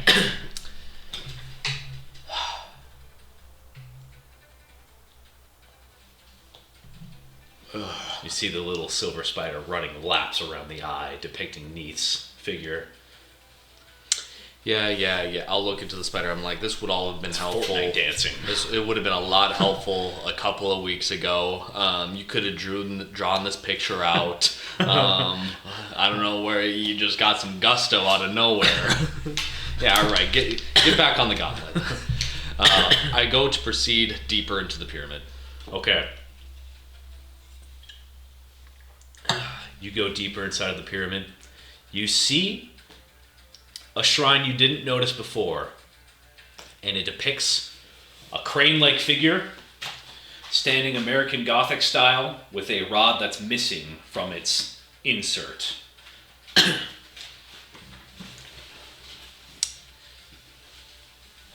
Say that again. I see a depiction of A bird-like figure, like Thoth yeah. himself. He's already holding his book, but missing the rod in a life-size image. I will insert the rod into the statue. You push it into the wall. Doesn't quite fit immediately. You gotta dig some shit out a little bit Yeah. here and there. I'll take out my brush. Yeah. I'll ask the spider, hey, you could help out now. Yeah. Oh, you can only point? Flossing. All right. And suddenly, you place it in the right angle, and you hear, and the floor drops out from underneath you, Oh, gosh. and you start sliding. This is not the Looney Tunes, Raymond. And then the cameraman at the top, the rod, World Star! yeah, rod gets spit out and Yeah. falls down right after you. And yeah, you suddenly start falling very, very quickly. Same as it was near the old heart of the Jabaxi. There are strands of weave that grab onto you and start to lower your fall here and there. But the pyramid, you feel, is rising at this point. And you fall and you fall and you make your way all the way down. And you eventually see an end. You come down and you're very far underneath Pharos at this point. It is a wide open cavernous area, and you see something that shines off in the distance. A spark of red light, a spark of black flame hitting what looks to be some type of white limestone pillar. And from this distance, the pillar reminds you of the Hellgate that was not too long ago. You see a dark-clad figure, not too dissimilar to Hatanzi, generating spells and just trying to hit this particular thing. And some spider-like beings crawling from the darkness, attacking her on occasion. How do you proceed? I'm going to go in there.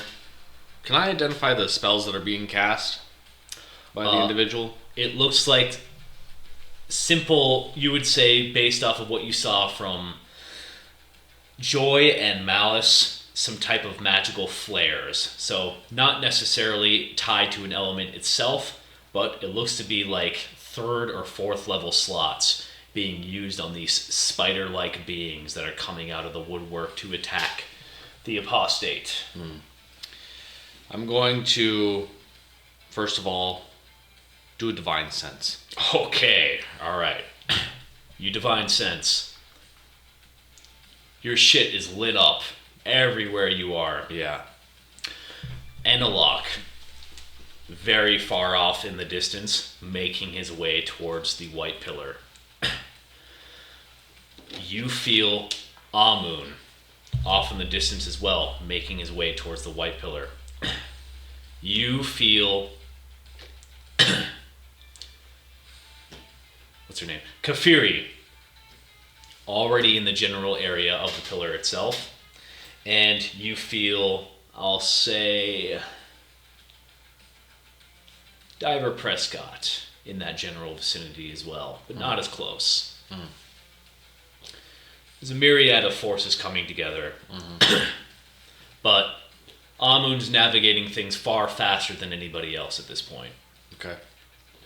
When I look towards the actual hooded figure through the divine sense, do I get anything else different? Yeah, there's a very strong and dark feeling deity that you are quite familiar with. You feel that a hooded figure angled and look towards you, and you feel a hand on your back as suddenly you turn and you're like, fuck. And Isaiah's right there. Oh, shit. Sorry, my bad. Yeah. I don't know where Tomb Maker went, but he's somewhere down here too.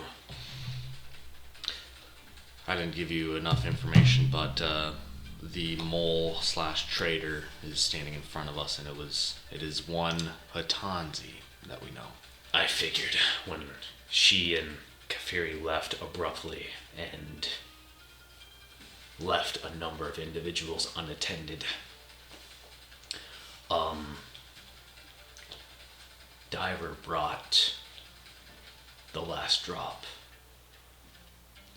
And he shows off on her spear in his possession. Jeepers. Isn't that Shifo Bayless's weapon? Yeah. Can I make an insight check to see if that would have been a gift from Shifo to Diver? Are they fucking? Well, No, I'm rolling for okay. thought check. All right, yeah. That's a 24 total, actually. Yeah. Yeah. Wow. Yeah. Good for them. She was his eye, and you know what? Wow. He trusts her. She's more the than eye, anything. and he got the drop. She's the eye of the Annex, and he gave her the spear, made sure that he didn't have knowledge of where it was, so that when they go after him, all right, you wasted all that time. All right. I'll let Zeltis know that Malice, Joy are currently accompanying Hiskos, the general, to Set's forces to find Shifo Bayless, and I will give a very truncated version of the Recap. deal Yeah. that occurred with Hiskos at the time. I'll also let him know that separately, Abek the Shadow Dancer and Ion are currently barreling towards Pharos, Ion in her primordial serpent form. Okay. Just give him that heads up so that we're on the same place. I'll ask him, do you know where Rashad is currently? I didn't have time to look for him. He was dealing with the Duat outside, but I do have a means to contact him if I need to. Okay. Sounds good. Then, let's have a talk with Hatanzi. I think we'll both approach together. Okay. And, if possible, I don't know what you'd allow, but I would like to create a weave construct, not too dissimilar from like a tiny hut, so to speak. Some sort of construction or space around me, Hatanzi, and Zeltis, such that it's us three just talking. Oh. If possible. Once you approach, Hatanzi looks over in your direction, wearing her blindfold at this point, and you see this pillar that's jutting from the ground down here. And you see a soft patch of grass underneath, and your leaf shield hums to life as you feel that this is the depiction of the old world that was here before Nagazi. Jutting from the pillar, standing 20 feet in the air, are a myriad of former bodies of what can only be described as harrowing figures, as you see the last remnants of many of the previous leaders of Jabaxi. In particular, the most recent one closest to the ground is the original form of Idalia.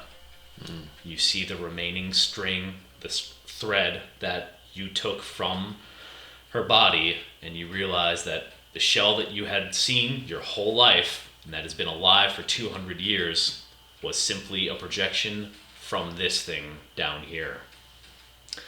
At this point, encased in limestone, you see no change or any type of emotion on this particular person's face. Just a stoic look towards the ground, and you see Hatanzi look over towards you,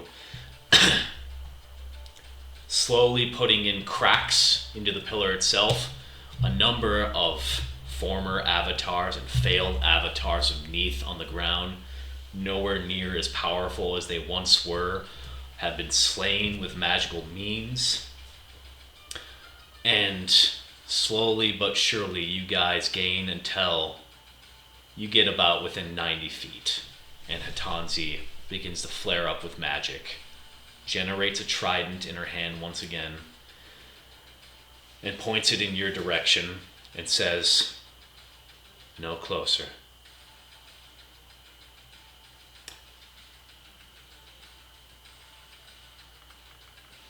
I will hold out my hand and I will reveal the phantom spider on the palm of it. Okay. Very tiny. You probably can't even really see it from 90 feet, but we'll just say maybe I make the spider look a little bit bigger. Okay. And where the spiders were on the outside, I will, with a mental note to, I would assume, head spider right here, tell the other spiders to yield and be idle. And so then she can draw the connection that these spiders right here serve the avatar of Neath. And I will look at her and I will say,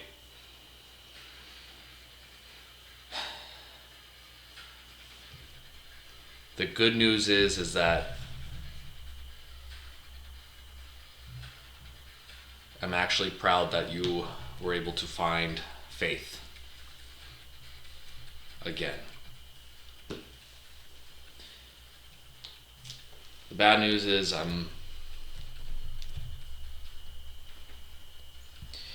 did it have to be him? Not many options were available at the time. And after discovering it was Idalia's rods that led to my fall into the Duat, I learned how dubious your people were. I admit, you were amongst the most pleasant individuals I met. Faithbreaker had no faith to break in me. And Set, she says his name and it echoes and deepens for a minute.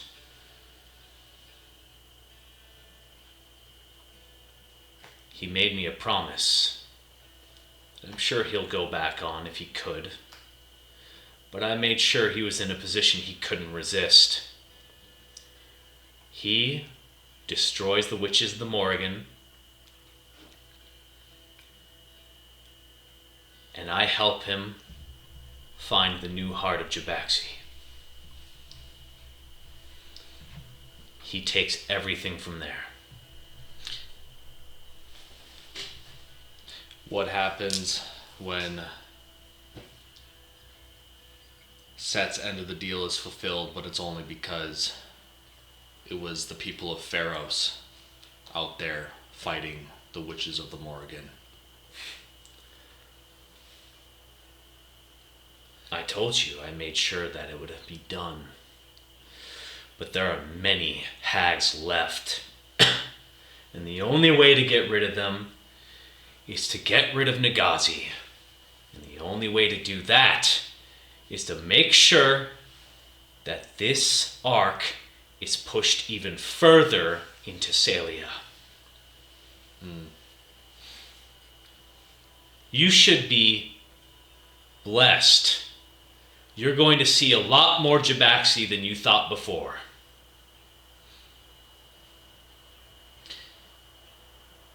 What I can tell you that I just saw is Faithbreaker being killed by Set's very hand moments ago. Another promise unkept in hope of Set's self-interest. So, sure, maybe he'll kill the hags and the witches of the Morrigan. Maybe he'll do a purge of the underworld, and maybe he will spread Jabaxi. But it will come at the cost of many more lives, and it will come at the cost of other people looking at Set and the power that you are trying to grant him. The same look that you have given the witches of the Morgan, and by extension the people of Pharos.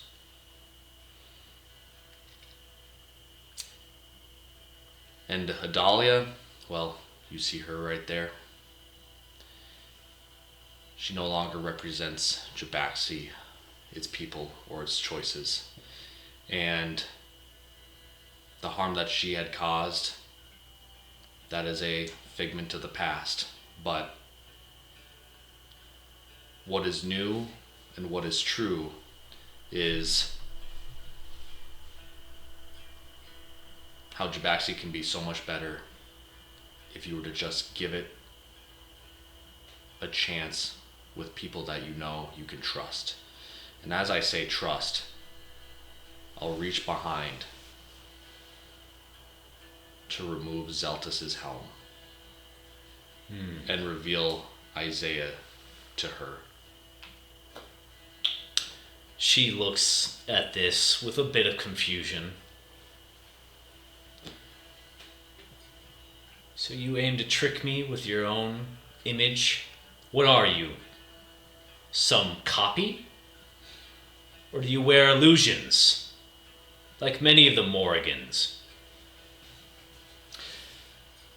Unfortunately, this is no trick. This is a circumstance of my journey and my path.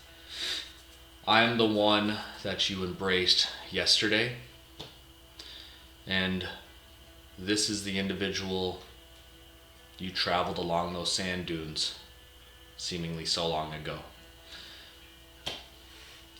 Both sharing the same cause and sharing the same belief that we want what's best for Jabaxi, and both of us wanting to end this horrible game that Set insists on playing.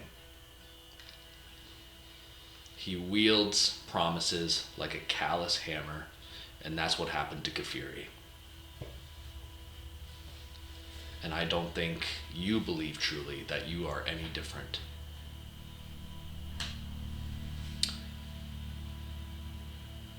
You see hesitation. Slowly but surely, you notice Ra creeping up 100 feet in the back. At this point in time, keeping his own finger up, he begins to slowly generate magic into the ground and starts pushing it towards the pillar.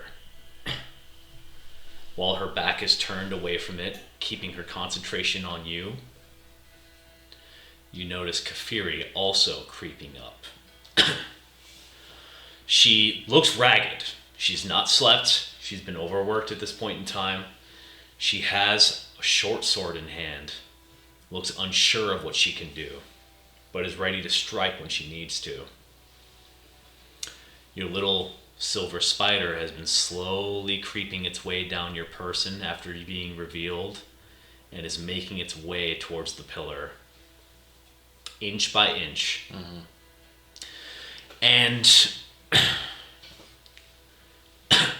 Hatanzi looks at this.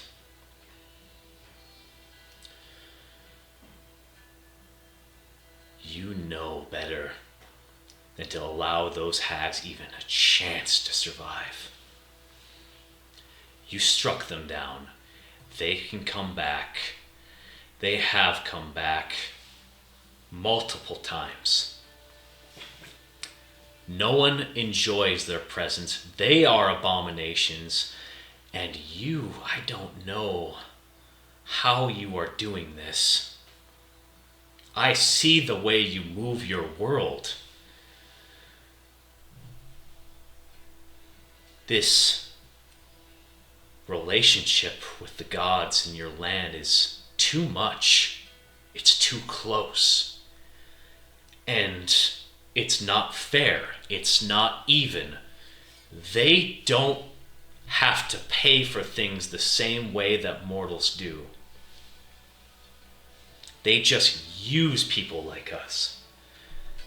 And I'm too far in to turn back. I can't go back anymore.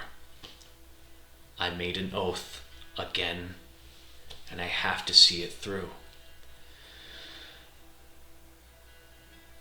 You came down here with weapons. There's no chance you weren't going to use them. Hatanzi, you're right.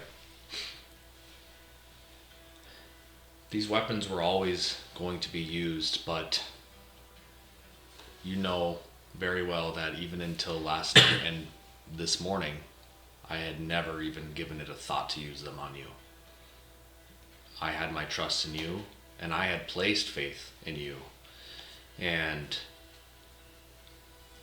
I understand why you had to make the choice that you made. I just want to let you know that if you want to go through with this, you're doing so knowing that there are people, forces, gods even, that can give you that can accomplish what you agreed upon with Set. The Morrigan Witch Coven is not some impenetrable fortress that cannot be dismantled.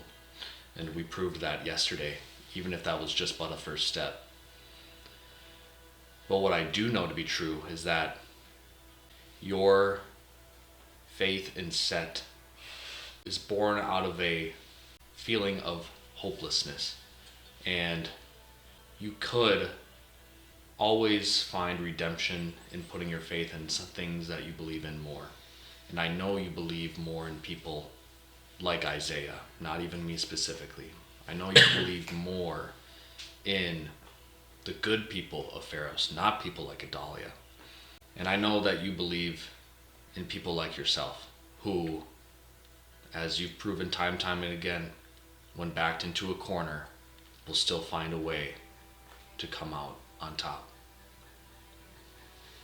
If you choose to wield that trident, I won't try to change your mind any further. But I'm the one not wielding a weapon at the moment. The light from Mamoon has made it to the pillar.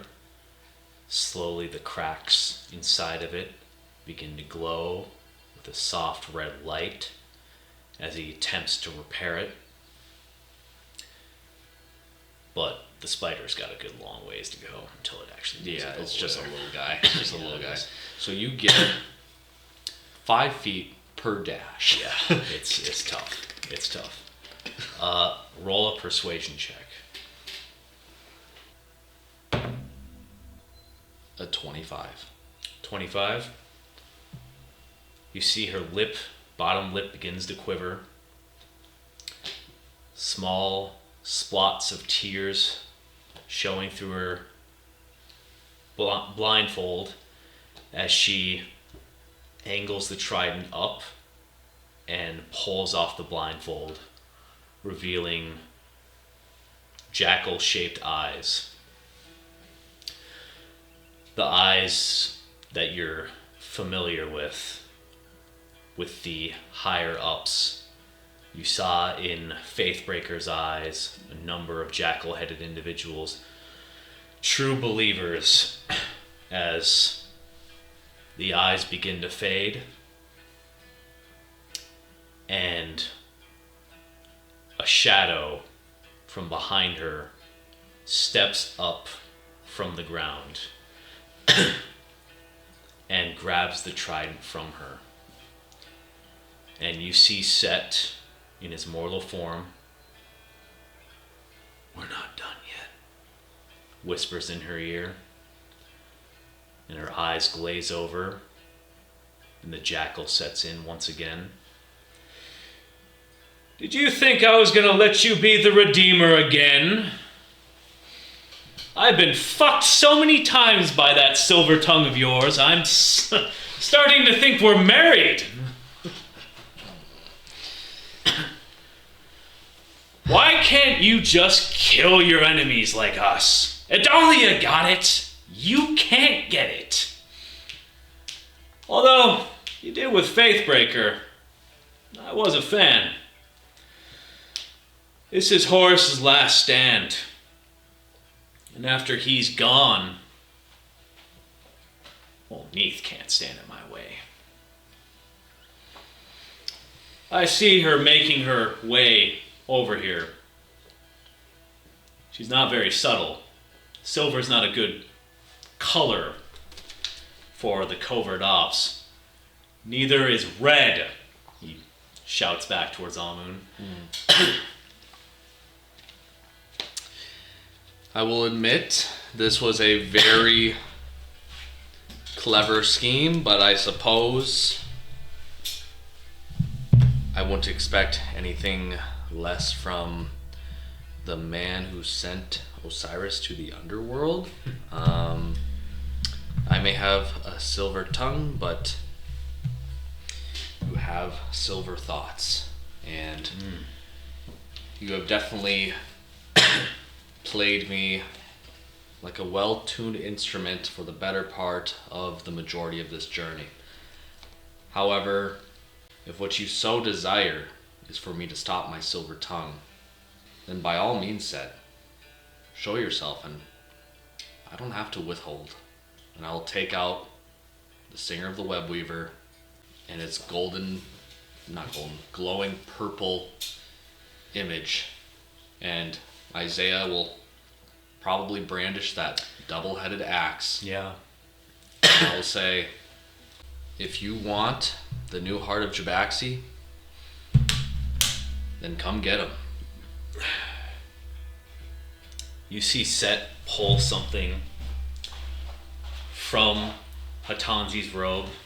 You identify that as the totem, a black candle, and he takes it, whispers in Hatanzi's ear, and puts it down her gullet. And as she swallows it, whispering in his charms, he steps into her person, cracks his neck. Well, I don't have much time. So what I'm going to do is I'm going to break the two of you on this pillar, and I'll salt the ground in your blood. That should be a lesson to Hatanzi for how much I think of her free thought.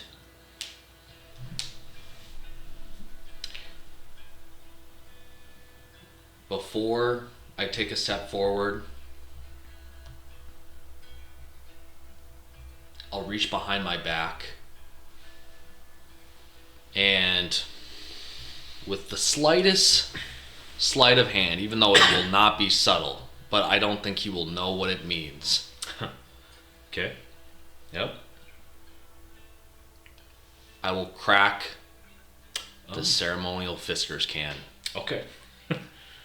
Okay. And I will step forward as the hall of this glass pyramid shakes with the reverberations of the and the faint, distant smell of salted cod permeates through the hall. And he looks at you. Okay. You got a candle, I have a can. Let's see which one's stronger. And I will proceed forward. Adam and Isaiah will roll for initiative. Indeed. Will you be using a modified version of Hatanzi stat block, or will this be set stat block? Or can you not reveal that? I don't know the technicalities of what's fully happening here. I will not reveal fully. But here we go.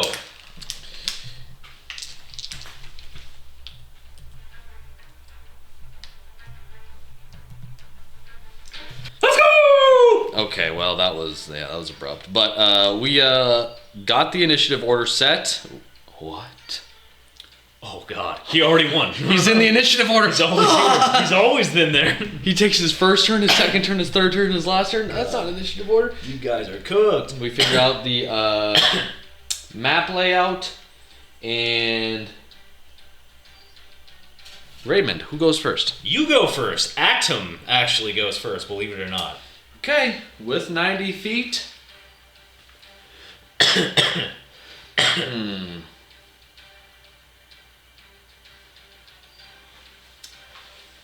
Is there any special actions I do to wield the spiders that are coming into the cavern or the hall? Believe it or not, those failed avatars of Neath and such are not actually under anyone's control. They go about and do their own thing. They subsided for the time being under Neath's tutelage, but Oh, I'm just a liar. Okay. you got them to stop. But they're as soon as this attack happens, it's a free for all.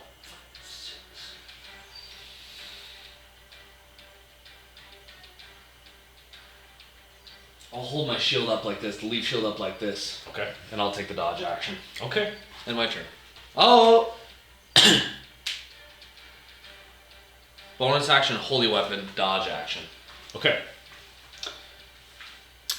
And now the Kopesh. Actually, that's still going on because it lasts an hour. Okay. So, don't need to use that spell slot. It'll Okay. still be ongoing. Okay, go ahead.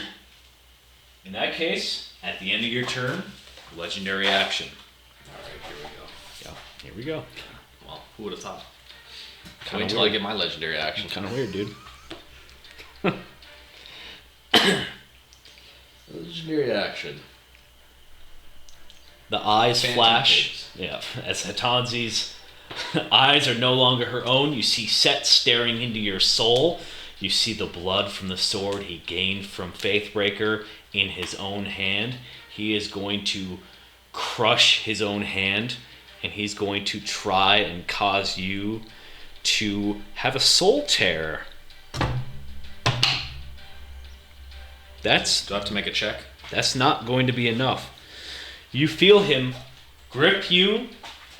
Oh. Yeah. And your That's a legendary action. by your blood and your life force. And he attempts to separate soul from body, but you are built quite different nowadays. You're not a simple mortal. And while it does give you great discomfort, it doesn't cause any damage in this situation. Would you have to roll for disadvantage for that if I took the dodge action? No. He's got your blood, bro. Oh, yeah, that's right. That's Yeah, right. he's got your blood. It's, I was gonna say, if you want to figure it, you tell me how, a soul bond, is a dodge. Well, if I moved out of the way.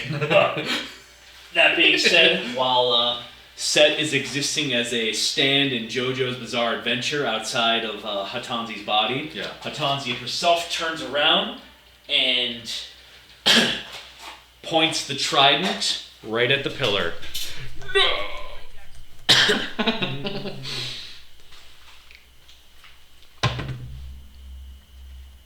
That's gonna hit. I heard the pillar has a 30 AC. Yeah, oh, it does it. She hits the pillar with one attack. That causes major damage. That was repaired by Ra at first. The second attack doesn't do anything, as Amun's shield protects it for the one time. And she makes one more final attack.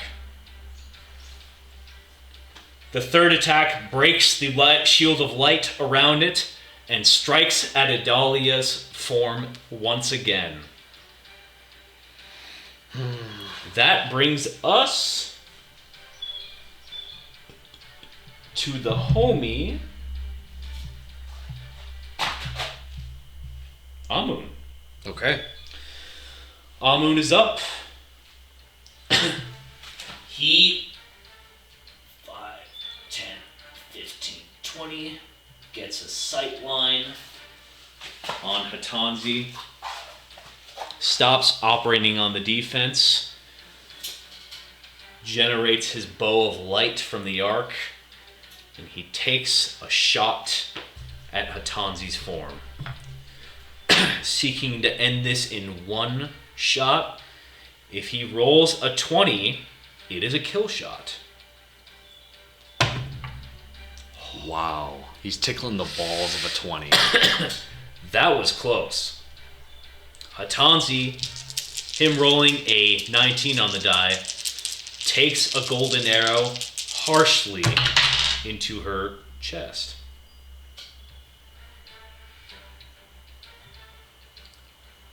For a decent amount of damage. That's going to be 15 points of damage on that first hit. He has a second. Okay. It hits once again. 15. That's 15 points. Okay.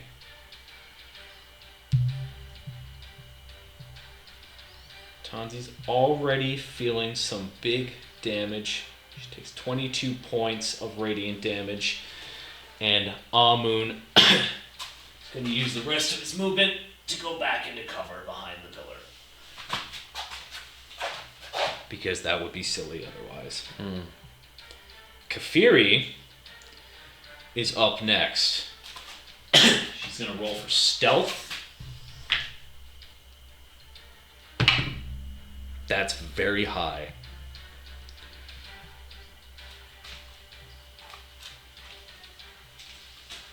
You see Kafiri. 5, 10, 15, 20, 25, 30, 35, 40, 45, 50, 55. She gets as far as that. Will operate on her next turn. Okay. Diver Prescott appears dressed in Jabaxi regalia. Is going to loose 3 Eldritch Blasts onto Hatanzi.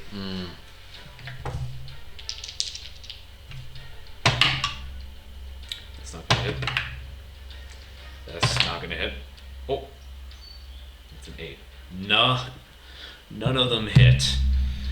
The apparition of Set grabs each one of them and deflects them all to the ground. Disgusting. Back up. Leaving scorch marks. No, back down. It's Isaiah's turn. Oh, pardon me. I'm forgetting about my legendary actions. Oh, okay. They still have 2 to use. Oh, how silly of me. Wow. Wow. Yeah. Convenient. Yeah. Set operating separately from Hatanzi. Oh, Gives you a nice little squeeze there, buddy. I'm drawing a wiener on your car. How are you? It's fitting. It's a white car. What are you gonna do about that? All right. You take 10 points of damage, and he's gonna do it a second time because there was another one. Yeah, you just take 10 points of necrotic damage. Okay. How many total? 10? Just 10. Okay. What type of damage is that? Necrotic? Necrotic. Okay. Question. Yep. I don't know if we clarified this. Isaiah / Zeltis is level 20? Yes. Well, no. No, he's not. No, because he never fully leveled. So he's level 12. That's where... I'll give him a 15. That's what I'll do here. Okay. He gets a level 15. So now it is Isaiah's turn. Correct? Yes. Isaiah will... Catch up to Atom. Okay. And in preparation for this conflict, he rearranged his spells. Okay. And now he has spells more attuned to a fight like this. And so he's going to start by casting Death Ward on Adam. Okay. As he holds out his oath of, his typical golden flare, chest piece gold, symbols of Osiris and Horus emanating around him as he is casting this protection spell around him. And you see faint shadows of a hawk and a gentler looking jackal figure behind Adam, giving him a nice soft touch, maybe along the shoulders, as now he has this faint glow around him. And I don't think he has anything for a bonus action, so he'll end his turn, which would probably take us back to the top. Okay, back to the top. It's Atem. Atom, going to the top. So, just clarify this for me. Are Set and Hatanzi two separate targets that can be attacked? Or do I just not know? It doesn't look like they're separate. Okay. Then I will strike at Hatanzi. Okay. 2 attacks. Non-lethal, but very Okay. painful. Okay. Does a 21 hit? A 21 does hit. Does a natural 1 for a 9 hit? Strangely, it doesn't. I Oh, don't okay. know why. Well, you're bullshit.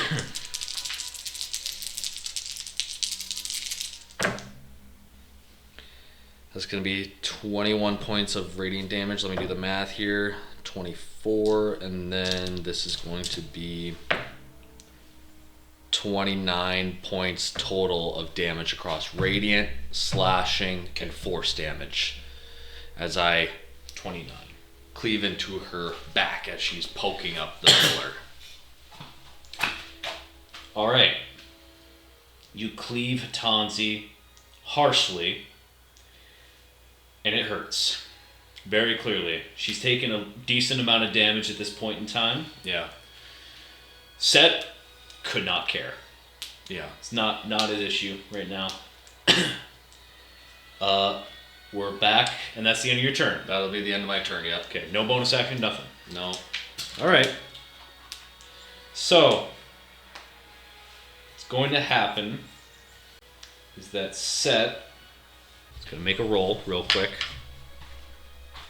Whoa. Guys, he's rolling 1 dice, and it's not nice. It's a 4. All right.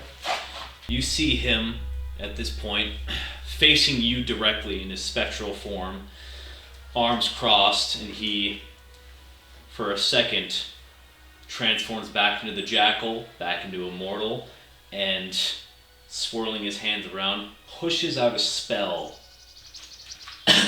that cuts off right at you. A prismatic wall pushes out in this direction. So, Isaiah will use his reaction to counterspell okay, at 3rd level. okay, What level of spell is he casting? it's level 9. Okay. Your attempt to interrupt a creature in process of casting a spell, blah, blah, blah. If it is casting a spell of 4th level or higher, make an ability check using your spell casting ability. The DC equals 10 plus the spell's level. On success, the creature spell fails, has no effect. So this is going to be a DC 19. Yes. And Isaiah has a different stat block than Atom. Give me the big blue. I'm leveraging big blue for this. This is an important roll. All right, here we go. I have to. My spell ability is +8. Look at that. Prove it. Keep me honest for the recording. +8. See that? Okay, yeah. 19 is a high roll to make. Oh, and I fail. I roll a natural 7 plus 8 for 15. A shimmering multicolored plane of light forms in a vertical opaque wall up to 90 feet long and 30 feet high, 1 inch thick, centered on a point you can see within range. Alternately, you can shape the wall up to 30 feet in any way you essentially want to in this situation. Okay. What's important is the fact that it's made out of 7 layers. Well, I have a set of 8 layers. Yes, you do. So I win. So, Everyone else is cut off from me, essentially. at this point, there's only going to be 1 layer in between you and Set, or Hatanzi in this case. Okay.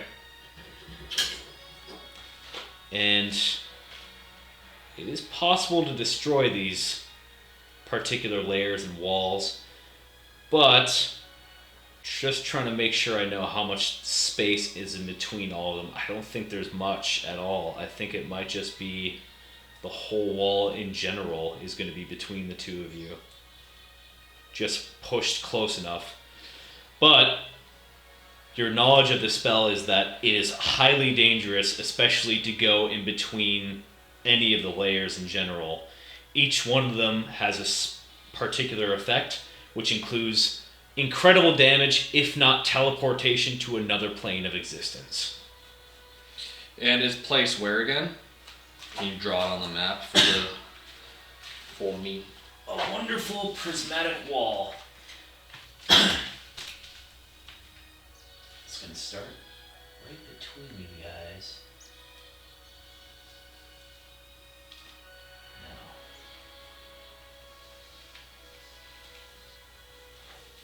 We got 5, 10, 15, 20, 25, 30, 35, 40, 45, 50, 55, 60, 65, 70, 75, 80, 85, 90. Okay. Okay. And is that the end of his turn? No, I don't think it is. That is the end of... So I would like you to give me a Constitution saving throw. It's going to be DC 20. Or be blinded. A 4 for a 12. Okay. You are blinded for a time being. Am I immune to the blind condition? Please, for the love of God, just say I am. I Just don't say believe I am. you are. How dare you? Your vision's very good, and therefore, it's very affected. Amun's turn next. Amun sees this as a major problem. 5, 10, 15, 20, 25, 30, 35, 40. He can't quite get there, so he's going to make those shots at a closer range. Nah, he's going to bonus action. He's going to get there. He is going to get between the pillar and Hatanzi. He says something in a language that you do not quite understand, and then eventually relents on trying to hide the fact that he's upset over the dealings that have been going on.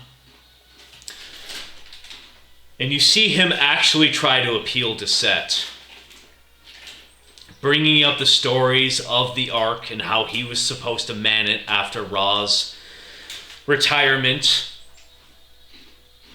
And Amun pleads with him to, please,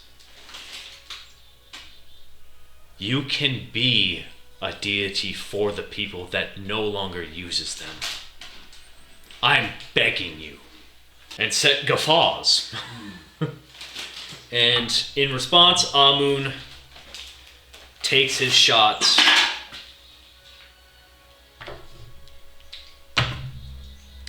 That one doesn't hit. And that's the same roll. We're back to Kafiri. Kafiri, hiding in stealth at this point. Set did not notice her. Is going to take her attack. She misses her first attack. All my companions suck. Reveals herself. Hatanzi schools her with a trident over the short sword. And her second attack doesn't do anything either. I need to see how much health this thing is supposed to have. I'm going to say there's a damage threshold then. We're back to Diver Prescott. She's going to take her shots at the prismatic wall. I mean, it's going to hit. It's just how much damage can an Eldritch Blast really do? She has a +9 to her charisma modifier. Usually a lot. It's usually a lot. She's wearing a brassiere. And he is. So the first red layer of the prismatic wall bursts. And she's going to make her one more shot. That's it. Never mind. She rolled out one. Yeah. Very sad. Set's magic more powerful than previously thought. Legendary action. He doesn't pulse your blood this time around. What he's going to do is he's going to attempt to pull you through the wall. Want you to give me a strength saving throw. I will do this. You are good at strength saving throws. And I want you to I know... don't want you to gas me up when you know that the dice in this campaign have been sullied with in some capacity. I don't know if you touched my dice or what, but it's convenient how my companions and myself are the kings and queens of nat ones. But what's the DC have to beat? Oh, 20. Yeah. 14 or better.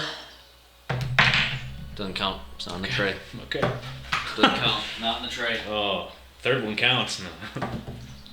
A natural 19 for a 25. You avoid 10d6 of acid damage, 10d6 lightning damage, 10d6 poison damage, which wouldn't affect you, cold damage, and a myriad of effects on top of all of that. As Set attempts to telekinetically pull you through, you find yourself grounded and resisting, which is very good. Whose turn? Whose turn? We are back to Isaiah's turn. He's going up. Okay. There is that wall in front of you guys. He's gonna take 2 attacks on that wall. Okay. He doesn't know what this is, and he's gonna do his best with his limited knowledge. This is a level of magic that is out of his comprehension. Yep. And so he will do. Can you just tell me what his if the axe is like a +1/+2 weapon? It's a +2 weapon. Okay. Then in that case, he's wielding it with both hands. He's going to take 2 attacks. That's a 19, and that's an 11. 19 will hit. 11 will not. There is a damage threshold for you to actually destroy a lair. Okay. So roll your damage. And does he get improved smite at level 15? That is I hope so. a question. You have to roll bad on smite not to destroy a lair, believe me. I do have to. I do get improved divine smite, but that will not stop me from burning a 3rd level spell slot to get smite. So that'll be 4d8 total. Okay. And he's not using the web weaver, but this is a +2 weapon, so that's actually not too bad. So that's 14, 19, 21 plus That'll destroy a lair. a d10, 15 points of slashing damage with the 21 points of radiant damage to make a grand total of 36. Yeah. That'll destroy a lair. Okay. So. And yeah, he missed on that other attack, and I don't think he has any like bonus actions that he can really. Is that both his attacks? That's both of his attacks. Okay, He missed so on the other one. You destroyed. Oh, he missed on the other one. Okay, Yeah. so you destroy the orange layer and the red layer at this point, Okay. leaving yellow, green, blue, indigo, and violet. Yeah, and my turn. Legendary action.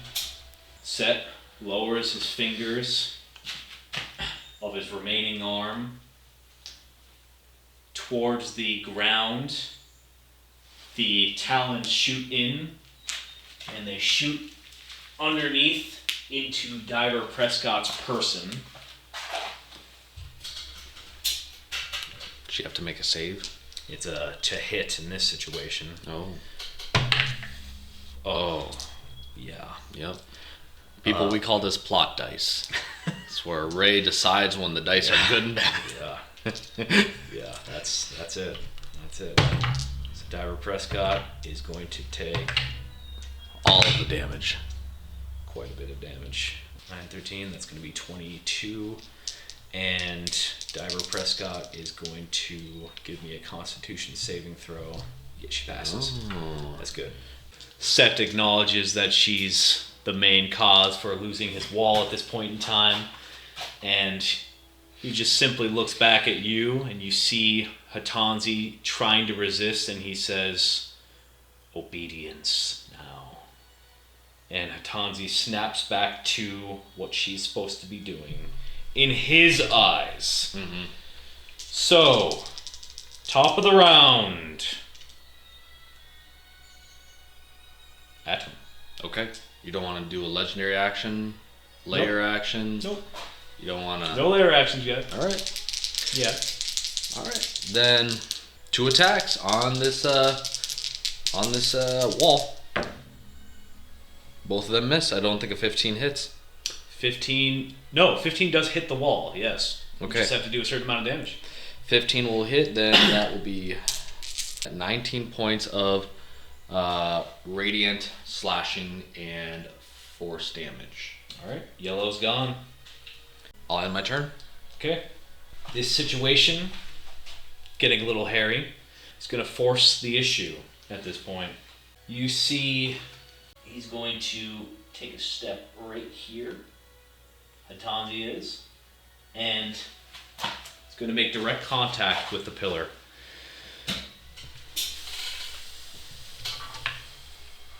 No more games.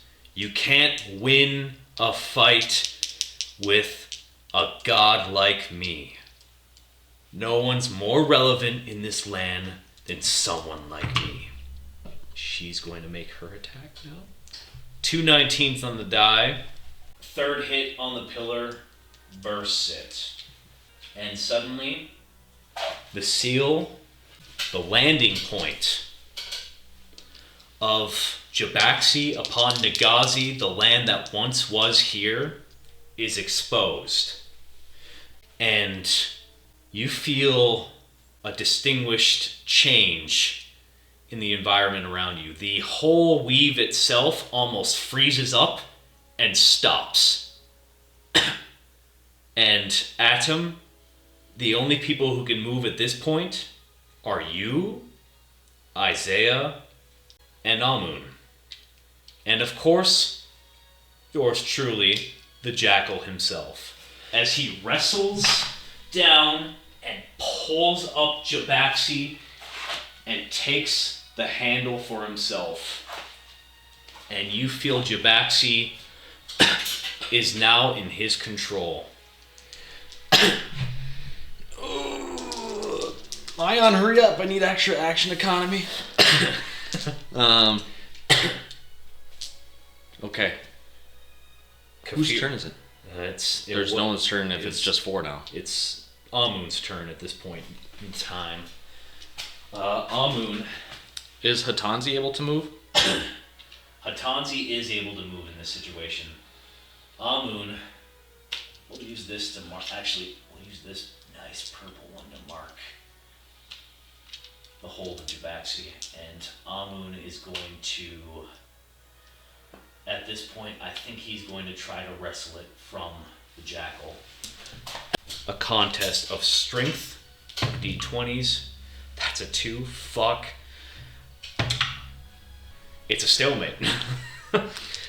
Oh, right. So, skipping over Kafiri, a normal mortal, who's so far too close to anything like this in general. The pulsating energy from this is not even that of the Duat. It is far more dangerous. It is causing Hatanzi's mortal form to be shredded ever so slightly, only sustained by the power of Set himself. Amun himself, while on the back foot, is trying to wrestle the essence of Jabaxi from this man. And you see the spider has finally made its way towards the spot where the pillar once was and is attempting to place its own influence upon the realm itself. You feel the Rod of Tahuti and the Book of Thoth pulsing with energy upon your person, and you know that this is a moment in time where you need to act. You're up next. Is it Isaiah's turn? It is Isaiah's turn. Well, no. Yeah, you're right. It is Isaiah's turn. There is still a prismatic wall. I think Isaiah is probably going to take swings. I don't know. I think he's going to do something different. Okay. Something that's a little bit more desperate. And centered in the back corner of the room, I want to get everyone that's not Isaiah and Adam, because that's the only way I can really do this feasibly. Isaiah, in all of his wisdom, He's going to pull on Old Reliable, and in this moment, he is going to leverage Adam's knowledge of the weave, and he is going to open holes all around the cavern, revealing portions of the weave in different spots, and he's going to pull these threads into the room, creating his own tapestry with his own limited knowledge, and he's going to wrap it around everyone on the other side of the prismatic wall as he casts Hypnotic Pattern. Okay. Everyone in there has to make a DC 16 Wisdom saving throw, and if they fail, they are charmed, incapacitated, and have a speed of 0. He's gonna pass. Hatanzi. What was the DC? 16 Wisdom. 16 Wisdom. That's gonna pass. Kafiri. Not that she's gonna do anything. She doesn't pass. Set as well. 17 on the die. Yep. Plot dice back at it again. Plus I can't 10. do it. I can't do it. I Plus cannot 10. do it with this guy. I cannot do it with this guy. Okay. Good try. Isaiah ends his turn. Okay. The Hypnotic Pattern would still be there, but Yeah. they would still be mobile. So then it would go top of the round. At him. 2 hits. A natural 20. Okay. And a second hit would be a 22 total. You burst 2. I'm gonna just say on the natural 20, you burst 2 right off the bat. There's no. There's no. There's no need for anything left after that. So you bring it down to one more layer, the violet layer, standing between the two of you. Anything else? To make this go faster, I think not Isaiah. Adam would mid-slash. Once that shard dissipates, he's going to hold his Kopesh right against the prismatic wall, and he's going to dispel Holy Weapon for an additional 4d8 in a small controlled explosion. Okay. We're going to see how much that does. Not a lot. That's 11 points of radiant damage. That is enough. And that dispels, and then, yeah, he does not have Holy Weapon anymore. And the prismatic wall shatters in its final layer. Set, not even paying attention to you guys anymore, has finally found what he has been aiming for this whole time. No more Adalia in his way. No Avatar Porus. No Osiris.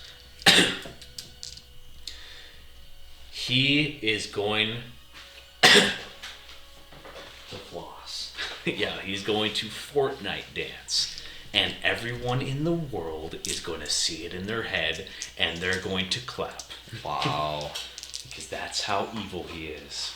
Set, grounding himself into the very essence of this place. In the world map of Chiraku you once saw, you feel an image of it in your head. And you see Pharos not becoming more prominent, not filling out more of Jabaxi itself. He pulls it further from Salia altogether. My own world that I can formulate and control. When I am the last deity that anyone prays to in Jabaxi, we will return in time. And he's going to roll a die. If he gets over 10, he's going to have one success towards removing Jabaxi from Salia forever. You ready? Go ahead, man. The nation of Bayok, the southern continent, gone. Up in the air. Keep going. That's the end of his turn. We are up to Amun at this point. Amun is going to try and wrestle control from the Dark God. He has to roll an 18 on the die to keep him from rolling flat. 14. You see the essence being far too much for Amun-Ra in this point in time. And you feel the medallion that's on your person, in your pocket, wherever you place it at this point, burning a hole wherever it is. A piece of Amun's essence and life flaring to life on your own person. Isaiah, you're next. The old heart of Jubaxi burns ever more in your chest, gaining in more power, causing you great discomfort. You're unsure if you need to attack or if you need to throw your hat into the game. So is it the figure of Hatanzi holding it? Yes, both of them really, it looks like. I will roll 2 attacks on Hatanzi, non-lethal. I'll just go swinging with that double-headed axe. And that's going to be 19 way over a 20. Yep, that'll hit. And then the 12 is... I gotta check his modifier. Dirty 20 with the 12. Dirty 20 will hit. As I'm attacking, I will use a bonus action spell that's called Shining Smite. Okay. And you take this bonus action immediately after hitting a creature with a melee weapon. Target hit by the strike takes an extra 2d6 radiant damage, which scales up depending on how you upcast it. Okay. This individual will then shed bright light, and attack rolls against it have advantage, and this individual cannot benefit from the invisible condition. When it's upcast to 4th level, it'll be 4d6, so I'll just roll 4d6 here. 11 points of radiant damage. Then I will use, this is a d10. That's going to be 10 points of slashing damage. Then this will be improved radiant strikes. An extra 6 points of radiant damage. And then I'm going to burn a 2nd level spell slot to use Divine Smite for 3 extra 3d8. Okay. So that will be 14, and I'll count the total real quick. 14, 20, 31, 41 for the 1 hit. And then for the 2nd strike, I will burn a remaining 3rd level spell slot to deal 4d8, 46 points of radiant slashing, and that's it. 46 radiant and slashing damage on top of the other strike. Okay. Non-lethal. Hatanzi is physically unconscious. Her hand is currently stuck in the ground. In essence, she should not be tied into, and Set seems to be struggling a bit more without his vessel being fully awake, but is still continuing on with his efforts. Whose turn is it? It's your turn. At him. Can I make a general knowledge check to see where the Divine General's at? You feel a strong rumbling from above. You think that could be from the pyramid lifting, or it could be from something else, since rubble seems to be falling at this point, and large stalactites of glass are making their presence known as very distantly, not very distantly anymore, but not too far away, you see a bony figure coming over the hill. And it's not the one you expect. I can't see outside, can I? No, just a little bit past the flaring light. You see a gem-skulled archlich making his way. He's not an archlich. He's just a head. And if you Oh, made that's him an very Arch rude. Lich That's off very screen, That's very rude. Oh, he always was one. he was not very Archie when we met him the first time. He's kind of a character, but you know, He was a character. he's protecting his realm any way he can. I will take out the Book of Thoth and the Rod of Tahuti, and with the artifacts in hand, I will burn a divine sense, leverage their capabilities, and get a better understanding of the artifacts themselves.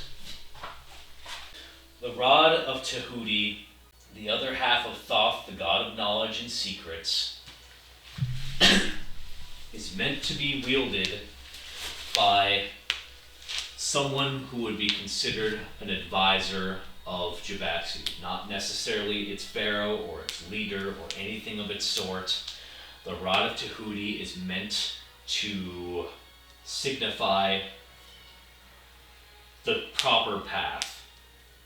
The Book of Thoth itself contains the secrets Thoth has compiled over his centuries and millennia of existence, controlling the very aspect of the weave itself and understanding that it itself goes beyond neath the creator of it, well past her own death. The weave is what remains of Javaxi. It was not supposed to be here as a natural course. That has caused conflict and issue with the denizens of Nagazi and those who have escaped through it. With both rod and book in hand, with the proper knowledge, you would be practically unstoppable. With a lack of practice, if you are able to gain control of what exactly Set has in mind, or even with this rod and this book in hand at this point, you could potentially manipulate the weave in ways that maybe even Set cannot intricately control. Being the god of murder, his range is limited. It's limited. With the Rod of Tahuti, the Book of Thoth, your potential raises greatly within your own wheelhouse. You can change the battlefield. You can blink lesser beings out of existence, if you will it so. You are the Crusader.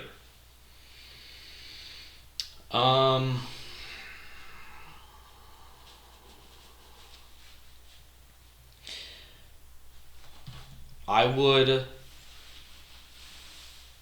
if I can manipulate the battlefield, then what I would attempt to do is I would try to lift this chamber up and out of the obsidian pyramid to become a outdoor pavilion of sorts, such that visitors that would want to come in don't necessarily have to take the elevator. Well, that's ironically what he's doing a little bit right now. Oh shit, okay. So, you lift it to surface level abruptly. Okay. The rod cracks in your hand, being used by an individual not attuned to it, not properly suited towards using it. It's still in existence, but it's in danger. And you are surface level at this point. And you're beginning to see the ark as it was built from underneath. Black glass rising from the sands and the earth. You suddenly see all of Pharos in the broad daylight. And it is oddly beautiful. The large canyon and valley of the Duat, made by Idalia's rods on the outside of the outskirts of the town itself, not town but city, have made it more difficult. The change between the material plane and the Duat have actually caused a bit of a sticking point. Working in your favor, you see a large primordial serpent coming your way as you speak. You see your friends Malice and Joy on the Maelstrom, and more importantly, down below, as you guys lift up and are essentially secluded on the helm of this little ship, you see the Divine General that was on its way down is now below you guys and flapping its wings. And you hear one Sir Enelok God. Oh, screaming God. desperately. Oh, God. Okay, lock in. Well, that's the end of my turn because I took him out and I used a divine sense. So, that will make it whoever's next. Set rolls again. At this point, I'm going to say with Hatanzi being unconscious, it's going to roll with disadvantage. Or advantage if I decide.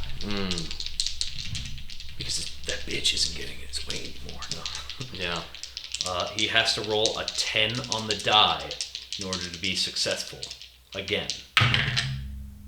That's cocked, sadly. Okay. That's a 2. That is a 2. Between Amun's interference, your interference, and Hatanzi's unconscious body, he has more difficulty in dominating Jabaxi at large. You feel the ramifications throughout the world of Salia. You know spots in the Duat were opening up on Romy's Hill and untold areas throughout it. All of those places are being extracted as we speak. Yeah, we got like a Pandora situation with floating islands and stuff like that. Yeah. It's raining sand and it's just getting in your eye and it's coarse and it sucks. Yeah, it does. Okay, then it's Almond's turn. Yeah, it's Almu's turn. And he's going to take his shot here.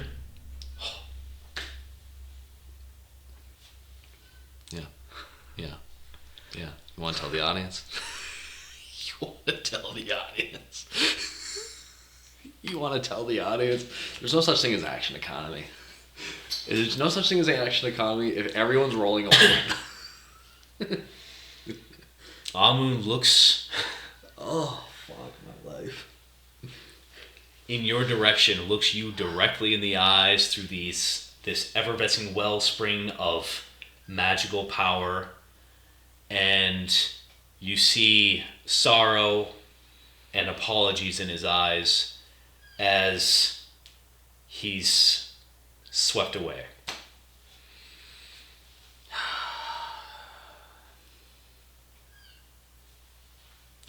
That small totem is all that remains. I don't even know if this is like the fight, and that's my problem. Because he's just co-piloting Hatanzi right now.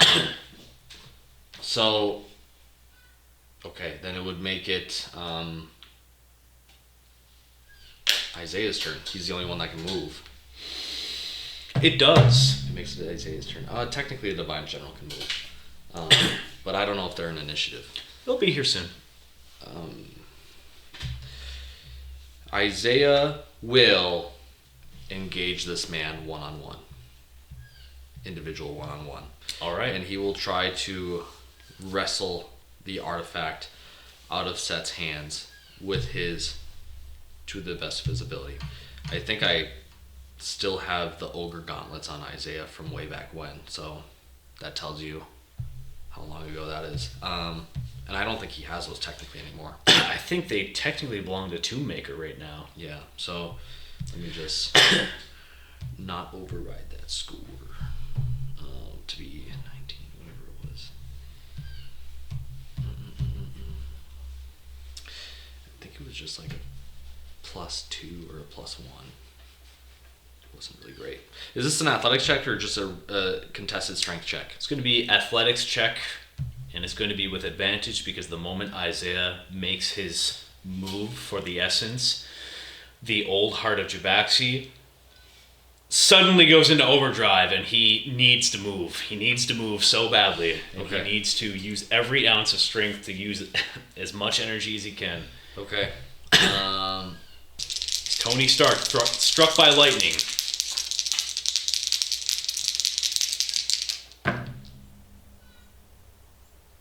God, no. I'll say that's an 18 total. 18 total. Okay. Let's see how well he does against the bastard. Oh, that doesn't count. Thank Table God. dice. Thank God.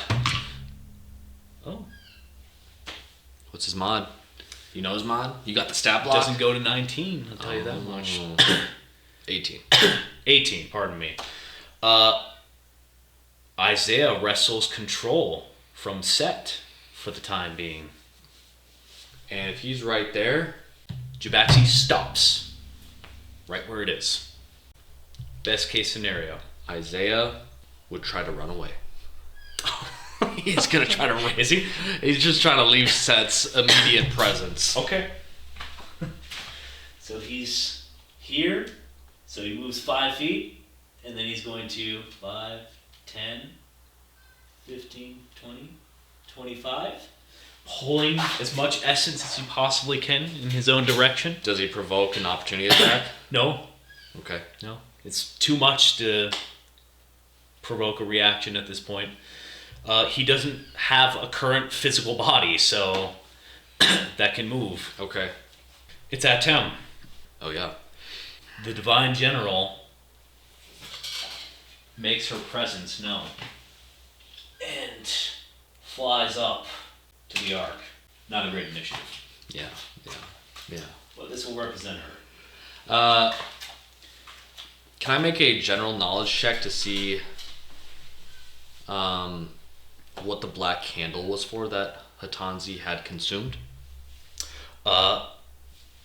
You recognize it as Would the Book of Thoth tell me anything about it? it was an avatar's totem. It was Faithbreaker's totem given to her as a means to contain some of his power and in his death, all of his power. And at this point in time, you have a feeling that that's the anchor point for Set within Hatanzi's person. You don't have the feeling that it's very consensual anymore. I will then go into wielding the Kopesh over Hatanzi, and I don't know if this would, if I could even save her from this. I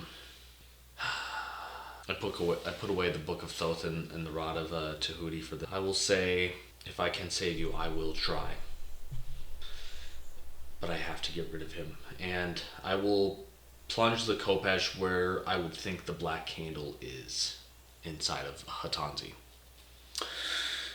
Make an attack roll and make sure it's high, because you're going to hit no matter what. If it's lower, you're just going to be doing lethal damage to her. Is it a flat roll, or are we saying because it's an incapacitated target? No, Wait, if you hit a target, it's an instant crit if you hit. it is an instant crit, which causes 2 death saving throws to be failed immediately. You're trying not to do lethal damage. You're not trying to kill her, I assume. Yeah, I'm not You're trying trying to to kill her. perform surgery in a way, so roll very high. Since she's prone, is this an advantage or no? We'd say no. It's not as an advantage because you're trying to be precise. Okay, so I'll go 2. It's not a purpose of hitting her, more so trying not to kill her. Like Mayor Witch. No. That's a 10 total. 10 total. You cleave into her. The flowing wellspring is too much and throws you off, and 2 failed death saves immediately. You see Set smile and smirk as he's pulling the essence free, and he says, "We would have gotten along great if Kafiri brought you to me." Talk to me when you're in mortal form. I'm going to make a second attack. Okay. Here we go. That's a 24. 24. The second strike. You pray for the angle, and you feel it hit something deep in her gullet, and you pull out the black candle.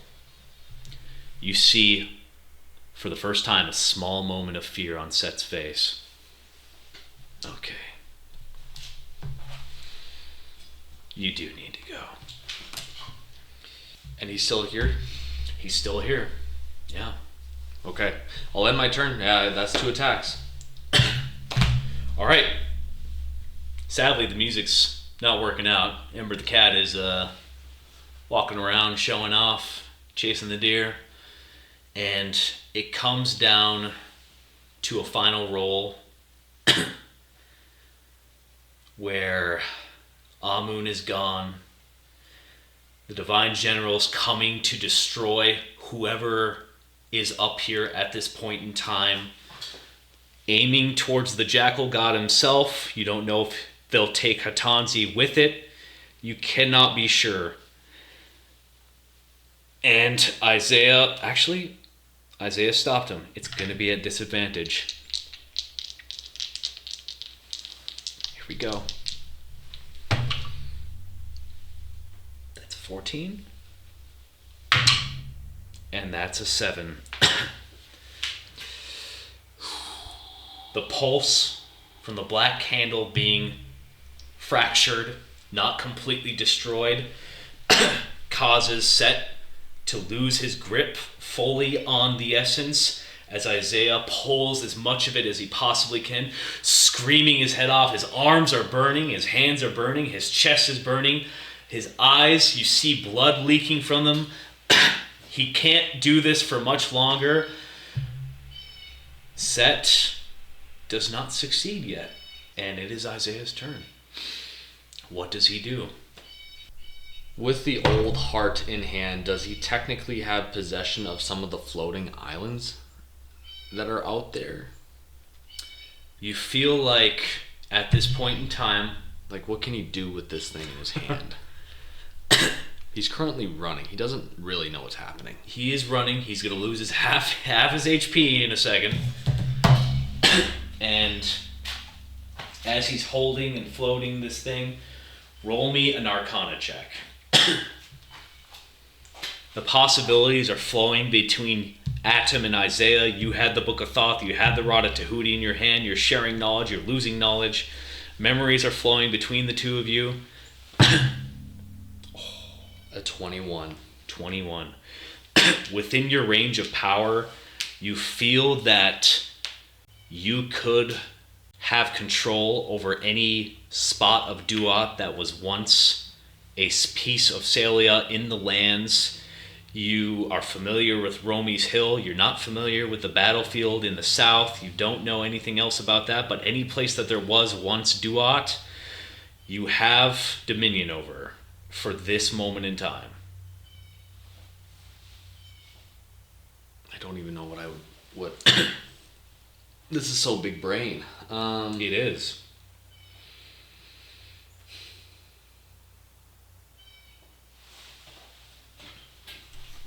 Curse this lack of music. I think Isaiah would try to keep it simple. I think he would open a hole of Duat right underneath Set. The shadow of Set.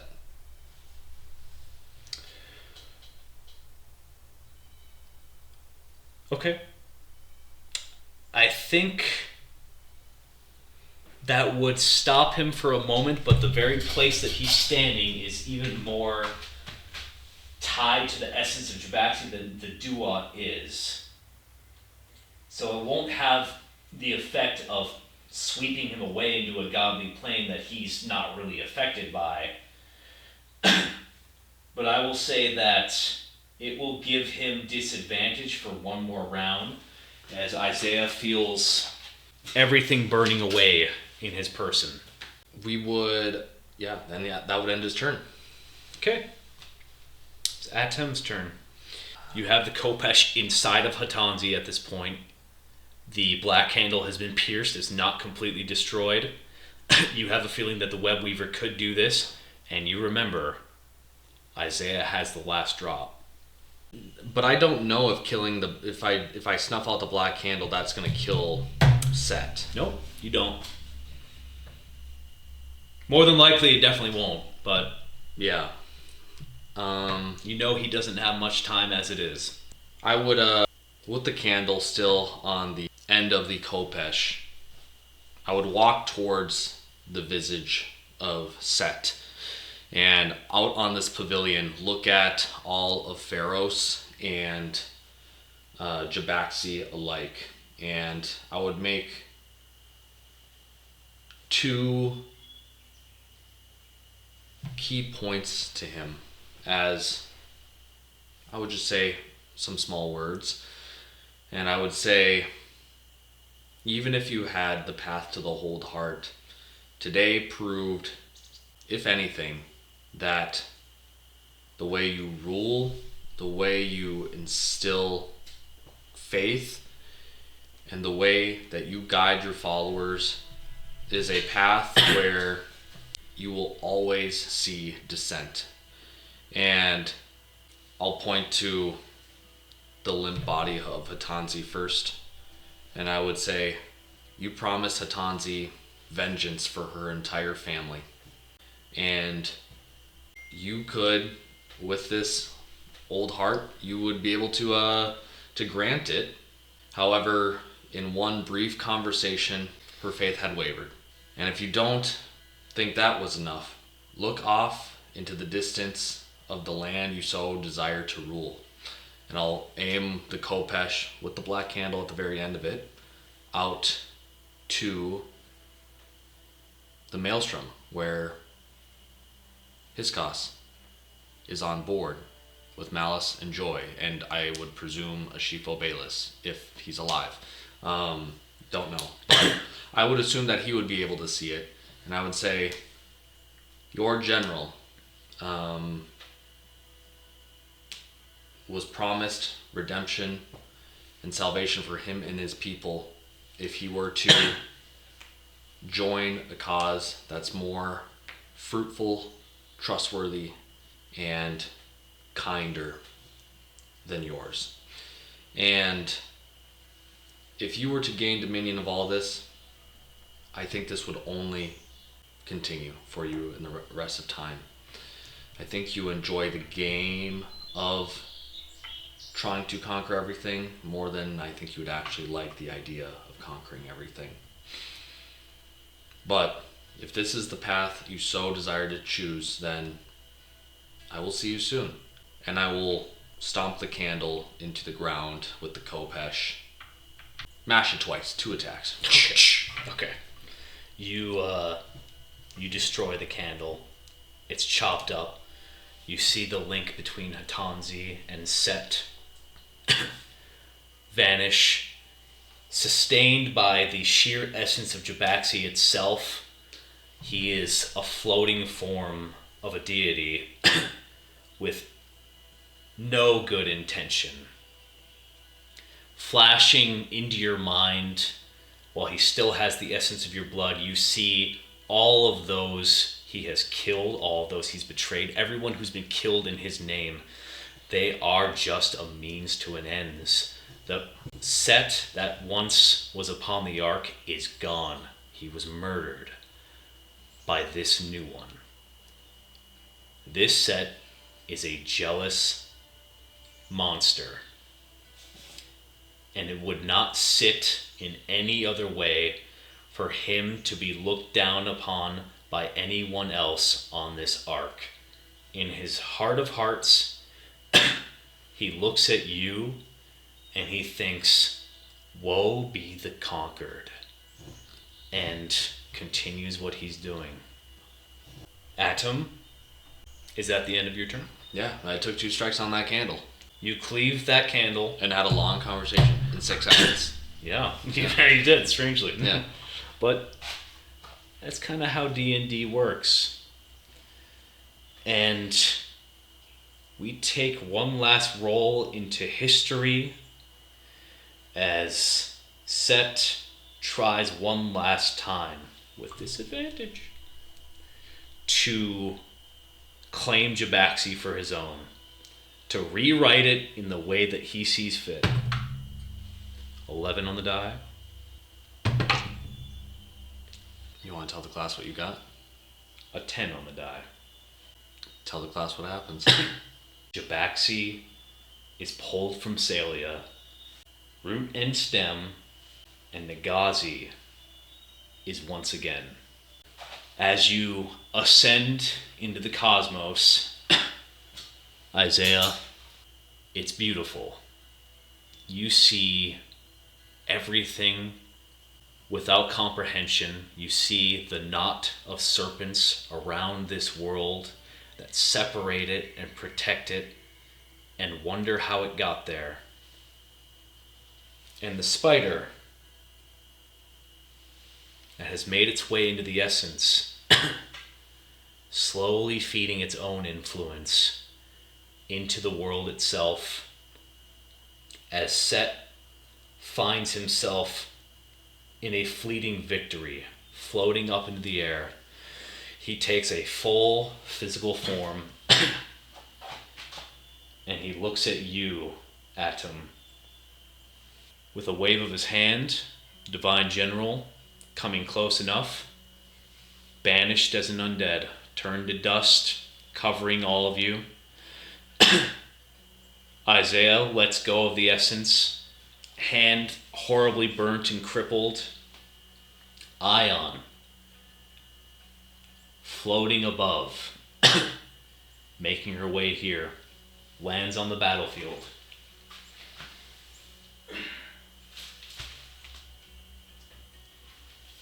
Diver Prescott, gone. Kafiri, gone. It is you. This is your best buddy. Mm-hmm. Lands on the battlefield. I think we said Isaiah was there. And this poor, broken individual is gonna be the god of murder himself.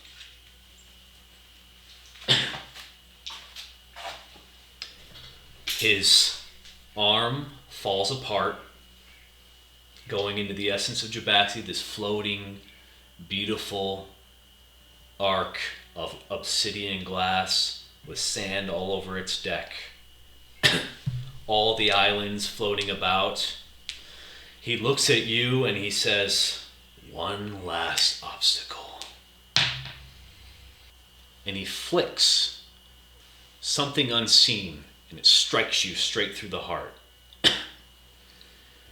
You bleed profusely, and show it to me. As you feel death saving throws kicking in, your avatar state, fueling you with any kind of power she can. We're gonna cut this. No more numbers. It's all incalculable at this point. Ion takes her true form for the first time. The form that she decided after Apophis scolded her for choosing something that was unbecoming of her. In this plane, there is no afterlife. There is just you guys. Fisting. I'm just letting the people know that Ray is gesturing fists. Hand to hand. Yeah. The god of murder is going to bring everything he's got. This is your third transformation. Every time, it's gotten more grievous. Yeah. It's gotten more dangerous. Ion herself turns into a Dragonborn-esque individual. The legs, not as apparent. The arms, more apparent. Human-like face with purplish clothing all around her. You see claws growing in her hand, and she looks at Set, and she looks at the heart of the old world inside of Isaiah as he's holding his crippled hand as we speak. The only one left is the one from Anubis. What do you do? In this avatar state, which would be just brandishing similarly that white and lavender, the ivory and lavender armor set, I'll say the differences from the prior avatar state to this one is in themes of my childhood. The eyes will also be glowing as well, and the Kopesh itself, for flavor purposes, is gonna have the passive of the daylight spell, where it's just bright as ever fuck. And what skin you can see on Adam, you will see the veins and all those very micro small blood vessels glow with a faint purple, as it seems like the weave is imbuing his skin itself. Brandishing his Kopesh, waiting for this moment before Adam takes a step or even a thought, he activates all three of his glyphs.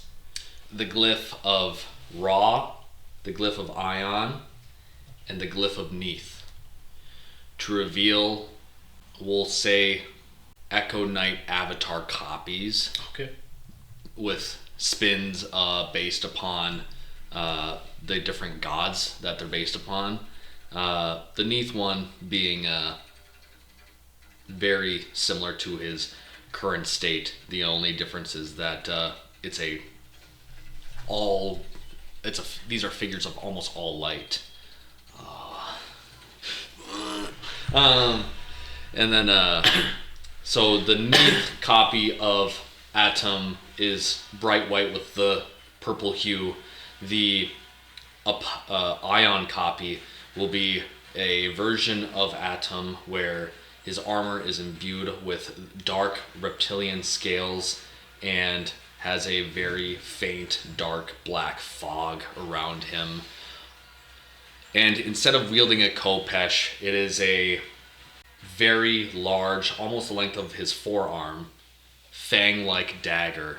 And then the copy of Ra is going to be brandishing a very large longbow, as it glows with a fiery orange light, as if it's its own sun, and borrows a lot of stylings and trappings of Amun, as homage or as part of his spirit, as part of his influence.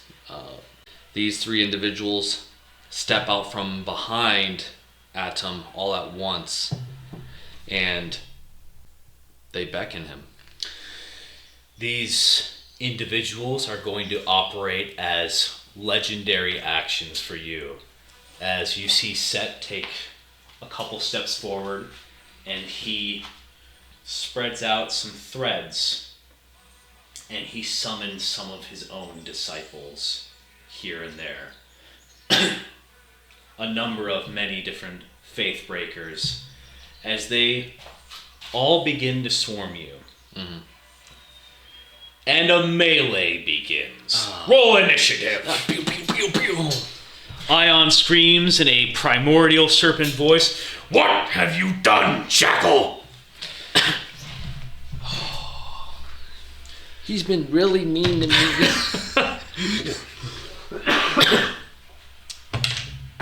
Ooh. That's not a cocktail. Let's just say that's a 5. 5 for, we'll say, Adam Prime. Adam Prime, alright. And then we'll have Ion Adam, 8. And then we will have I'm gonna say they'll go after you. Amun. Yeah, they can all go after me. Yeah, that's fine. I keep it simple. Otherwise it'll be too Messy. confusing. Yeah. Too confusing for me. So, he didn't roll well. What did you roll again? Like a 5. 5? Yeah, Okay. for a 5. Not the worst case scenario, considering a 2 and a 4 were rolled on my side here. So, Set will go first. And then his minions will go. Do it. Set. Are we saying Isaiah's in initiative or no? No. Rushes forward. What about Russia? Oh my god. He's putting Japaxi in Russia. Blinding speed. And he goes for a bloody uppercut upon you, trying to take your head off with one single swipe with his left arm. And getting within an inch of your face before you see him, he misses. You step back ever so slightly. He overcorrects and goes for a kick to the head at blinding speed. Yes, it hit me at a 22. It does not land. He is going to bonus action disengage after rushing forward 5, 10, 15, 20, 25, 30. His minions around him, forming a diamond around him. Ion, a little bit larger than that actually now, is... She's a large dragonborn. She is going to be very large at this point Okay. in comparison to how she normally is. Being upset in the way that she is, she moves forward. Oh! Actually, I think you go next. Okay. Yeah. Gonna bonus action holy weapon. Yeah, because I dropped it. And rushing forward, not even acknowledging set at current time, I'm barreling straight down the gun of the first minion in front of me, the first fate breaker. Okay. All right. Go ahead. Make an attack. And as I'm doing so, I'm dragging the Kopesh along the ground, leaving a purple tear of weave behind me as I come up to him and I just slash upwards. And I'm going to try to take two strikes against him. Slash upward is a 16. Second attack will be a 21. I want you to add 2 more attacks as the medallion inside of your chest from Amun's remainders kick in and double your attack rate. Oh my gosh. So I have the property of haste. In this situation, yes. Okay. The 16 doesn't hit. Does it hit? The 16 does hit. Okay. So that'd be an 18 and that's a 23. Okay. These are all holy weapon strikes, so these are... Gosh, this is a lot of D8. So this is going to be a lot of rolling. 15, 32, improved smite, be 49. Then there's the 4 strikes themselves, which would be 59, 59. Okay. 67, and then there's the 4 things of force damage. 68, so much mental math. 75, 76 points of slashing, force, and radiant damage. No divine smites. Okay. That eviscerates this one as its exaggerated characteristics of Faithbreaker just kind of laugh and point and then realize that they've been completely outmaneuvered and fall in half before that the fingers could even extend to try to pierce you. Gone. I only get 1 legendary action around. You get a legendary action. It happens at the end of your enemy's round. Okay. But your enemy did go last time, so here you go. Okay. Give a legendary action So in retrospect. Is this technically Ion? That's Ion, yep. That's supposed to be her representation. Okay. So my shadow, I will represent Okay. with this guy. I get 3, so Yep. let's just say they all are right here.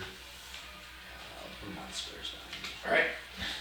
And this will be the Ion one, and That's I'll, weird. I'll say this. I'll say this is the he gives a wink to Ion. You know, That's weird. She's like, what? it's just an acknowledgement that like I'm the glyph. I'm that guy. Okay. Yeah. I don't know. He's gonna do something super cool. He's going to kind of mimicking the Shadow Dancer. He's gonna creep up and hop out of the ground, jump off of Adam's shield, and make a diving strike towards the other Fate Breaker Okay. for an attack with his dagger, which I would say for Flare maybe has the poison of Ion, similar venom. Then it'll be 2d4 for the dagger because it'll be special. Okay. 2d4 for the dagger, and then it's going to be 2d12 for her venom. Okay. So his 2 hit is. Should I just give It's him gonna a be similar plus 10. stat box? It's going to be plus 10. Okay. 18 for a 28. It definitely hits, yeah. So 2d12 plus 2d4. I think you have one of the d4s I gave you. Probably true. Yeah. And oh god damn it, I can't pick it up in a regular tray. Yeah. So that's going to be 10, 12. So 2, 1, 3, 4, 13. 13 plus 5 for the modifier. 5 for the modifier for an 18 points of poison slashing damage. Okay. Okay. And I believe since he is a rogue, technically that's just the 1 strike. Yep. It'll be the 1 strike. Still up. And does only one of the atoms take an attack, or do technically they all go? It'll be 1 at a time for legendary actions in this Okay. case. So the 1 of Ra will have the bow of Ra, so that'll be 4d6. And on crits, it will be an insta-kill. Which incentivizes to get rid of that one immediately. So, So wait, which one does the instant kill?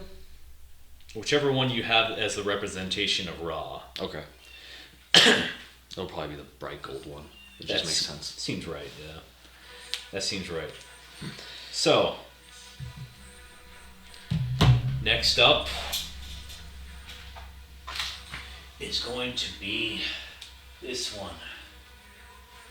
It is an orcish looking figure. 5, 10, 15, 20, 25, 30, 35. He looks at you. He doesn't like you. He swaggers over to you in a gross, bloody, unlike structural flesh, just kind of looks over towards you and tries to ear clap you and crush your head between its 2 hands. It's a 13 on the die. That's going to be plus, I'm going to say for this guy, it is going to be a plus 10. He is the bigger of the ones. Does Okay. 23 hit? Yes. Yep. Okay. Then he's going to hit you. He's going to 3d6. And it's not the greatest, but you know what? It's honest work. He's going to hit you for 12 points of damage. 12 points of damage. Second blow. Not enough. 20 on the die. Or 20 total. 20 on the die. 20 on the die. It misses. Yeah. It misses. Weird, he missed the other one. 10 on the die. Pardon me. Okay. 20 in total. Then the other guys go up next. Now, so question. Legendary This action. is very semantic-y, but let's just say this guy were to just move away. Does this trigger a legendary reaction then? No. Okay. You technically at the end of your enemy's turn you get another legendary action, so So none of my guys get reactions, just Adam Prime. just Adam Prime. Yeah. Alright, go ahead.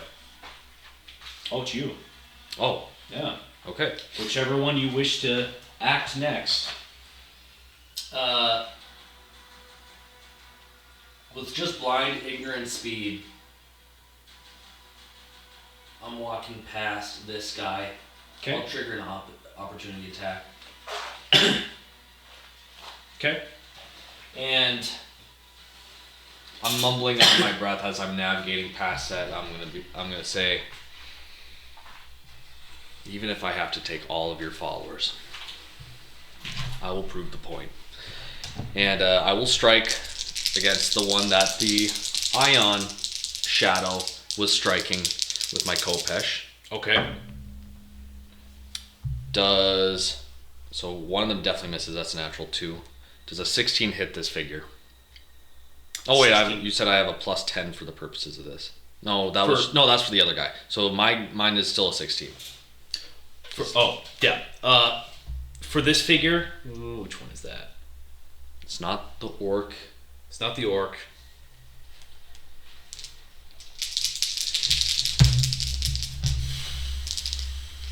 I'll say yes, it will hit. Okay. Because The Ion 16 already hit hits. this one, I believe. Then the 14 misses, and then 22 will hit. So that's 2 hits, and I will spend a lot of time rolling d8s. So this is 2 gotchas with the holy weapon. 4, 10, 15. So then improved smite.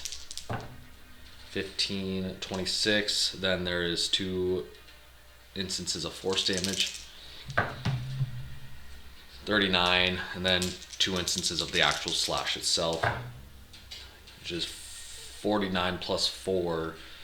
That would be 53 points of slashing, force, and radiant damage on that figure that we are currently flanking. Off the board. Obliterated. Turn to atoms. Whoa. Atom. Wow. Tiny atoms everywhere. I will, after my enemy's turn, so after Set takes an action, is my legendary action? After one of Set's minions takes an action, he doesn't get legendary actions in this instance. You do. Okay. Okay. So whoever's next in the initiative order then. All right. Ion.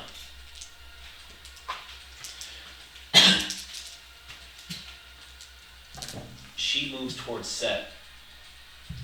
Ion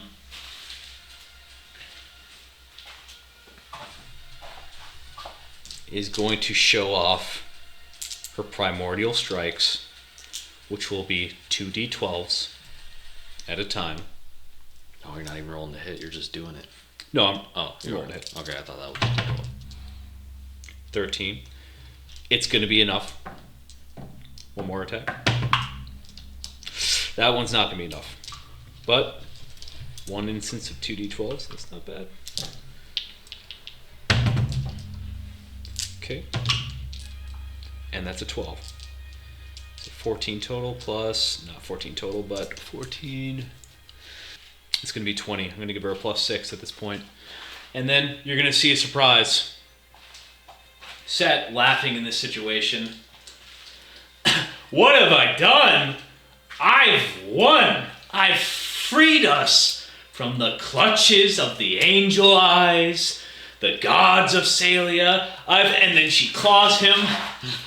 And as she claws him and connects their shadows from the celestial light, from her own shadow, comes another claw. As barely sustained in this primordial plane, the Shadow Dancer strikes out. I thought that was something. Yep, underneath Set's unknowing gaze. He could have known. He's very arrogant at this point. Advantage is rolled. It'll be enough. It's not a crit. But, and a d4. Here's mine. For the claw. In this one instance, so that's going to be a 3 plus 5, so that's 8. So that's 8, 11, 14, 18, 23, 29 points of piercing damage into his heart as he unexpectedly realizes that there are more enemies here in this situation. Not to deter me, but to give me more fuel.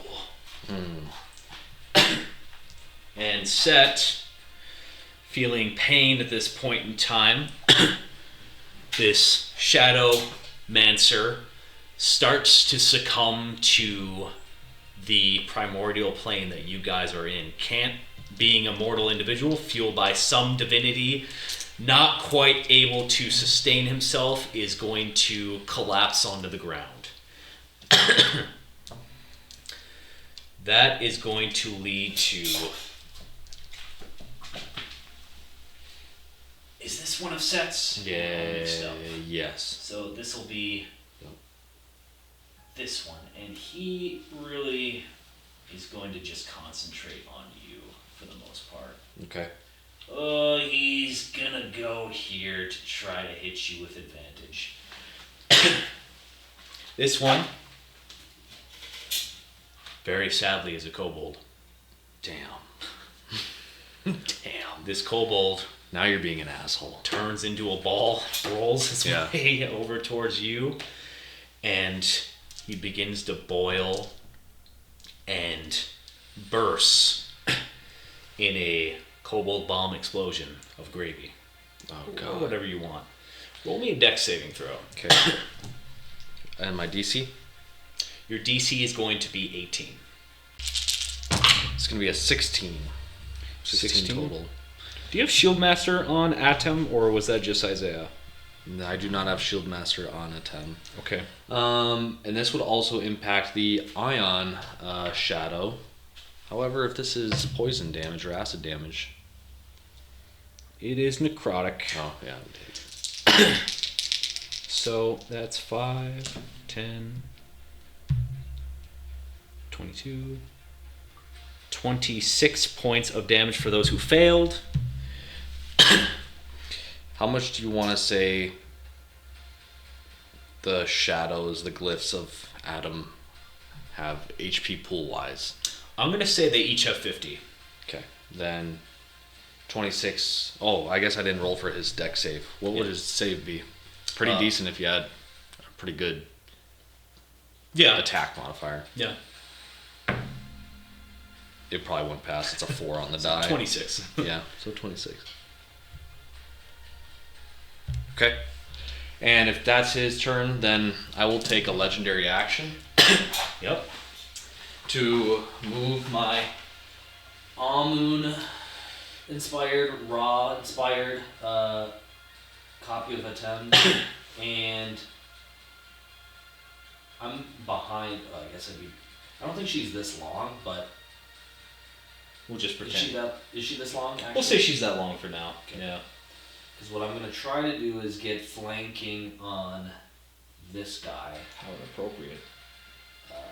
with this guy on the other side. So Yep. I would like to imagine that the Ra inspired, the Amun inspired shadow of Adam would have the ability to jump high. Maybe not angelic wings that can like sprawl out, but at the very least he can like maneuver 15 feet in the air, like just do a little jump. Flight was in the wheelhouse.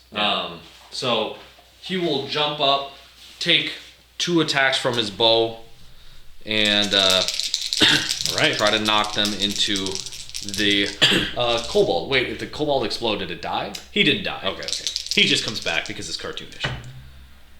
So a natural 15 for a larger number. 4d6. Yep. Larger number. 4d6 for the damage. And You're then taking another shot. take another shot. Okay. Both of these are... Oh no, that's a 9. Are we saying this is a plus 10? Yeah, it's going to be a plus 10. So Okay, 19. So would a 19 hit the kobold? It's going to hit the kobold. So that would be 8d6 plus his attack modifier. Plus 5 for both attacks. That's 11 points. 16, 19, 29 points of, I'll say, radiant damage or fire damage from the bow. None of those were crits. And that would end... he would descend behind Ion, probably, and then end his turn. How much in total was that? 29. 29. Okay. The kobold does pop. And you see a similar thing happening inside of Set as he's pulled from all his worship at this point, cannot draw upon the wellspring of his worshippers or his zealots, and he suddenly realizes that the damage of the avatars that he's created here is not good. So, this child is gone. It was a kobold child? He has some weird avatars. You're qualified. Foot and a half all. You're qualified. I did have some weird, freaky zealots in his camp. One was a little girl that could turn anybody into a bakery if she touched them. That's beautiful. Inspired by One Piece character Sugar, who could turn anybody into a toy and they forget they exist, which is crazy. That's haunting. It's a crazy power, terrifying, That's actually. Imagine Toy Story if it was just sad. Yeah, it is very sad. It is just very, very Well, sad. Toy Story's already kind of sad, but yes. I never had a dad, but I got this sick action figure that moves. Sheds a tear, doesn't remember what it was. That's weird. That's kind of weird. I don't know who's next in initiative order. It was legendary action after the kobold. Yep, and that was the last of his minions, so I think we're back up to Set at this point in time. Set doesn't like you guys. He hates you guys, in fact. Mm-hmm. He reaches down and he grabs the Shadowmancer, sticks his hand through his chest, killing him instantly, fueling himself with murder once again, regains some of his power, and he looks at Ion, and he looks at you. Set casts Death Ray at 9th level. As he's doing this, I say, I dare you. As I look off to the side, not to him, but to Isaiah. Oh. Because I said a little line earlier. Oh, yeah. No, go ahead. Do it. Okay. I got you. No, I got you, big dog. I'm just looking up the spell. Don't worry. You gotta do the math. I know I do. I gotta do the math. God damn it. Oh, okay. My bad. It's gonna be so many. Yeah. I have to roll so many. What are you doing with Isaiah? He's not dead. He's Peter Griffining. No. Ah. He is Peter Griffining. But Isaiah knows that he is useful for something very key and essential. And that is his channel divinity. Okay. Yes. I'm going to have Isaiah, even though he's not initiative, it's a reaction. Channel divinity, rebuke the violent. Oh. Okay. Okay. As his cindered arm turns into a glowing orange and white energy as one death ray shoots out of Set. He's gonna shoot his own death ray back at Set with rebuke the violent, and I'll pull up what that channel divinity does. But I think I remember this happening. this is old reliable from the actual campaign. So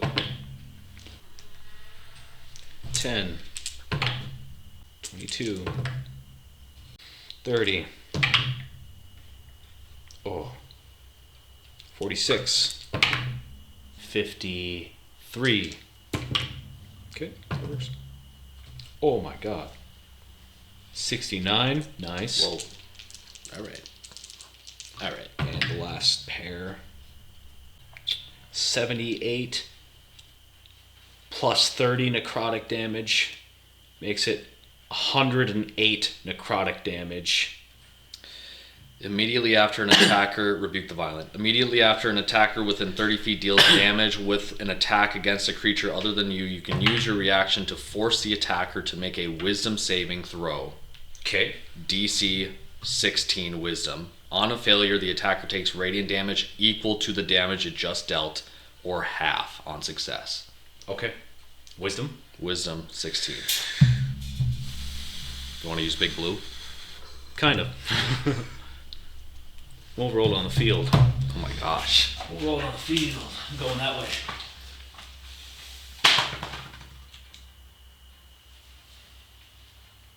A 5. That's a 5 on the die. Does he have a plus 11 to wisdom saves? No. He does not. He will take. He got a 14. He got 108 or whatever number you said. Radiant 108. damage Yeah. out of Isaiah's singed arm cannon. Ion. Does Ion take the damage as well? She still takes the damage. Okay. It doesn't nullify it. Ion, struck as harshly as she is, still up at this point. Didn't fully long rest the night before, but did heal fully due to the triage tent. Ion, horribly damaged at this point in time. Didn't take any damage from the fight for before with True Arc. Set, in his uncalculated and unexpected surprise, thinking that the Redeemer was past him and behind him, that this new Atom, this new Isaiah, was no longer the issue that he's been running into, shoots his death ray, just a black line of fire straight through Ion, and a golden light of fire matches him, striking him in the heart. Unexpected, major damage. Set is immediately bloodied. And he's not doing good. Yeah. I don't know who's next in the initiative order, but He takes a knee. You've used all 3 of your legendary actions. 2. I think you used... I only used the poison guy once, and I used the almond guy once. I haven't used Neath guy. at all. Then you have a legendary action left. Yeah, the Neath guy, legendary action, will go after the orc. I'll say the Neath one is the brute. We'll just say he's also the brute, and he's two-hand wielding it.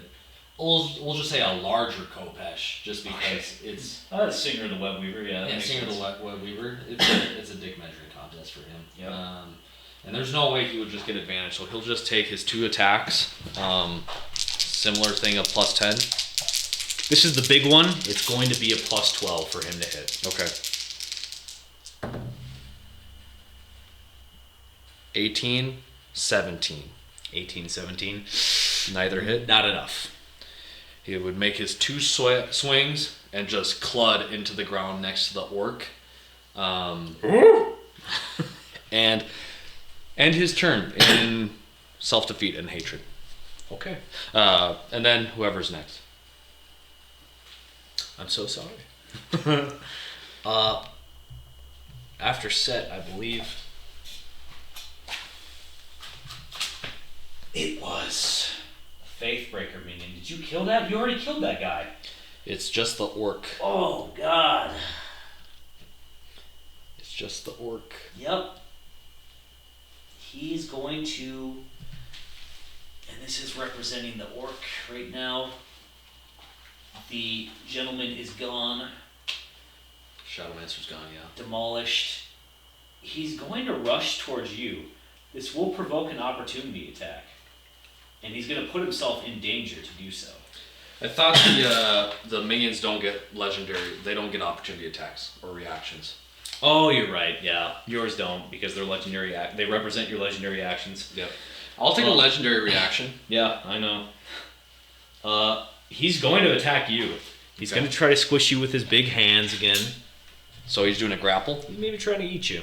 He was going to do a clap on your head. Oh, okay. He's going to see what he can do. That's not going to hit. 8 on the die. 18. Nothing. 18 on the die. That's something. I'm rounding down. That's different. That's different. So, where did I throw that one? There it is. We got 8, 9 points plus 5, 14 points of bludgeoning damage. 14 points of bludgeoning damage. Adam is bloodied.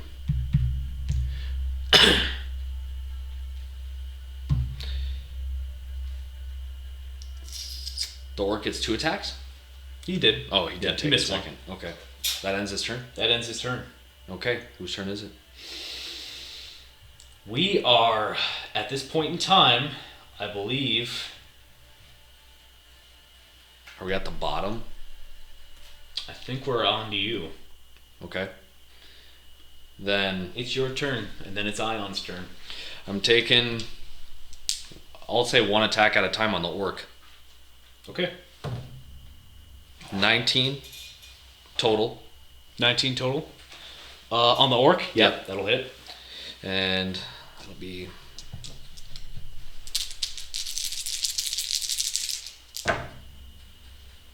12, 15, 16.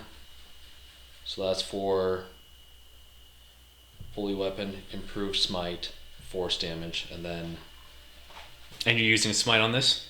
no, I'm not using a smite on this so far. Okay. And then this is the actual attack itself, so plus 4, and that would be 19 total. I'm paranoid that it's not going to be enough, so I will use a 2nd level spell slot for a smite to get an extra 3d8, and that will give me from 19 to 19 to 28 to 33 points of radiant slashing and force damage. I believe that is going to put him right at his threshold. Yep. He falls apart. And in that one single swing, I zip around and look at the jackal himself, and I will say, do you get the point yet? He looks terrible. And I get flanking on him, You do. thankfully. So that's a 17 plus 8 to be a 25. That hits. You have 2 more attacks after that. That's an 18 total.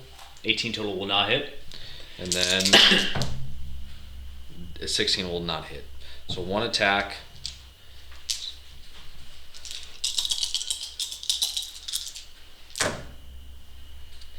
Nine, 16 plus the actual hit itself, 22 plus 2, 24, 24 points of radiant force and slashing damage, and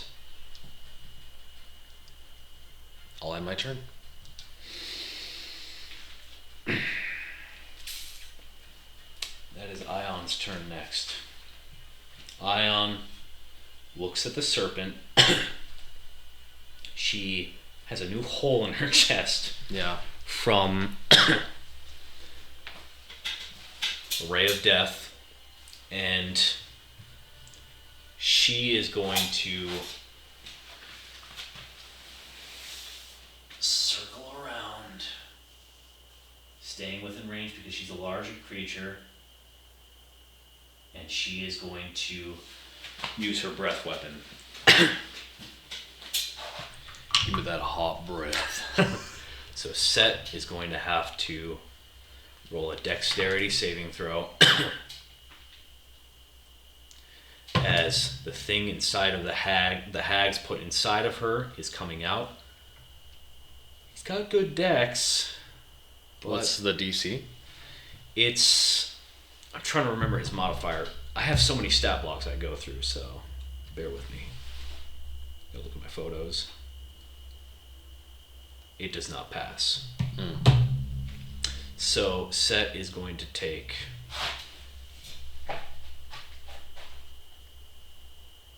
quite a bit of damage.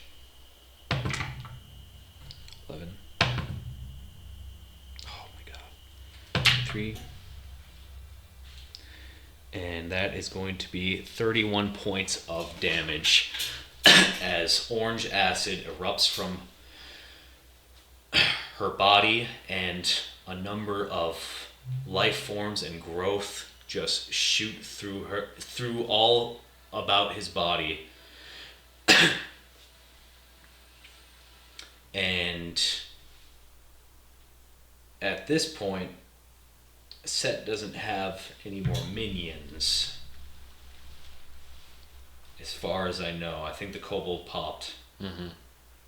The ogre popped. You killed Faithbreaker immediately. It's his turn. He's going to look at you. He sees your damage condition. He's going to take a gamble. You see a spell generate as some of his last power that he has left focuses into a single word. And in primordial speak, he says, die. And he hits you with a power word kill. And that triggers your death ward. Only if the creature is below 100 HP. Are you not below 100 HP? Where's your HP? Top right. 170. You're not dead. 107. You had a lot more HP than I thought. When Apophis evicted Isaiah out of his body and the whole regrowth happened, there was a discussion with Ray where I said, is this a re-roll of my stat block where I can respec the individual? And Ray did give the permission that I can respec according to it as long as I'm at whatever level I was at the time. I think I was still level 12. And so I'm like, if I can't guarantee that I can get Isaiah's body back, then I'm going to make a paladin that has a +4 constitution modifier. Okay. And a +4 con modifier to a level 20 individual gets you a good pool. And so he was at 107, but that still doesn't it do 100 damage? Nope. It does nothing. Power word kill does nothing, really? Unless you are below 100 HP, it does nothing. If that's... You have to take a gamble. Oh, okay. If that's the case, then I would look at Set, and with just how the sightline is lined up, look at Isaiah behind him, and us thinking the same thing, we would look at Set and say, we already have.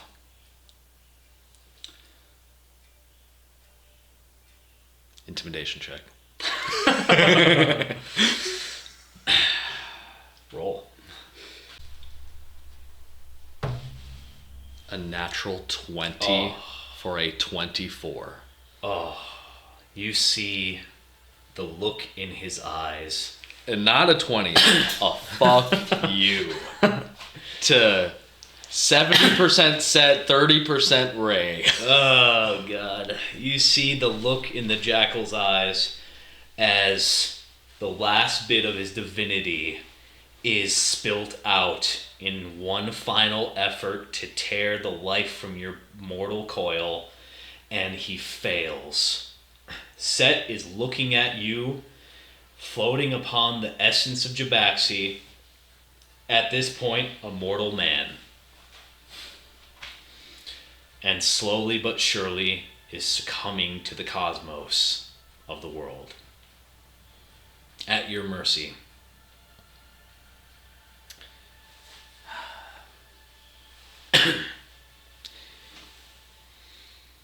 I aim the Kopesh underneath his neck, and I would look at him and I would say,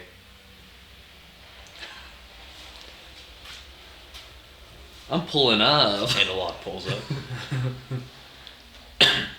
Bumping Fetty Wap. Analog would pull up in Fetty Wap.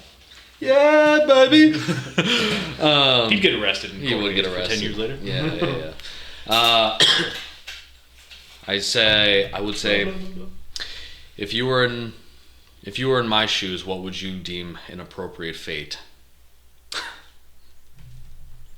I feel like I know the answer, but I just want to hear it.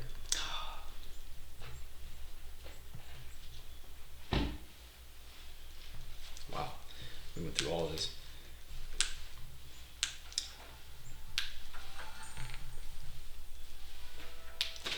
Set looks at you and looks at Ion. Ion looming over him in her primordial form, ready to smash him. He looks at you with spite, fear, no tears. Do it.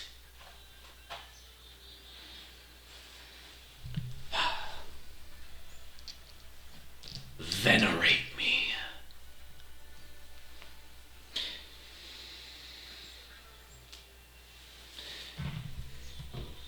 Let me make an Arcana check or a Religion check. And I want to just see, are any of the gods watching this? Neath is. At this point in time, Horus is, and Osiris is. Sobek, the son of Set, is also watching it. Majority of them, besides Anubis, at this point are watching it. Anubis doesn't know what is going on. He's drinking bottomless mimosas in the underworld. Suddenly, everyone's dead. Yeah. No one's dead. Yeah. He's looking up and he's like, less souls are coming around right now. Where is everyone? You see the essence of Neath in the limited spirited form that she can take in her pink gown towards the center where the essence was pulled, staring at you passively. I look at him and I say,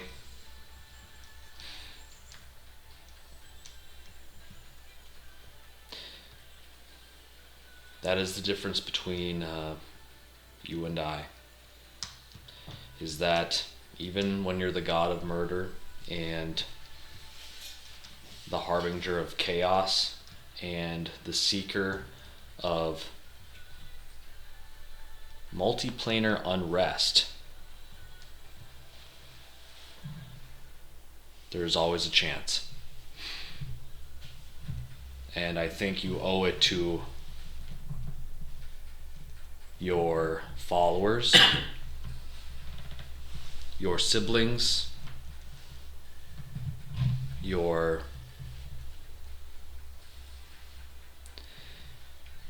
patronage, your matronage. You owe it to them to make it right. And no, you will not make it right today, tomorrow. In fact, it may take you the remainder of your lifetime to make it right. But it is my place to help those find redemption, as I had to so long ago. It is not my place to grant you the fate that you have so coincidentally bestowed as your title, that being murder. So we will keep you around. And we will grant Jabaxi salvation, but it will be on the terms of the people of Pharos and the people of Jabaxi. We will relinquish Horus of his duties to fight you for eternity, because you will not be fighting for the foreseeable future. And I would open up new holes in the weave as the tendrils come back out and reach around Set and put him in bindings. Okay. What happens to Jabaxi now? After I look at Set and dictate judgment upon him, I would inquire Zeltis or Isaiah to come over with the old heart in hand, which I don't know if he dropped, but it's in his chest. in his chest. I think we'll both wield it together so that it's a shared load, we'll call it. Oz. Yeah, dude. Whoa. Whoa. Ion! Look away! Look away! Ion, feeling a final sense of relief, begins to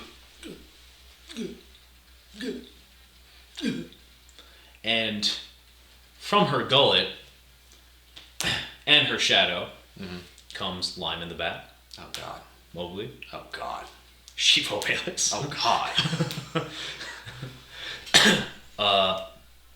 Lyman immediately succumbs to the cosmos. Mowgli, perfectly fine, grabs Lyman, footballs him. Yeah. Sheepo Bayless comes out, stabs immediately at nothing, Yeah. falls to the ground. What? Did you win? I think we did. I think we did today. And I point towards Set, which I guess not many people technically know what he looks like. No. But I'll show that this bound and clad man is not Faithbreaker or any other minion. This is in the flesh himself, the mortal manifestation of Set. And I look to my peers, but I look more so towards the gods. And I would say, even though this all started with Set, I'm afraid it does not end with him. While redemption will be his path for the foreseeable millennia, I think it's in our collective interest, myself included, that we all seek reclamation in our own way. I look over to Hiskos, as well as some of the other people. It's been too long that this war has taken away the spirit, the soul, the morale of the people of Jabaxi. They've sacrificed so much. There have been so many prayers sent unanswered. And that was because of self-interest. Set being a token example of this self-interest. Only giving followers attention when it's in exchange for something that he may benefit from. Or Horus's followers being neglected as he was rightfully and maybe justly fighting a war with Set. Or the other gods who may have been preoccupied due to similar self-interests or preoccupations to this. While not inherently wrong, but can be wrong when it enables a cycle where people keep giving and giving and giving, and their faith is left unrewarded. I think, leading by example, I think we can all stand to gain more when we live in a path of selflessness and self-righteousness and try to do best for others and not only ourselves. And at this point, I would create a tapestry behind me. That tapestry looking almost exactly to what's in the obsidian pyramid and also what's also in the old heart. Showing an old Nagazi and showing the story of all of these gods. And I would continue talking. I would say reclamation and redemption goes way further than the people of Pharos itself and Jabaxi itself. This goes back to the times of Nagazi when you all had met the other gods, and because of your strength and your unity at the time, you decided to play the role of conquerors, maybe displaying similar behaviors to Set, and doing what you thought was quote unquote right to those that you considered Ajami. And this new era of Jabaxi will be paved in a way such that we will all be selfless and held accountable to this. And to represent this, I'm going to start by instituting a new pyramid of sorts. And I'll take out the Rod of Tahuti in the Book of Thoth, and I will make a small version of what will end up being the case once I have attunement and knowledge and all that type of stuff. But it will be a very small scale example of what I'm describing, which is instead of an obsidian and gold pyramid, it will be ivory and bright purple, and will be an inverted pyramid where this guy right here. Too long these pyramids have represented the power structure in Jabaxi and Pharos, and too long has this dynamic been unreciprocated, where everyone on the bottom point to a single point on top in hopes of getting an answer, and so long has that not been the case, where prayers have not been answered.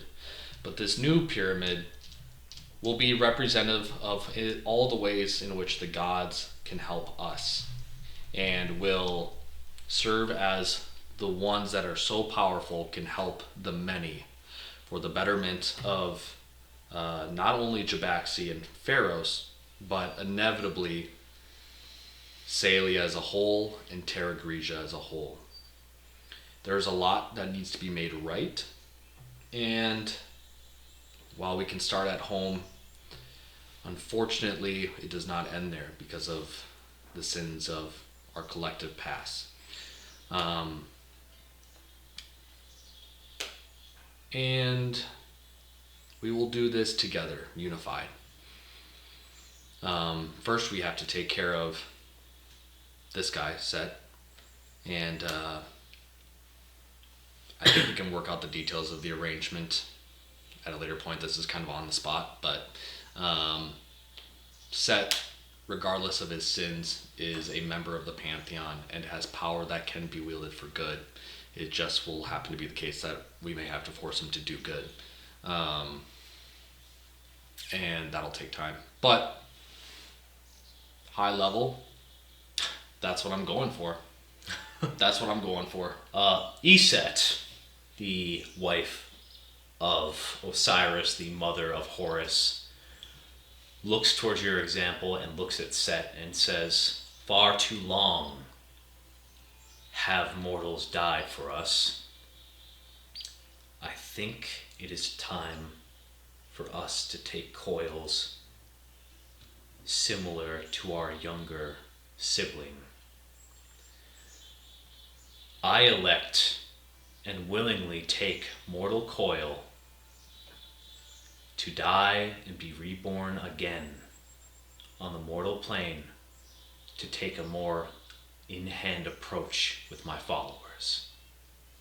And you see many of the gods scoff at such an idea.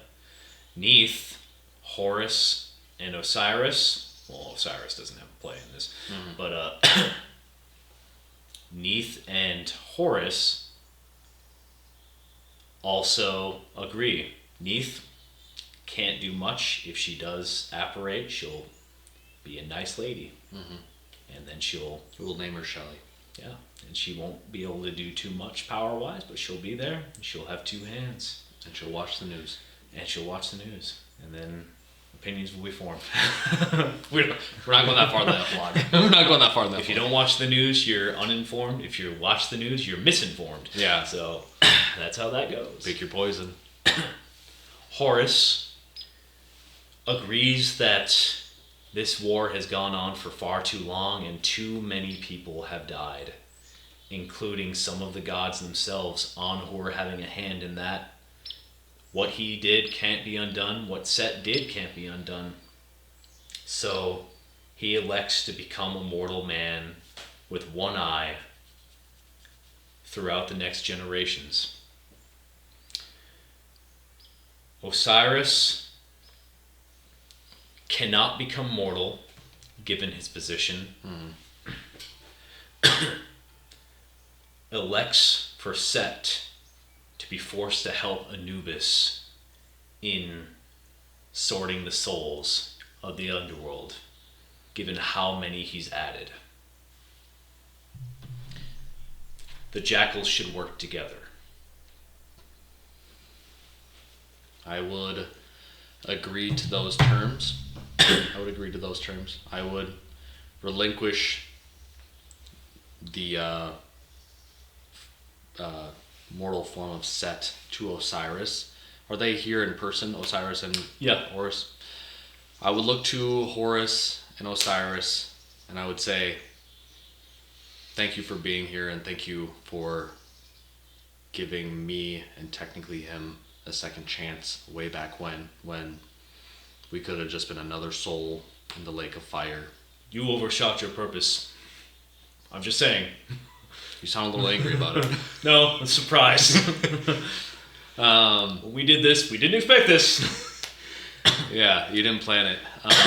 And as a last token, it would be greatly appreciated. I know we had the trial and he did have judgment, but like you did so long ago, cast judgment upon him then.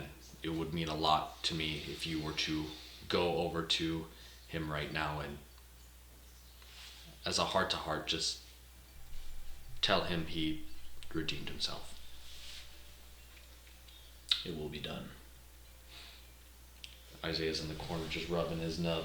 Yeah. Ouch. The cannon was cool though. It's crispy. The cannon was cool though, but it hurts. Yeah. It was alright. It hurts. Yeah. I can lay on hands, but I don't want to. Only one now. It's my character moment. Yeah. A number of the gods have conversations that you can't notice, you can't perceive. You feel good as your connection with Neith past the mortal plane at this point is perfect. You are in sync completely and you feel the satisfaction and calmness and clarity that she feels, and she feels elation at the fact that you did not slay Set when you had the chance. Not knowing if it would have kept him down, whether or not his followers and his zealots would try to bring him back on the mortal plane of Salia at this point, everyone who was connected to Set is gone.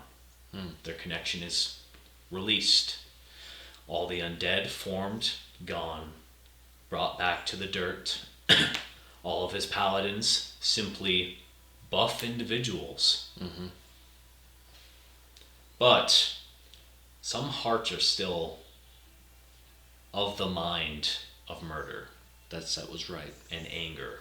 Mm-hmm.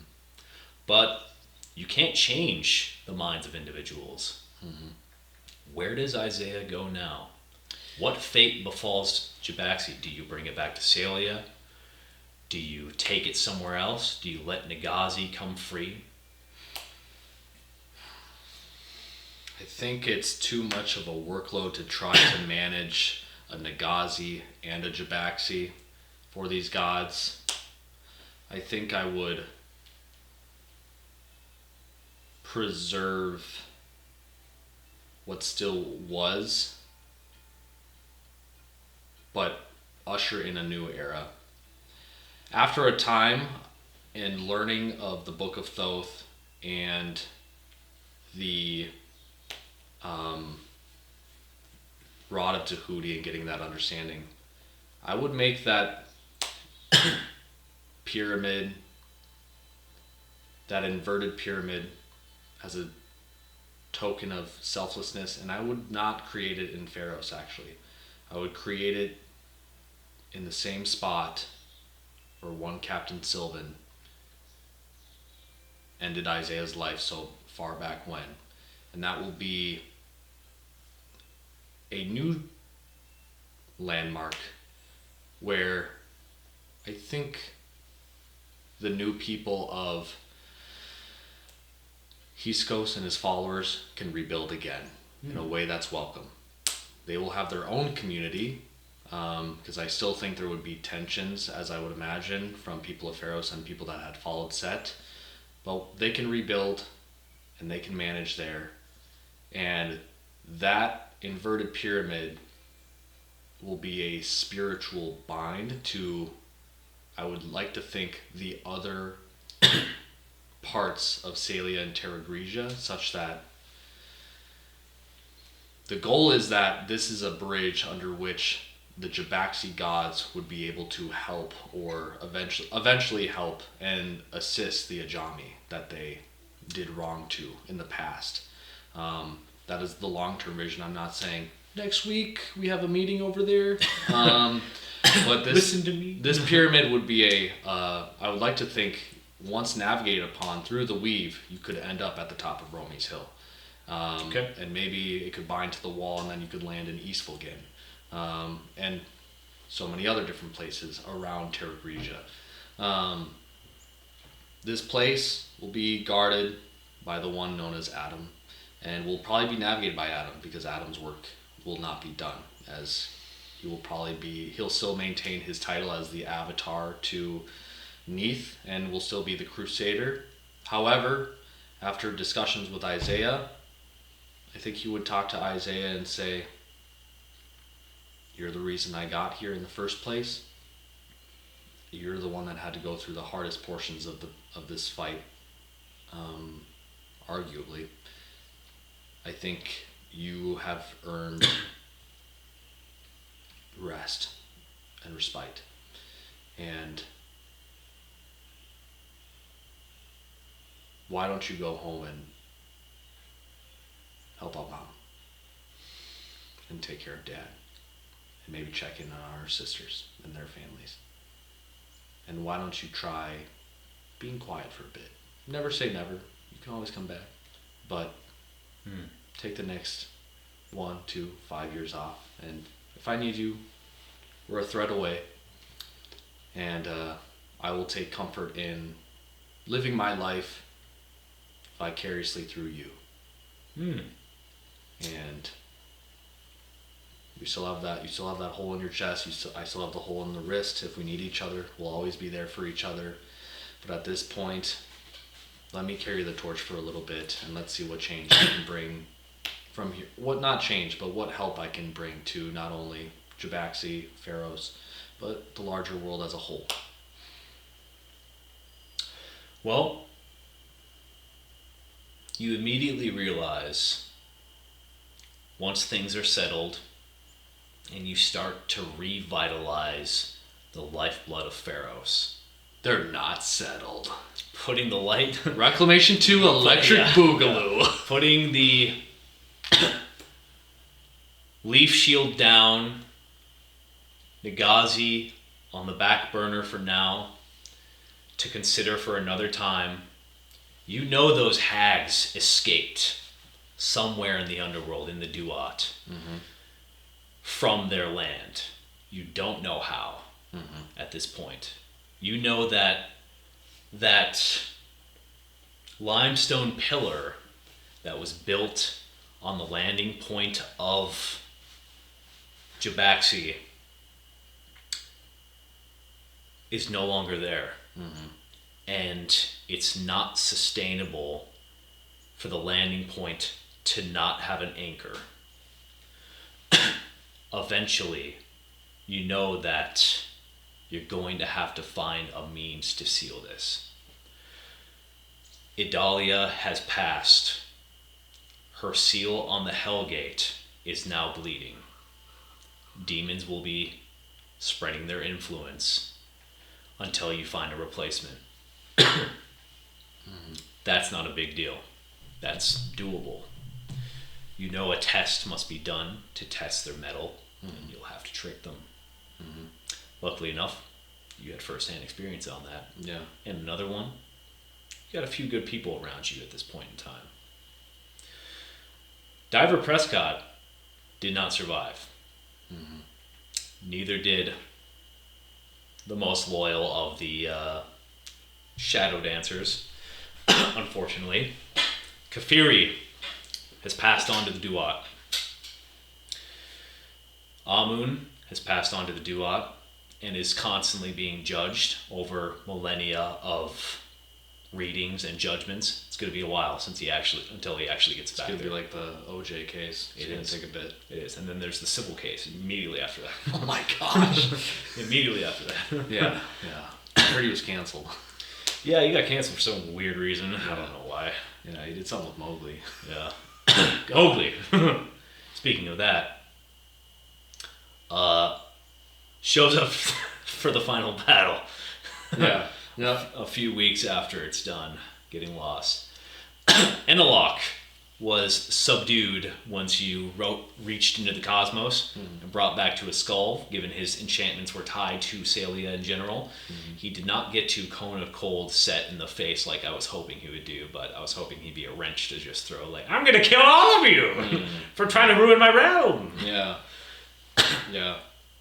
I would try to find a purpose for him to lock that means, well, maybe he can be guardian of the inverted pyramid. Now, inverted means it's down and it's flat on top. Is that what that means? Absolutely. Okay, so it's going to be covered by sand. There's going to be a lot of prestidigitation where it's There'll always be an just enchantment? clean. Okay, Yeah. all right. And to get into the pyramid, obviously it doesn't seem convenient, but there will be weave manifolds that will open up the pyramid so that one can enter. And it is going to be a holy place where you can consult with the gods on a very case-by-case basis. It's not going to be like, oh, my cat died. Can you help out any of this? Your judgments now. You're wasting my time. And so, yes, it will be an inverted pyramid, and it'll be the symbol to selflessness and serving others, like Isaiah and Adam has done for the past, I don't even know how long the journey is, beginning to end, but years. And Mowgli, I think, would go with Isaiah. They are brothers in arms at the end of the day. They are meant to be together. And Mowgli, great for spirit, not necessarily the combat type. I think he likes giving orders and delegating, so maybe he'll help raise his sister's kids. Yeah, that's a good idea. Isaiah can no longer possess the old heart of Jabaxi and releases it from his control. Becomes a mortal man once again. Horribly burnt, crippled hand. Yeah. Looks at Bayless with his missing arm. He technically has a phantom hand because it was cut off. Looks at Bayless, missing left arm. Right arm. Oh yeah, and Amun can't give him a new hand anymore. Nope. Has a jackal's hand. I like to think that Isaiah would go to the familiar known as Tink and be like, make a new one. And because I think he would still believe that she's an artificer, you know? Like, Yeah. you know this shit, right? Get to work. Puts it on the end of the stump. It's just a paw. Tapes it. Yeah. Gorilla tape. Gross. It's a spoon. Joy and Malice. Joy and Malice. I was really trying to kill Malice. I'm not gonna lie to you. I know. I was gonna try to kill Malice. I was trying to do a 100% run through where I'm like, can I try to preserve everyone? I tried my darndest. Yeah. And I set the stage for a potential What? purple worm. Yeah. I set the stage for a potential purple worm invasion that was gonna have individuals put inside of their gullets that were going to invade once Malice was dead because Malice was keeping them from surfing underneath into Pharos. Never happened, but that's okay. Yeah, I can save it. that's okay. No one's gonna listen to this shit. Take that nugget of an idea. No one's gonna listen to this shit. They're not at this point. No, fuck. At this point. They're like, okay, so he wins We in the can end. say whatever we want. We can. And fuck you, Lisa. Lisa. We're Fuck deducting you. your pay Fuck and Drew, clean this up. Fuck Austin. Fuck Aaron. And fuck Ryan. Especially. This is pre-divorce case too. I'm gonna see you soon, bitch. I'm with your lawyer. You done. You done. Let's wrap up epilogue and then we'll talk about post thoughts about like what could have happened. You- What did all that. Bring Jabaxi back. There's civil unrest. People don't know what happened, obviously. Majority of individuals don't have the cosmic protection and divine awareness that you guys had. So they were Yeah. floating amongst the space, protected and preserved in their life, but they don't know what happened. It's like a blip, basically. So, legends, rumors, ideals spread on what that was. Advantages are taken by those who recovered faster than others. Some people band together to help one another in the dire confusion of what happened. The deal between Neath and the Angel Eyes is off. They promised not to interfere with Jabaxi's goings as long as Jabaxi stayed within the limits that was formerly Nagazi.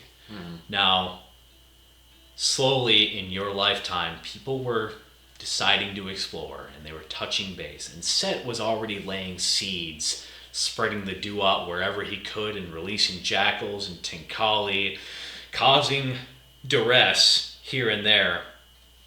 The influence of the Angel Eyes is now within the borders. That can be dealt with through organization with Chiraku. Still within the deserts are the failed avatars of former gods and current gods that need to be contained. The 3 blue dragons still within the illusory desert that Akka had once encountered, formerly under the control of Horus, have been freed. And they have not left. Tombmaker, still out and about, influenced by Apophis. No one knows what Apophis is doing besides Ra. Still doing the same business in the sky. Question. Did Hatanzi make it? Hatanzi survives. I know we didn't roll her last death save because we had combat going on from there. She was spared. There was going to be a situation where the Divine General destroys Hatanzi, rips her body from the essence, and potentially removes the proximity from Set altogether. That didn't happen. Hatanzi survives. Her fate's up to you. She will have to seek redemption as well. I don't want to give her crime nowhere near like Set, but Hatanzi will be useful somewhere. She will have to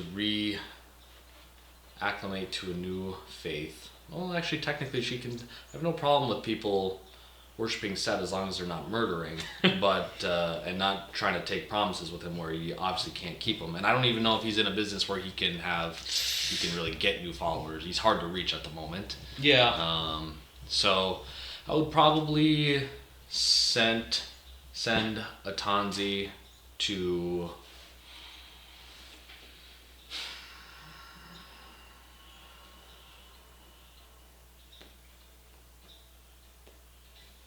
back to square zero. She can begin her path to become a Magi.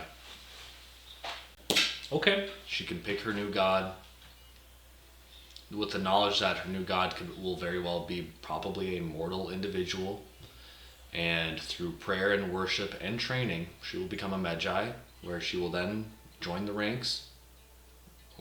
however she sees fit, and wherever those armies send her, they can send her. But I think we'll send her on that path. She A more chooses righteous religious path. Kepri Good. for rebirth. Good.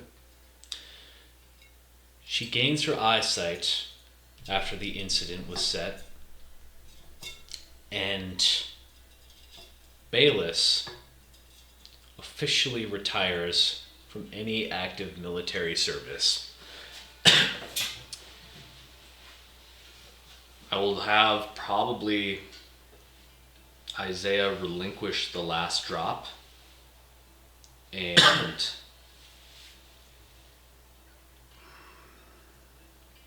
actually, if Isaiah has some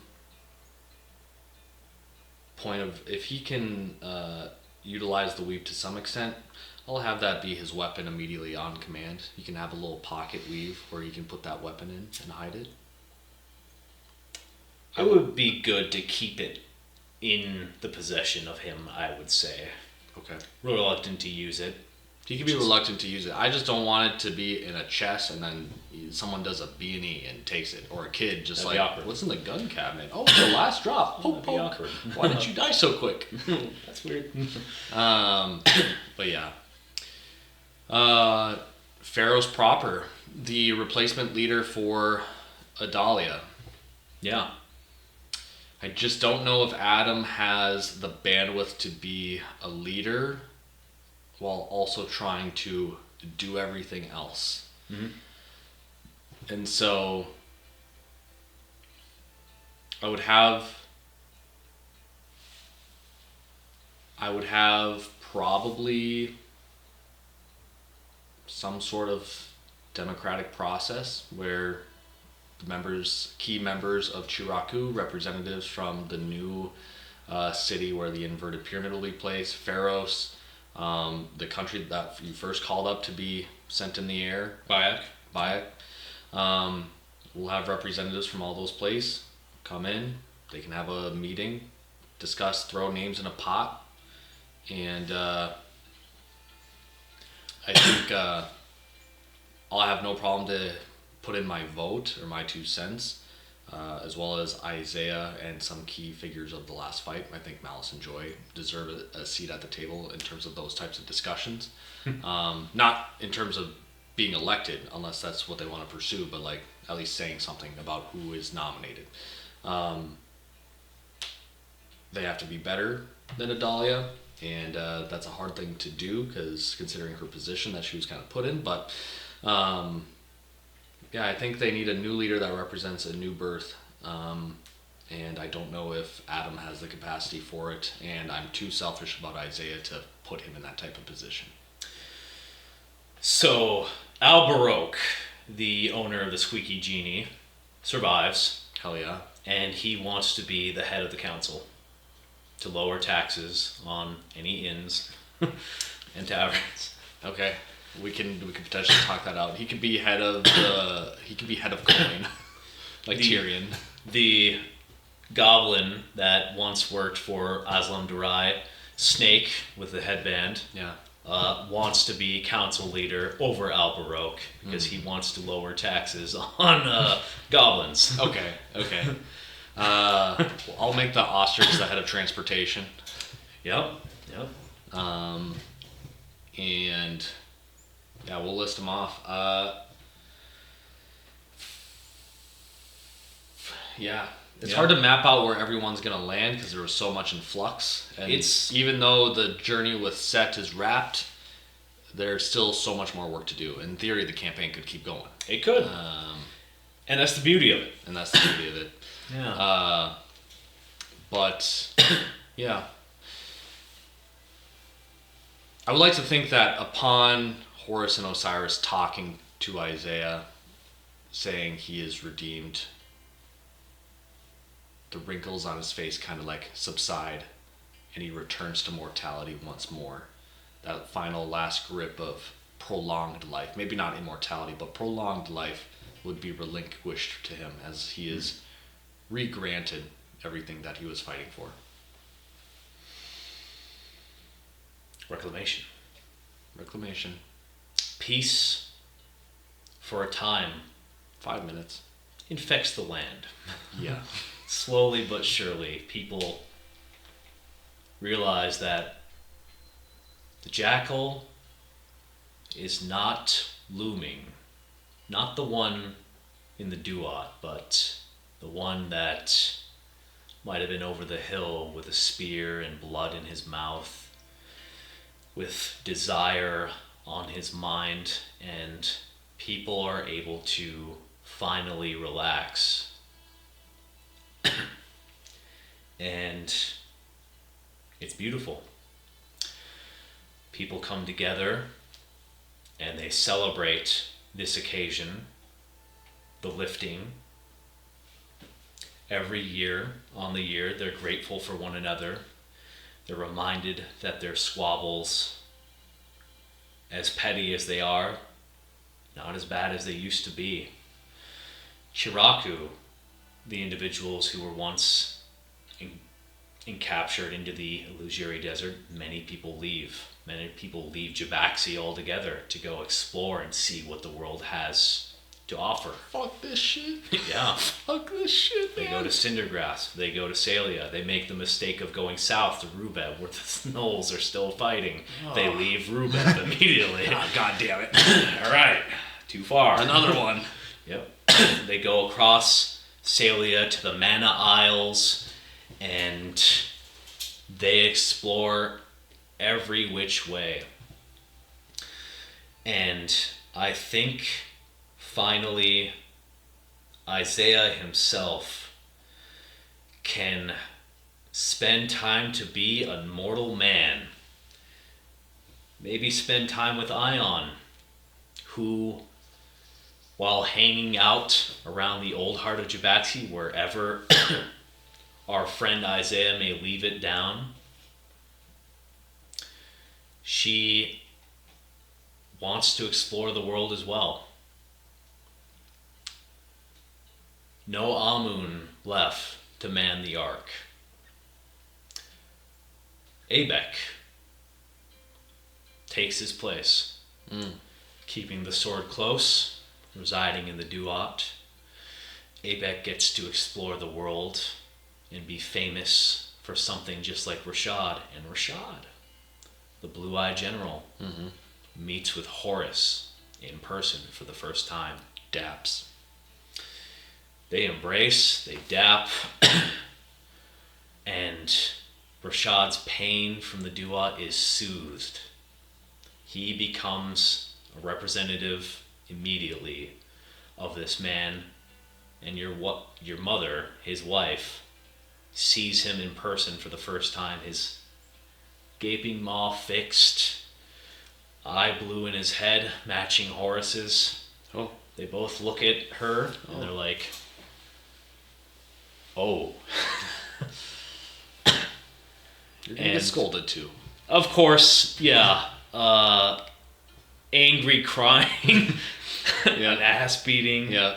and Horus realizes No, how... Horus is getting an ass beating Yeah, too. no, he realizes how dangerous being immortal actually is and regrets his decision Yeah, yeah. immediately. Yeah.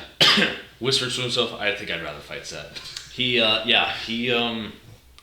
keeps himself unknown as long as he possibly can and resides with the people. He shares his wisdom, he gives healing, he does whatever he can. And eventually he settles up and speaks with Atem for the eventual overseeing that he can provide in a more passive sense. And I think the sun sets on Jabaxi in a positive light. I think we did it. Yeah, I think we did it. yeah, A year and some change. yeah. Almost 2, if not 2. I would meet up with that jackrabbit guy that I took the foot from. Lloyd, And I would... I'm sorry, man. I hate you, but I respect I you. don't like you, but I'm sorry. Here's your foot. Give So it back. it's a woven foot. Because I think I lost. It Doesn't make sense. I think the hag took No, it. I think they took it. Yeah. Yeah. I hate you. I don't know why you took it. Makes no sense. I don't know why I took it He either. takes the woven. That's foot. why I came back. He puts the woven foot over his prosthetic. Fuck you, by the way. Thank you. Go kill yourself. Yeah. I yeah. love you. What? We can be friends one day, but until then, you're a bitch. I think we did it, Ray. Yep. Let's enter epilogue for one of the last recorded times. Not epilogue, post-recording discussions. Let's just keep it to the finale at first. Favorite parts of the finale, things that you didn't expect about the finale, least favorite parts of the finale, whatever the case may be. I didn't expect the strike force. I didn't think you'd have the balls to do it. I'm like, nope, all your friends are going to die. If you do it. You all thought I your was friends going are to wait die. and like Yeah. let the tides come and then Yeah. we would respond? Yeah. Yeah, okay. Interesting. I didn't think you would call that unexpected. If you didn't do something, they were going to capture Baelis's dead griffin, necromancy it back up, and they're going to start airdropping individuals onto Pharos. Yeah. Then they're going to get a giant, and they're going to take the purple worms and bowl them over because they can't go under anymore. Yeah. So they're going to bowl them over, and you're going to be like, oh, they're throwing purple worms. And some of them are dying on impact, some of them are being put down, and then the agents were going to sneak out of the gullet. And that was going to be espionage. Yeah. Yeah. Yeah, I appreciated my military tactics that I provided of like, I know I need to keep some people in here because there's no way that there's no one already in there. Did I think it was Hatanzi? No fucking clue. And I didn't really know what to expect. But I knew that there was something that was going to be back there by the time I left. That's why I was like, I have to be as proactive as possible because if they're already in the city, things are probably going to happen quick. And that's where I got the idea of like, what's a cheeky way to get back to Jiraxi? And I'm like, if I just Misty Step through a tiny 30-foot portal through the weave back to where Isaiah is, that technically in my mind, that math works out. And so I'm like, that'll be something to keep in my back pocket because I don't know what to expect. I know I shouldn't. I know that you have an ace up the sleeve typically, and so trying to find some aces up my sleeve based off of all my companions and my abilities and his avatar state in a way that makes sense. That was something that I was trying to work on, and so that was like my ace up the sleeve, and I was trying to save the glyphs obviously for the big bad. Throughout the whole campaign, I knew that was what I wanted to do, was save them for the big bad. I think my last ace up the sleeve, which you unfortunately had to experience firsthand, was I'm like, if Isaiah is still a player in this battle, he can still channel divinity. Yeah. He has his own channel divinities to leverage. He does. And so I'm like, I know Set is going to come out with some big bullshit. I'll stomach 20, 30 points of damage, but I know Set is going to do something that's not nice. About 108. And so when Death Ray came, I'm like, I'm so sorry, Ion, but also thank you. Yeah, But also thank you. And I knew I wasn't going to channel divinity anything except a mortal strike on Ion or Adam or Isaiah. Everyone else was arguably expendable for me for the purpose of this is real shit. Yep. Let's see, what didn't I expect? Yeah, I mean, I already spoke about Hatanzi, not expecting that. I thought you were going to kill Shifo Bayless when I saw that dead griffin. I was like, oh, he's dead. I had a completely different encounter, altogether tied to the fact it was going to be a showdown between you, Shifo Bayless, Amun, Rashad. I was going to have the last drop basically between all three of them. They were all going to be like, gosh, oh my god. And that was with the idea that Adalia was still going to be fighting against you guys, and Set was going to be in the occasion as well, and it was going to be a fucking shit show. Yeah. And I'm like, well, if I was going to have it in the case like a long time ago, I'm like, well, if fucking, Rashad gets in the way, and if he still sided with Adalia, and he gets in the way between you And, Set and whatever you have to do, he's going to stab Rashad with the last drop and kill him. Yeah. And I'm like, that's going to change the whole dynamic with Isaiah. I'm writing all this down. Oh, this is fucking juicy. Yeah. I'm like, oh, fuck yeah. I'm eating this. Why am I bricked? Yeah, I was like, fuck Ember, leave! Ember, leave! Go. Flush the toilet. Pissy pants. Oh, Yeah, shit. that's what I was like coming up with for the original finale. I'm like, yes, this is good. And I'm like, I'm just gonna have, the leader of Set's army. He's going to be the avatar of Set. And I'm like, well, I shouldn't have like the case of that because I had the idea for Idalia to not be a person anymore. And she couldn't be an avatar anymore. And she's been hiding this fact for so long. Yeah. And I'm like, well, maybe that's why Rashad's so famous, is that he helped kill the last avatar of Set. And since then, no one's been able to do it. Because, anytime he's trying to get one, obviously they gotta wipe him off the board. Yeah. And I'm like, how do I do, godly warfare where Set doesn't, damn it, or Set doesn't just, wave a hand and demolish the entire army. Yeah. And, Horus is like, no, and brings them all back, and then they're all like, what the fuck? What's happening? Just 6 seconds of back and forth. I'm not here. I'm here. I'm not here. I'm here. I hate this. I'm leaving. Yeah. Yeah, it's a tricky spot to be in. I was interested to see if Horus was going to be a player in the battle itself, because obviously there are the god-like forms of these deities. Yeah. And then there's the mortal forms that I was tangibly dealing with. And the whole Hatanzi element, I'm like, is this really him? I don't know. And so, yeah, it was hard because I think what definitely caught me off guard was just how overwhelming everything is in the way of like, you can plan as much as you want to plan, but like when I found out Hatanzi's already in the pyramid and she's the mole, I'm like, well, the best I can do is do that 30-foot teleportation and do that, but had I just went about the whole morning and rolled the maelstrom back, I'm like, we're probably just fucked. I'm like, I don't know what happens to the day if I have to wait until I get back. And then, obviously everything with Faithbreaker's sword, I'm like, I don't know what the fuck is going on with that. And I'm like, I have to make a mental note of that's happening. And then there's this whole totem of Ra. That's a thing. And it's like overstimulation with like mental notes that I have to keep track of and do things. And but overall, let me see if there were any other surprises. I'll say the surprise was I was pleasantly surprised that Hyksos was stood down. I knew that he was a man of the people, but I didn't know how much he was going to fall by the wayside of the simple fact of, I don't know how loyal he is to Set or if he just bought into a dream that Set sold for him.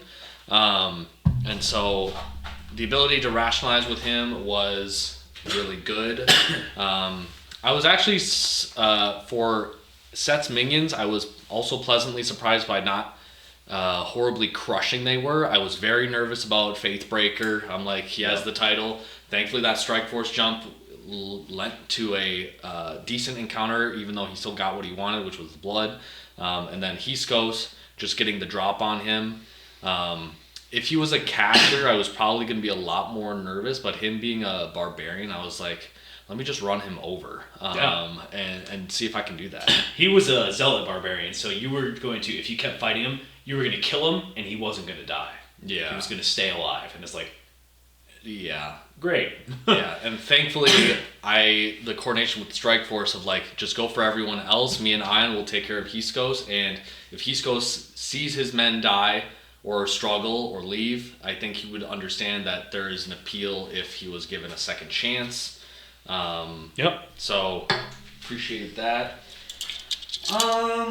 Honestly, for a second there, I mentioned this to you earlier when I originally said I was going to key your car. I thought you were going to originally do the twist of like, Amun has been set this whole time. And this is the gotcha. And all those happy memories you was just Set trying to get to know you and selling you a dream you didn't expect. And I'm like, if that was what Ray is building towards, because Amun has been shady the whole campaign. Yeah.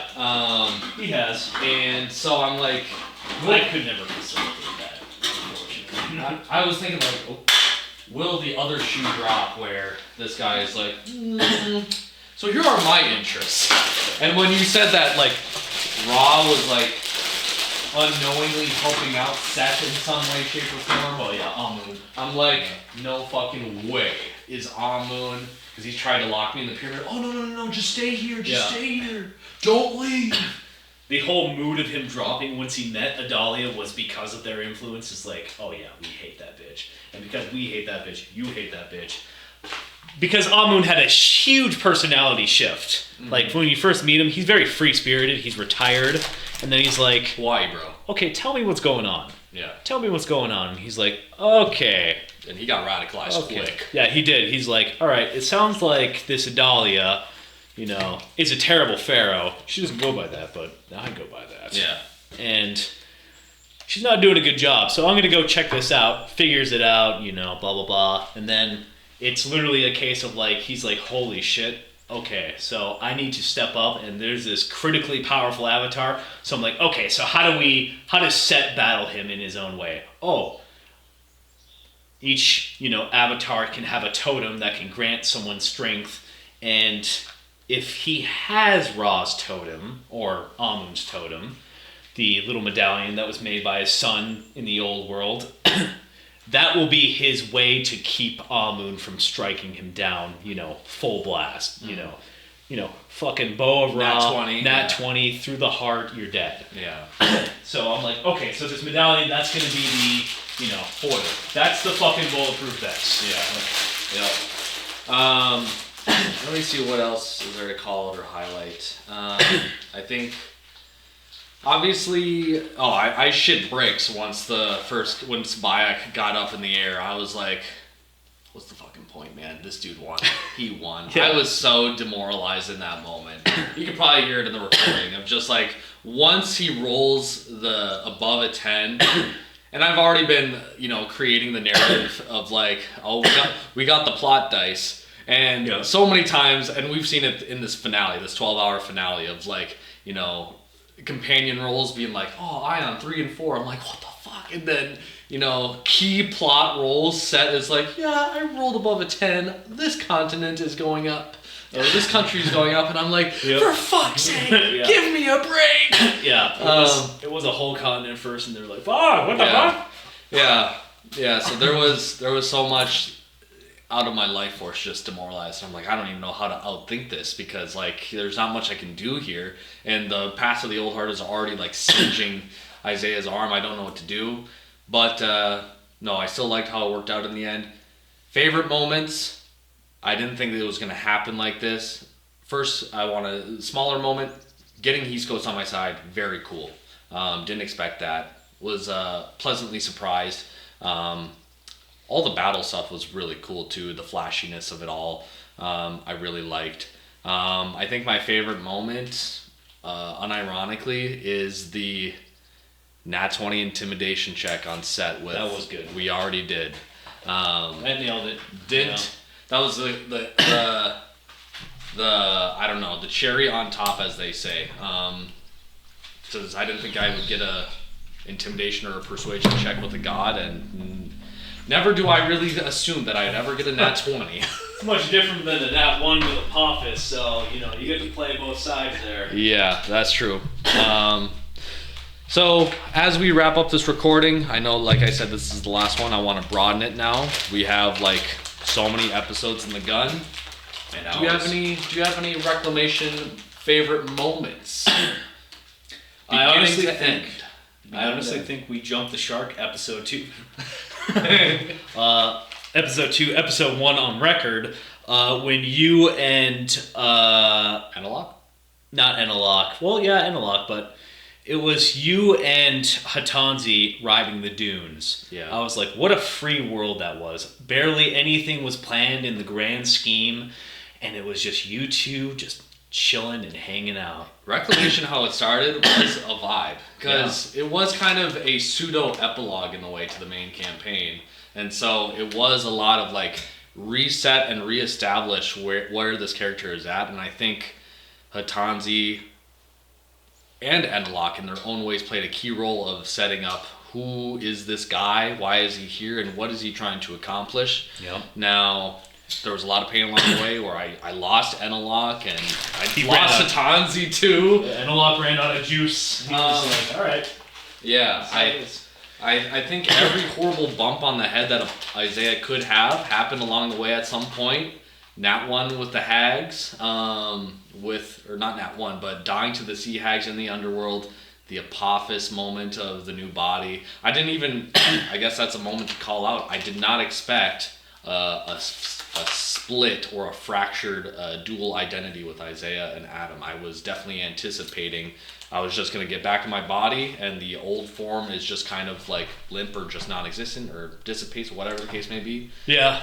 So I did not expect. That's what I appreciated in the epilogue of like, I can technically get the best of both worlds now, where I have my resting side and my active good side, and so that made for a pleasant moment in the epilogue. But yeah, I mean, Reclamation is defined by so many highs and lows. Lots of lows of bumping my head along the way.